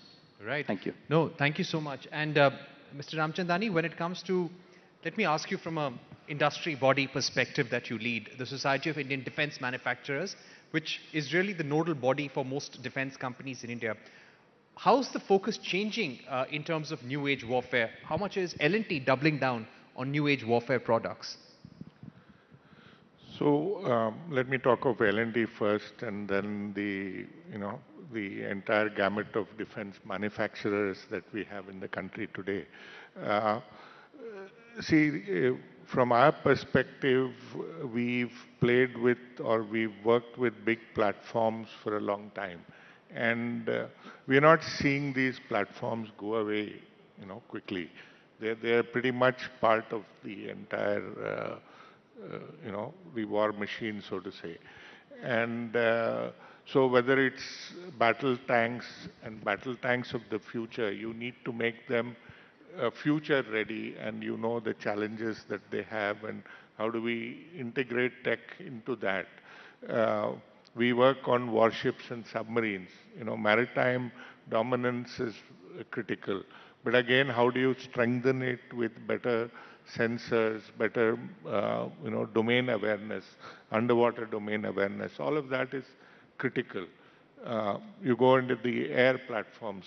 That's what we are stepping into now. So, on the one hand, I think we get our muscle and scale from some of, the big toys, so to say. And on the other hand, we have teams that have got an eye on the future, that are looking at how to disrupt what we are building ourselves, new tech. And we realize that all of that can't probably be done from within an organization. We need to integrate a much bigger ecosystem into what we are doing if we want to be successful. So these are some of the things that we are looking at, newer models of working. And I think I'm seeing all of that happening in the industry. Right. Rob, when we speak about new age warfare and the future of warfare changing around the world, what's the role that you see for uh, tested but legacy platforms such as the C-130J? Yeah, so I think we're in a great position with the C-130J. You know, it is the longest continuous production line for military airlift in the world. And the production line on the C-130 has been running for nearly 70 years now. But that is not how the airplane looks today, how it started 70 years ago. We have evolved from an A model 70 years ago to the C-130J now, which is the most modern transport airplane in the world.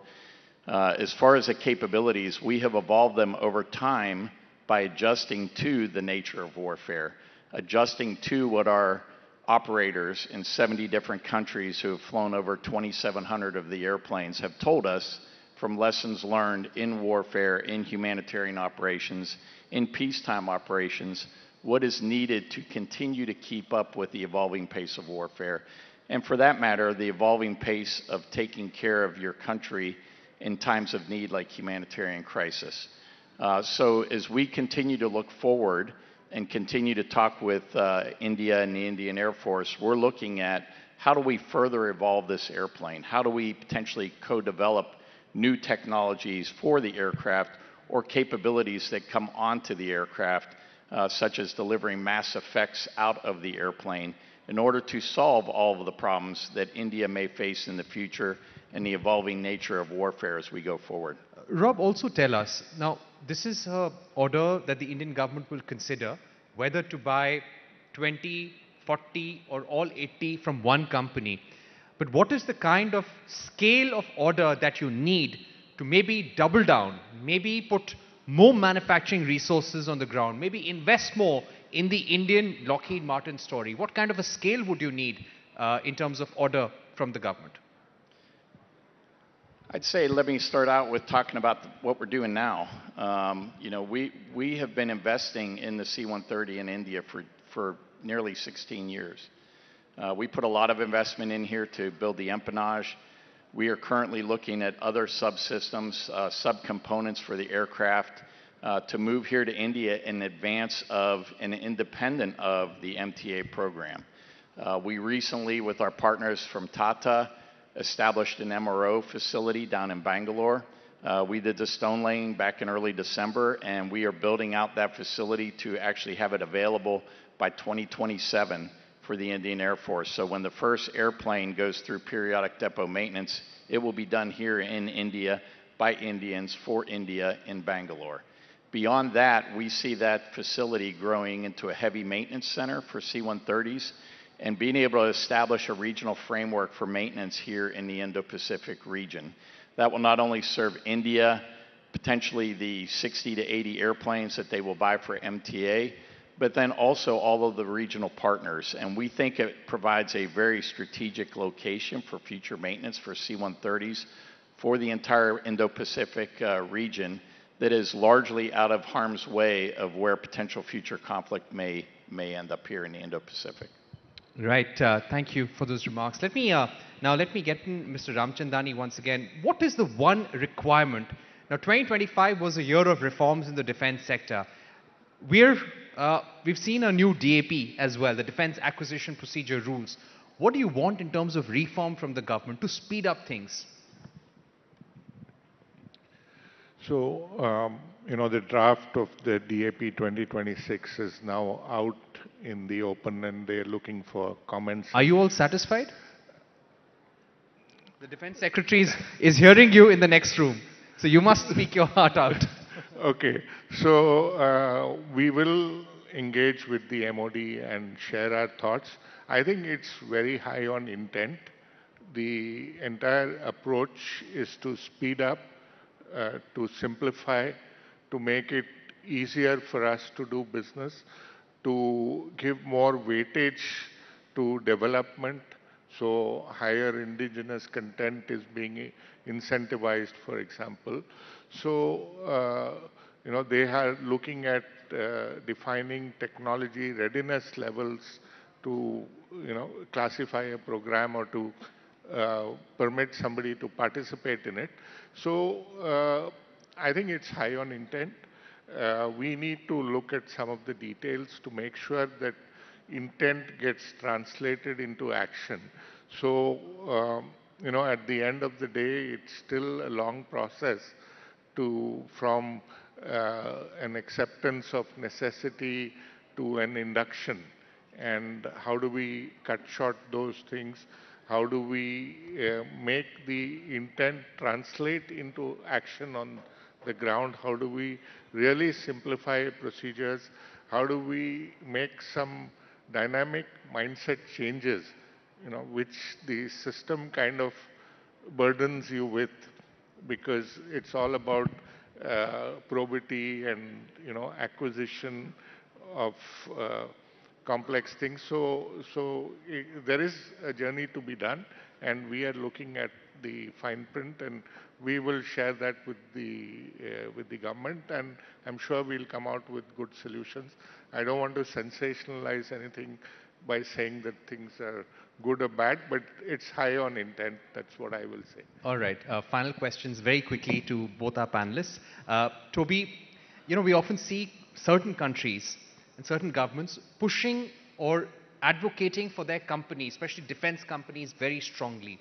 What more can we do? If there was one thing which you're not happy with, which one thing that you would hope changes in the defense sector, what would that be? So I think rather than the question just being to the government, it's all of India, all of country. The Indian defense companies are now just at that tipping point. I think in the next few years, you'll see, just as India has become an incredible buyer, we buy 100 Airbus aircraft a year, we're buying Dassault Rafales, we're buying 800-900 helicopters in the next decade. So India is going to become a very big center of consumption, right, and therefore also production. And I think a lot of Indian companies, this moment is here and now, and I think the government has already created a fertile ground for all of us. All right. Rob, final question to you. One request or recommendation to the government from a major US defense manufacturer? I'm going to again go back to co-development. I think that working with U.S. industry to co-develop technologies here, partnering on establishing additional manufacturing facilities is really the path forward. I think there's a tremendous opportunity with the growth that was mentioned here in India in aerospace and defense, whether that's commercial or military, to really leverage the significant experience that we have in the United States and partner greater here in India on the way forward. Thank you so much, Mr. Ramchandani, Udayan Malhotra and Rob Toth for being with us here at our Rising Bharat Summit here in Bharat Mandapam, and thank you everyone in the audience as well. The Defense Secretary is just going to come up on stage, so stay tuned for another fascinating discussion on the defense sector. Thank you.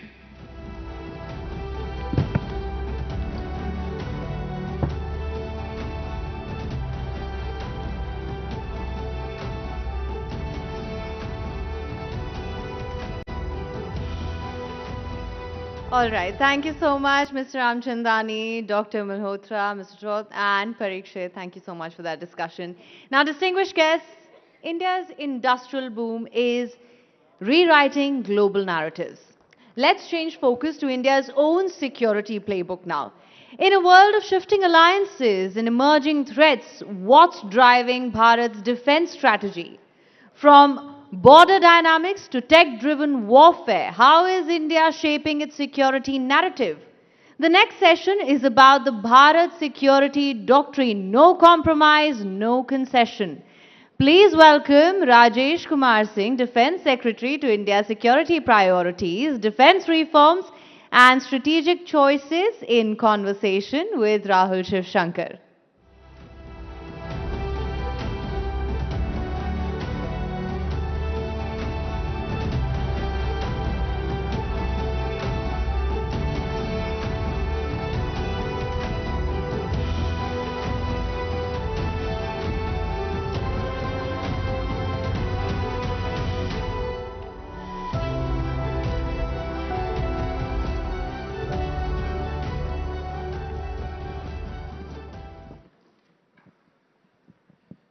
Well, the man in the hot seat is Mr. Rajesh Kumar Singh. He's India's Defense Secretary, and he's in on a day when there's been another war that has broken out, this time in the Gulf. And as you know, this morning we got news that the US and Israel conducted what they are calling preemptive strikes on Iran, not unexpected. And the Iranians have hit back, and they have targeted several US bases. They've also targeted, of course, places in Israel, US bases in the Gulf, in different countries. There's a whole list out there. So we speak in troubled, clamorous times, Mr. Singh. I want us to first look at this and focus a little bit on this latest conflagration. India obviously is going to be in focus because we are friends with Tehran and Tel Aviv. How will India approach this?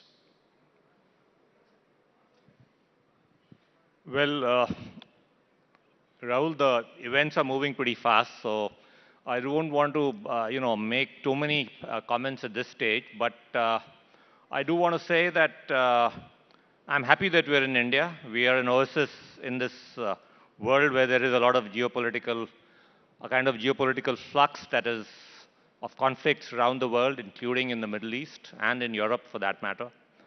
So I think the present government under Prime Minister Modi has given us a level of both macroeconomic as well as geopolitical stability.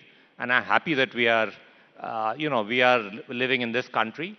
But of course, in the Middle East, we have stakes there. We have a very large diaspora. We'll be watching developments very, very closely. We have strong strategic partnerships with some of those countries.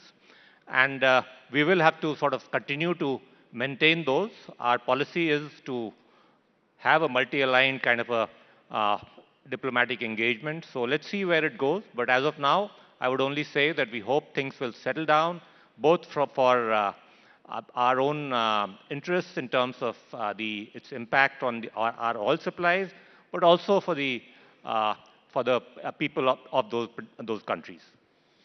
Well, let me ask you this, because we also have an important stake in Iran. In a sense, there is the Chabahar port.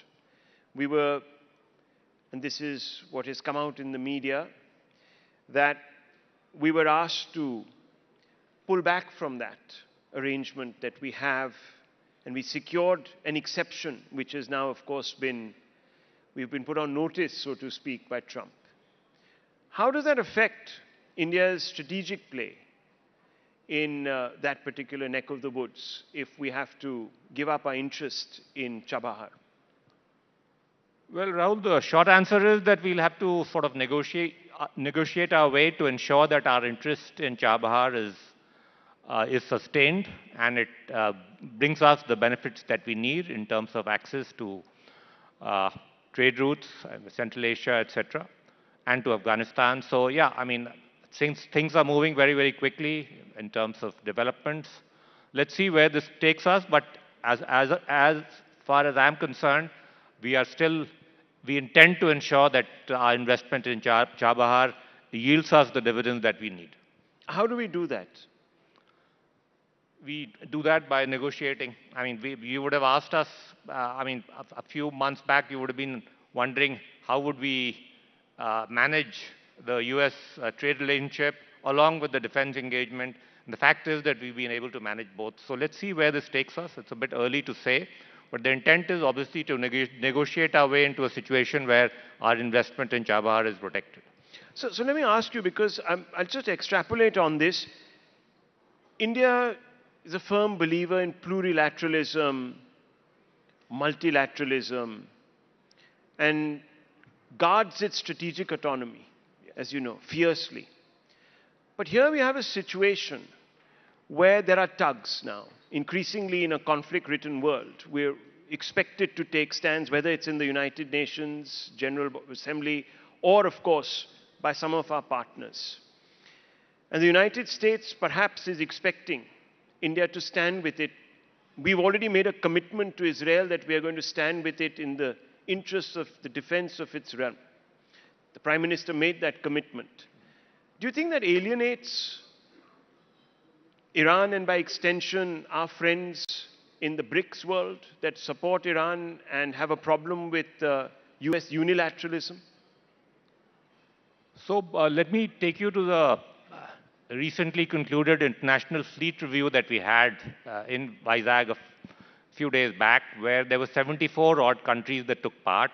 Incidentally, that included both the Iranian Navy and the US and the Russians and a bunch of other countries. So India's strategic autonomy and its convening power is quite distinct in that sense. We are able to maintain these high level of alignment with different countries. Of course, it goes without saying that with some countries, the relationship is a bit closer.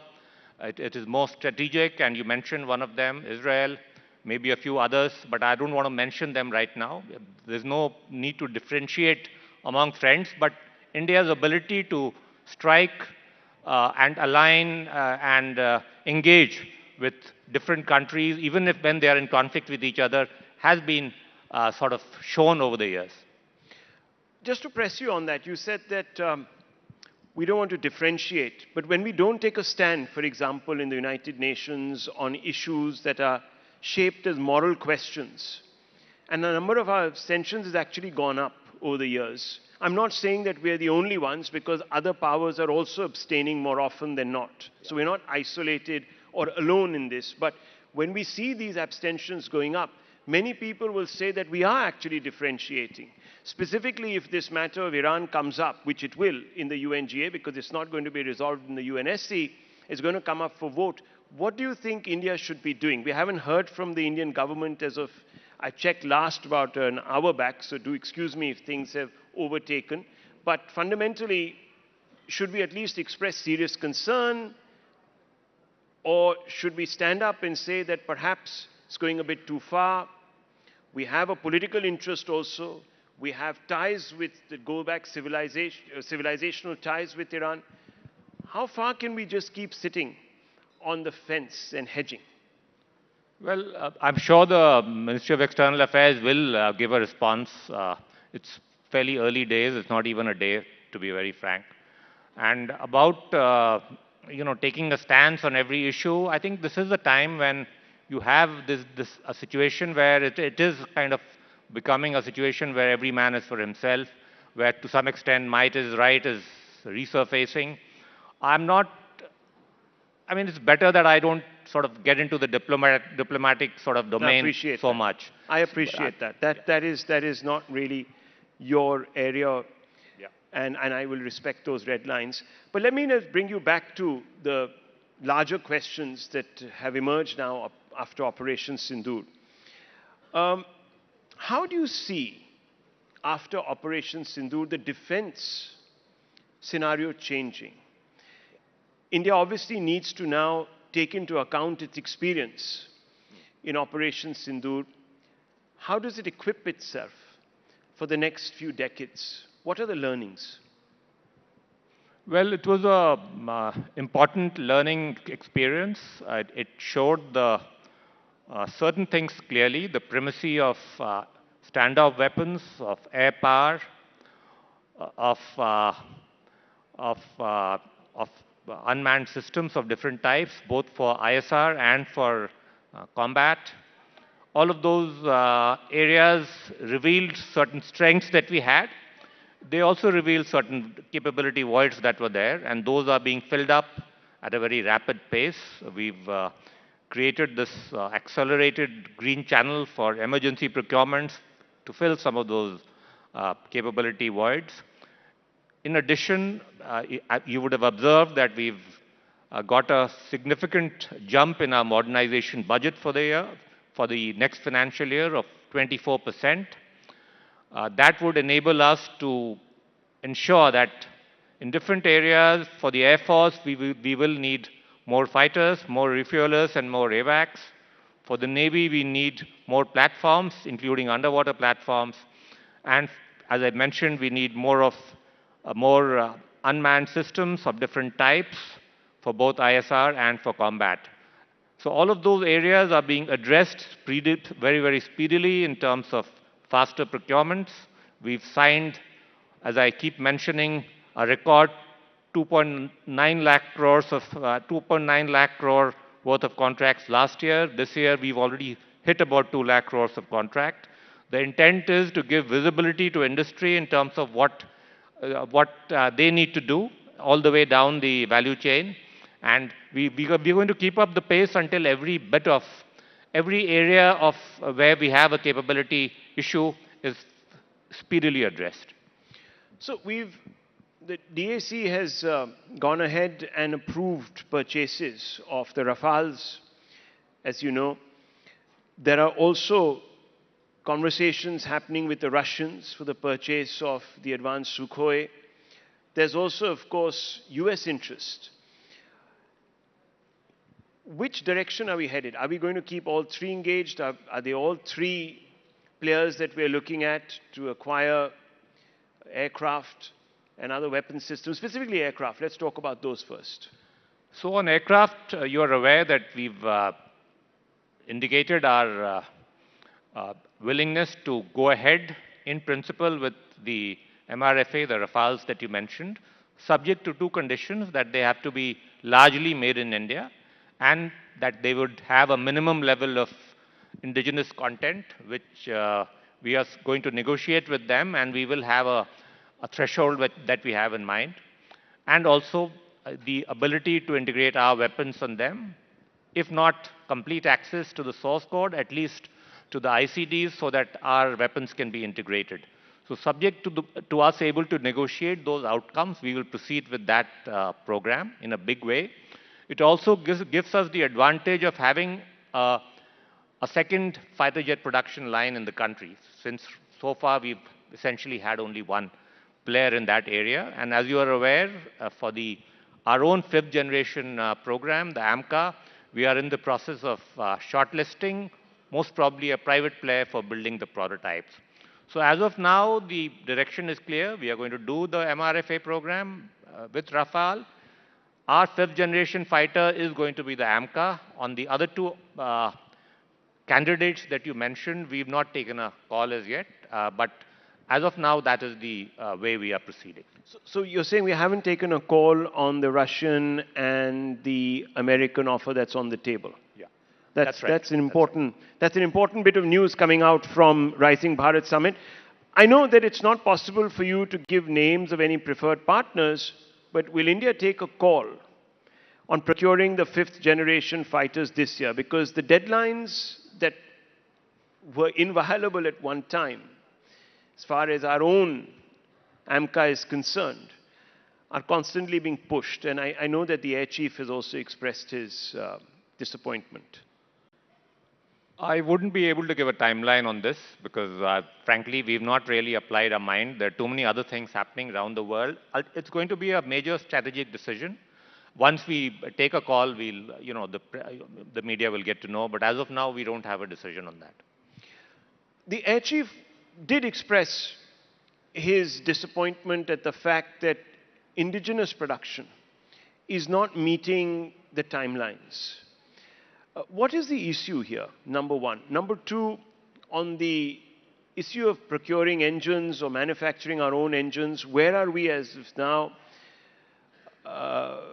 You have said that you are hoping to involve private players. Have anyone come forth? Is there a lot of interest? So, 2-3 different issues here.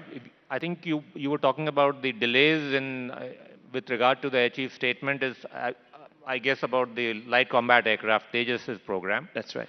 Now, in that program, there is a dependency on the engine, which has caused delays in the past. But 5 engines have come now, and the expectation is that 20 more will come in this calendar year. The delay in terms of taking deliveries right now is in relation to integration of certain weapons and radar and EW systems, which is ongoing. Hopefully that will get sorted out by April this year. The intent really is that now that HAL has an order for 180 of these LCA Mark 1A aircraft, that they will be able to perfect this as a, not only it is a very, very safe, very, very dynamic aircraft, but there is an issue in terms of integration of adequate weaponry on it.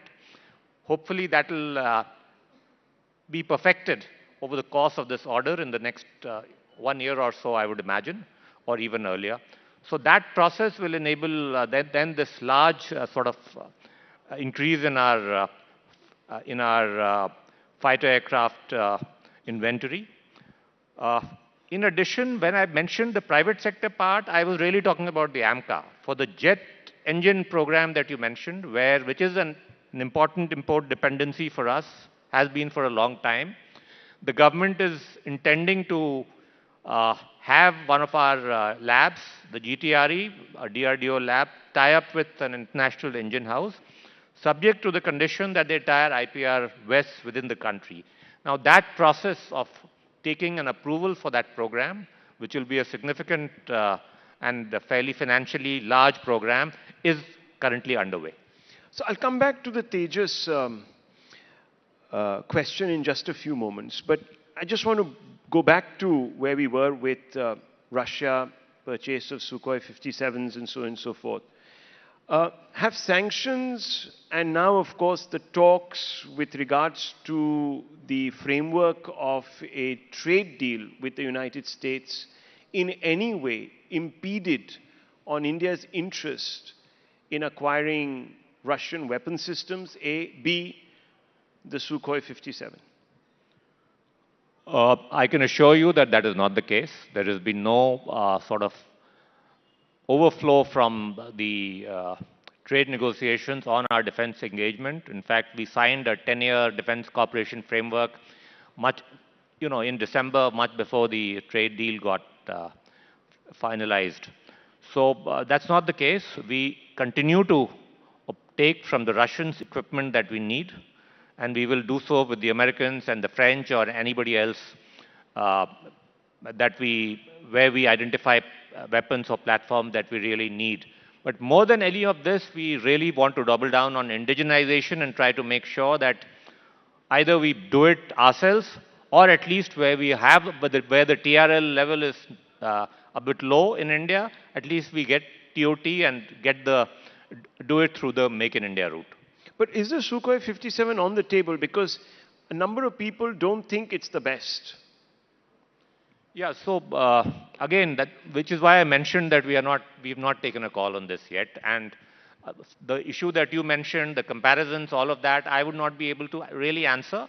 But yes, all of those issues have prevented us from taking a final call on this. Coming back to Tejas, what is the initial feedback on the recent Tejas crash? Well, this was an incident at the ground level. It is a relatively minor accident. It did not involve an ejection.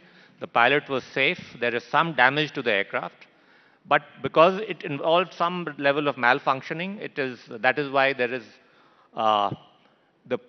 the entire aircraft fleet is still operational, but meanwhile the precautionary checks are being done with respect to this particular element. So I would say that it's not that serious an accident, but nonetheless, as a precaution, we are ensuring that the safety checks are done, which is why everybody's been saying that they didn't take part in Vayu Shakti, that was the reason. But the aircraft are still operational. But nothing that happened in the Dubai Air Show has led to the decision not to showcase the Tejas? No, nothing to do with that. This was linked to as I mentioned, a ground level incident which happened only much after the Dubai incident. As far as the overall safety record of LCA is concerned, you would see that from 2019 onwards, it has had several thousand hours of flying, and its safety record is one of the most robust in the world. So are you saying that the Dubai incident was an aberration? That's what I'm saying, yes. Correct. And there was no underlying technical issue which would raise red flags? Yes, I mean, that is the indication that we have from the Air Force and from HAL. How do you expect defense production and exports to go up? You said Atmanirbharta is obviously the most important spoke in the wheel now going forward. How do we get to the point where we become Atmanirbhar, and what is the timeline that we have in mind? And let's look across all sectors. Well, I mean, the way you make it happen is by taking certain policy decisions and then sticking to those. One of those is that we don't do any imports until we do them only as an exception, and that too, every such decision goes to the entire Defense Acquisition Council, which means the Raksha Mantri personally has to clear those any imports. The second is that we ensure that we have a normative target in front of us, that every year we'll ensure that at least 75% of our money, the modernization budget, is spent within the country. And we've achieved that over the last 2 years. Last year it was as high as 88%. So this combination of factors, the fact that global buys would be an exception, that your Indian rupee contracts will dominate to the extent of 75%, and the fact that even when you do any import of platforms, you ensure that the bulk of those two are made in India, as you would have observed in respect of the prospective Rafale deal as well. So these sort of policy, this policy framework in a way ensures that that Atmanirbharta is built into the procurement process itself. Now, there are some people who say that one way of sort of making our own industry, specifically the PSUs, more competitive is to perhaps open them up, divest. Yeah. So, are we seeing any roadmap towards the privatization of certain defense PSUs? Is that on the cards at all? Well, I mean, before that, let me say that for a long time we've been hearing that this phrase, the level playing field, and the private sector doesn't get a level playing field. I think over the course of the last couple of years, those complaints have largely disappeared, because we've ensured that whether it is the AMCA project, where we actually opened it up beyond HAL, whether it is in terms of ammunition, where we revised the defense procurement manual to ensure that there is no NOC business from a public sector before you go to a private sector. We've removed product reservations. So all of these areas, the monopoly position of the public sector has already been dismantled. So in that sense, we've taken real steps, and I don't think the private sector will have any complaints to say. We've removed the issue of nomination of any orders being guided towards a particular PSU. All that is over. We are doing everything, almost everything through tendering, through competitive bidding, where the private sector, gets to play a role. The only area that is different is that the private sector industry in defense needs a license, whereas the PSU, obviously, because it is fully owned by government, doesn't need a license. Everything else is probably the same for both categories. As regards disinvestment or divestment, I don't have a brief on that, so I wouldn't be able to tell you right now as to what is the plan. But are you open to the idea? Personally, I am open to the idea. I think in many of our PSUs, which are in any case public companies with significant quantities which are already on the available in the public in the markets, the possibility of many of them are riding high in terms of their stock prices as well. But in terms of whether you dilute some of it, that is a decision that perhaps is not entirely mine to take. My personal view is that some level of dilution could be done.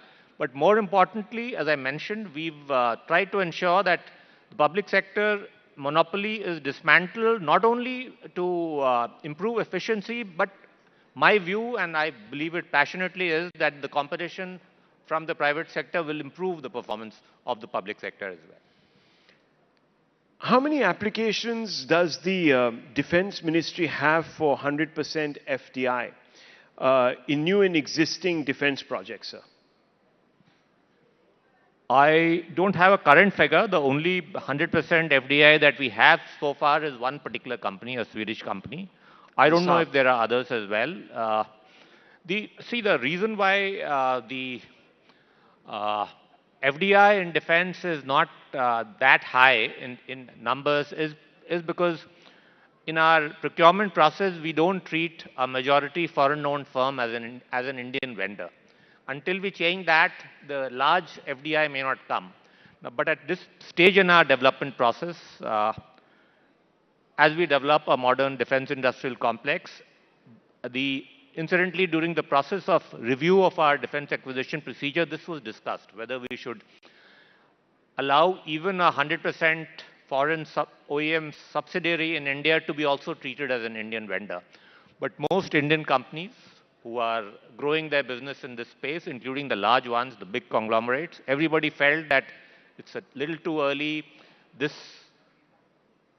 definition of an Indian vendor gives them leverage in terms of getting technology and tie-ups from foreign OEMs, which is why a considered decision right now is that we won't do it right away, which is why I don't expect big numbers in FDI to come.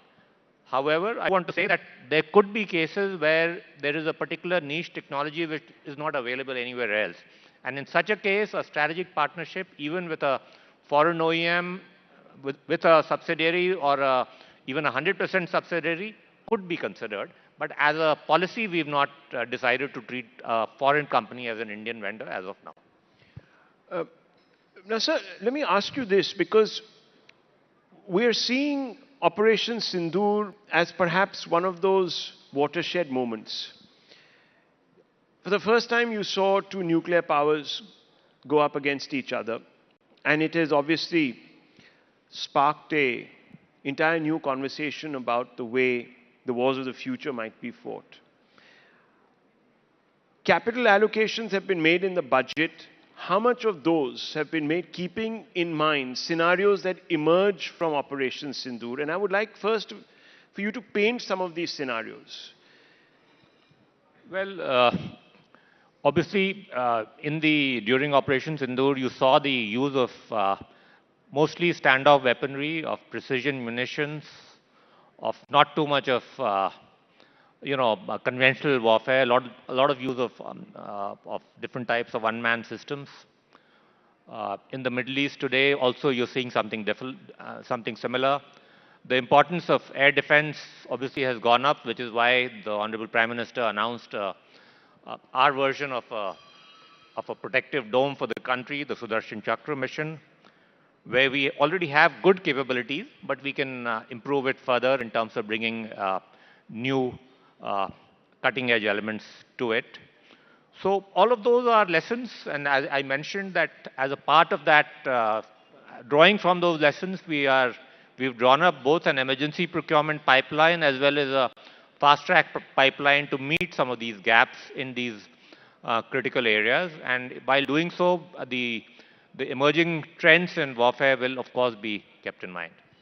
So you want to match some of these or basically fill some of these gaps in developing the Sudarshan Chakra, because what we did see was a lot of beyond the line of sight munitions being used. Is Israel going to fill that gap? We know that they have Iron Dome capabilities. It's being tested even as we speak right now. Was that part of the conversation between the two prime ministers just a few days ago, sir?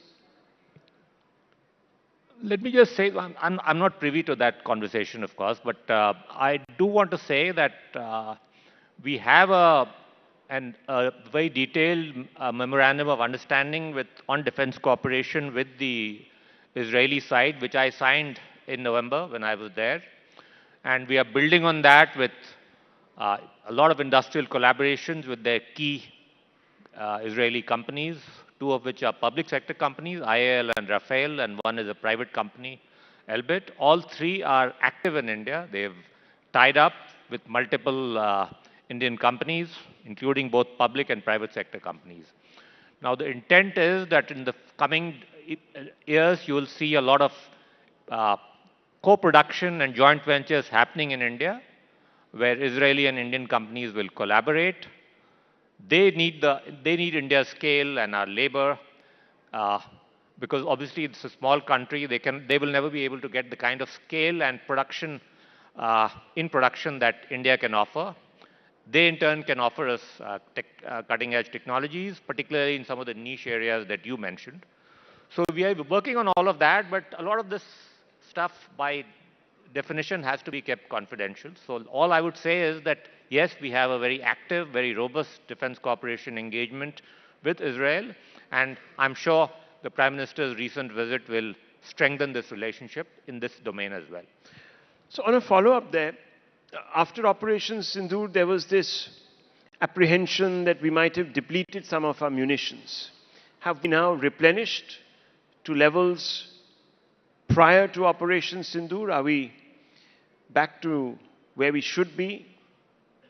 Well, the emergency procurement was in fact designed to replenish some of those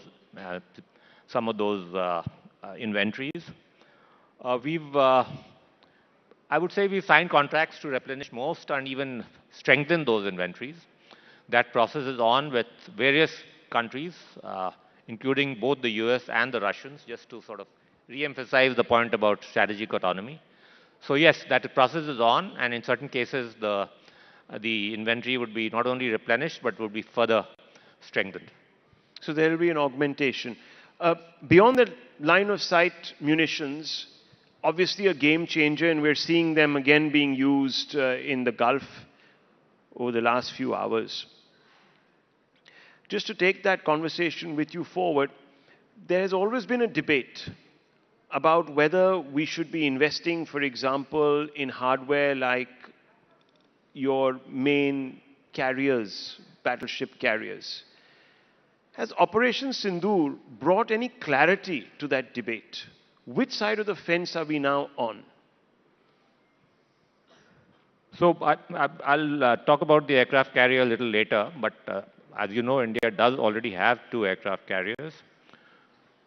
Equally importantly, this government has had the courage and the clarity to ensure that our island territories are also suitably utilized to meet our strategic needs, whether it is in terms of building up strategic assets or commercial development of our islands. And the importance of standoff weapons was borne out during Operation Sindoor. And let me stress that a lot of because of the foresight of Dr. APJ Abdul Kalam in particular, India has a fairly large, well-developed, diversified missile development program. This is one area where DRDO has done quite well. And these are, some of these standoff weapons, long-range missiles, strategic types of systems, nobody is going to give it to you, frankly. So you have to do it yourself, and we have done it ourselves. There would still be some niche areas which we would rely on friendly foreign countries for technology transfers or co-production. But for the most part, for many of these systems, I think this is a success story of indigenization in any case. But let's just go back to the battleship question. Has that been resolved now after Operation Sindoor? I think we need some clarity on that. We've not taken a view on the 3rd aircraft carrier. So I would say that the debate is still on. The development, as you said, of some of our island territories, that's been a priority, and it's of course now come out in the news also that we are going ahead with the Great Nicobar project.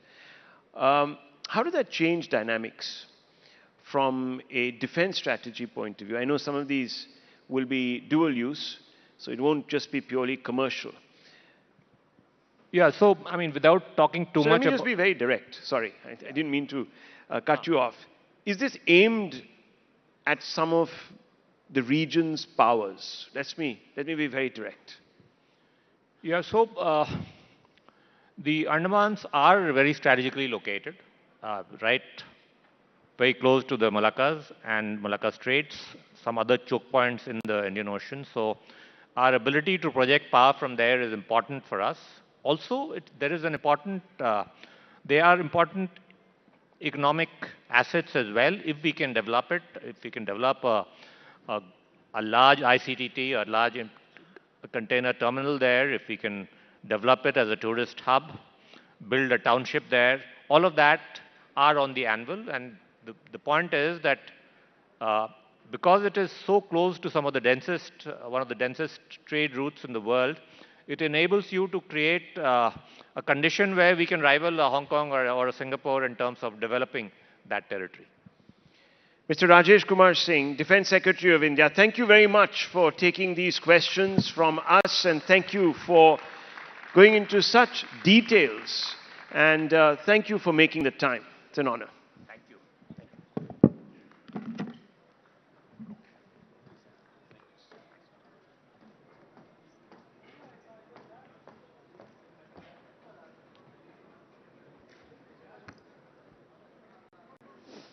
Thank you so much, Mr. Singh and Rahul. Now, distinguished guests, India's security doctrine is asserting its strength. Let's shift to a different axis. India and its former colonial ruler, the UK. With the India-UK FTA on the table, how's the relationship evolving beyond its history? From cricket pitches to strategic partnerships, how are London and New Delhi navigating a multipolar world? Let's look beyond the Raj in India-UK relations. Please welcome General Sir Nick Carter, GCB CBDSO ADC General, former Chief of the Defence Staff, UK, in conversation with both the Satwa Ganguly and Nalin Mehta for a session on Old Friends, New Foundations.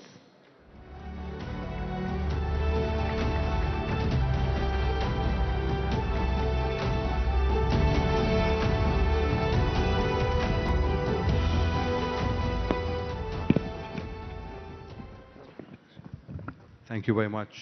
General Carter, a warm welcome to you for the Rising Bharat Summit. Thanks for coming down all the way to Delhi for this.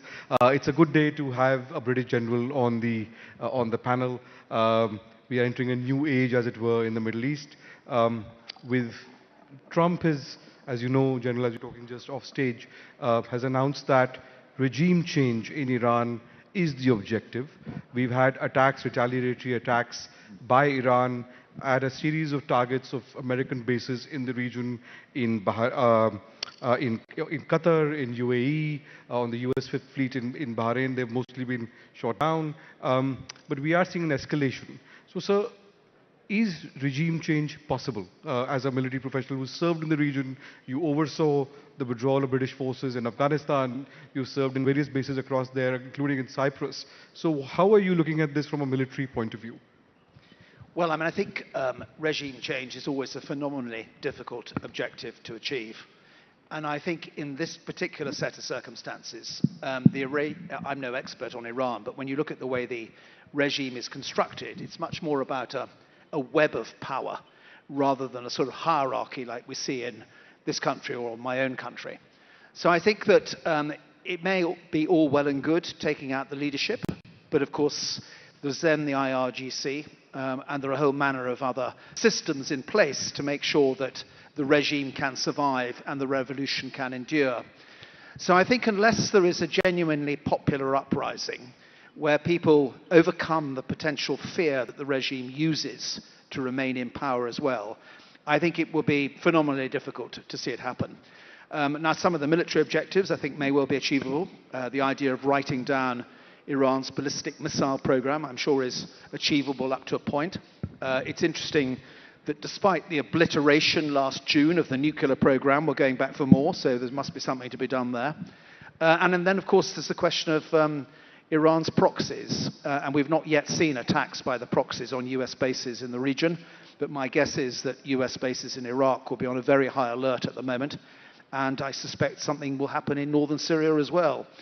I mean, I think the question, of course, is, does this lead to a much wider regional conflagration? And that, of course, is what this country and my country are looking in on at the moment with some concern. So just to ask a follow-up question, would it be fair to say that the odds are, from a military point of view, military capability point of view, that the odds are stacked against Iran and that it is, in that sense, it's asymmetric? Yes, certainly, but Iran also has, with her asymmetric capabilities, the ability to fight back. And I think if Iran can broaden the conflict, that's not going to be popular in the Gulf states, I would guess. It's not going to be popular in the international community. And of course, as we well know, 25% of the world's oil passages through the Straits of Hormuz. And as Iran demonstrated last week, they still have the capabilities to be able to certainly interdict the passage of oil and perhaps close the Straits of Hormuz. So they've got other levers, and they've also got the ability to use terrorist tactics further afield. So, you know, beware of what you bring on, I think, always on these occasions. So let me ask you one more thing. So you mentioned the Straits of Hormuz. Now, for this country in particular, 50% of our oil supplies come through the Straits of Hormuz. A significant part of global oil supplies go through the Straits of Hormuz. Most of Iranian oil supplies, of course, go to China, which is about 3% of the energy supplies. Now, from what militarily, because we saw last year also in June when the strikes happened. What's different from then to now, and what's the capability the Iranians have in your view? I mean, you mentioned the exercise they did last week to demonstrate the capability to sort of interdict the Gulf of Hormuz or the Straits of Hormuz, but how real is that capability from your point of view? Well, I mean, I think it's interesting to sort of reflect on the fact that up until last week, the oil price is as low as many of us can remember. And indeed, of course, stockpiling oil, not least the Chinese. So I think that we're probably in a slightly different set of circumstances in the short term to what perhaps the pessimists might believe. Now, if the Straits of Hormuz end up being interdicted and therefore effectively closed for a long period of time, that will have a major impact upon India's position and the global economy more broadly. But my guess is it's not going to be a long-term problem. It'll be a short-term problem. I think we will see the price of oil go up markedly tomorrow when markets open. It's been somewhere around $70 to $72 a barrel last few weeks. A lot of people are saying it could go up to as much as $80 a barrel pretty soon. Is that something that, what's your view? That would be, I mean, I'm not suggesting anybody gets into insider trading just yet, but my guess is it's going to go above $70 when the markets open tomorrow morning, for sure. So if I may ask you, if you go back to some of the wars of the Cold War, so let's say the Arab-Israeli wars, the US, America would back Israel, and let's say Egypt would be backed by the Soviet Union, including considerable supplies of weaponry. Now, do you see, in this current conflict, do you see China or Russia helping Iran in any significant way? And B, I just also wanted to bring in this Venezuela operation where, Maduro was taken out, and so far, from what it appears that Iranian air defense has not been particularly effective in countering the airstrikes. So what does that speak about the capabilities of a Russian supplied or a air defense system? Yes, I mean, I think what was very obvious in June last year was that Russia wasn't able and didn't seem inclined to help Iran militarily. And I think what was also obvious was that it appeared relatively straightforward for the Israeli Air Force to take down the Russian-supplied air defense system. Now, I don't think it was the most modern of Russia's capabilities. I think there are more modern capabilities available, not least what's called the S-400. But I think it does beg questions about the resilience of Russian and, to a degree, Chinese air defense systems if a combination of cyber and kinetic attacks can degrade them to the extent to which they've been degraded. And my guess, we haven't heard of it yet, is that there's a degree of confidence in these latest American and Israeli attacks over Iranian airspace that the air defense system has been so degraded that they can attack with impunity. So I think it does beg questions about the challenge in the air defense world. And it does beg challenge about what modern missiles in particular can do to be able to get past and around air defense systems. So, General, you made a fascinating point outside when we were talking, and with your permission, if I may push you on that. You made the point that since the Second World War, the West, broadly speaking, has only really won two wars. The Falklands War, which the British Army, of course, won, and the Saddam Hussein war. More the British Navy, actually. Of course. And the war against Saddam Hussein. And you made the point about military objectives and clarity and so on that. So let me ask you on this, because we are now entering a new configuration with Iran on a scale which seemed much higher than what happened a few months back. It's been the objective of Hawks in America since 1979 for regime change in Iran. We now have a declared aim of regime change. Can the Americans win this war? Well, I mean, the word win, of course, is a provocative word because it implies defeat and victory and so on and so forth, and it implies the achievement of the objective. And I think, we listened to Donald Trump's 8-minute speech this morning, and it's quite clear in that speech that regime change enabled by the Iranian population is what, of course, he's striving to achieve. Well, in my own personal opinion, that's not going to happen overnight. I think it's an extremely difficult objective to realize. And to the point I made to you outside the room, if you do look back over history, it's very important always that the political objectives lead to achievable military objectives. And whether you're studying the campaigns in Korea, Vietnam, Iraq, Afghanistan, the list is endless, you will pretty quickly determine that the political objectives didn't match the military objectives. And the upshot of all of that was that there was no victory. So it's really important, I think, that in that dialogue between policymakers and senior military figures, that the correct objectives are identified at the beginning of a campaign. So what do you think the Americans are trying here, sir? Sorry? So what do you think the Americans are trying here at the moment? What's the best case scenario? What are the Americans trying to do? Well, I mean, I think we haven't got much to go on. I mean, we've heard what Donald Trump said this morning. But I think most people looking in on this will be questioning the extent to which regime change, if that's the objective, is feasible.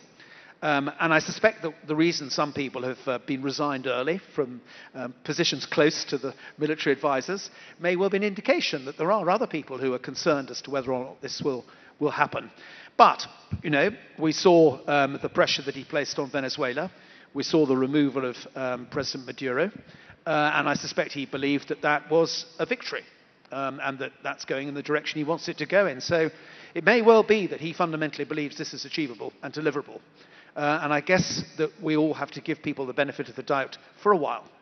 So do you think, in fact, I just want to take you up on that point. Do you think that they could follow the Venezuelan model where obviously Maduro's successor does appear to be cooperating with the US in a very significant manner? In fact, it's been said that they're even negotiating with the Cuban leadership. So do you think a part of the Iranian leadership could possibly cooperate or you know, come in line with an American vision of the world after a 7-day or a 10-day campaign? Do you think that's the game here?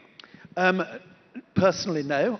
I think they are two completely different scenarios. And of course, there were insiders, I think, around Maduro who eventually sold him down the river, which is why the operation was so successful.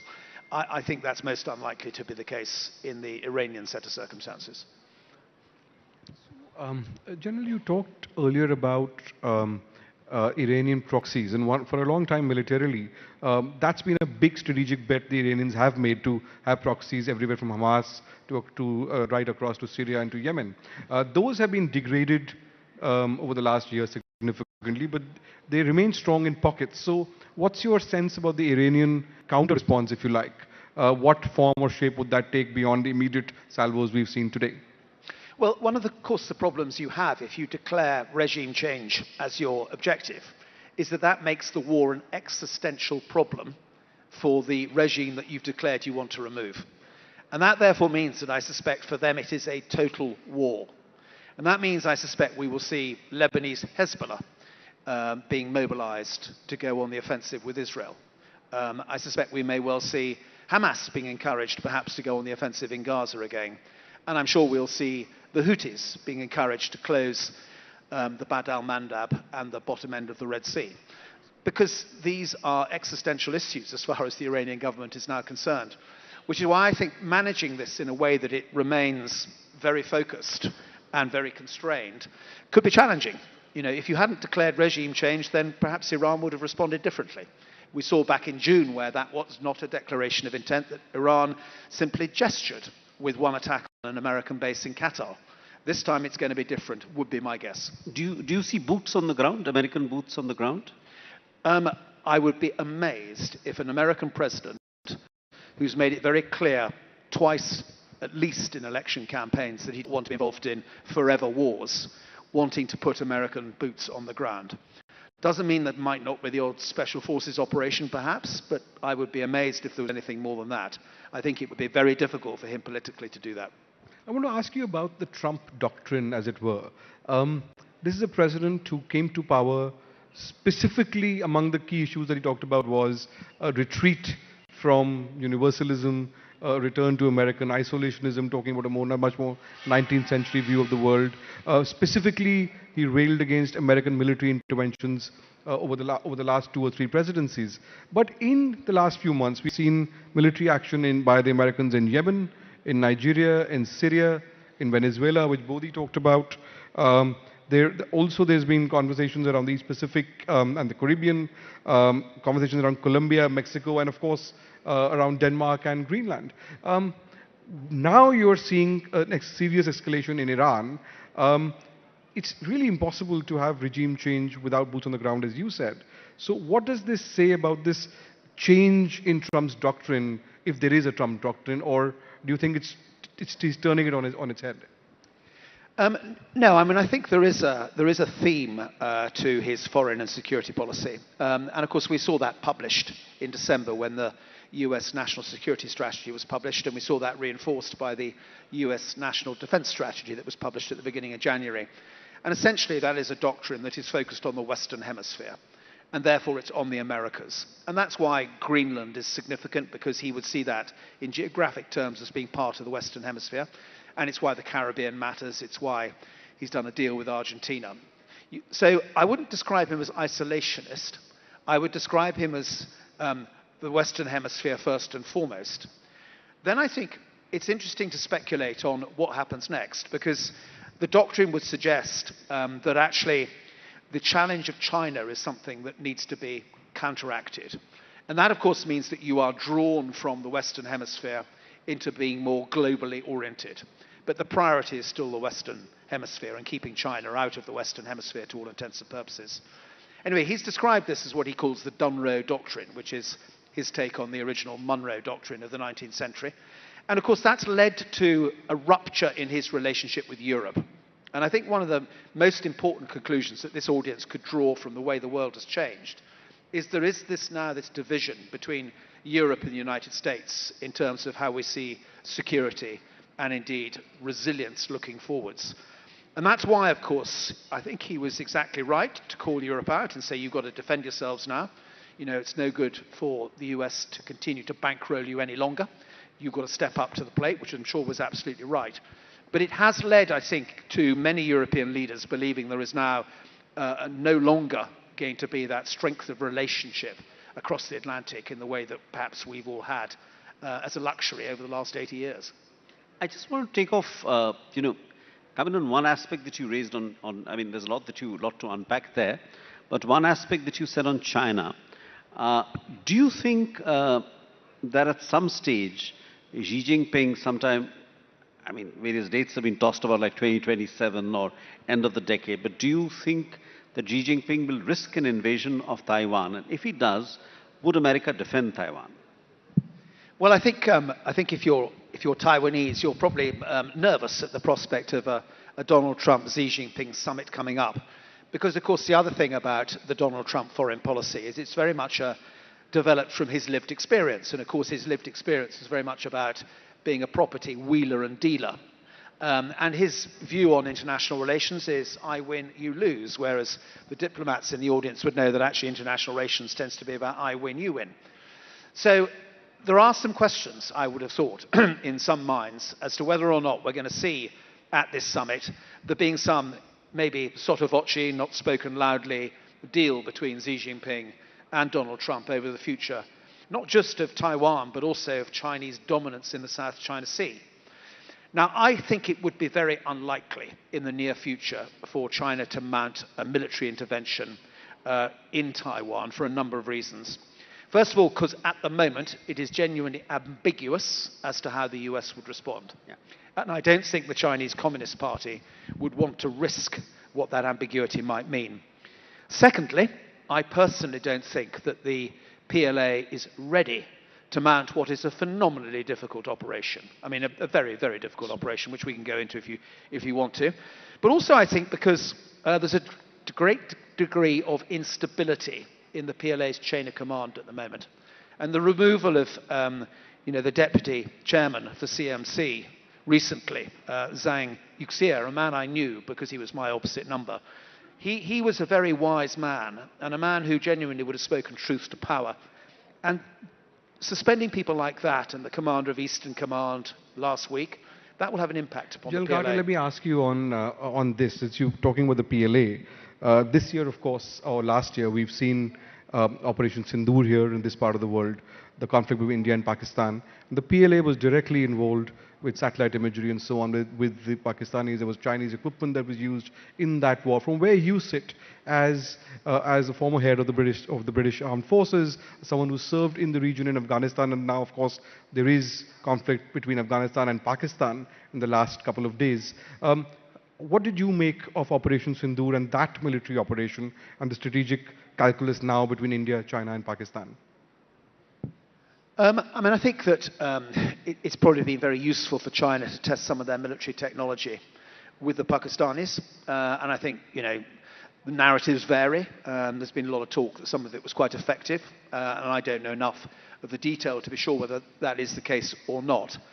But I do think it's worth reflecting for a while, given India's strategic position in relation to China, on the extent to which the PLA is an effective and competent military. And if you look back to some of the activity that's going on in the South China Sea, and in particular in what the Filipinos would call the West Philippine Sea, you'll recall that last August there was a collision between a Chinese warship and a Chinese Coast Guard vessel in pursuit of a Philippines Coast Guard vessel. And what was fascinating about that collision is in the 4 hours leading up to it, there was absolutely no radio traffic between the warship and the Coast Guard vessel. So no clear coordination or command and control. And what I think that tells you is that the PLA is a very stovepiped organization. And I suspect not very capable at integrating land with air, with maritime, with cyber, with space, and all of the other ingredients that modern militaries need to be able to do if they want to conduct joint or multi-domain operations. And I'm sure there are lots of reasons why that's the case. And until the PLA is able to operate in an integrated way, they will not be as effective. So that's the point. That a number of because we've seen now there are Pakistani officers now deployed in China. Working closely with the PLA. But there is an argument that the NATO operations very well, how integrated in the past European militaries and the Americans have been. There is a view that the Chinese are still some distance away from it, although a lot of help is being in terms of jointness, joint integration, because India faces a two-front threat really, and that's a real threat now for the last year or so. What's your view on that? I mean, the last time they fought a war was in 1979. Yeah, and I think, Zhang Yuxia, who I talked about a moment ago, he was very proud when he first met me to tell me that he was the only officer in the PLA with combat experience, which he'd earned in their defeat in Vietnam in 1979. And there's no doubt about it. Armies, navies, air forces, they need combat experience. Because until you've actually had that combat experience, it's very difficult to understand how the military instrument should be used, and indeed its limitations. And that is another reason why I think the demise of Zhang Yuxia is sad, because he's somebody who understood how risky combat is and the effect and the nature of war, which we know never really changes. So I think that the PLA will be hungry to get experience. The question, of course, is how they obtain that experience. So why is Xi sacking so many of his generals? I mean, what is the motivation behind these actions? Well, of course, the narrative is that they're all corrupt and they need to be hounded from power as a result of being corrupt. I think it's probably more complicated than that, and I'm going to speculate, and I would like Mr. Chatham to be sitting over the top of what I'm saying, but I know he's not. I suspect that probably President Xi Jinping, for whatever reason it was, felt slightly threatened by some of these powerful figures. Can I ask you something about Pakistan? And what's happening in relation to what's happening in the Gulf right now.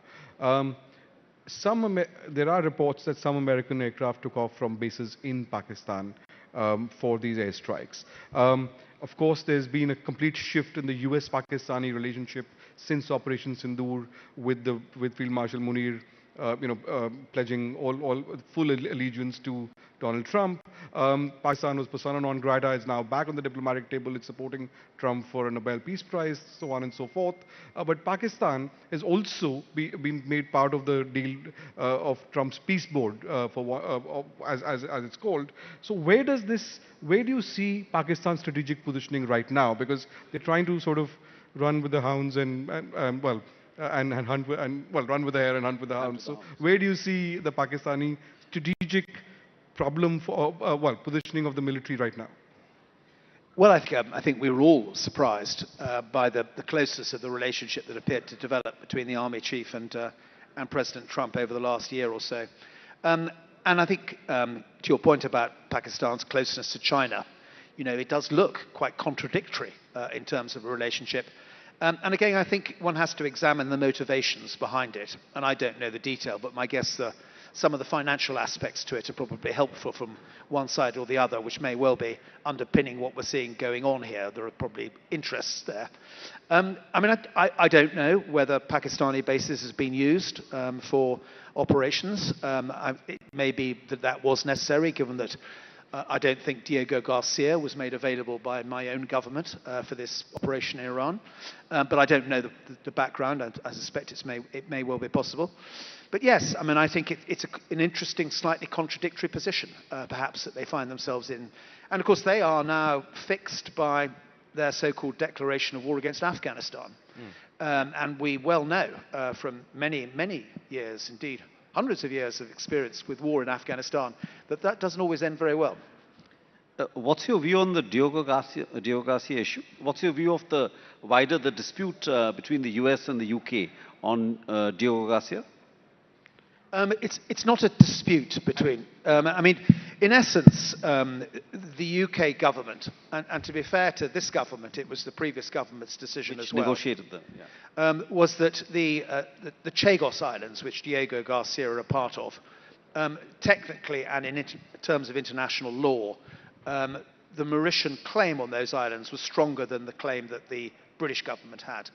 And on that basis, if you are going to respect international law, it was very likely that there would be a claim filed in the International Court of Justice.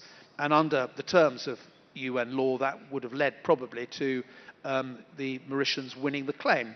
So the UK government's view was that in obeying international law, it would make sense to negotiate a deal with the Mauritian government on the basis of leasing it back over 99 years.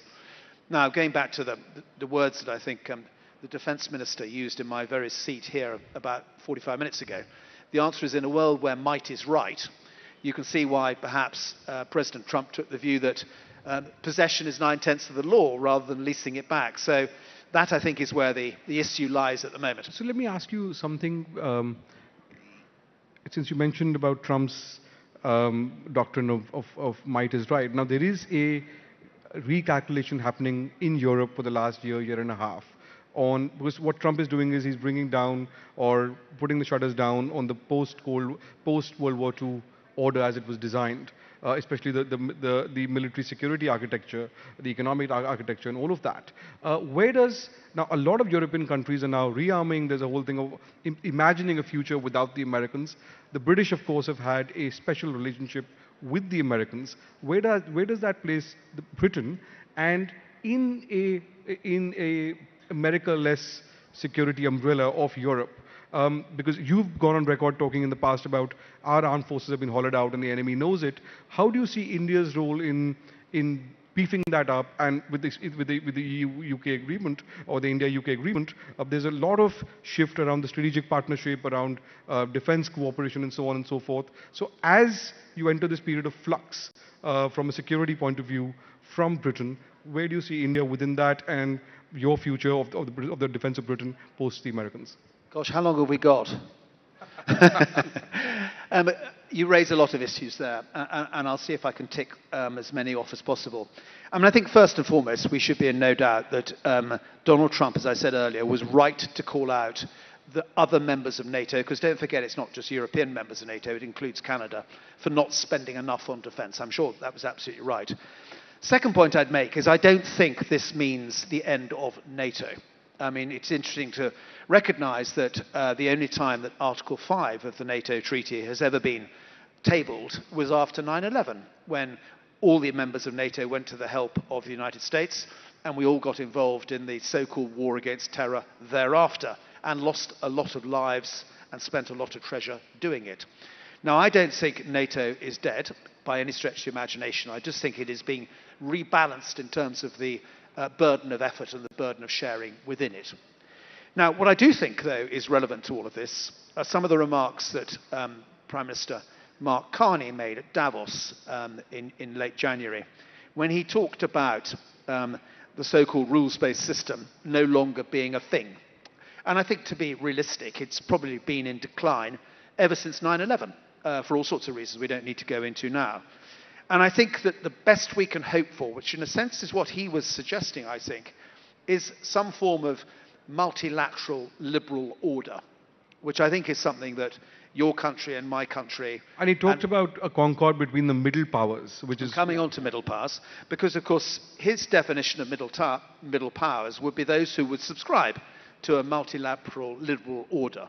One where you don't have to be in one sphere of influence or the other, but if you collaborate and cooperate based upon liberal values, and that means the rights of the individual and the other things that we espouse, then you can actually carve out some form of global commons in which we can all do business together and do it on the basis of it not being transactional, but about it being based upon genuine alliances that are based upon predictability and trust and those sorts of values.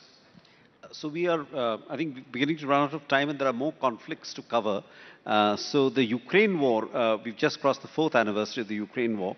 What is the end game there? There have been on-off negotiations between the, between the US and Russia to end the Ukraine conflict. Where do you see this? Where do you see the end game there? I think it's very difficult to see an obvious end game. I mean, what of course has been striking is that the Trump negotiating position has been very much based upon his lived experience, and I think the same experience of Mr. Witkoff, which is from the property world. This is about a land transaction. Whereas, of course, they're up against somebody in the form of Mr. Putin who sees this as an ideological problem. And those two positions are irreconcilable, to my mind. And that, of course, leads the Ukrainians in a very awkward position being between a rock and a hard place to all intents and purposes. So to my mind, this war is going to continue.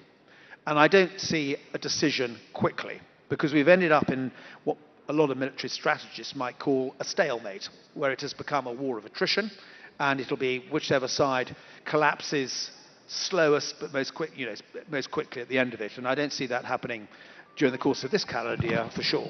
General Carter, we've seen two very important speeches by American leaders in the context of Europe in the last couple of months. One is J.D. Vance speaking in Europe on how the Europeans need to rearm for their own defense. And the second one, which was a much more, less direct, more polite argument, but saying the same thing, which was by Secretary of State Rubio, basically talking about Western values, Western civilization, and Europe and America should be coming back together. Now that sort of reminded me a little bit about Samuel Huntington's idea of clash of civilizations, because that's what it's very specific at the center of the argument that Secretary of State Rubio was making. Where do you think Britain should be in this debate, and where does that leave your special relationship? Although this is more about a clash within a civilization in the Vance-Rubio form. I mean, I've always been an advocate of alliances, and I feel very strongly that alliances are essentially the bedrock of stability and security in our world. So that would always be my starting point. I was not an advocate of Brexit, for example. I believed that Britain's future was almost certainly better found inside the European Union, even though the European Union has many problems that need to be resolved. So I think where I would stand on this is that the UK is going to be better if she operates with allies, and I profoundly believe that the relationship, for example, we have with India or other middle powers is going to be the core of a better future for all of us. So let me ask you a final question. As a global strategist, what would given the state of flux that we are in the international system, what would your advice to India be? How should India play this at the moment? I mean, I think it's entirely right that India has enough political clout and leverage and economic value to be able to be and plough its own furrow, rightly so. And that, of course, is what your Foreign Secretary talks about when he talks about the India way. And I've always agreed with that perspective. I think that this year we will find that India is probably the 4th largest economy in the world. There are many things that need to be resolved, of course, but the reality is that India should have a seat at the global, the great powers table, if you like, whatever that looks like, if it's a board of peace or the UN Security Council or whatever. And I think that India should absolutely double down on its democratic values and what it espouses, and it should look for other middle powers that espouse the same values and, in a sense, do what you're doing with France or with Britain or further east, and trade and cooperate and collaborate with those who see the world through the same principles that you've always seen the world through. Or to ask the same question a slightly different way, I mean, I think there's a statement attributed famously to Deng that in the context of China, obviously, that China should should hide its strength and bide its time, which has obviously changed under Xi. So should India follow the Deng dictum, at least for now? Sorry, should it The follow? Deng dictum where China should basically keep a low profile and, till it times comes in international affairs, a statement attributed to Deng Xiaoping. That China should hide its strength and then, bide its time.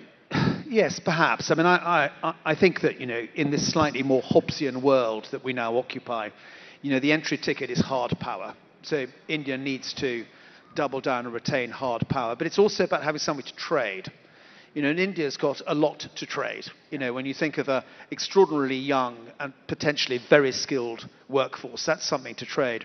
So I think that the opportunities are there for India in a way that they are not for China. If you look at China's challenges, and she has many, her demography is going in absolutely the wrong direction. She has real problems with her domestic economy. Household consumption only represents 35% of her GDP, whereas in India it's between 65 and 70% would be my guess. That's why they have to export so much. I think there are real opportunities for India which you need to double down on.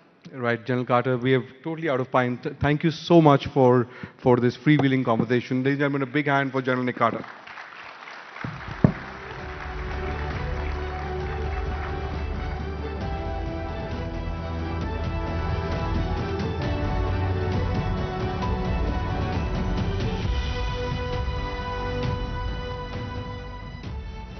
Thank you, General Sir Carter, Bodhisattva and Nalin. Now, distinguished guests, from the corridors of power to the vibrant streets of its people, Delhi is microcosm of India's aspirations, challenges and triumphs.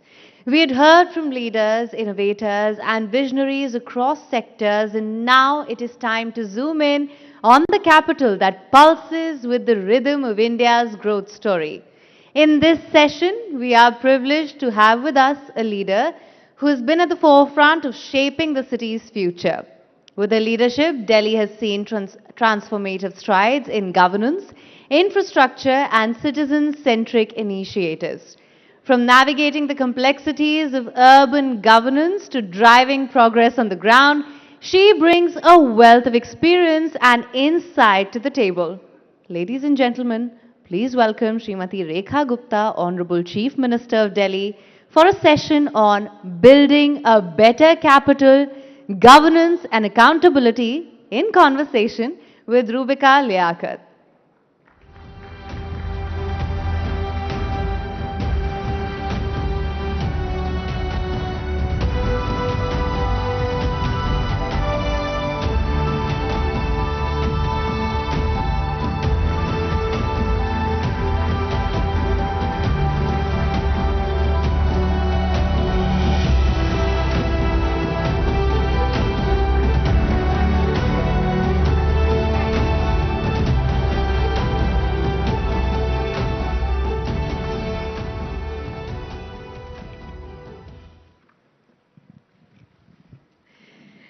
Rising Bharat के इस मंच से आप सभी का एक बार फिर से मैं बहुत बहुत स्वागत करती हूं और इस वक्त दिल्ली की मुख्यमंत्री रेखा गुप्ता स्टेज पर मौजूद हैं।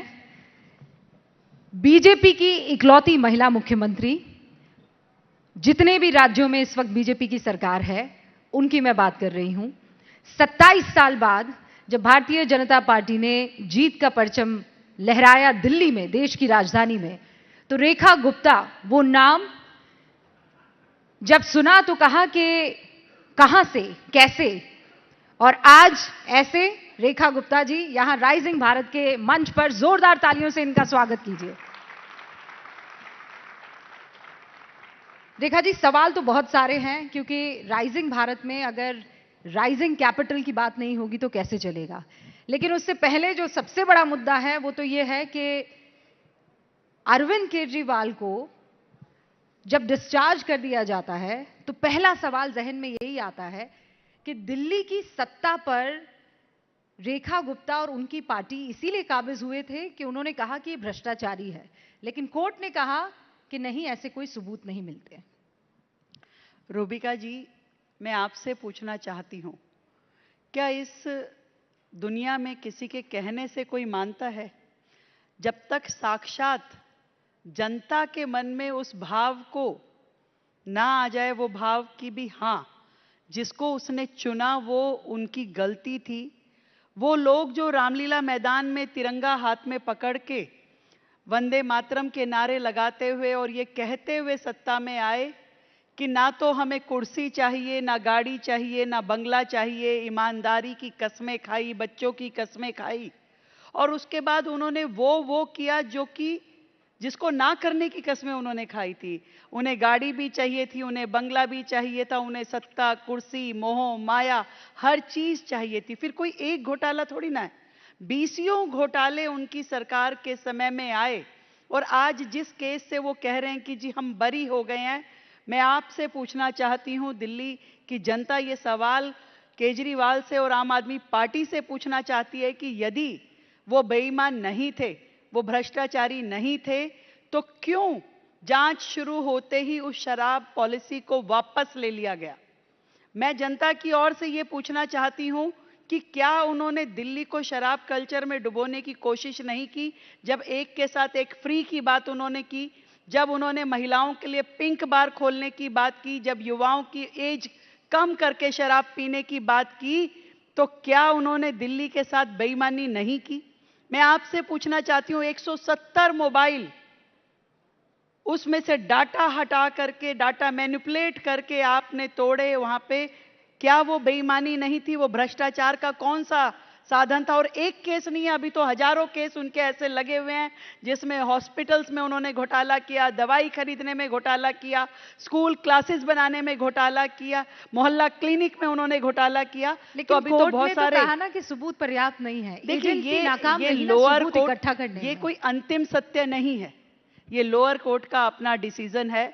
अभी बहुत सारे पड़ाव बाकी हैं और हमारे देश की न्याय प्रक्रिया में जनता को विश्वास है और न्याय जरूर होगा, दूध का दूध और पानी का पानी आप होगा। इतना कॉन्फिडेंट हैं कि नहीं भ्रष्टाचार हुआ है? देखा है हमने अपनी आंखों से। आज भी उनके वो सारे बही खाते जब रोजाना सरकार में खुलते हैं तो रोज एक नया भ्रष्टाचार उनका दिखाई देता है, रोजाना। मैं आपको ये सत्य बात कह रही हूं कि आज कितनी चीजें मैं आपको बताऊं। उन्होंने बच्चों को स्कॉलरशिप देने का एक योजना लेकर के आए, उसके लिए सैंक्शन किया 15 करोड़, और आज 150 करोड़ की पेमेंट लेने के लिए कोचिंग इंस्टीट्यूशन सरकार के दरवाजे पे खड़े हैं। कोई बता सकता है मुझे कि 15 करोड़ से 150 करोड़ कैसे हो गए? एक बुजुर्गों को कुछ सीनियर सिटीजन्स को रेम्यूनरेशन देने का एक योजना उन्होंने बनाया, 2-3 साल पेमेंट दिया, उसके बाद बंद कर दिया। तो हमने सरकार में आने के बाद कहा कि भी ये पेमेंट कंटिन्यू करना चाहिए, दिखाइए जरा क्या योजना है। तो पता चला रिकॉर्ड में कोई योजना ही नहीं है, कोई सैंक्शन ही नहीं है, कोई कैबिनेट का नोट ही नहीं है। और वो कहां से दे रहे थे, किसको दे रहे थे, क्या कर रहे थे? ऐसी सैकड़ों उनकी बेईमानियां दिल्ली सरकार के खातों में रोजाना दिखाई देती है। लेकिन आपको दिखाई दे रही है, कोर्ट को नहीं दिखाई दे रही है। कोर्ट ये कह रही है कि पर्याप्त सबूत नहीं है। देखिए, हमारी न्याय प्रक्रिया बहुत लंबी है, यहाँ अलग अलग लेवल पे सुनवाई होती है। आज निचले कोर्ट ने जो बात कही वो अंतिम सत्य नहीं है। इस न्याय की लड़ाई लंबी जरूर दिखती है, परंतु जनता ने न्याय कर दिया है और न्यायालय भी न्याय करेगा, हमें विश्वास है। अब बड़ा सवाल ये भी है कि कांग्रेस कह रही है कि आप दोनों मिलकर खेल रहे हैं। आपने तो पोस्ट पढ़े होंगे, तो जैसे ही वो बरी हुए तो वो ये कहने लगे कि पंजाब में चुनाव है, इसीलिए आपने केजरीवाल जी को रिहा करवा दिया, बरी करवा दिया। देखिए, कांग्रेस ये जब बोलती है, वो पार्टी जिसको जनता ने नोटा से भी नीचे ले आए, जब वो ऐसी बातें कहती है तो बड़ी हंसी आती है कि वो कुछ भी कह सकते हैं। ये वही केजरीवाल साहब हैं जिन्होंने बच्चों की कसम खाने के बाद कि जी मैं कांग्रेस के साथ में गठबंधन नहीं करूंगा। तो ये तो गठबंधन तो उनका है आम आदमी पार्टी के साथ।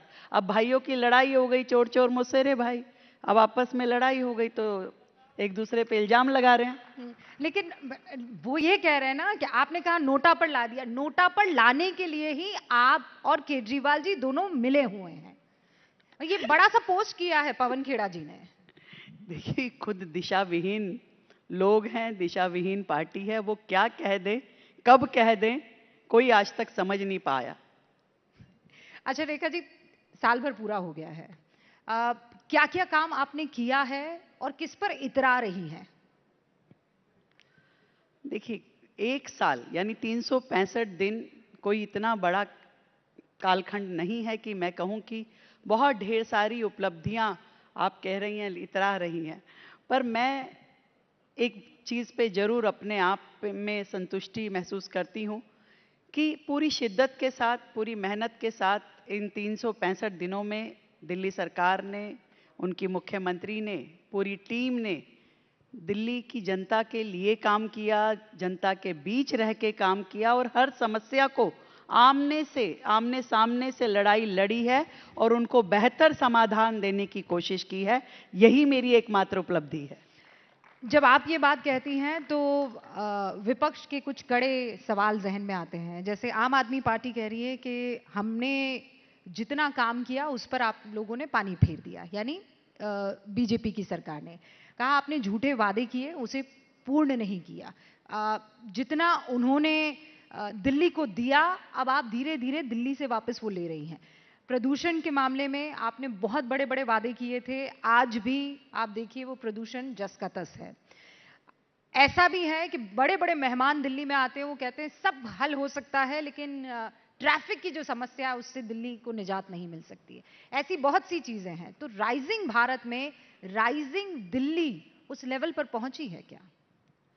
रूबिका जी, मैं पूछना चाहती हूँ, 11 साल वाली सरकार यदि 1 साल की सरकार से इन बातों का जवाब मांगे तो क्या ये उचित है?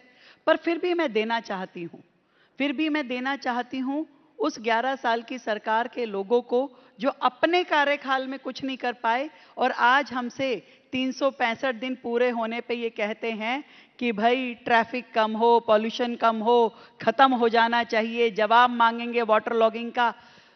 एक एक समस्या जो दिल्ली की लीगेसी प्रॉब्लम बना करके वो लोग गए, उनकी लापरवाही, नज़रअंदाजी ने दिल्ली की प्रॉब्लम को बढ़ाया।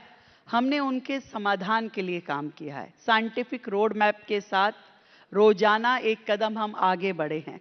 आपने जिन जिन समस्याओं की बात की, आपने कहा जी उनके किए पे पानी फेर दिया।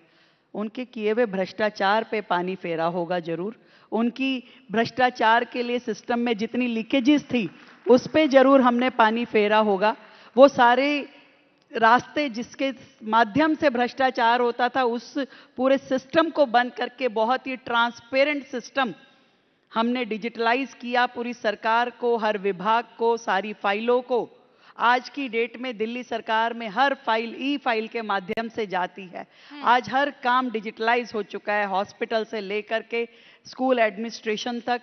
आज हर चीज की जवाबदेही, अकाउंटेबिलिटी तय है। तो कोई भी चीज ऐसी हो नहीं सकती कि जिसके माध्यम से जनता का पैसा किसी भी करप्शन में जाए, पहली बात। फिर आपने अलग अलग समस्याओं की बात की। आपने कहा ट्रैफिक जैम। क्या पोल्यूशन मुक्त दिल्ली कभी होगी? डेफिनेटली होगी, जरूर होगी। हर साल दिल्ली को बेहतर हवा, बेहतर पर्यावरण दिखाई देगा। ये हमारी सरकार का दिल्ली की जनता के साथ पूर्ण वादा है। और इस 1 साल में हमने जो जो पॉल्यूशन के निमित्त किया है, मैं वो भी जरूर बताना चाहूंगी। पॉल्यूशन को हमने केवल एक मौसम और एक सेगमेंट मान के काम नहीं किया। पॉल्यूशन को एज ए होल, एक पर्यावरण की दृष्टि से क्या क्या इसमें बेहतर होना चाहिए, उसमें हर विषय पे, हर सेगमेंट पे हमने काम किया। चाहे वो धूल हो, चाहे धुआं हो। जहां तक धुएं की बात मैं करती हूं, तो जो वेहिकुलर एमिशन है उस पे बेहद संजीदा तरीके से सरकार ने कदम उठाए। हमने दिल्ली में नो पीयूसी, नो फ्यूल लागू किया। दिल्ली में अब तक की सबसे बड़ी इलेक्ट्रिक बसों की फ्लीट हमने ला करके दी, जो पूरे देश के हर राज्य से, बड़े बड़े राज्यों से भी ज्यादा बड़ी दिल्ली की इलेक्ट्रिक फ्लीट है। आज 4000 बसें दिल्ली में हमारे पास इलेक्ट्रिक है और हमारा मिशन है कि 100% क्लीन फ्यूल हम व्हीकल दिल्ली को दें, पूरा ट्रांसपोर्टेशन का मोड हम बदल दें। यहां तक कि लोगों के प्राइवेट व्हीकल्स के लिए भी हम ईवी पॉलिसी लेकर के आ रहे हैं, जिसमें हम लोगों को मोटिवेट भी करेंगे, सब्सिडीज भी देंगे। लोग ज्यादा से ज्यादा पब्लिक ट्रांसपोर्ट पे जाएं, ज्यादा से ज्यादा ईवी व्हीकल्स को वो लोग लें। लास्ट माइल कनेक्टिविटी पे सरकार लगातार काम कर रही है, क्योंकि एक व्यक्ति जब तक पब्लिक ट्रांसपोर्ट को नहीं अपना पाएगा जब तक कि उसे लास्ट माइल कनेक्टिविटी ना मिले। पूरी दिल्ली में एक और बड़ा काम जो कि इस धुएं से जुड़ा हुआ है वो है आपके फिटनेस सेंटर, टेस्टिंग स्टेशंस, जिस पे पिछली सरकार ने कतई काम नहीं किया। आज हमारी सरकार ने दिल्ली में ऑटोमेटेड टेस्टिंग स्टेशंस खोलने का काम कर रही है ताकि दिल्ली का प्रत्येक व्हीकल आप मैन्युअली नहीं ऑटोमेटिकली उसकी फिटनेस चेक हो और हर व्हीकल एमिशन फ्री हो, फिट टू मूव हो। और उसके लिए पहली बार दिल्ली सरकार के द्वारा इस तरह के मूव हुए हैं। हमने अभी तक 2 ऑटोमेटेड टेस्टिंग स्टेशन उनका शिलान्यास कर चुके हैं जिनका काम जून तक पूरा होने वाला है और नए 5 की तैयारी हमारी है। और इसके अलावा पूरी दिल्ली में वृक्षारोपण से लेकर के मशीनों के द्वारा सफाई, नए लीटर पिकर लेने की व्यवस्था, इन सारे कामों को बहुत ही प्लान्ड तरीके से कि कब तक क्या काम पूरा होना चाहिए, किस तरीके से पॉल्यूशन को कम होना है। पहली बार दिल्ली में रिज एरिया जो है उसमें हमने 4200 हेक्टेयर रिज एरिया को फॉरेस्ट नोटिफाई किया जो आज तक किसी सरकार ने नहीं किया। 35 लाख नए पेड़ हमने 4 साल के अंदर लगाने का प्लान किया और वो भी ऐसे पेड़ जो इंडिजीनियस प्लांट हैं जो कि सच में ऑक्सीजन गिवर हैं, एक ग्रीन कवर शहर का बढ़े उसके लिए हमने काम किया। और पर रेखा जी जब ये सारी बातें आप कह रही हैं तो मैं अगर आंख बंद करूं तो मुझे ऐसा लग रहा है कि मैं कोई खूबसूरत से हिल स्टेशन पर आ गई हूं, है ना। लेकिन सच्चाई ये है कि वो ऐसी, जब दिल्ली में आप जाते हैं तो ऋषि सुनक को ये कहना पड़ता है कि यहाँ पे कुछ समस्याएं ऐसी हैं जो कभी खत्म नहीं हो सकती। फॉर एग्जाम्पल ट्रैफिक हो सकती हैं, खत्म हो सकती हैं जब सरकार और पब्लिक एक दिशा में चलें। पब्लिक पार्टनरशिप के साथ ही चीजें बेहतर होंगी। सरकार अपना काम करेगी, जनता उसमें अपना सहयोग देगी। सरकार पब्लिक ट्रांसपोर्टेशन लाएगी, जनता उसे उपयोग करेगी। सरकार ये ड्राइव चलाएगी, लोग पेड़ों को मेंटेन करेंगे। सरकार रोड जो अपनी वॉल टू वॉल कारपेटिंग करेगी, लोग उसे मेंटेन करेंगे। ये सारी चीजें हम सबको मिलजुल के करनी है क्योंकि दिल्ली हमारी है और हम सबकी जिम्मेवारी है। पर ये आपको लगता है कि इतनी पार्टनरशिप दिल्ली की तरफ से होगी? क्यों नहीं होगी। आज इंदौर जैसा शहर इकट्ठा एकमुश्त होकर काम कर सकता है। जब लोग हमें विदेशों की बातें कहते हैं तो विदेश कोई एक दिन में साफ सुथरे सुंदर विकसित नहीं हो गए हैं। वहाँ लोगों ने उसमें सपोर्टिव एटीट्यूड किया, तब जाकर के कोई शहर बेहतर बनता है, विकसित बनता है, हरा भरा हो सकता है। तो जनता जब ये सोचती है कि अगर दिल्ली की सबसे बड़ी प्रॉब्लम स्वच्छता है, वहाँ सफाई होनी चाहिए, वहाँ पर पर्यावरण बेहतर होना चाहिए, वहाँ पे ट्रैफिक रूल ओबे होने चाहिए, तो ये हम सबका काम है कि हम मिल करके कोशिश करें कि हमारे कारण से कहीं गंदगी ना हो, हमारे कारण से कहीं पे पर्यावरण को नुकसान ना हो, हम पब्लिक ट्रांसपोर्ट यूज करें, हम बेहतर काम करें अपने शहर के लिए। ये सुनने में तो रेखा जी बहुत अच्छा लग रहा है कि काश कि ये सब करने लगे, लेकिन ऐसा होता हुआ संभव है? मैं बार बार आपसे ये पूछ रही हूँ। एक घर में एक लड़के के पास या परिवार के पास जब 2-2, 3-3 गाड़ियां होती है, कार पूलिंग कहा जरूर जाता है लेकिन किया नहीं जाता। आप कहते हैं पब्लिक ट्रांसपोर्ट हम चाहते हैं सब इस्तेमाल करें, लेकिन कितना % है जो दिल्ली में इस्तेमाल किया जा रहा है? अभी कम है, परंतु दिल्ली की जनता में इस पर्यावरण को लेके जो तकलीफ है, जो पीड़ा है, मुझे लगता है कि दिल्ली की जनता समाधान चाहती है। सरकार उन्हें समाधान देगी, हर सेक्टर में देगी। आपको ईवी के लिए सब्सिडी देना, नया इंफ्रास्ट्रक्चर क्रिएट करना, चार्जिंग स्टेशंस बनाना, आपकी रोड से डस्ट मिटिगेशन का प्लान करना, वॉल टू वॉल कारपेटिंग करना। इसमें कितना टाइम लगेगा? 5 साल में हो जाएगा? देखिए, इसको आप टाइम बाउंड नहीं कर सकते, इट्स ऑन गोइंग प्रोसेस। ये लगातार होने वाला काम है। ये ऐसा नहीं है कि आज मैंने पब्लिक ट्रांसपोर्ट यूज कर लिया और कल पर्सनल गाड़ी से गया, तो ऐसा थोड़ी ना हो सकता है। ये लगातार चलने वाला काम है और हाथ में हाथ लेकर के सरकार और जनता चले। मैं पर्यावरण से फिर आगे बढ़ूंगी बस इस सवाल के बाद कि ये जो अक्टूबर आएगा, AQI कौन सा लेकर आएगा? कोई गारंटी दे सकती है रेखा गुप्ता? बेहतर AQI दिल्ली का होगा, बेहतर हवा होगी और हम सब लोग मिलकर के इस पे काम करने वाले हैं। एक हाल में जो इंटरव्यू हुआ था उसमें आपने ये कहा कि भैया ऐसा है कि आम आदमी पार्टी ने जो कर्ज लिया था, मेरा कुछ टाइम तो वो कर्ज चुकाने में ही चला गया है। कुछ दिन पहले सुप्रीम कोर्ट ने फ्रीबीज को लेकर, जिस तरीके की सरकार ये फ्रीबीज के फ्री में ये ले लो, फ्री में वो ले लो, ऐसे ऑफर देती है, उससे कर्ज और बढ़ता है। आपने भी बहुत सारी योजनाएं शुरू कर दी हैं। अब उनको मैं फ्रीबीज कहूं या चूंकि आपको पसंद आएगा तो योजनाएं कह दूं, लोक योजनाएं, देखिए लोकहित योजना। मैं खुद भी ये बात मानती हूँ, किसी भी शहर को आगे बढ़ने के लिए फ्री वीज सबसे घातक चीज है, और शहर को आगे ले जाने के लिए उसमें सबका सहयोग जरूरी है। पर ये बात भी जरूरी है कि जहां अंतिम पंक्ति में खड़ा हुआ वो व्यक्ति जो सच में जरूरतमंद है, जो आश्रित है, उसकी मदद करना भी जरूरी है, ताकि वो मेन लाइन के साथ जुड़ करके अपना सर्वाइवल कर सके, अपने परिवार का पेट पाल सके। तो दोनों चीज़ों में बड़ा अंतर है।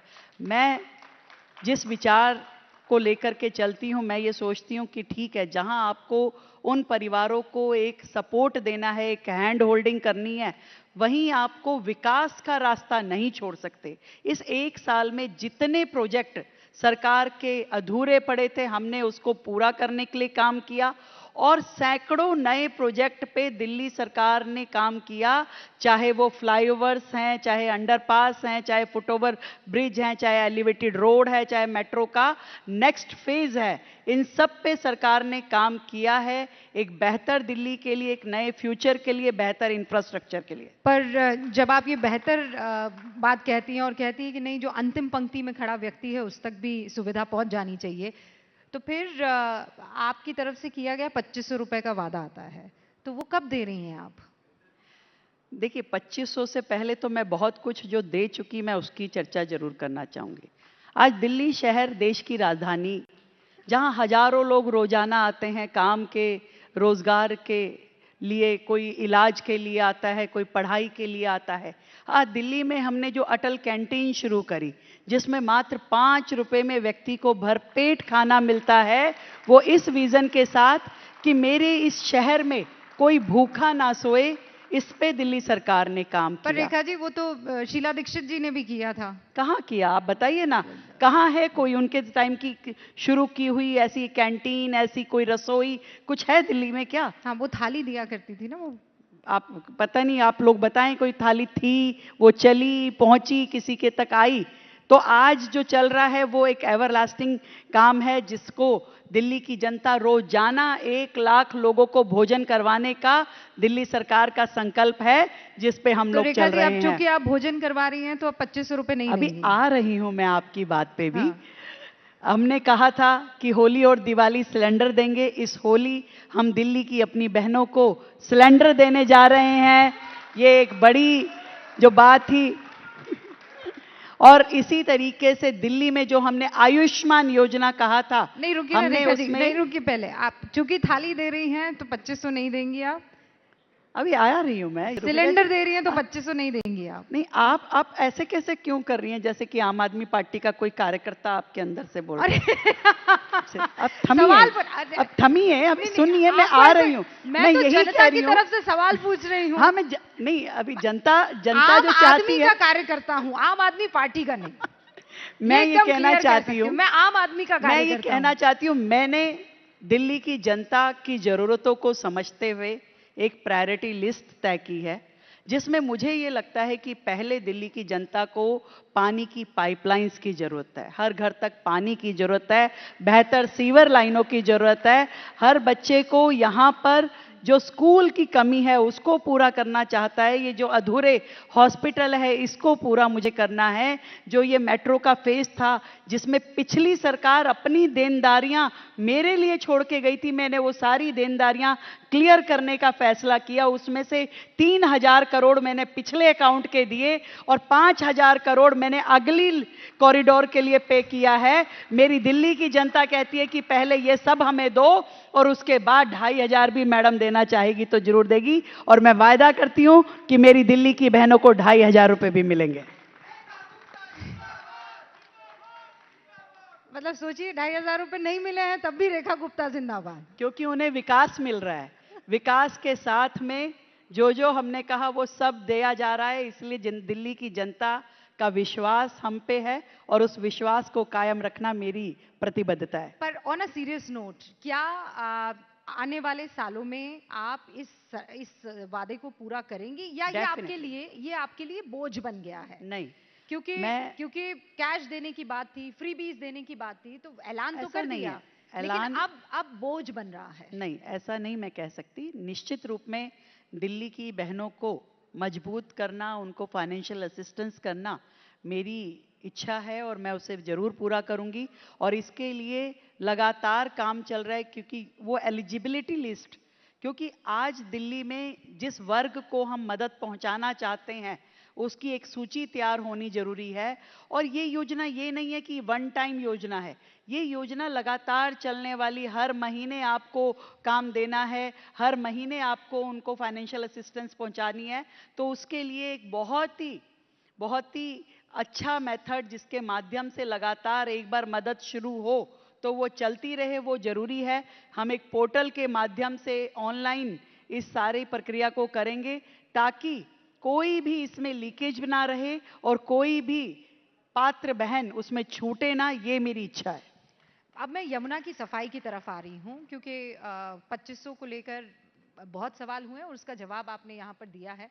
कई लोग इससे इत्तेफाक रख सकते हैं, कई नहीं भी रख सकते हैं, लेकिन क्या सच में ये जो पैसों को देने का ऐलान होता है अलग अलग सरकारों की तरफ से, ये आखिरी सवाल और फिर मैं आगे पहुंचूंगी, ये जीत का फॉर्मूला बन गया है और उसके बाद इसके क्रियान्वयन पे देरी हो तो होती रहे? देखिए, जनता बहुत समझदार है, वो जानती है कि विकास का रास्ता किस पार्टी के माध्यम से स्वरूप लेने वाला है और हर राज्य को विकास चाहिए, शिक्षा चाहिए, हेल्थ चाहिए। कोई भी राज्य केवल और केवल फ्री बीज के लालच में सरकारें नहीं बना सकता और ना बनाना चाहता। इसलिए आपकी परफॉर्मेंस बहुत इंपॉर्टेंट है और दिल्ली में जो विकास के काम इस समय चल रहे हैं और जितनी दिल्ली की समस्याएं थी, अब उनके ऊपर जिस तरीके से ट्रिपल इंजन की सरकार के माध्यम से काम हो रहा है, मुझे लगता है दिल्ली की जनता संतुष्ट है। उनकी आंखों में, उनकी निगाहों में जो आशाएं मुझे दिखती हैं वो ये कहती हैं कि आप काम करते रहिए, हम आपके साथ हैं। ये जो ट्रिपल इंजन की सरकार है रेखा जी, ये आपके लिए बहुत प्रेशर क्रिएट करती है, क्योंकि भाई पहले की सरकारों के साथ तो ये होता था कि काम नहीं होता है तो आप केंद्र के ऊपर जिम्मेदारी दे सकते हैं, या अगर कोई और छोटा काम नहीं होता है तो आप लोकल बॉडीज पर आरोप थोप सकते हैं। लेकिन आपके साथ तो ऐसा नहीं है, लेफ्ट में भी आपकी सरकार, राइट में भी आपकी सरकार और सेंटर में आप बैठी हुई हैं। तो ये ट्रिपल इंजन की सरकार प्रेशर आपके कंधों पर डाल रही है कि नहीं डाल रही है? मैं ये मानती हूं कि दिल्ली में तीनों लेवल्स पे एक गवर्नमेंट का होना इस समय का सबसे सौभाग्यशाली क्षण है, सबसे लकीएस्ट टाइम है, क्योंकि इस समय किसी भी प्रकार के आरोप प्रत्यारोप करने का कोई मौका किसी के पास नहीं है, पहली बात। और दूसरी बात, कोई क्रेडिट की लड़ाई नहीं है। आज जब मैं काम करती हूं तो इक्वली सेंट्रल गवर्नमेंट की मैं हेल्प लेती हूं, एनसीआर स्टेट्स की मैं हेल्प लेती हूं, मैं अपनी लोकल बॉडीज के ऊपर पूरा काम का प्रेशर रख के उनसे काम लेती हूं। तो कहीं से कहीं तक जनता के बीच में कोई भी जाता है तो वो काम की जिम्मेवारी उठाता है। उस काम को करने के लिए सांसद, विधायक, पार्षद तीनों मिलकर ताकत लगाते हैं और इसीलिए दिल्ली के कामों को स्पीड मिल पा रही है।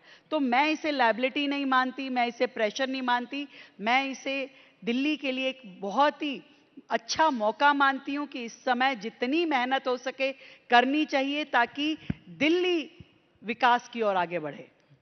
यमुना सफाई की ओर कब बढ़ेगी?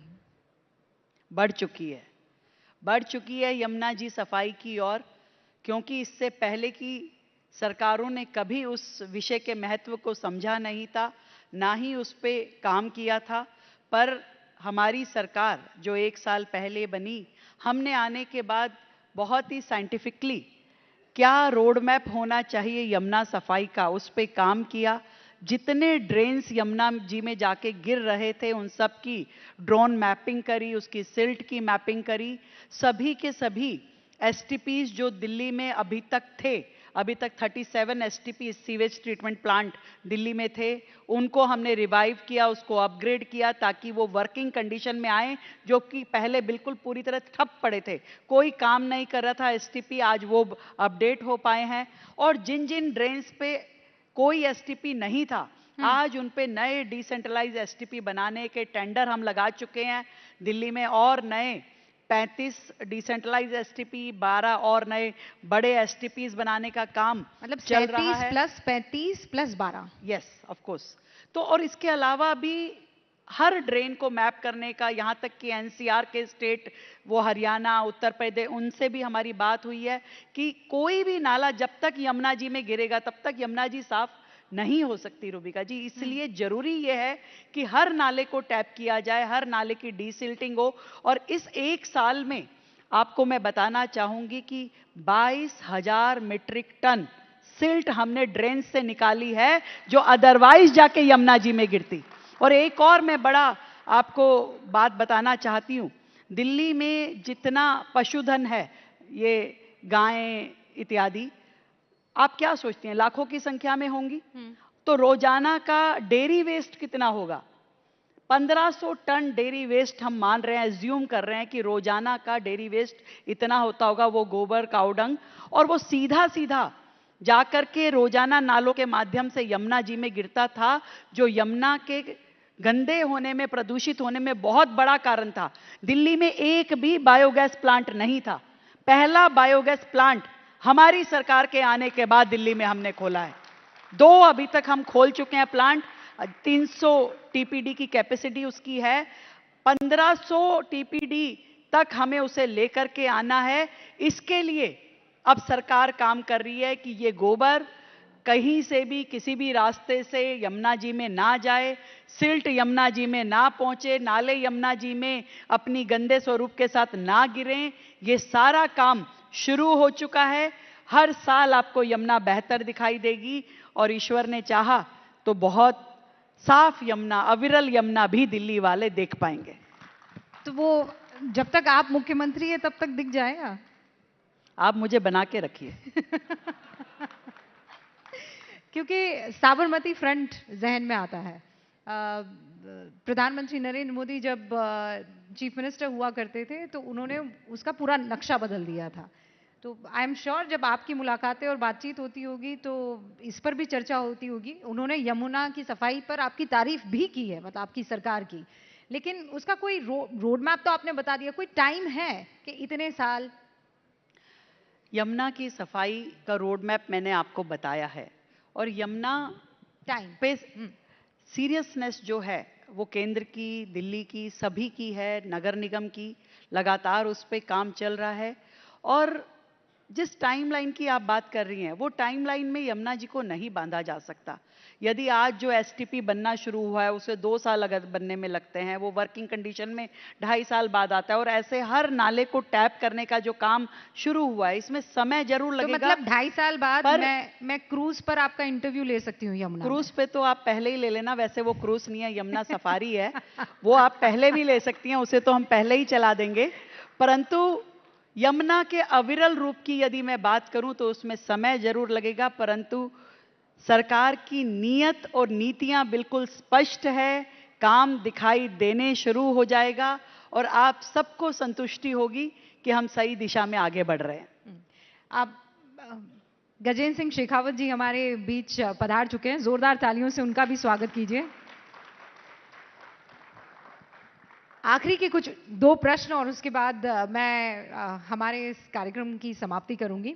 दिल्ली के तुर्कमान गेट पर आपने देखा जिस तरीके की कार्रवाई हुई है, अतिक्रमण के खिलाफ जो बड़ा एक्शन हुआ है, उसके बाद चौ दिशा से ये सवाल उठने लगे कि क्या जानबूझकर इस तरीके का एक्शन लिया जा रहा है, क्योंकि बीजेपी और माइनॉरिटीज में कभी भी मोहब्बत बन नहीं पाई। इस तरीके के आरोप विपक्ष आप पर लगाता रहा है, लेकिन ये क्या ये चलता रहेगा? ये बहुत ही खराब एलिगेशन है। झुग्गी अगर किसी नाले पे बसी है, कोर्ट के ऑर्डर हो गए, झुग्गी को हटाया गया तो जी सरकार ने झुग्गी तोड़ दी। कोई मंदिर बिल्कुल सड़क किनारे बन गया है, रास्ते में लोगों को आने जाने में दिक्कत है, किसी ने पिटीशन लगा दी, कोर्ट ने ऑर्डर दे दिया तो सरकार ने मंदिर हटवा दिया। और अब आप कहें कि मस्जिद हटवा दी, या मस्जिद तो नहीं हटाई पर वो उसकी एंक्रोचमेंट हटा दी। ये कुछ निर्णय ऐसे होते हैं जिसमें कोर्ट के ऑर्डर होते हैं, और एंक्रोचमेंट एक ऐसा विषय है जो हर दिल्ली वासी को दिक्कत देता है। तो उसमें कुछ भी होगा, कोई भी चीज़ होगी, वो जो दिल्ली की जनता के लिए तकलीफदायक है, मुझे लगता है कि एडमिनिस्ट्रेटिव डिसीजन जो आता है कोर्ट से उसे मानना चाहिए, और वो दिल्ली के हित में है। इसमें कहीं से कहीं तक किसी प्रकार का भेदभाव या किसी व्यक्ति विशेष या किसी धर्म विशेष का ये निर्णय है ही नहीं। ये दिल्ली को बेहतर चलाने की दिशा में निर्णय है। एक आखिरी सवाल, आप जहां पर बैठी हैं यहीं पर एआई समिट हुआ था और यहीं पर कांग्रेस के आईवाईसी के कार्यकर्ता आए थे जिन्होंने शर्टलेस प्रदर्शन किया था। प्रधानमंत्री जब राइजिंग भारत के मंच पर आए तो उन्होंने ये कहा कि कांग्रेस अपने कपड़े फाड़ती रहे, भारत जो है वो आगे का रास्ता तय करता रहेगा। ये सवाल जो इस वक्त मैं आपसे पूछ रही हूं वो शीर्ष नेतृत्व को लेकर है। आपने पिछले इंटरव्यू में मुझे ये कहा था कि एक पार्टी कैसे काम करती है वो शीर्ष नेतृत्व से तय होता है, लेकिन राहुल गांधी के मसले पर यह कहा जा रहा है कि उनको शायद ये जानकारी ही नहीं थी कि ये लड़के यहां पर आ जाएंगे, कार्यकर्ता इस तरीके का हुड़दंग मचा देंगे, लेकिन आज भी वो अपने शेरों के साथ खड़े हैं। देखिए, आपने अपनी बात में ही जवाब दे दिया। जो व्यक्ति ऐसा घटिया निर्लज काम करके आए उनको आप बब्बर शेर कह रहे हैं, तो आप बताइए कि इससे क्या उनकी नीयत झलकती नहीं है? मैं आपसे पूछना चाहती हूं कि ऐसा दिशा विहीन नेतृत्व किस काम का है जो देश की गरिमा को खराब करना चाहता है, जो संवैधानिक व्यवस्थाओं को, संवैधानिक संस्थाओं को बदनाम करना चाहता है, जो देश के बाहर जाकर भी देश के लिए बुरा बोलता है और देश के अंदर रहकर भी हमारी सेनाओं पर भी उंगली उठा दे। ऐसे लोगों को क्या कहा जाना चाहिए वो मैं नहीं, भारत की जनता तय करेगी। लेकिन भारी विपक्ष कौन है, केजरीवाल या राहुल गांधी? अब मैं कुछ बोलूंगी तो आप कहोगे बोल रही है। दोनों एक दूसरे के भाई हैं, मोसेरे भाई। केवल मोसेरे भाई। अब आगे का सेंटेंस आप पूरा कर लीजिए। नहीं, मैं नहीं करूंगी। बहुत बहुत शुक्रिया हमारे साथ जुड़ने के लिए रेखा जी। रेखा गुप्ता यहाँ पर बेबाकी से सारे प्रश्नों का जवाब देती हुई आपको नजर आ रही थी। Thank you so much Rekha ji.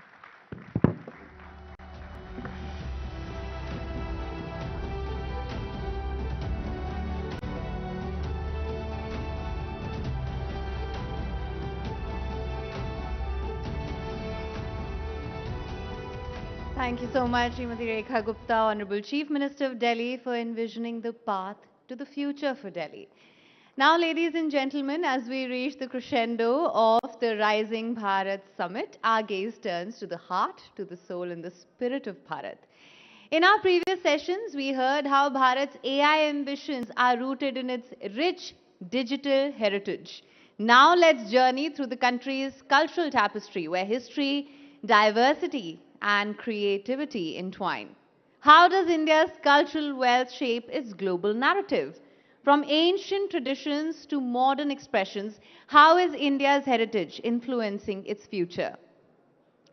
In the concluding session of Rising Bharat 2026, let's explore India's cultural treasures, stories and their impact with Gajendra Singh Shekhawat, Union Minister for Culture and Tourism, in conversation with Amish Devgan for a session on the rise of Bharat's cultural economy.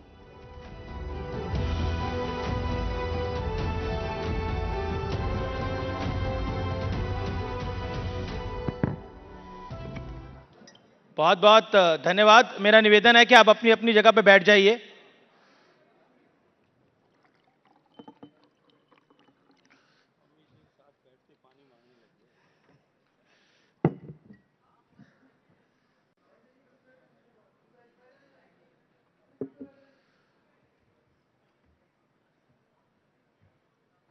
Shekhawat जी, ये आखिरी session है, आपका अभिनंदन है news 18 पर। Rising Bharat summit में आपका अभिनंदन है। आपसे आज ऐसे वक्त में बात हो रही है जब देश में mother of all deals US के साथ ट्रेड डील हो रही है, लेकिन दूसरी तरफ भारतीय जनता पार्टी की सरकार कह रही है कि भारत उभर रहा है, राइजिंग भारत है। प्रधानमंत्री जी भी कल इस मंच पर आए थे, उन्होंने भी बताया देश किस तरह से आगे बढ़ रहा है। लेकिन राहुल गांधी का एक ही नैरेटिव है, वो कहते हैं कि कॉम्प्रोमाइज्ड है प्रधानमंत्री। अमीश भाई धन्यवाद आपका, और धन्यवाद न्यूज़ 18 चैनल का कि उन्होंने भारत के बढ़ते हुए और बदलती हुई तस्वीर को देश और दुनिया के सामने रखने के लिए इस कॉन्क्लेव का आयोजन किया। आपने जब अपने प्रश्न की शुरुआत की, आपने बड़ी गर्मजोशी के साथ में बोला ये गजेंद्र भाई ये आखिरी जो है सेशन है, मैं घबरा गया। फिर आपने ठीक कर दिया कि ये इस कॉन्क्लेव का आखिरी सेशन है। जी जी, मुझे लगा मुझे धमकी दे रहे हैं। देखिए, निश्चित रूप से भारत बदल रहा है और पूरा विश्व इस बात को स्वीकार करता है। जी, नरेंद्र मोदी जी के नेतृत्व में सरकार को काम करते हुए लगभग 12 साल का समय पूरा होने वाला है, 11.5 साल पूरे हो गए। पहले 5 साल फंडामेंटल काम करके ऐसी सारी कमियां जो इतने सालों से जो कुछ हो जाना चाहिए था वो जो नहीं हो पाया, सामान्य मानवी के जीवन में बचशेष रह गई कमियों को पूरा करने के लिए काम हुआ, और उनकी ताकत को बढ़ा करके भारत के इंफ्रास्ट्रक्चर को स्ट्रेंथन करके पिछले 5 साल में माननीय प्रधानमंत्री जी के दूसरे स्पेल में देश की अर्थव्यवस्था को ऊपर उठाने के लिए काम किया। दुर्भाग्य से कोविड आया, लेकिन कोविड को भी एक अपॉर्चुनिटी, आपदा में अवसर खोजने का मंत्र देकर के देश में नया आत्मविश्वास फूंक करके अविश्वास से घिरे हुए भारत को विश्वास में तब्दील करने का काम माननीय नरेंद्र मोदी जी ने किया। भारत की अर्थव्यवस्था जिस गति के साथ में बढ़ रही है, जिस तरह से बढ़ रही है, नाउ इंडिया इज इनएविटेबल। पूरी दुनिया को भारत के साथ में कदम ताल करके काम करना ही पड़ेगा जी। और हमने देखा मदर ऑफ ऑल डील्स, जिसके लिए पिछले कई दशक से प्रयास हो रहे थे, नई शुरुआत नहीं थी, लगभग 22-23 साल से इसके लिए प्रयास हो रहे थे, वो सफल हुए और निश्चित रूप से भारत के लिए एक नया मार्ग खुला है। ठीक इसी तरह से अमेरिका के साथ में जो पूरे विश्व भर के ऊपर उन्होंने जिस तरह से एक टैरिफ का एक नया सिस्टम शुरू किया था, उसमें भारत को जो लेवरेज इस यूएस टैरिफ डील के बाद में मिला है, और भारत के किसानों का, भारत के दुग्ध उत्पादकों का, भारत के पशुपालकों का, इन सब के हितों का संरक्षण करते हुए भी भारत के हित में इस तरह का निर्णय हो पाया है। मैं ये मानता हूं कि इन दोनों के बाद आने वाले समय में भारत की अर्थव्यवस्था का सुनहरा काल जो प्रारंभ हुआ है, ये और भी ज्यादा चमकदार बनेगा। निश्चित तौर पर सरकार अपने दावे करती है, और एज अ न्यूज नेटवर्क हमारा काम है कुछ सवाल पूछना और सरकार को सत्य और तथ्य की कसौटी पर कसना। किसानों के मुद्दों को लेकर राहुल गांधी बहुत सी बयानबाजी कर रहे हैं। क्या आपको लगता है कि सरकार अपना मैसेज ठीक से पहुंचा नहीं पाई, या विपक्ष को समझा नहीं पाई? देखिए, जो जानबूझ करके सोया हो ना, आंख मीच करके उसको जगाने का कोई रास्ता नहीं होता। राहुल गांधी कह रहे हैं मैं बहुत जागा हुआ हूं, मुझे मेरी बात, मैं सरकार को भी जगा रहा हूं। मुझे मेरी बात पूरी करने ले दीजिए जी। या अपने किसी पर्टिकुलर मोटिव को, अपनी किसी महत्वाकांक्षा को पूरा करने के लिए कोई अगर सोने का नाटक कर रहा हो या उससे इतर बात कर रहा हो, तब उसको जगाने का या उसको उस मार्ग से हटाना बहुत कठिन होता है। इससे इतर हट करके जो आपके पहले प्रश्न में भी जो कुछ बाकी रह गया था, उसका और आपके इस दोनों प्रश्न का उत्तर एक साथ देता हूं। देखिए, विपक्ष में होने के नाते कुछ ना कुछ करना, सरकार की आलोचना करना उनकी शायद मजबूरी होगी, लेकिन हर ऐसे अवसर पर जब भारत के 140 करोड़ लोग अपने आप को भारतीय होने पर गर्व कर सकें, हर ऐसे अवसर पर भारत को उस गर्व के बोध को नीचा दिखाने, कम करने का काम राहुल गांधी जी ने किया। मैं कुछ उदाहरण दे देता हूं आपको। सर्जिकल स्ट्राइक हुई, पहली बार भारत ने अपनी सीमा से बाहर प्रतिकार किया, पूरे विश्व को यह संदेश दिया कि भारत अब नया भारत, सशक्त भारत विरुद्ध होने वाली किसी भी गतिविधि को, चाहे वो भारत की भूमि पर हो या बाहर, अब बर्दाश्त नहीं करेगा। प्रश्न के बादल खड़े किए गए। एयर स्ट्राइक हुई, पहली बार भारत ने अपना एयर स्पेस क्रॉस करके और कार्रवाई की, उसके ऊपर कालिक पोतने का काम किसने किया? भारत की ताकत बढ़ाने के लिए जो पिछले 20-25 वर्षों से जिस तरह का एक लॉकजैम की स्टेटस थी, स्टैंड स्टिल की जो पोजीशन हो गई थी, उसके कारण से हम अपने पड़ोसी देशों की एयर डिफेंस की ताकत से कहीं पीछे रह गए थे। उसको पूरा करने के लिए रफाल की डील हुई। उस डील पर कितने तरह के प्रश्न खड़े किए गए थे। उस डील की टोटल जितनी कॉस्ट थी, जितना वॉल्यूम था, उससे ज्यादा के आंकड़े जो है कई गुना आंकड़े भ्रष्टाचार हो गए। ऐसी बार बार कहा गया, दो देशों के बीच में संशय की स्थिति और रिलेशन खराब हो जाए, ऐसी स्थिति पैदा की गई। आखिर में सुप्रीम कोर्ट से तमाचा पढ़ करके खत्म हुआ। नए भारत की तस्वीर, संसद, नया भवन बना। उस समय में किस तरह की काम किया, उस सब को छोड़ दीजिए। कोविड के समय में भारत ने एक इतिहास रचा। पहली बार भारत में, भारत के 140 करोड़ लोगों के को सुरक्षा चक्र देने के लिए भारत में वैक्सीन बनी। याद करिए वो दिन। ये आरएसएस की वैक्सीन है, ये भाजपा की वैक्सीन है, ये टेस्टेड वैक्सीन नहीं है। किसने संशय का बादल खड़ा करने की कोशिश की? राहुल गांधी जी कौन से विज्ञान के स्टूडेंट है कि वो जानते थे कि ये नहीं है? केवल और केवल भारत अपने गर्व के बोध को नए भारतवासी न कर सके, इसके लिए इस तरह के आचरण किया गया। अब डील, तब ट्रेड डील होती है, और ट्रेड डील के समय में भी इसी तरह की बातें, बिना आधार के इस तरह की बातें करना।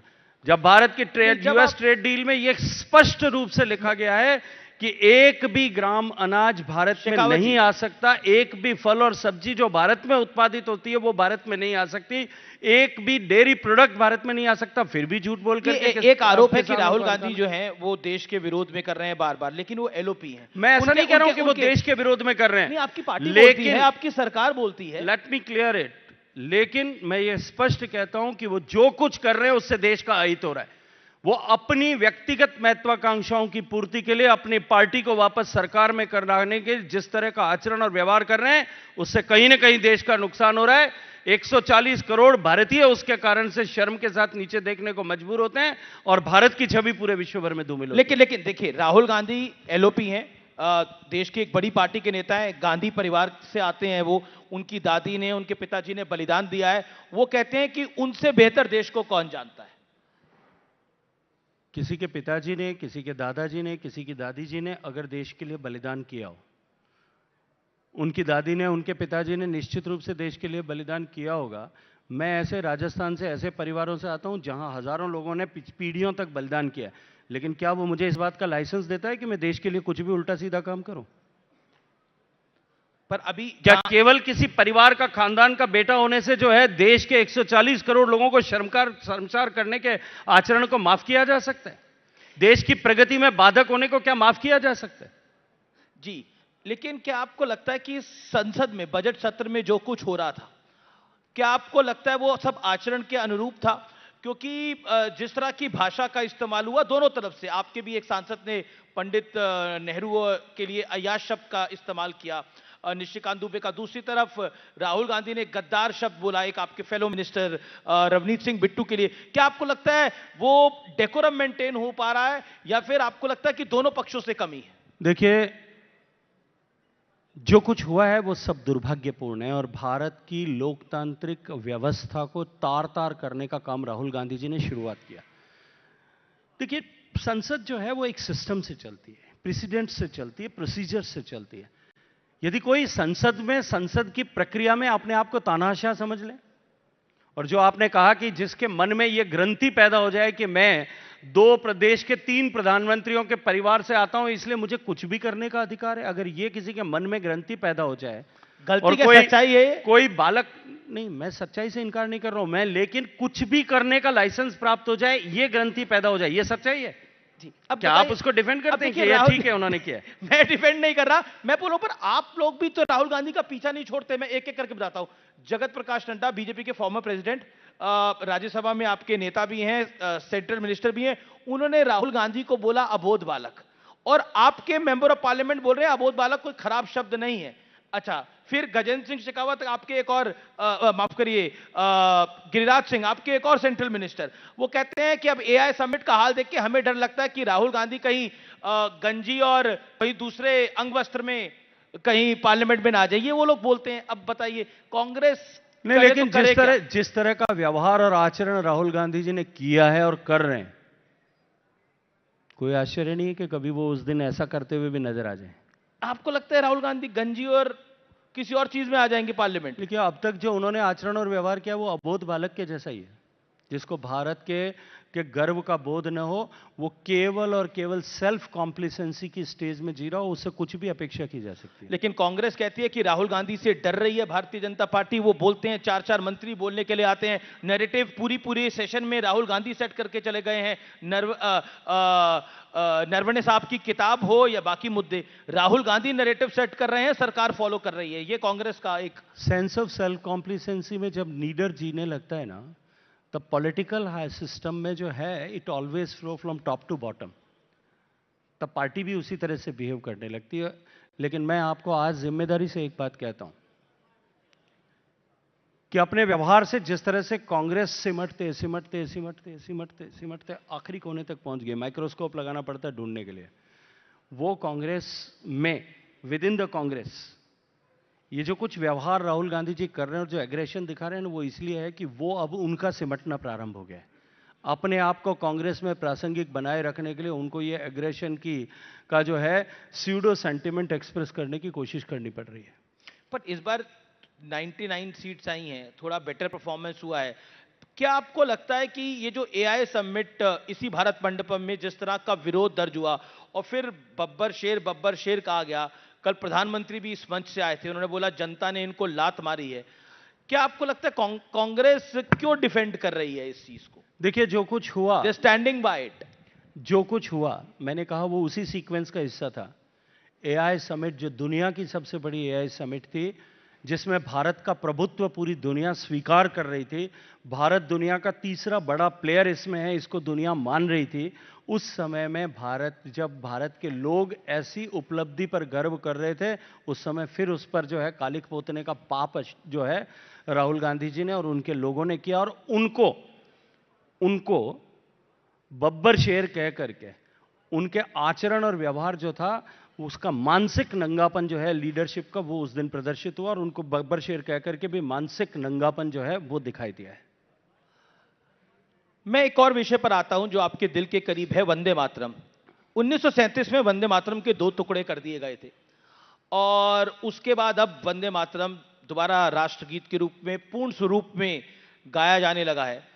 इसके क्या मायने हैं? क्योंकि ऑपोजिशन इस पे क्या बोल रहा है मैं बाद में आऊंगा, लेकिन ये लाने के पीछे औचित्य क्या था, सवाल ये है। मैं प्रतिप्रश्न करता हूं कि उसको काटने के पीछे क्या औचित्य था, पहले इस पर चर्चा होनी चाहिए। जी, लेकिन उसमें जब उसको छंद विच्छेद करा गया तो कारण बताया गया कि मोहम्मद अली जिन्ना द्वारा एक विरोध था और उसकी वजह से उसको छंद विच्छेद किया गया। लेकिन आज भी मोहम्मद अली जिन्ना के द्वारा किए गए विरोध के कारण से एक ऐसे महान गीत जिसने भारत के स्वतंत्रता संग्राम को एक सूत्र में बांधने का काम किया, उस गीत को काट दिया था। क्या भारत को आजादी के ठीक बाद में यह निर्णय नहीं करना चाहिए था कि इसको वापस पूरे सिरे से पूरे तरीके से संपूर्ण सम्मान देते हुए उसको वापस पूर्णता के साथ में गाया जाए? लेकिन देखिए, क्योंकि आपकी मंत्रालय वो है, तो इसलिए मैं ये सवाल पूछ रहा हूं। तब ये निर्णय इसलिए किया गया कि देश एकजुट रहे। अभी भी तब जिन्ना ने विरोध किया, अभी भी इस देश की कई पॉलिटिकल पार्टियां विरोध कर रही हैं, ओवैसी विरोध कर रहा है, कई कांग्रेस के नेता बयान दे चुके हैं, ऑपोजिशन की और पार्टियां बयान दे चुकी है, समाजवादी पार्टी। वो कह रहे हैं कि भारतीय जनता पार्टी एक बार फिर राष्ट्रगीत का मुद्दा उठा के हिंदू मुसलमान का घिनौना खेल खेलना चाहती है। इस देश के अंदर कोई और लॉजिक नहीं है। देखिए, जिस पार्टी ने इस देश को हमेशा बांटा, पहले देश को बांटा, देश का बंटवारा स्वीकार किया, फिर देश को बोली और भाषा के नाम पर बांटा, फिर देश को मजहब के नाम पर बांटा, फिर देश को अमीर और गरीब के नाम पर बांटा, फिर देश को अगड़े और पिछड़े के नाम पर बांटा। जिन्होंने वंदे मातरम को बांटने का पाप किया, जिसका परिणाम देश का बंटवारा हुआ था, उनको बांटने के ऊपर प्रश्न चिन्ह खड़े करने का अधिकार जो है वो है नहीं, शेष नहीं रह गया। लेकिन एक आरोप यह भी है कि आपने, यानी भारतीय जनता पार्टी की सरकार ने, यह बंगाल चुनावों के मद्देनजर किया। खेल बंगाल का था जो कि खेला गया। अब आरोप है। देखिए, आरोप लगाना, जिनका आरोप लगाते हैं उनका आरोप लगाना अधिकार है। जब डिमोनेटाइजेशन हुआ था ना, तब लोगों ने कहा था कि ये चुनाव को लेकर के किया गया। जब जीएसटी का फैसला हुआ था तब लेकर के कहा था कि ये तो इस पर्टिकुलर स्टेट के चुनाव को लेकर के किया गया है। अब जो लोग हर चीज में राजनीति ढूंढते रहते हैं, और क्योंकि उनके डीएनए में है कि उनके हर फैसला कुर्सी बचाने के लिए और कुर्सी पर बने रहने के लिए होता था, इसलिए जो आरोप लगाने वाले हैं उनको ऐसा ही दिखाई देता है। नहीं, वंदे मातरम का विरोध सिर्फ पॉलिटिकल पार्टियां नहीं कर रही, मुस्लिम पर्सनल लॉ बोर्ड भी कर रहा है, बड़े बड़े उलेमा भी कर रहे हैं। वो कह रहे हैं ये गलत है, ये तरीका आप मजबूर नहीं कर सकते। उस पर आप क्या कहना चाहते हैं? क्योंकि आपकी सरकार तो सबका साथ, सबका विकास, सबका विश्वास है। मैं फिर कहूंगा, भारत की आजादी की लड़ाई को जो अलग अलग जगह पर अलग अलग लोगों द्वारा अलग अलग तरीके से लड़ी जा रही थी, उनको एकता के सूत्र में बांधने का महान गीत, जिस गीत ने अविश्वास में दबे हुए भारत, मानसिक रूप से कुचले हुए भारत में एक विश्वास की ज्योति जागृत की थी। एक ऐसा गीत जिसको गुनगुनाते हुए हजारों लोग भारत माता को गुलामी की बेड़ियों से मुक्त कराने के लिए स्वतंत्रता संग्राम में अपने आप को आहूत कर पाए थे। एक ऐसा गीत जिसके शब्दों को, वंदे मातरम को उच्चारण करते हुए अनेक लोग देश के लिए अपना सर्वस्व समर्पण करके इस धरती में समाहित हो गए। जी, उस गीत पर इस तरह के प्रश्न चिन्ह खड़ा करना, मुझे लगता है कि उन सारे स्वतंत्रता सेनानी और हुतात्मा जिन्होंने ये संघर्ष किया, उनकी आत्मा को चोट पहुंचाने के बराबर है। आज भी जो इस मानसिकता को सोचते हैं, मुझे लगता है कि उनको अपने आचरण पर, अपनी मानसिकता को शर्म करनी चाहिए। जी, देखिए, जियोपॉलिटिकल सिनेरियो में हम सब लोग हैं। प्रधानमंत्री नरेंद्र मोदी कई बार कह चुके हैं हम युद्ध का नहीं बुद्ध का देश है, लेकिन ईरान और इजराइल के बीच में जो इस समय तनाव चल रहा है और जिस तरह से इसका इंपैक्ट मिडिल ईस्ट तक पे आ रहा है, उसको आप कैसे देखते हैं? आपका इस पर क्या कहना होगा? देखिए, निश्चित रूप से जब पूरे विश्व भर में तनाव होता है तो कहीं ना कहीं, because it's a global village, आज दुनिया में दूरियां समाप्त हो गई, हर देश एक दूसरे से किसी न किसी रूप से जुड़ा हुआ है। लेकिन मैं फिर एक बात कहूंगा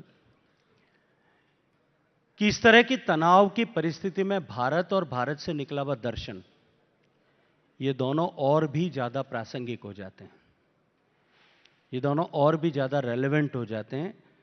और तब माननीय प्रधानमंत्री जी जो कहते हैं कि भारत ने विश्व को युद्ध नहीं बुद्ध दिया है, तब आज भगवान बुद्ध की और बुद्ध के दर्शन की और भारत से निकले हुए दर्शन की प्रासंगिकता और महत्ता और बढ़ जाती है।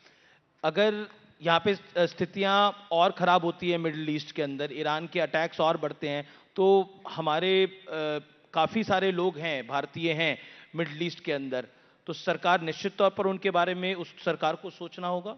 मुझे लगता है कि पिछले 12 साल में यमन से लेकर के यूक्रेन तक इतनी बार यह सब कुछ हो चुका है कि अब भारत के लोग जो है ना, पर उनके परिवार चिंतित हैं। जो अब भारत के लोग जो हैं वो अगर चांद पे भी रहते होंगे ना, नीला पासपोर्ट लेकर के रहते होंगे, तो वो बड़े जो है गर्व के साथ में रहते हैं, हिम्मत और हौसले के साथ में रहते हैं, क्योंकि वो जानते हैं कि हम कहीं भी होंगे, देश का प्रधानमंत्री नरेंद्र मोदी हमारी चिंता करता है। जी, एक सवाल और राजनीति का है। अरविंद केजरीवाल को एक्विटल मिल गया है और वो कह रहे हैं कि षड्यंत्र किया गया मुझे फंसाने का, प्रधानमंत्री मोदी और केंद्रीय गृह मंत्री अमित शाह ने पूरा खेल रचा, अब सबके सामने आ गया है। यो आपका क्या कहना है? कहीं ना कहीं उनको एक्विटल मिला है, बड़ी बात है लोअर कोर्ट से। देखिए, न्यायालय के निर्णय पर मुझे टिप्पणी करने का अधिकार नहीं है, लेकिन देश के लोअर कोर्ट और जुडिशरी ने आगे जो डिसीजन किया वो फुल एंड फाइनल डिसीजन हो, या वो डिसीजन कभी दुनिया में देश में बदले नहीं गए हों, ऐसा हुआ नहीं है। उठा करके देखिए, बहुत सारे डिसीजन बहुत सारी जगहों पे जाकर के अलग अलग बदलते रहे, इसलिए बहुत जल्दबाजी में इस पर कोई टिप्पणी करना उचित नहीं होगा। जी, अगला राउंड वीडियो राउंड का है, फोटो राउंड का है। एक एक करके एक फोटो आएगी इस स्क्रीन पर और उस स्क्रीन पर, तो आप अपनी राय रखिएगा। पहली फोटो देखते हैं किसकी आ रही है। अभी तो मेरी आ रही है यार। अभी तो आपकी आ रही है, अभी ये राहुल गांधी जी की आ रही है, रेलिंग पे खड़े हैं। चलिए, रेलिंग पे खड़े हैं तब तक तो ठीक है, ऊपर से कूद कब रहे हैं उसका इंतजार करना चाहिए। अगली फोटो देखते हैं किसकी आ रही है। सवाल है विपक्ष का बेहतर नेता कौन है? मुझे तो सारे ही एक जैसे दिखाई देते। नहीं, राहुल गांधी, अखिलेश यादव या ममता बनर्जी, चूज वन। पर ये तीनों ही विपक्ष के नेता हैं, इसलिए इनको एक आपको बेहतर कौन लगता है? आपकी पर्सनल जब मैं कहूंगा कि जब तीनों ही विपक्ष के नेता हैं तब क्यों मुझे उनकी तुलना करनी है? चलिए अगला सवाल थोड़ा सरल है आपके लिए।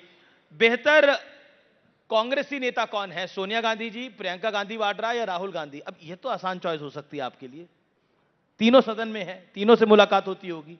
नहीं, मेरी तीनों से मुलाकात होती है, उसके जो है उसके सिलेक्शन के या उसके असेसमेंट के क्राइटेरिया अलग अलग हो सकते हैं। फिर भी सोनिया गांधी जी कंपैरेटिवली ग्रेसफुल रहती हैं, प्रियंका जी जो हैं कंपैरेटिवली सिंसियर रहती हैं पार्लियामेंट में, और भाई साहब के बारे में मैं कोई टिप्पणी नहीं करूंगा। जी, जी, अगले अगले अगले सवाल के ऊपर आते हैं और ये आखिरी है। बेहतर प्रधानमंत्री कौन है? अटल बिहारी वाजपेयी, डॉक्टर मनमोहन सिंह, नरेंद्र मोदी? ये प्रश्न वैसा ही है जैसा मुझे ये पूछा जाए कि आपके दादा आपके लिए ज्यादा बड़े आदर्श हैं या पिता?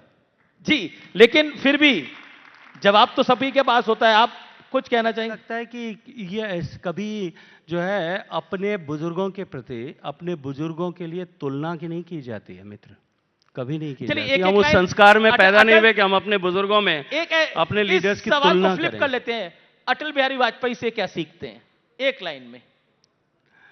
सौहार्द, निरंतरता, करुणा और उसके बाद में शब्द संचय। जी, डॉक्टर मनमोहन सिंह? किसी भी परिस्थिति में आदमी मौन कैसे रह सकता है, अटल जो है मनमोहन सिंह जी उससे ज्यादा बड़ी कोई पाठशाला नहीं हो सकती। कितने भी दबाव सहलें, कितने भी अपमान सहलें, कितनी भी जो है संकष्ट सहलें, उसके बाद में भी मौन रहें और स्थित प्रज्ञ रहें, ये मनमोहन सिंह जी से सीखा जा सकता है। प्रधानमंत्री नरेंद्र मोदी? वो तो चलती फिरती पाठशाला है, मेरे जैसे हजारों ऐसे लोग होंगे जो उनसे कुछ न कुछ सीख करके आज इस मुकाम तक जहां कहीं हुए हैं वहां पहुंचे होंगे। जी, बहुत बहुत धन्यवाद। लेकिन 150 साल हो रहे हैं वंदे मातरम को, तो आप अपने अंदाज में एक बार अगर वंदे मातरम बोलना चाहें तो। वंदे मातरम। तालियों के साथ साथ ये वंदे मातरम, जय हिंद। बहुत बहुत धन्यवाद मंत्री जी आपका हमारे साथ आने के लिए और इस सेशन में भागीदार बनने के लिए बहुत बहुत धन्यवाद।